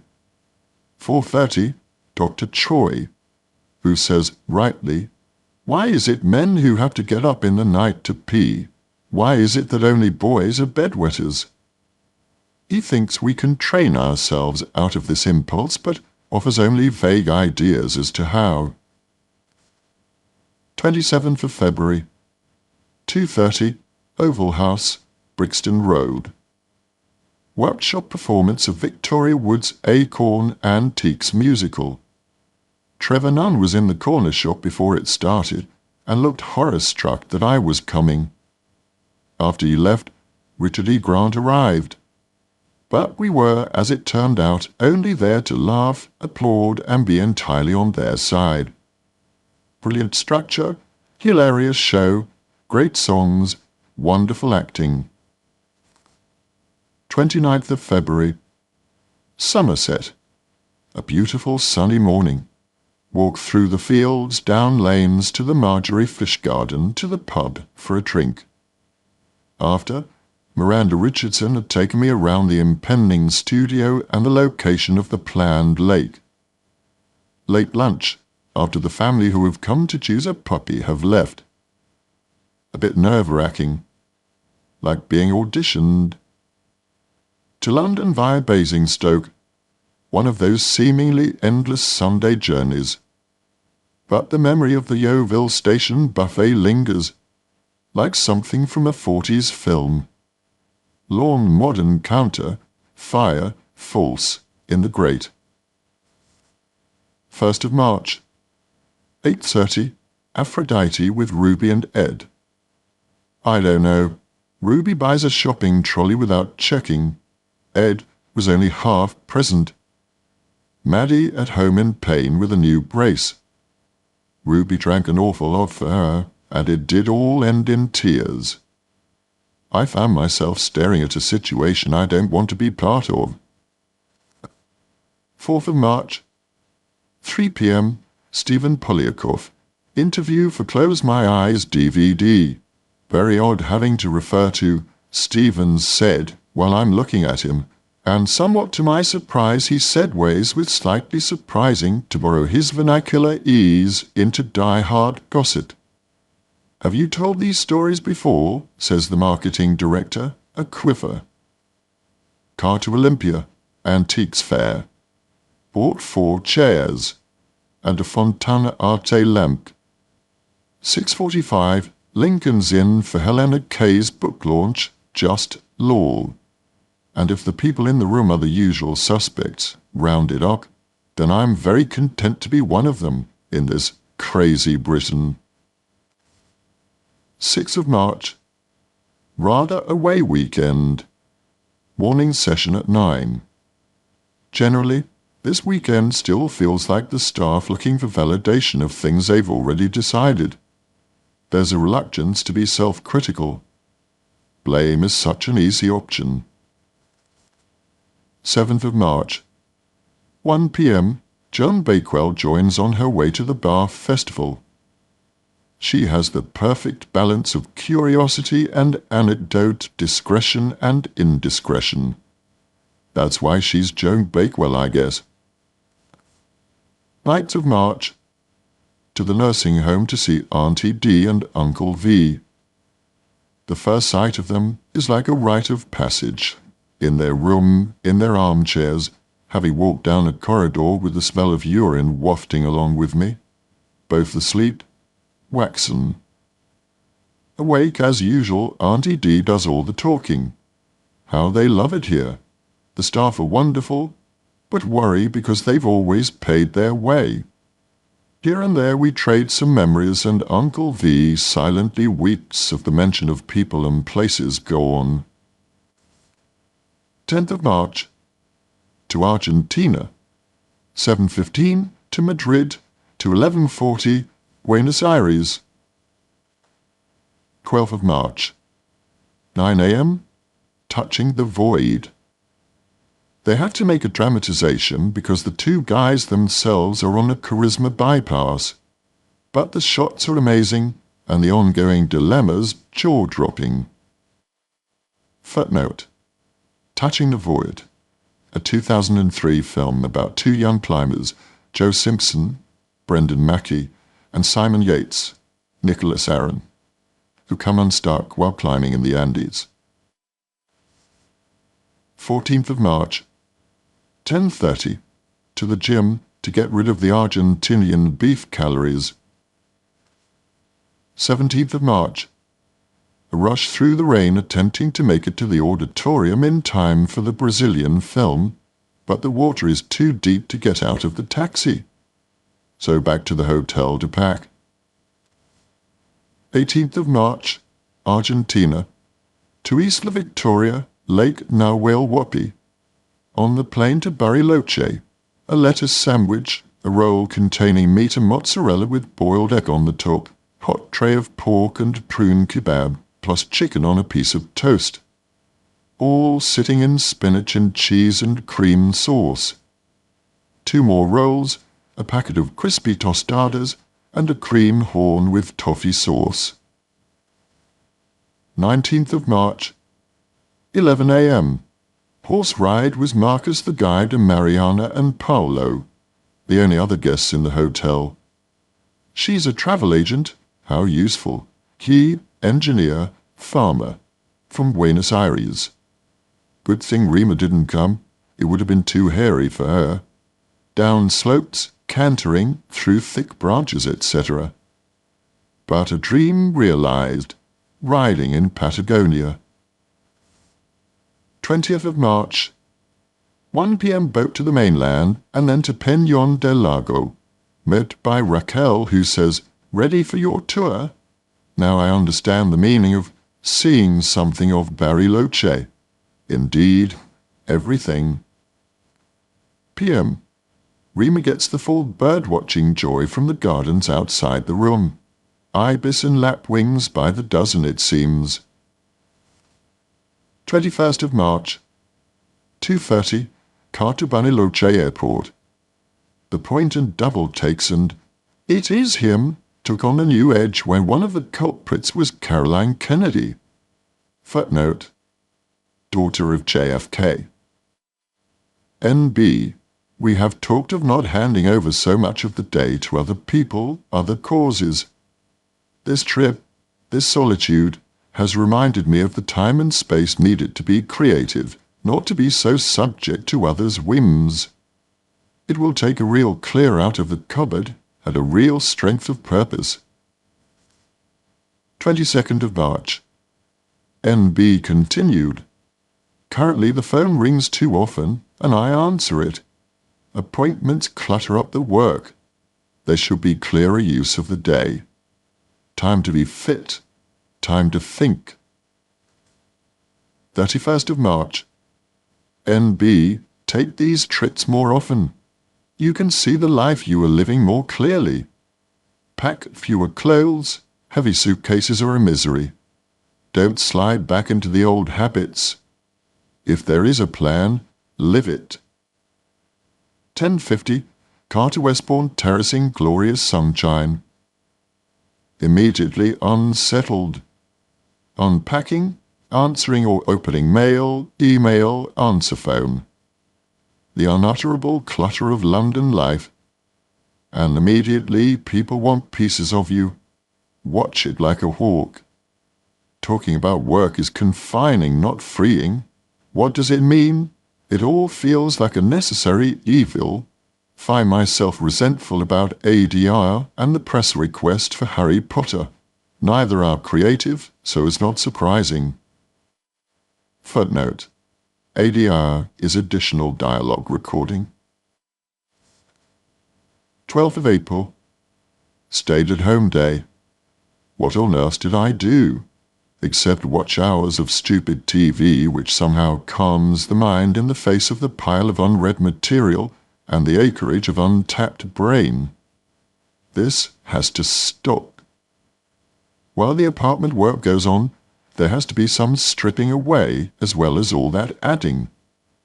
If it becomes too much a comfort zone in an indiscriminate sort of way, a torpor sets in. Some rigour needs to be introduced. 8:45, Frontline with Ruby and Ed. This is strangely a comfort zone. Good and bad, that. Old friends mean a space that could be dangerously unchallenging if we just take turns to announce what we're doing. There's so much familiarity, but so much that's hidden. 13th of April. Swim at a new health club. Low lighting, thank God. Steam room by the poolside and Starbucks on the way out. 2. Dexter called by for some lunch on the balcony. In the sun.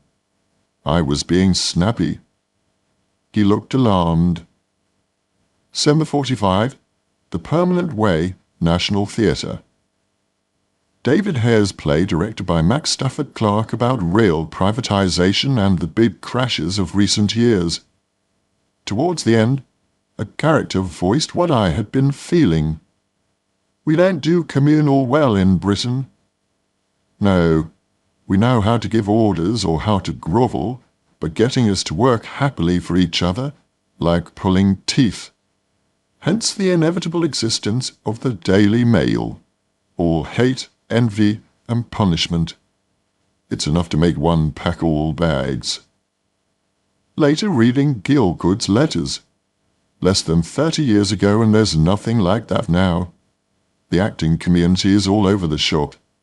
Nests are being feathered, careers grabbed at. Must get back on stage and enjoy it. 16th of April. Figuring out flights, transfers. Footnote, for a trip to Kenya. 2 p.m. Surgery for 4 injections and a prescription for malaria pills. Then I buy up half of Boots. 8 p.m. River Cafe. Alan and Lindsay Rossbridger. Alan is much more relaxed than I've known him. Smaller numbers, maybe. Ruthie's guest list can be daunting, but her attention to her own detail has her asking us to review her latest waiter's checklist. Piercings? No. Sleeves rolled up? Don't care, etc. She also has her verbal no-nos, as in, enjoy, you guys, and such like crap. I was reminded also of the air stewardess who scaled Beckettian heights. Would you care for a beverage at this time? 20th of April. Kenya. Yesterday evening smothered in sadness by Patsy Pullett's phone call. Through the tears, she leaves a message telling us that Mary Selway is seriously ill, and hasn't long. Glorious Mary. 8:30 to London Heathrow for the 10:25 to Nairobi. Wrote a bit, read a bit. The Sea by Iris Murdoch. Bewildering, really, cumulatively powerful and disturbing moment by moment, in danger of comic melodrama. Car to the Norfolk Hotel. Time to raid the minibar rather than test the rigours of room service. Last dinner was 1 Diet Coke, 1 packet barbecue crisps, 1 packet cashews, 1 packet macadamia nuts. Discarded. Honey-coated. Watched Boston Marathon on TV. Kenyans won everything. And may these pages catch something of Simon Gray's Smoking Diaries. His portrait of the ginger-haired lounger thieving new arrivals seems like something I have actually lived through. 21st of April. 11:15, on the plane to Melendi, there's a 3-year-old who can really use her crying. Racked with sobs, and then the endless pause, while she gathers breath, looks around, has a think before really letting rip. 12:20, Nick Redding collects and off to find the trooper my hotel. £50 a night. Will that be okay? A sentence not often heard. Lunch of fish and rice and off to the performance in a village Disney might have constructed. Band, drums, kids frightened of the camera as the troupe is encircled by about 500, who listen and laugh as one. So many young girls with the baby sister, brother strapped to their backs. It is a terrific performance by a very focused group of actors. Afterwards we career down a road to a boatyard cafe for a cold beer and then back to the hotel for a shower. 23rd of April. Mombasa to Nairobi. 7:45 to the clinic, to the apartment, to James's troupe house, to the buffet lunch restaurant, to the car pickup, to the airport, to Nairobi. Any other time I would be taking it all in with unclouded vision, and I certainly did my best to be supportive, but the shutters had come down and wouldn't lift. A mood that needs time or a juggernaut to shift. Reading Rough Guide. Somewhere in there a fine and accurate description of Mombasa. So much friendlier than the sense, all I can have, of Nairobi, which is as screwed up as a city can be. Geoffrey talks to me of driving at light into Nairobi, not a good idea, of nails placed in the road to catch one tire or another, of beggars holding babies that aren't babies, of never talking to anyone through the driver's window. It's gangland. 24th of April. Nairobi to Joburg to Cape Town. At the passport immigration whatever desk, the woman glances up and says, "You look too serious to be an actor. You get all the serious parts?" "Not always." "Then the sad ones?" On the phone to the UK. And Mary Selway has died. 28th of April. Cape Town. Lunch with Pearlie Joubert. Funny and sharp as ever, especially on subject of phone interview with British security forces re her trip to Zimbabwe.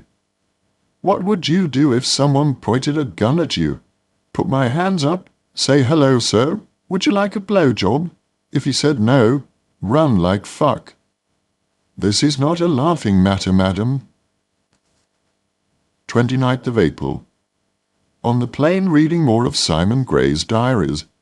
Very moving about his father and his brother. Very funny about his cats and dogs. And the pages suffused with his love for his wife, largely because he mentions her only glancingly. You sense her beauty and her grace, and her laughter. 1:30. After killing some time in Hatchards, where an incredibly courteous woman came up and said her simple, clear, heartfelt thank you, to St. James's for Mary Selway's funeral service, sat with Paul Brooke, other friends all over. Simple and beautiful service, the church filled with pink and white peonies for this great woman. 1st of May. A message from Sigourney Weaver talking about play in New York this summer. Also spoke to Ian McKellen, who had seen Hamlet last night and was shocked at the general level of acting. But how crazy to have a profession and a press who are slavering at it's your first real exposure. 3rd of May. 9:15. The Wolseley with Juliet Stevenson and Mark Chivas. Not to mention Lucian Freud sitting at the table adjacent, as was Bob Hoskins. But LF, for God's sake, with his beautifully tied tie. 6th of May. 9 p.m. Rufus Wainwright at Dingwall's. Plangent would be the word, and he certainly enjoys making the sounds. A consonant here and there and hearts would crack. Talking to him afterwards, he has a high-pitched giggle that comes as a shock. 7th of May. What dreams! 1. Joan Collins. I'm interviewing her for a magazine about her time at RADA. She arrives in some foyer, taps me on the shoulder, has no makeup on and her hair is streaked grey. 2. Paolo Dionisotti. With a length of grey cotton, I'm sewing a little triangle of pretend pubic hair onto her trousers skirt, while she tells me of her frustrating time trying to give dialect lessons to some foreign star. Richard Attenborough comes in, says we have missed some important lunch. I think it was the prawns. 13th of May, 7:45, The History Boys, National Theatre. Alan Bennett's new play. A glorious start stuffed with memories of school days and teachers. A paean to the most eccentric and gifted of them. Never mind the teachers who have died. I would love to watch this with Ted Stead. Alternative? I would love to watch this with Ted Steed. Griffo, wonderful. Frank de la Tour, like an incendiary. Clive Merrison licking the plate clean. 14th of May, New York. Nowadays it's par for the course. Not packed at all for nearly 3 weeks anyway. Somewhere in the back of my mind a subliminal knowledge of what has to be clean. Not bothering about ironing. The hotel can do that. Who is this person? 1:45, Carter Heathrow. Crowd outside terminal. Some sort of scare. Anthony Airmat Chicken. Same flight. Instantly reassuring. 6:45, New York. To the Lowell Hotel. 15th of May. 8. Jumpers. Stoppard bores me, read it again. Essie Davis gives it the star treatment. Simon Russell Beale. I wish someone would tell him not to be so lovable. It's like he needs a smack rather than a director. 18th of May, Baltimore. 19th of May, Baltimore to Los Angeles. Profoundly hungover. This has to stop. I cannot stagger about like this. Head? Whose head? What head? Unconnected to neck. Legs with a life of their own. Is this what they mean by alcohol being a poison? 21st of May, Los Angeles. Brain-tangling phone call where it's hard to frame a sentence, let alone get a word in. Some people see the world through such a narrow lens. Widen the fucking aperture and solutions are visible all round you. The Grove, Apple Shop. Do I want a computer? Everyone else thinks so. There's someone tapping away opposite me as I write this. I think I prefer pen and paper. No wires for a start. Talk to Stephen Polyakov. The Guardian wants to do an interview for Close My Eyes DVD. Strangely close to the Potter opening. I think not. 22nd of May. Los Angeles to New York. 11:10 to New York. I begin to pick up this journal like a homing pigeon. There's a definite urge to write coming from some left field. Maybe that's the reason for the word processor.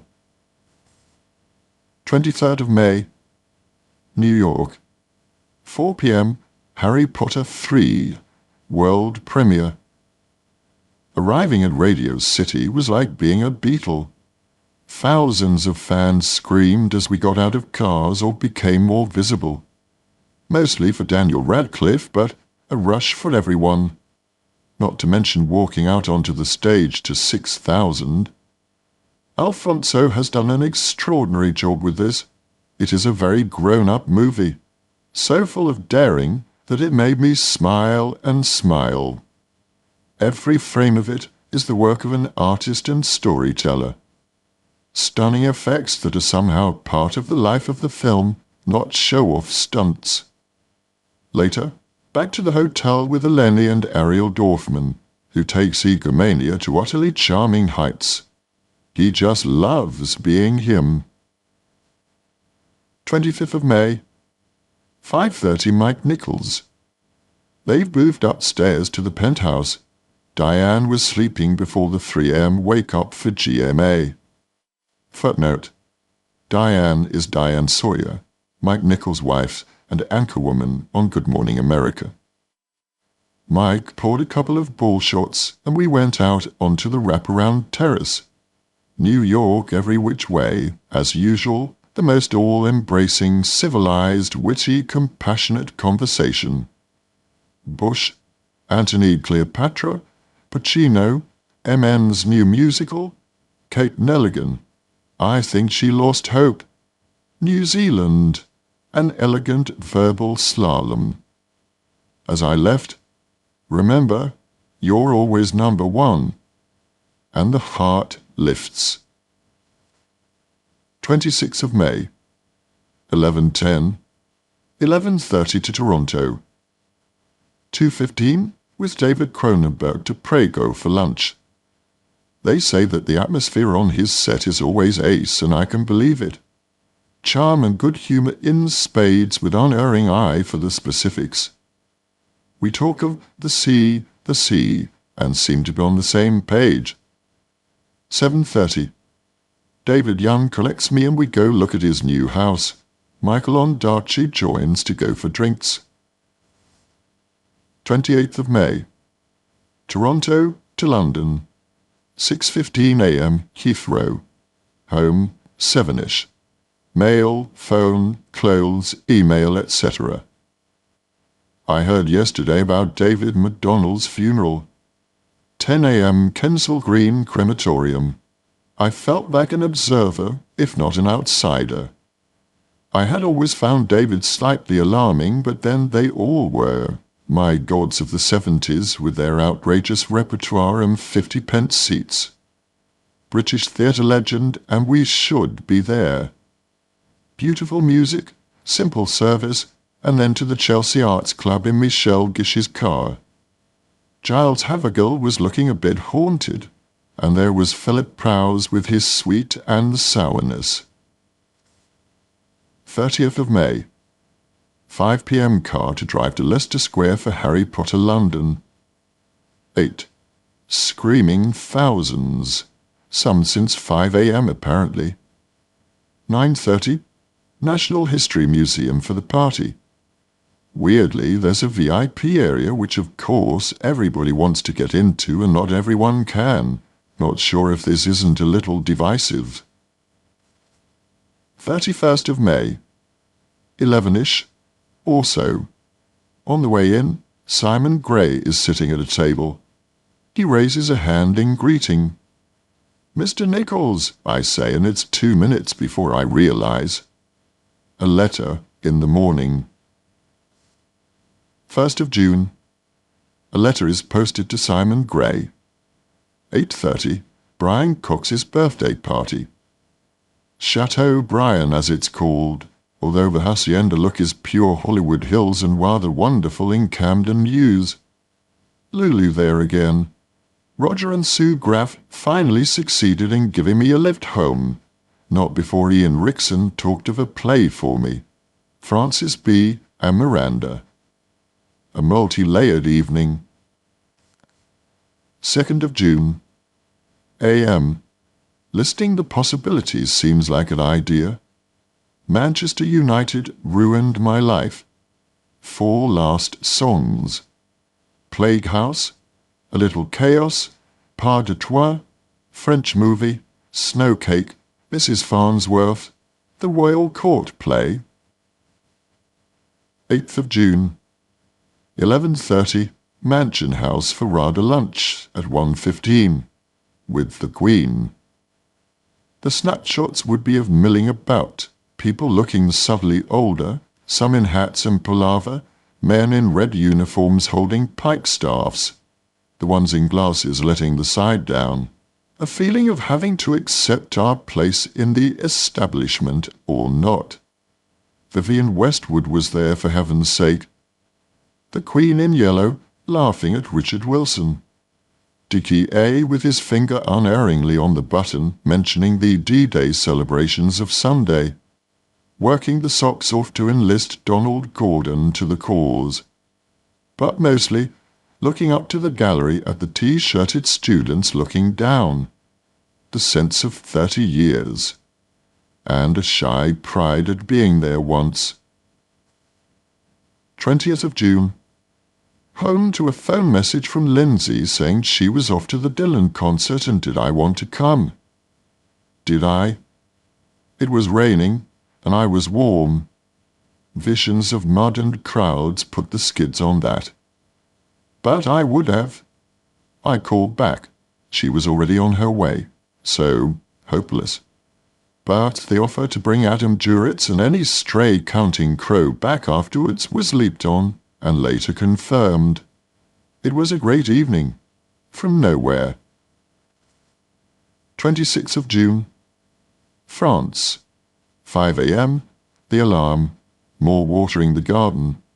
5:45 a.m. The car. 6:30 a.m. The airport. 7:40, well, 8:10, the flight to Nice. Once there, the driver clearly has the wrong address. Phone Natasha Richardson, get right address, and off we go for the 1-hour drive to La Nid du Duc. Mythical, really, and there are already a group of books that speak of it and its heyday in the 70s. 8:30 to Saint-Tropez. Dinner at a local restaurant up a side street past the serried ranks of yachts moored, each more bloated than the next, in the harbour facing the cafes. Back at the house for limoncello, rosé, chocolates, and games. Having read some of Tony Richardson's book, I felt we were upholding a fine tradition from the days of Hockney, Schlesinger, Nicholson, and Redgrave's all. 27th of June. Under the Vine, reading, and a phone call from Stephen Boxer telling us that Peter Blythe has died. He'd been ill for a while, no one knew. Poor Harriet Walter, Peter Blythe's partner. She's had enough this year, this awful year. Footnote: Harriet is Harriet Walter, Peter Blythe's partner. Dinner at the house. Much talk of how friends and family die, and on to the terrace chatting, listening to Richard Harris singing from Camelot, and as a 3 a.m. reward, banging my head on a doorway and feeling the blood run down my forehead. 28th of June. Wake up. Head okay. Supper at the house. Lamb and ratatouille. Delicious as ever. Somewhere over the dessert, N mentions the E tablets she has, and L and R having declined, I join her for a bit of unknown territory. Some initial queasiness, and that aught of affection and chat. Ian McKellen on the phone at this point. A walk around the garden, more drinks, more chat, eventually bed at 3 a.m. Wide awake in the oddest way. Still today, accelerating mind. Par for the course, apparently. 30th of June. Home again, thinking, did that really happen? We were in that glorious place, with all that recent history de nos jours. Hockley, Proctor, Vanessa. Lazing and laughing and play-acting through the 70s and 80s was Tony Richardson as playmaster. 3rd of July. David and I go to collect Uncle Vic to take him to see Auntie Dolly in hospital. She's less confused now, but it is a fairly unforgettable sight, arranging 2 wheelchairs so that they can kiss each other goodbye. 11th of July. Last I'm sorry I haven't a clue in current series. Oh, whoa. Phone call from David to say Auntie Dolly looking seriously unwell. 12th of July. AM call to say Auntie Dolly has died. So it goes on, and only the clichés work. She didn't linger. It is better this way. Well, no, there is another way, surrounded by your family at home. But these days, God rest her soul. 20th of July. Auntie Dolly's funeral. 1:30 car to Buchanan Court. Factions of families gather in the forecourt lobby and eventually dining room. It's a slow, black-clad dance. Nobody knows the steps or the tunes. 3 p.m. The cortege sets off after Uncle Vic emerges with Medea on his arm. Footnote: Medea is Alan's cousin, Eileen. He moves slowly on the walker, then stops and collapses in tears. It's a family pattern, and he will be laughing soonish. At the church, Trevor sits alone on a bench, his black-clad Greek chorus of nieces as far away as possible. The service has an honesty that was good. The pub was basic, family day out. The worst of it sidestepped. 26th of July, 6:10 p.m., Fahrenheit 9/11. I don't care what they say. Michael Moore is brilliant, and all the carping from the vested interest cannot detract from the sickening truths that run through this very important film. 31st of July, 11 a.m. pickup to Chiswick Town Hall. Vogue Christmas shoot.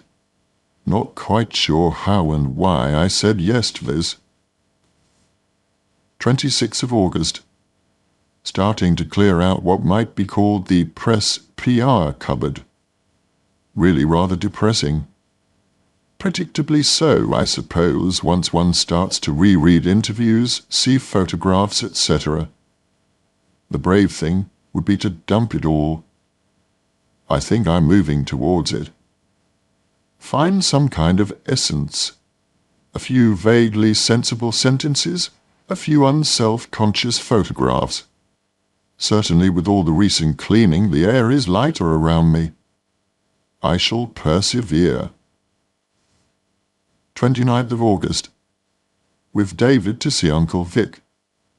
"Hello, strangers," was his fair enough greeting, and then he breaks down at the door of the bathroom. Then walks, sits, smiles, breaks down. Clearly takes everything in. Chats, sleeps, watches TV, goes for his lunch. David and I come home and watch Amir Khan not win a gold medal. Ludicrous expectations, but what's new? 2nd of September. 12. Sarah Surety, feng shui expert. The surname should be a new noun. Her surety left me a bit poleaxed.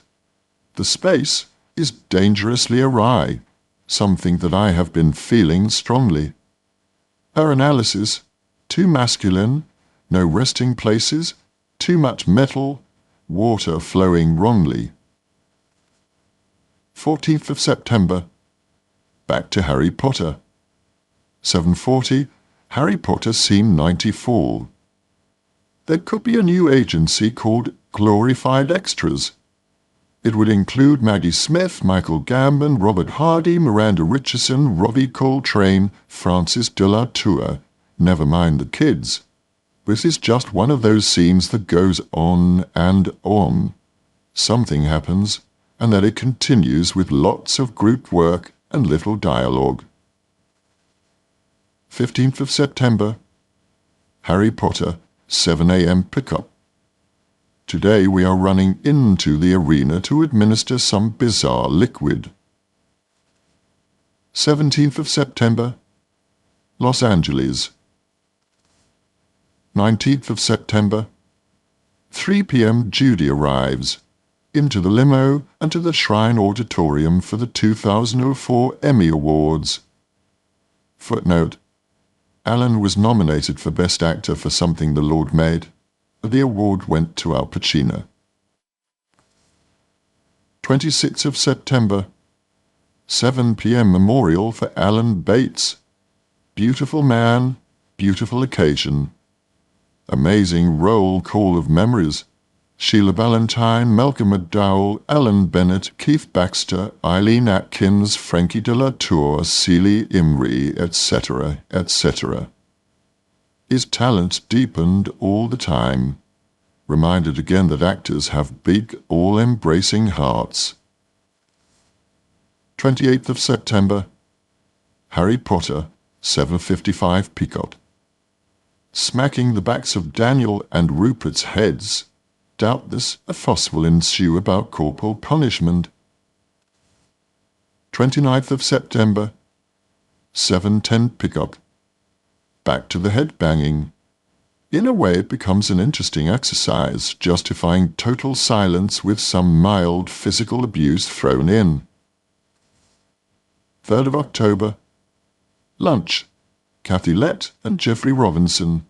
Maybe only Kathy could put together Bianca Jagger, John Mortimer, Kylie and Danny Minogue, Helena Kennedy, Frida from ABBA. Joyce Heitner plus a bunch of kids throw in Scrabble and make it all work. Mid-conversation, Frida suddenly asks, "Do you have psoriasis?" and gives me a telephone number of a clinic she's connected to.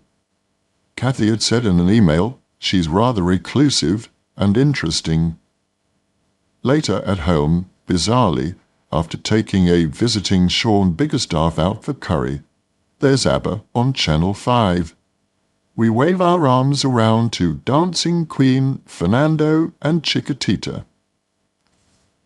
4th of October. A day and a half. 9:30 Goldcrest to do the voice of Marion in Hitchhiker's Guide to the Galaxy, which we complete by 1:30.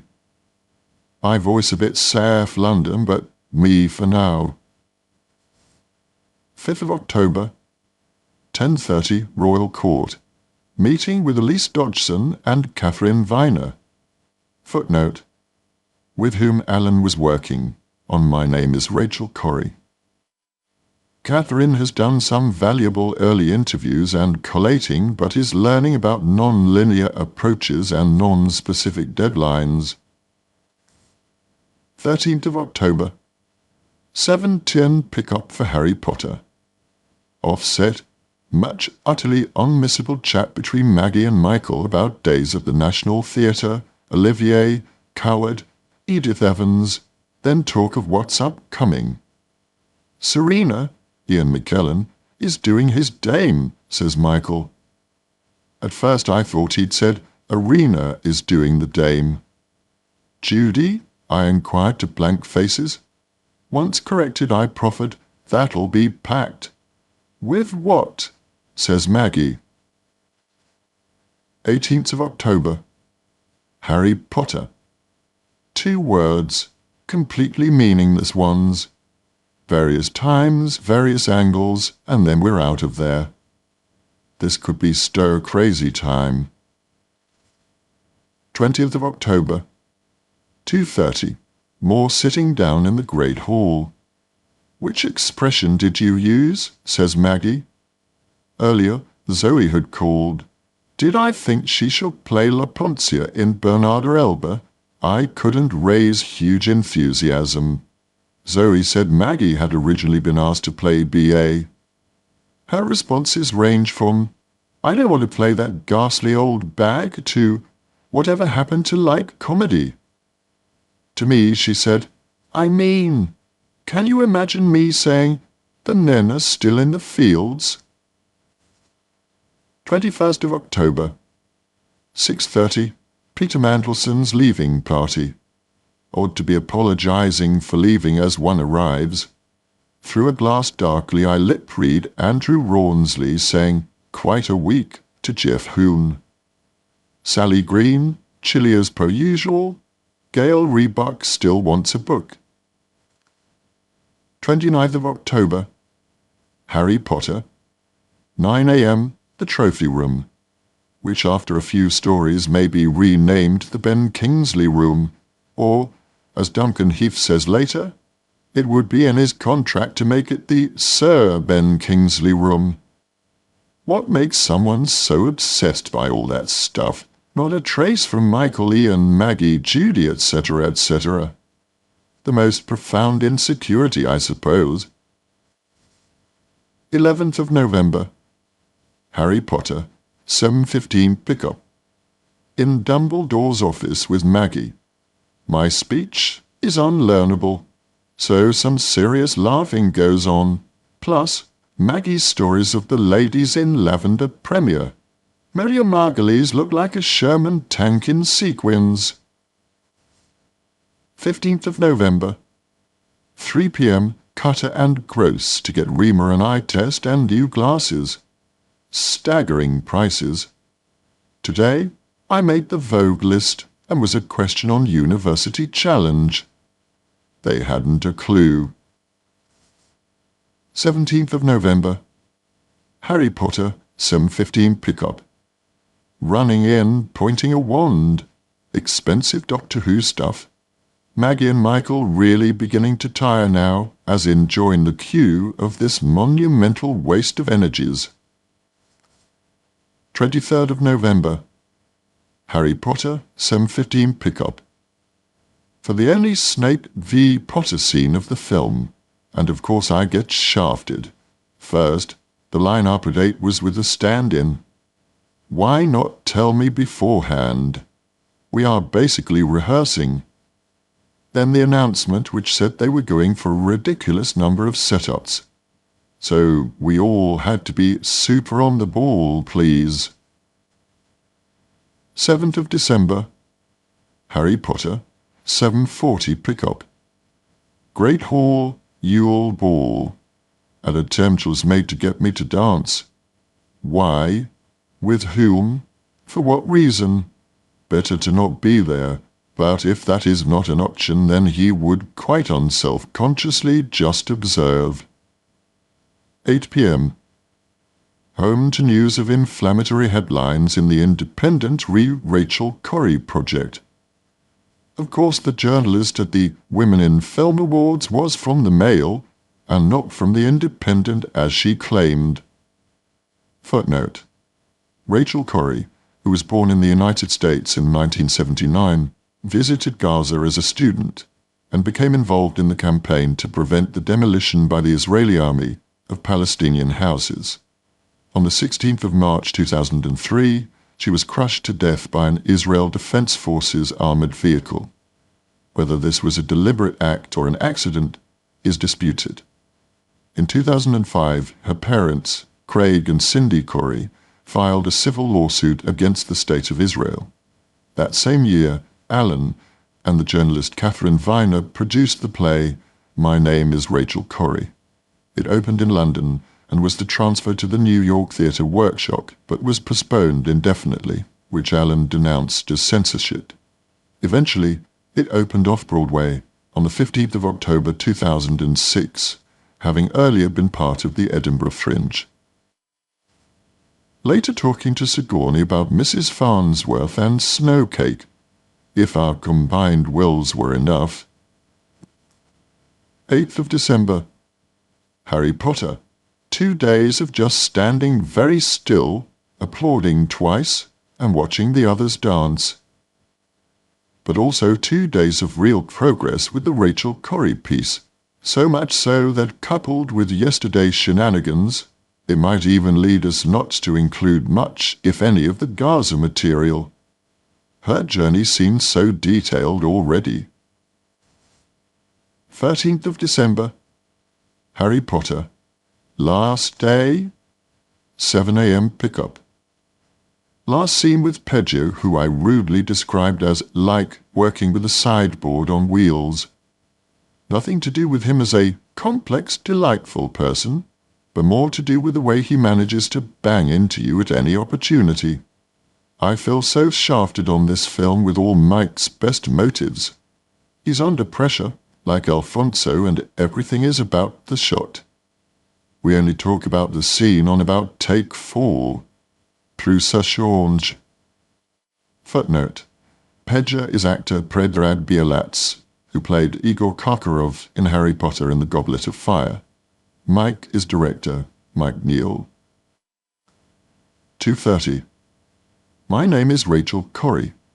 First reading. 21st of December.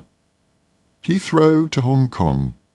2 p.m. car to Heathrow, where we discover that we aren't going to Shanghai, no visa, but can go to Hong Kong. A better option as it turns out, since there are 4 flights a day to Manila from there. After a bit of toing and froing at Hong Kong Airport, we opt for staying overnight. Peninsula Hotel.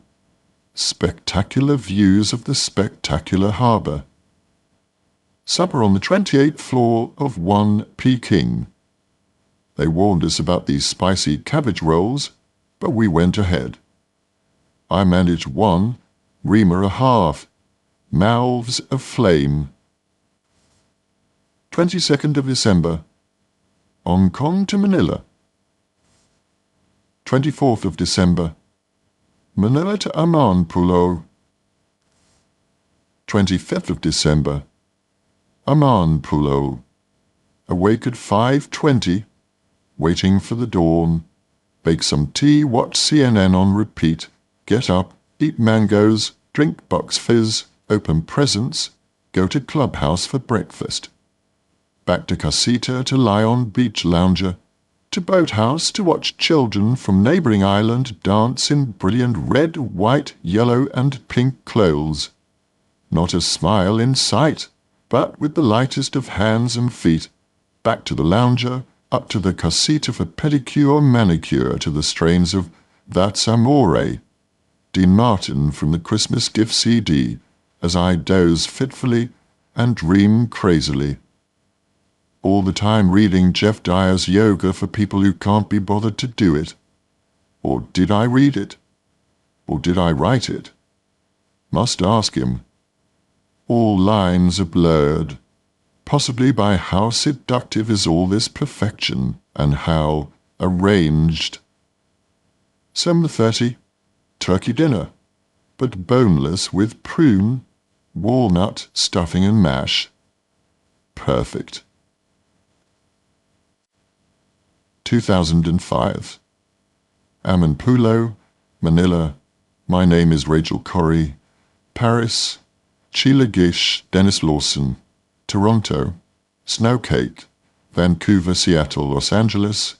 Robbie Williams, London Bombing. Campagnatico, Barcelona, Perfume. Kevin Spacey, Booker Prize. Los Angeles, Tom Waits. Nobel Sun. Maureen Lipman, New York, Munich. 1st of January, Amman Pulo. The tsunami stories endlessly coming in on CNN and BBC World. It seems that time is standing still. Ironic, given the date. Footnote. On the 26th of December 2004, an earthquake struck the west coast of Sumatra, Indonesia, generating a series of enormous waves with devastating and far-reaching effect.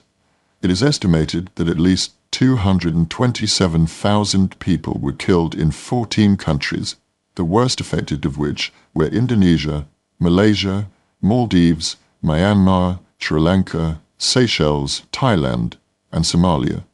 It was the single worst tsunami in modern history. 4th of January, Manila to Hong Kong to New York. 7th of January, heard today that Lord Attenborough lost a daughter and granddaughter in the tsunami. 5 p.m. Sigourney W. to the hotel for a drink.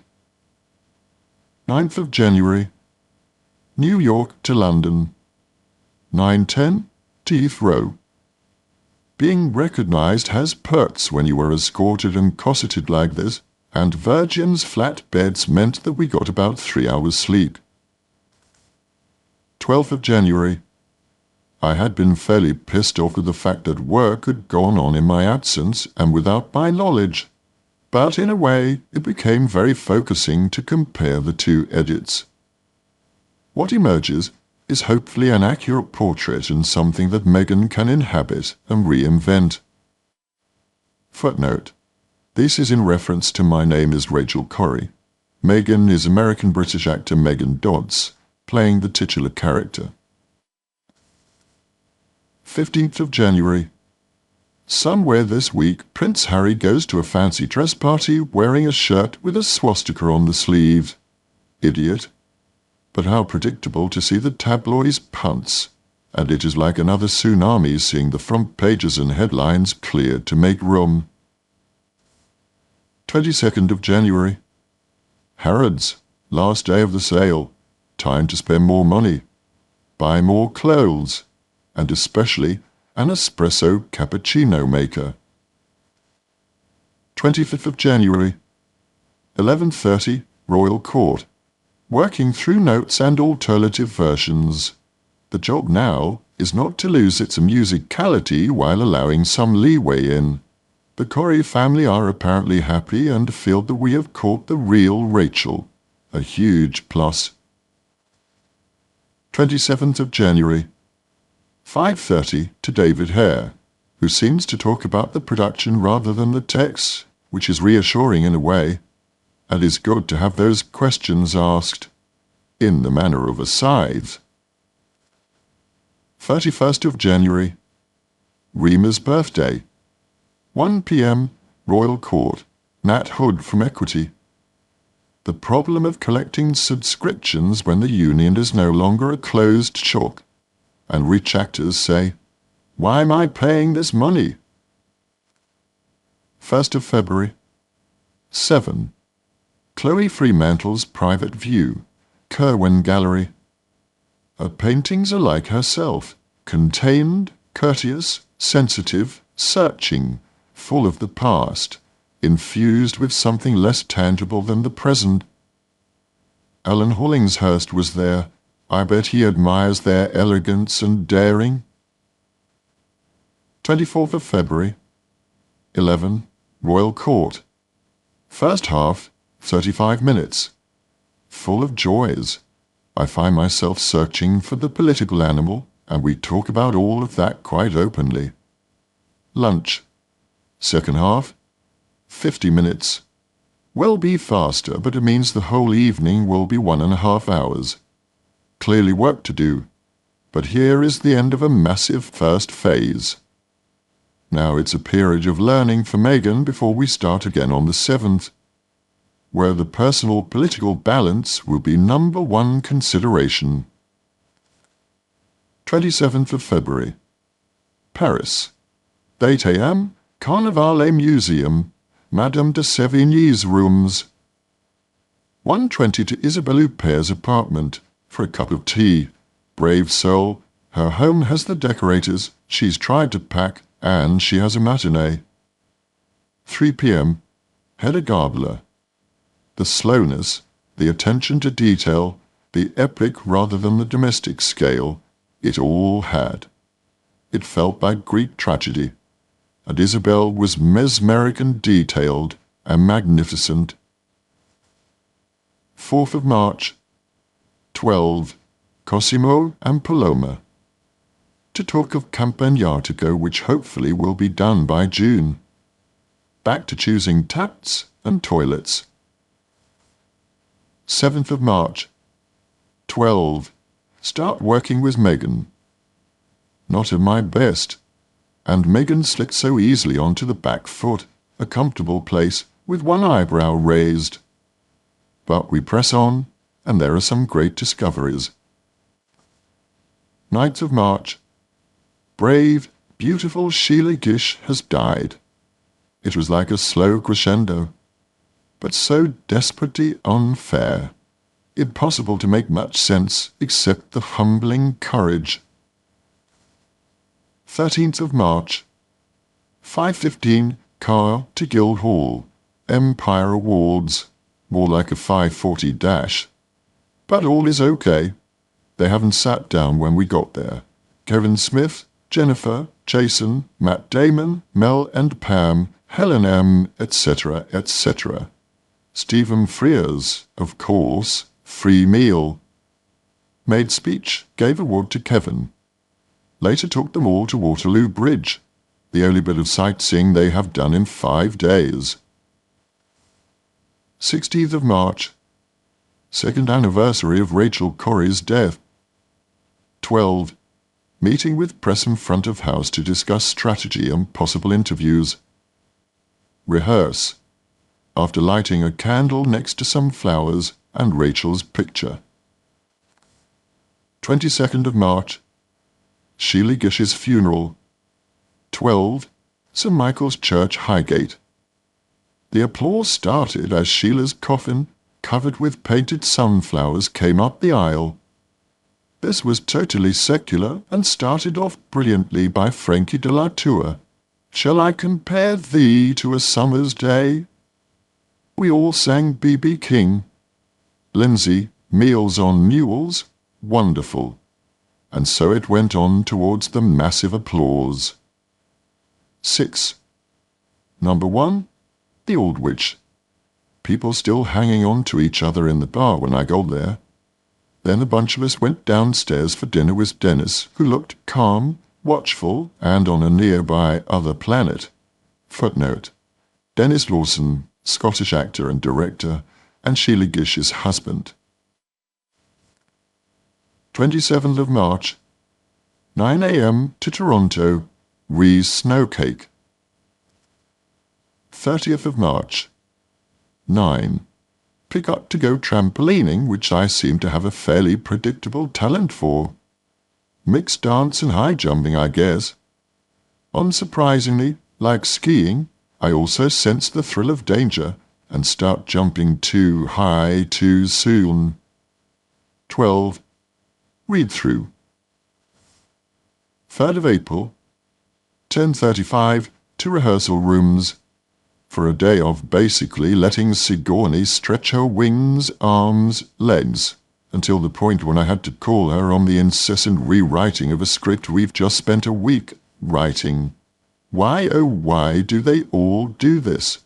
It means no value is given to silence or thinking. Just fill the air with improvised garbage. Always have the last line in the scene. 5th of April, 9. Pick up for trampolining. I could get used to this. The moment where you hang is supposed to be very health-giving. 6th of April, 6:15, Toronto to London.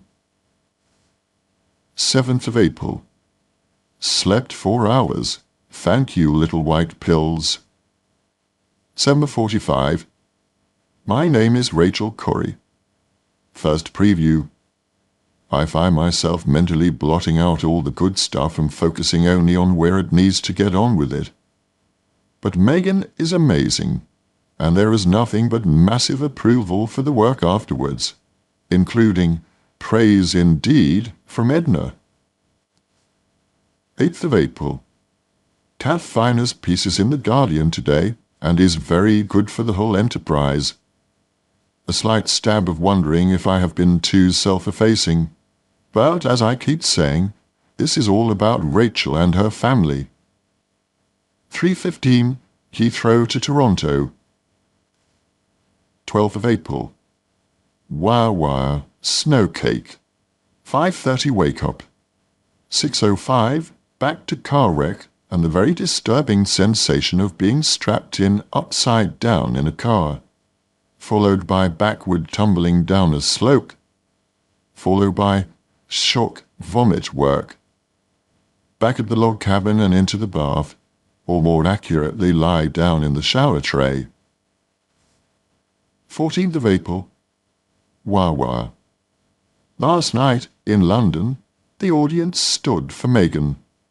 She looked at Craig and Cindy and burst into tears, spoke to Ian at the court. He wants to move the show downstairs in August. 1 p.m. Called Megan in her dressing room, seeming calm, ready, proud. Atta girl. p.m. As far as accuracy is concerned, working with Sigourney is like working with an autistic. As I told her, the job is going to be about her need for freedom, absolutely right, and my need for tension in the scene as well. Conundrum. 15th of April. Wah. 5:42 a.m. The other person that lives in my brain box is already up and dressed. Metaphorically, since I'm actually trying to get back to sleep. Too much to think about in order to cancel out brain box person. So, light on, pick up pen. The main superficial brood subject is that SW has the personal hair and makeup people, and that these ministrations are done in a special raised area in the van.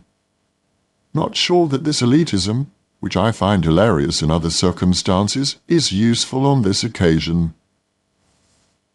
18th of April. Wawa. Somewhere around lunchtime, phoned Megan in her dressing room. Saturday p.m. She was wasted. And if there is any future for this show, she needs to be paid properly.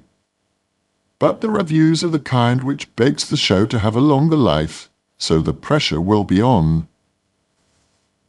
21st of April. Wawa. Another 14-hour day. A phone call from Judy Hoffland, who is spending the next 6 weeks in England producing a film of As You Like It. This was the first time she'd mentioned it. Why do I find this mind-frazzling? 19th of May.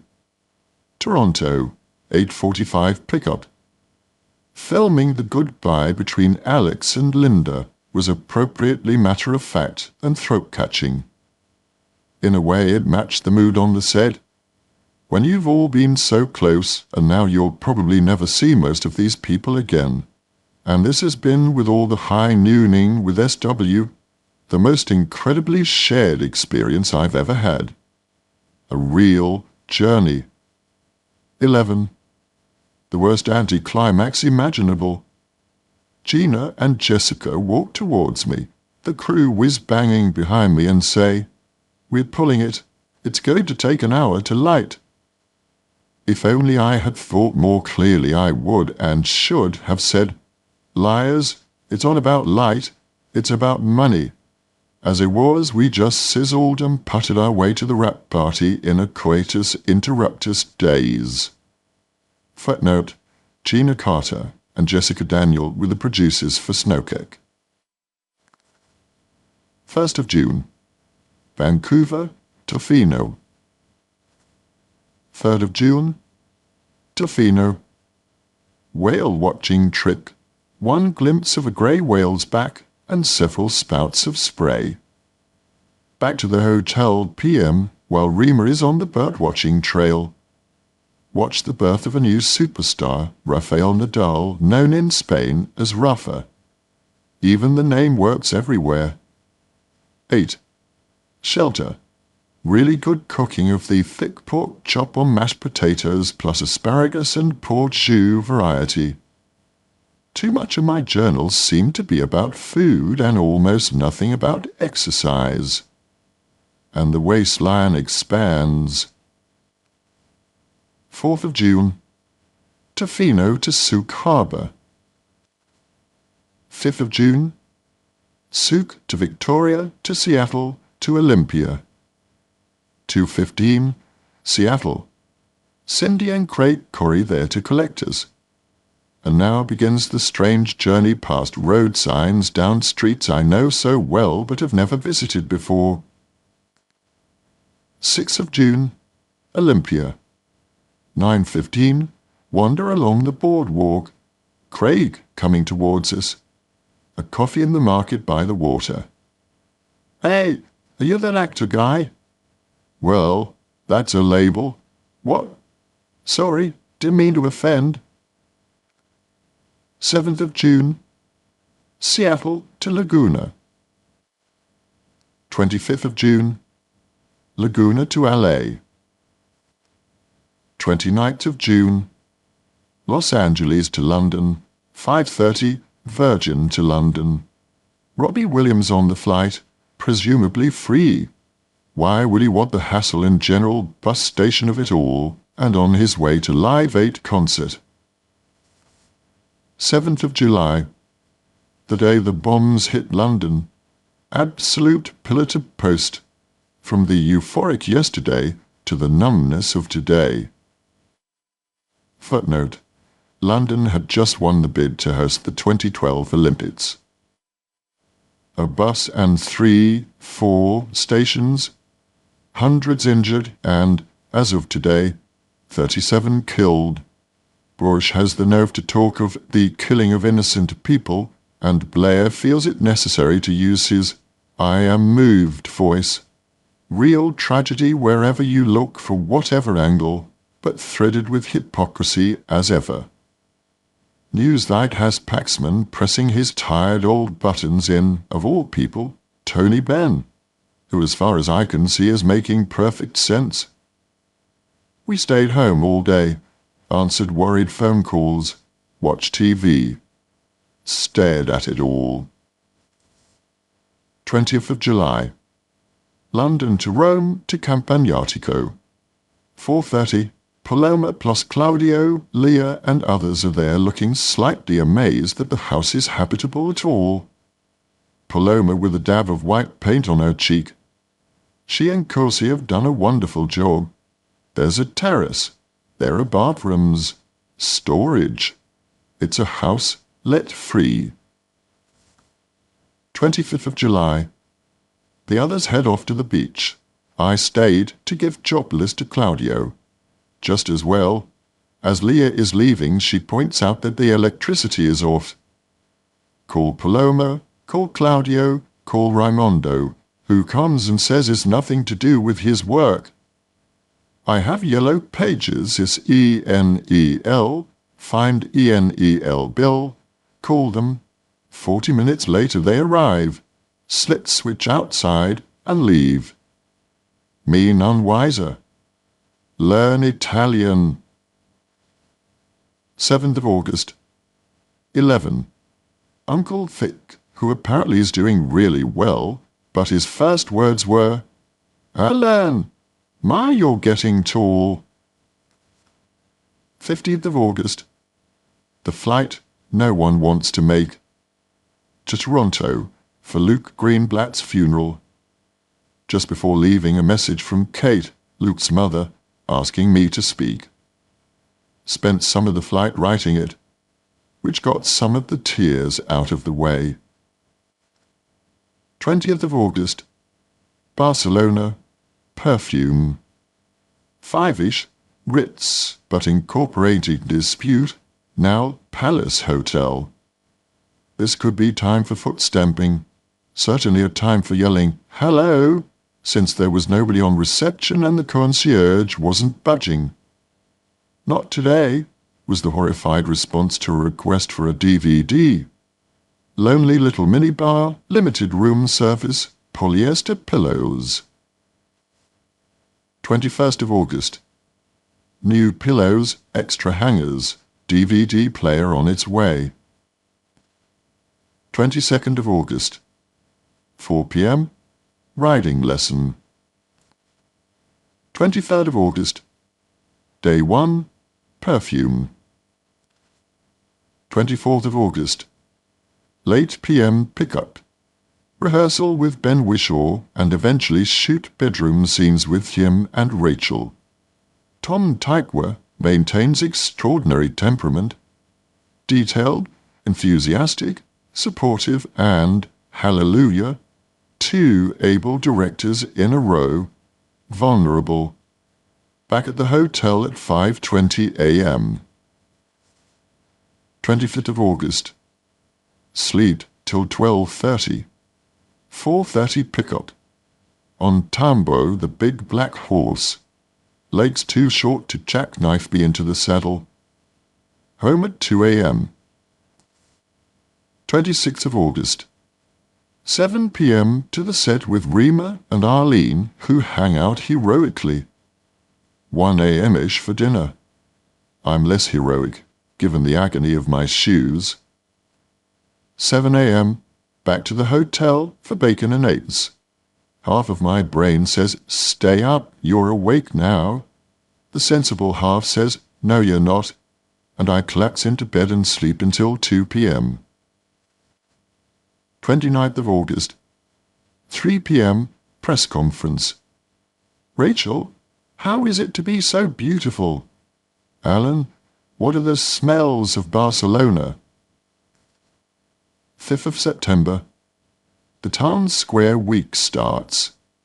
Go to the set and watch 750 people get naked. 8:45, Casa Calve. Calve family house by Gaudi.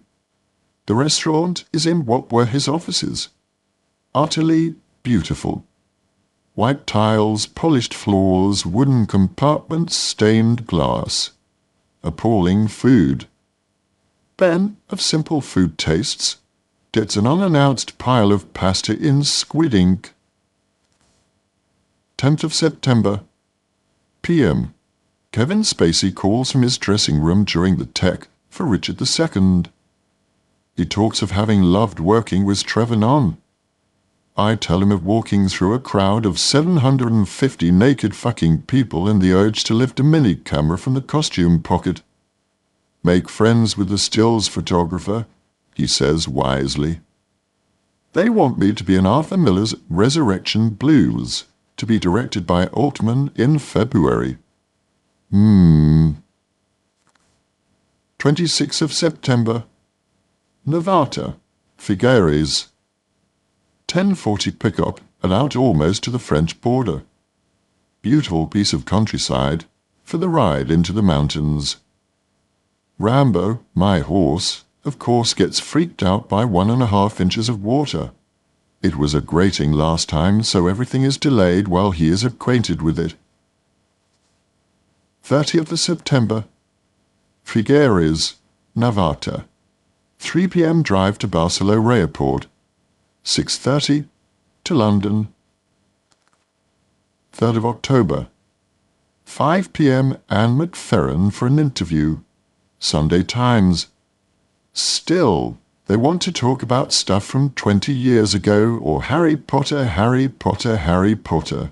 Should I be surprised? 9th of October, 8. Dinner for Sebastian Barry, Alison, Chris, Ruby and Collar. Pre-Booker Prize. Sebastian, his fluid mix of wise and boyish. Get your hands in clapping position is our concerted advice. 10th of October. Sebastian didn't win. John Banville did. 13th of October. 7:30 preview. A disaster strikes Meghan in the dressing room. Hardly, but the piece has inbuilt dangers if she sits back on it too much. Tonight was a demonstration of how hard she has to work at this piece. 1 or 2 sections carry her, but the rest is full of ideas and images which have to be realized and shaped here and now. 14th of October, 7, press night. Meghan on utterly inspired form. One of the great nights ever in the theatre. A full house completely inside the play with her. I stood at the back and glanced occasionally at the concentration on the audience's faces. Made 6 notes. Breathed out. 16th of October. Figueres. 11:15 to Barcelona. 8 p.m. pickup. For the torture chamber in a castle, 17th century, which had housed 30,000 soldiers at one time. Now it's home to a big vat of water for Ben to be doused in. Turns out, the scene also includes a voice saying 1, 2, 3 before each dousing. What would Stanislavski suggest? Somehow we make it through, and then there's clapping and goodbye riches. And flowers. Was it paranoia that made me think the flowers were not so much presented as thrust? 17th of October, Figueres. 4 a.m. to bed. 8 a.m. hear the cars coming back from the set. 8:30 p.m. wrap party in the Spa restaurant, which actually turned out to be a very good venue. I was forced into making a speech of sorts. Then Ben hits for microphone and says quite rightly, "No one's listening anyway, let's get drunk." 25th of October, 6 p.m. Chelsea College Lecture Hall. Interview, chat with Andrew Marr, who is brilliant at simultaneously listening acutely and moving it on before I get too entrenched anywhere. It gives me the oddest sensation, almost pleasant, of being candid and discreet. 28th of October, Los Angeles, 1:55 to Los Angeles. Judy H. and Bianca Jagger on the plane. They were both of the play last night.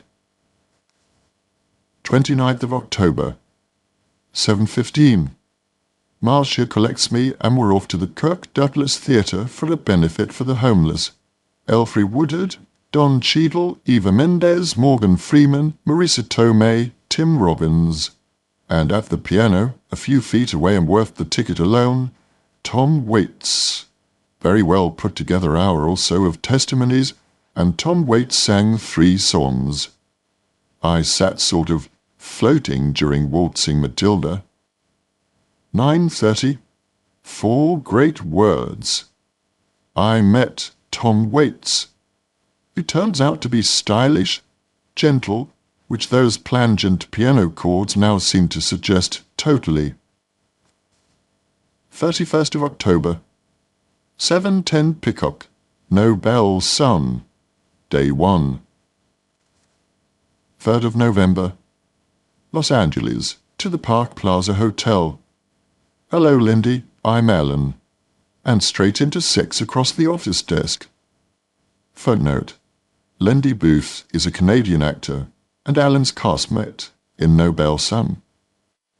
7 p.m. Sit at lunch, dinner, with Mary Steenburgen and Ted Danson talking of things in general and U.S. specific. Mary talks of Bill Clinton with real affection and admiration about his lack of vanity and passion for problem-solving. Ted, with all his instant recognizability, is all curiosity. 4th of November. 3. Women take their clothes off, are we to in flagrante poses. Hello, do you mind if I hook my thumb in your G-string? 7th of November. A fax from David Johnson full of his support for My Name is Rachel Corrie and containing news of Maureen Lipman's piece in The Guardian. 8th of November. In the car on the way to the set, I start composing a letter to Maureen Lipman. Doubtless, it could become a standard letter. 28th of November. 12:45, Evening Standard Theatre Awards lunch. Talk to Maureen Lipman about her Rachel Corrie remarks in The Guardian. I now have the feeling she has confused the royal court with the Hackney Empire. Brian Friel and I exchanged mimes. Me, you, right. I, you, right. Get on with it, then. 30th of November. TheatreGoer.com nominations. We are nominated in Best Solo Performance, Best Play, and Best Director. PM. Elise Dodson calls to say that MNIRC has been nominated for a South Bank Show Award, along with Mary Stewart and The Philanthropist. The Standard is beginning to look plain rude, or censored, perhaps. 1st of December, 8:30 a.m. 149 Harley Street, Professor Justin Vale. Finally, all the doctor's entries from June come to a diagnosis. Call it prostate cancer. Justin Vale is clear and hopeful. It's the brain, the will. Everything clamps down like the metal sides on those jam jars. He says you won't hear a word. I strained to hear every word. I sat with his receptionist making appointments and getting Bupa clearance. This is all happening on a cloud. A dizziness and a blackness seems in danger of swamping me. This may be a diary too far. 2nd of December. Talk to Jeremy L., who has been there and is wonderfully calm and sensitive. A message on the machine from Jeremy. Did I want him to come over? A friend. 7th of December. Enjoyed hanging out at home in a dressing gown for most of the day. This is all a big clue.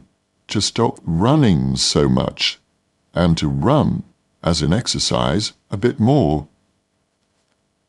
8th of December, 3 p.m., 149 Harley Street, MRI. 9th of December, Kafina calls to tell me that Maureen Litverman has said mea culpa in today's Guardian. Good for Maureen. 15th of December, 6.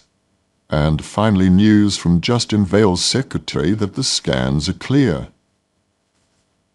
20th of December, 8 p.m., Sting and Trudy's Russian Imperial Party in their new old house in Queen Anne's Gate. Horse-drawn carriages outside. We went round the block later. A snow-covered garden leading onto a snowstorm in St. James's Park. A caviar corner. 22nd of December, the Lister Clinic, Grosvenor Rooms, to talk through the options.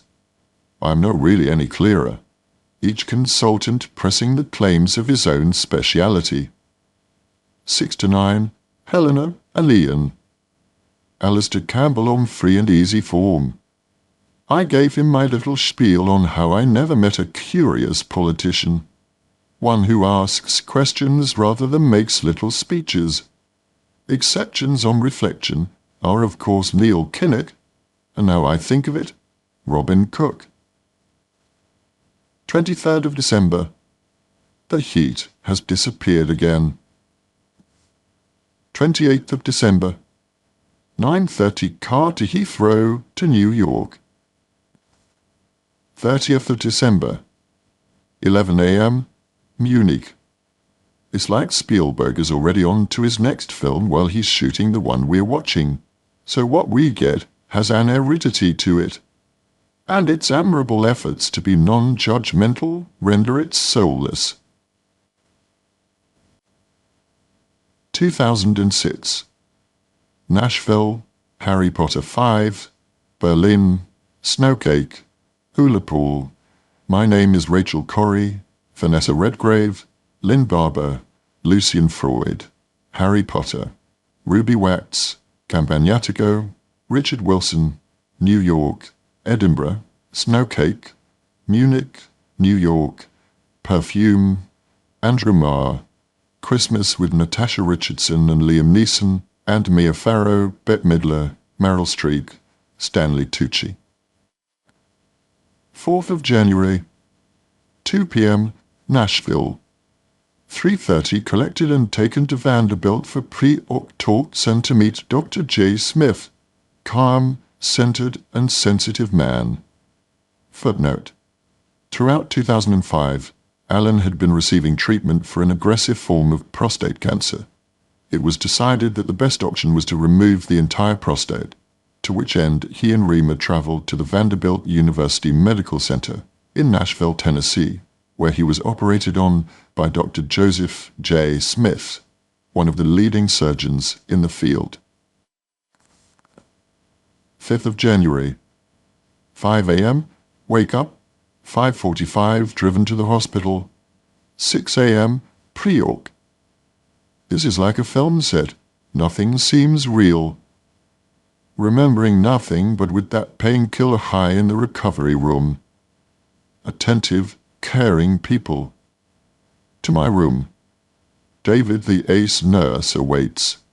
Rima is there with book. p.m. Dr. Smith calls in. 9 p.m. Rima goes back to the hotel after we watch with sublime irreverence Dancing with the Stars. The new details du jour are all about various pain control positions or drugs and tubes seemingly everywhere. 6th of January. Woken through the night. 6:30 a.m. Doctor visit. Begin to feel full impact of life changes. 11. Rima arrives. Lunch. Some walking. p.m. Nurse Roxy takes Rima to Target to buy food, sweatpants, etc. 7th of January. Feeling cold through the night. Stomach tightening. Amazing what a walk and patience in the toilet will do. Dr. Smith comes by, and this literate, aware man asks direct, intelligent questions about my work, and tells me to stay in another day. 8th of January, 5 a.m. Patience is rewarded. Enough gas to power a brass band. 7. The doctors come round, and after dealing with catheters and drainage, finally, nervously get to the point. How did you do the fall at the end of Die Hard? Check out and Hermitage Hotel for a week in downtown Nashville. Dr. Smith, tour guide, says Graceland is 200 miles too far away. Suggest a visit to Jack Daniel's Brewery, even though it's a dry state, so no free samples. The hotel fits the bill perfectly. Late p.m., wandering the quiet Nashville streets. Very Alphaville. The odd guy in a cowboy hat. Catheter College now has a new graduate. 13th of January. A fax from Gina. Snowcake is the opening night film at the Berlin Film Festival. Then a message that MNIRC has won Best New Play, Best Solo Performance and Best Director at Theatregoer at whatson.com Awards. So no Friday the 13th rubbish this year. Grey rainy day, so after a sandwich and coffee hightail it back to the hotel. This is like being in hiding, which, in a way, it is. 16th of January, 7:45 a.m., Vanderbilt.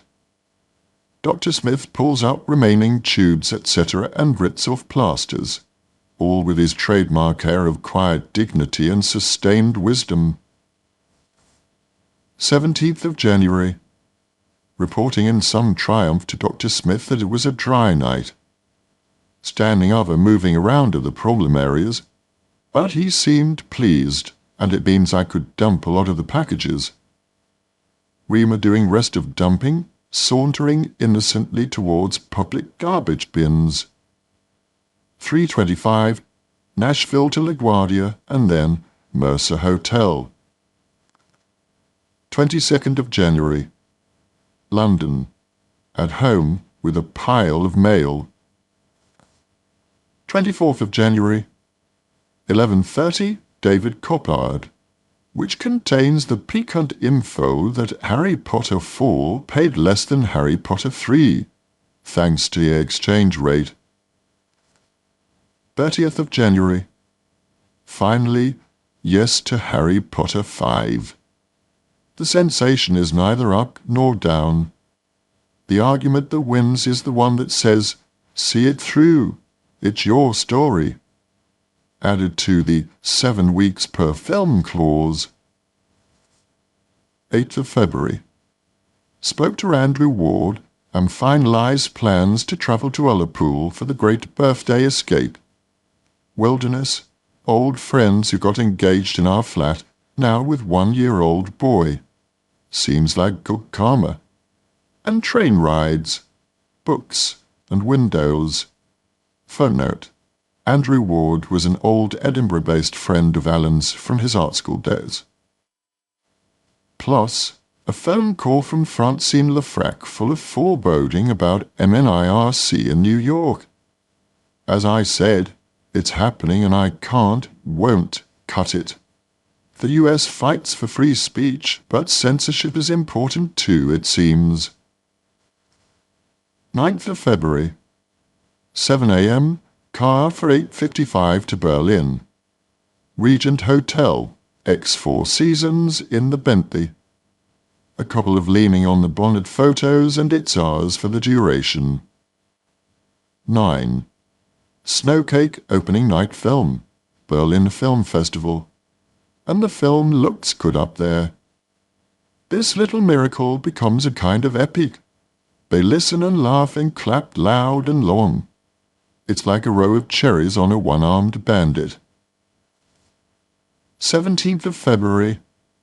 Call Diane Borgia at Royal Court with news from David Johnson, that Michael Moore has given us $10,000 to hear that New York Theatre Workshop wants to postpone for a year, which is euphemism for we're getting frightened, no PR firm will touch us, and we don't have the guts to just say no. 18th of February. Phone lines back and forthing and having to give the news to Megan. Diane is organized. Elise her usual passionate self. Megan wonderfully calm. David Johnson talks of West End before America. Elise wants to expose the whole story. Diane wants to tread carefully. Megan will stay strong at the center. As I said to Diane, we're not living in New York. We don't know the pressures, but a little honesty would have gone a long way. To use the Hamas government as a reason to postpone is ridiculous. How can you guarantee what the situation will be in the month, 6 months, a year, or 10 years? Moral cowardice has to be dressed in any old clothes to disguise it. Or is it just fascism? Certainly, censorship is back. 19th of February, 8 p.m., Euston. The Caledonian sleeper to Inverness. Supper. A pill, which works for maybe 2 hours. Then the night is punctuated by lurches and ear-splitting alarms. 20th of February. 9:30, Inverness, half an hour late. Met by nice lady with car for the 1.5 hours drive to Ullapool and the Cayley Place Hotel. 12:30, lunch at the hotel with Andrew and Kirsten and Carlin. I really like this child. Drive to the lay-by at the far end of the towpath to the lighthouse next to the plot of land A&K hope to build on. Winds swept and glorious, with the Stornoway ferry passing twice a day. 6 p.m, Andrew collects us. To their cottage, for seaweed with oats, haggis, neats and tatties. Absolutely wonderful Scottish soul food. And Kirsten is right about the grain issues. Don't grind until you need to. The stomach has no complaints whatsoever for a change. 21st of February. Birthday in a Celtic wilderness. Andrew took us to see his painting store, played some Martin Bennett music, took us home to blow out some candles, and then we sallied forth on the road to Akil-Tibui, a nearby beach for wandering and a picnic. 7ish. Dinner at the hotel. Later, Jean Arcott joins us, and SNP Council of the Cheers chat ensues. To bed, feeling that the day had a forward momentum, not sentimental backward-glancing torpor. 27th of February. Chat with Kath Finer at The Guardian. Royal Court wants to stay neutral. Rachel Corrie lived in nobody's pocket but her own. This is censorship born out of fear. Whether one is sympathetic to her or not, her voice is like a clarion in the fog and should be heard. 28th of February. And stuff appears in newsprint. Rickman's slams, etc., etc. But basically fair coverage of the situation. Tim Robbins calls. Do it in LA. PM. Checking Kath Finer's copy for tomorrow's Guardian comment. Request to give interviews or appear on Dimbleby at the weekend. No to everything. Let's just do the play and let Rachel Corrie speak for herself. 2nd of March. Most of the day on the phone to Diane at the court, to Cindy and Craig Corrie, to David Johnson, Janine in the PR department, doing her job of trying to persuade me to talk to those nice newspaper people. It's not about me, I bleat, but we have to sell it, they bleat back. 4th of March. 8. Lindsay and Hilton.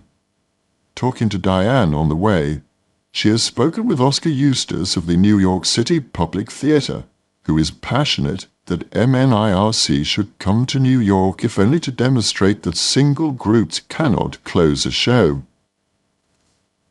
6th of March. Faxes go back and forth from the court, answering the New York Theatre Workshop website. Now they want it in the New York Times. 7th of March. Another New York Times piece still landing me and my film commitments with the blame. 8th of March. A fax from David Johnson eloquently asking for mercy for Jim at New York Theatre Workshop who may lose his job. This would be distressing for everybody, and as David said, it's typical neocon policy to create unrest and then step back to watch the liberals tear each other to pieces. Diane just wants Jim to stop talking to the press, and I think there is no way the court would work with them anyway. What a sad mess. But worse than that, if there was intervention from the mayor of New York or the chief rabbi. 17th of March. Talking to Yuri Andres on the phone. He regrets that MNIRC is on again. As Anna Massey later says, he's 80. She says it with utter love and pride, but as a helpful explanation too, was no further discussion necessary. And he's a Russian Jew, so I shouldn't be surprised, I guess. For him, the past is the present. 19th of March. Reading Lynn Barber's interview with Vanessa Redgrave, it's the same old dichotomy. It's as much about the journalist as it is the subject.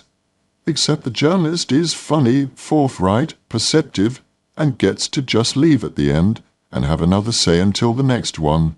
But at the same time I am seduced by her complete lack of bullshit. Vanessa shouldn't be subject to it, however. She trails greatness behind her. What is Miss Barber's legacy? 24th of March. Hear myself agree to go on the 10 p.m. BBC One News next week, a day after I said no to celebrity show jumping. 26th of March. Feeling much less confident about talking to BBC News. Whatever the sympathies, they will come at it from a negative standpoint, and I will be placed on the defensive on a topic I don't have to defend. Plus the danger of internet editing. 28th of March. 8. My name is Rachel Corrie, first preview. Megan says she was terrified. You'd never know. And the audience is standing at the end. 1st of April. Ruby drives, takes a taxi to meet Sandra Kamen and Annie Lennox and Barbara at the Wolseley. They have been to see MNIRC and have loved it. Neil Tennant across the way, Lucian Freud behind us. You're thinking, I'd be a patient model, I promise. Choose me. Annie is a delightful soul with such a strong strain of it'll all turn out for the worst. 6th of April. PM. Watching Perfume. Tom has made a beautiful film. One is totally unjudgmental of Grand Oui, Ben, wonderful. Is the beauty a problem for the sense of smell? And who is driving the car? 12th of April. 6:45 pickup, Harry Potter. I realize as soon as that snake's ring and costume go on, something happens. It becomes alien to be chatty, smiley, open. The character narrows me down, tightens me up. Not good qualities on a film set. I have never been less communicative with a crew. Fortunately, Dan Radcliffe fills that role with ease and charm. And youth. Home moments it seems before it's time to get up again. 21st of April. 7 a.m. pickup, Great Hall revisited. Along with Maggie and Michael. Hysterical laughter within minutes, abetted by Imelda Staunton, who told hilarious stories of filming with Steven Seagal and meeting Bonnie Zimmerman in the lift on the morning of the Oscars. I have to have you in my Diane Arbus movie. You played this character with no arms or legs. 24th of April, 11 p.m. The Wolseley with Ruby. Eventually, having steered La Wax away from some cheap Soho dive, she thinks the Wolseley is fancy schmancy. She recants and fesses that she's doing celebrity show jumping. Plus ça change. 30th of April, 10:25 to New York. 4th of May, 9:30, Snow Cake. Slightly murky projection, but the film plays beautifully. The audience is quiet or roaring whenever it cracks its wit. The Q&A afterwards is calm and easy, filled with the confidence of having made something decent. 5th of May. Talking to Rima today.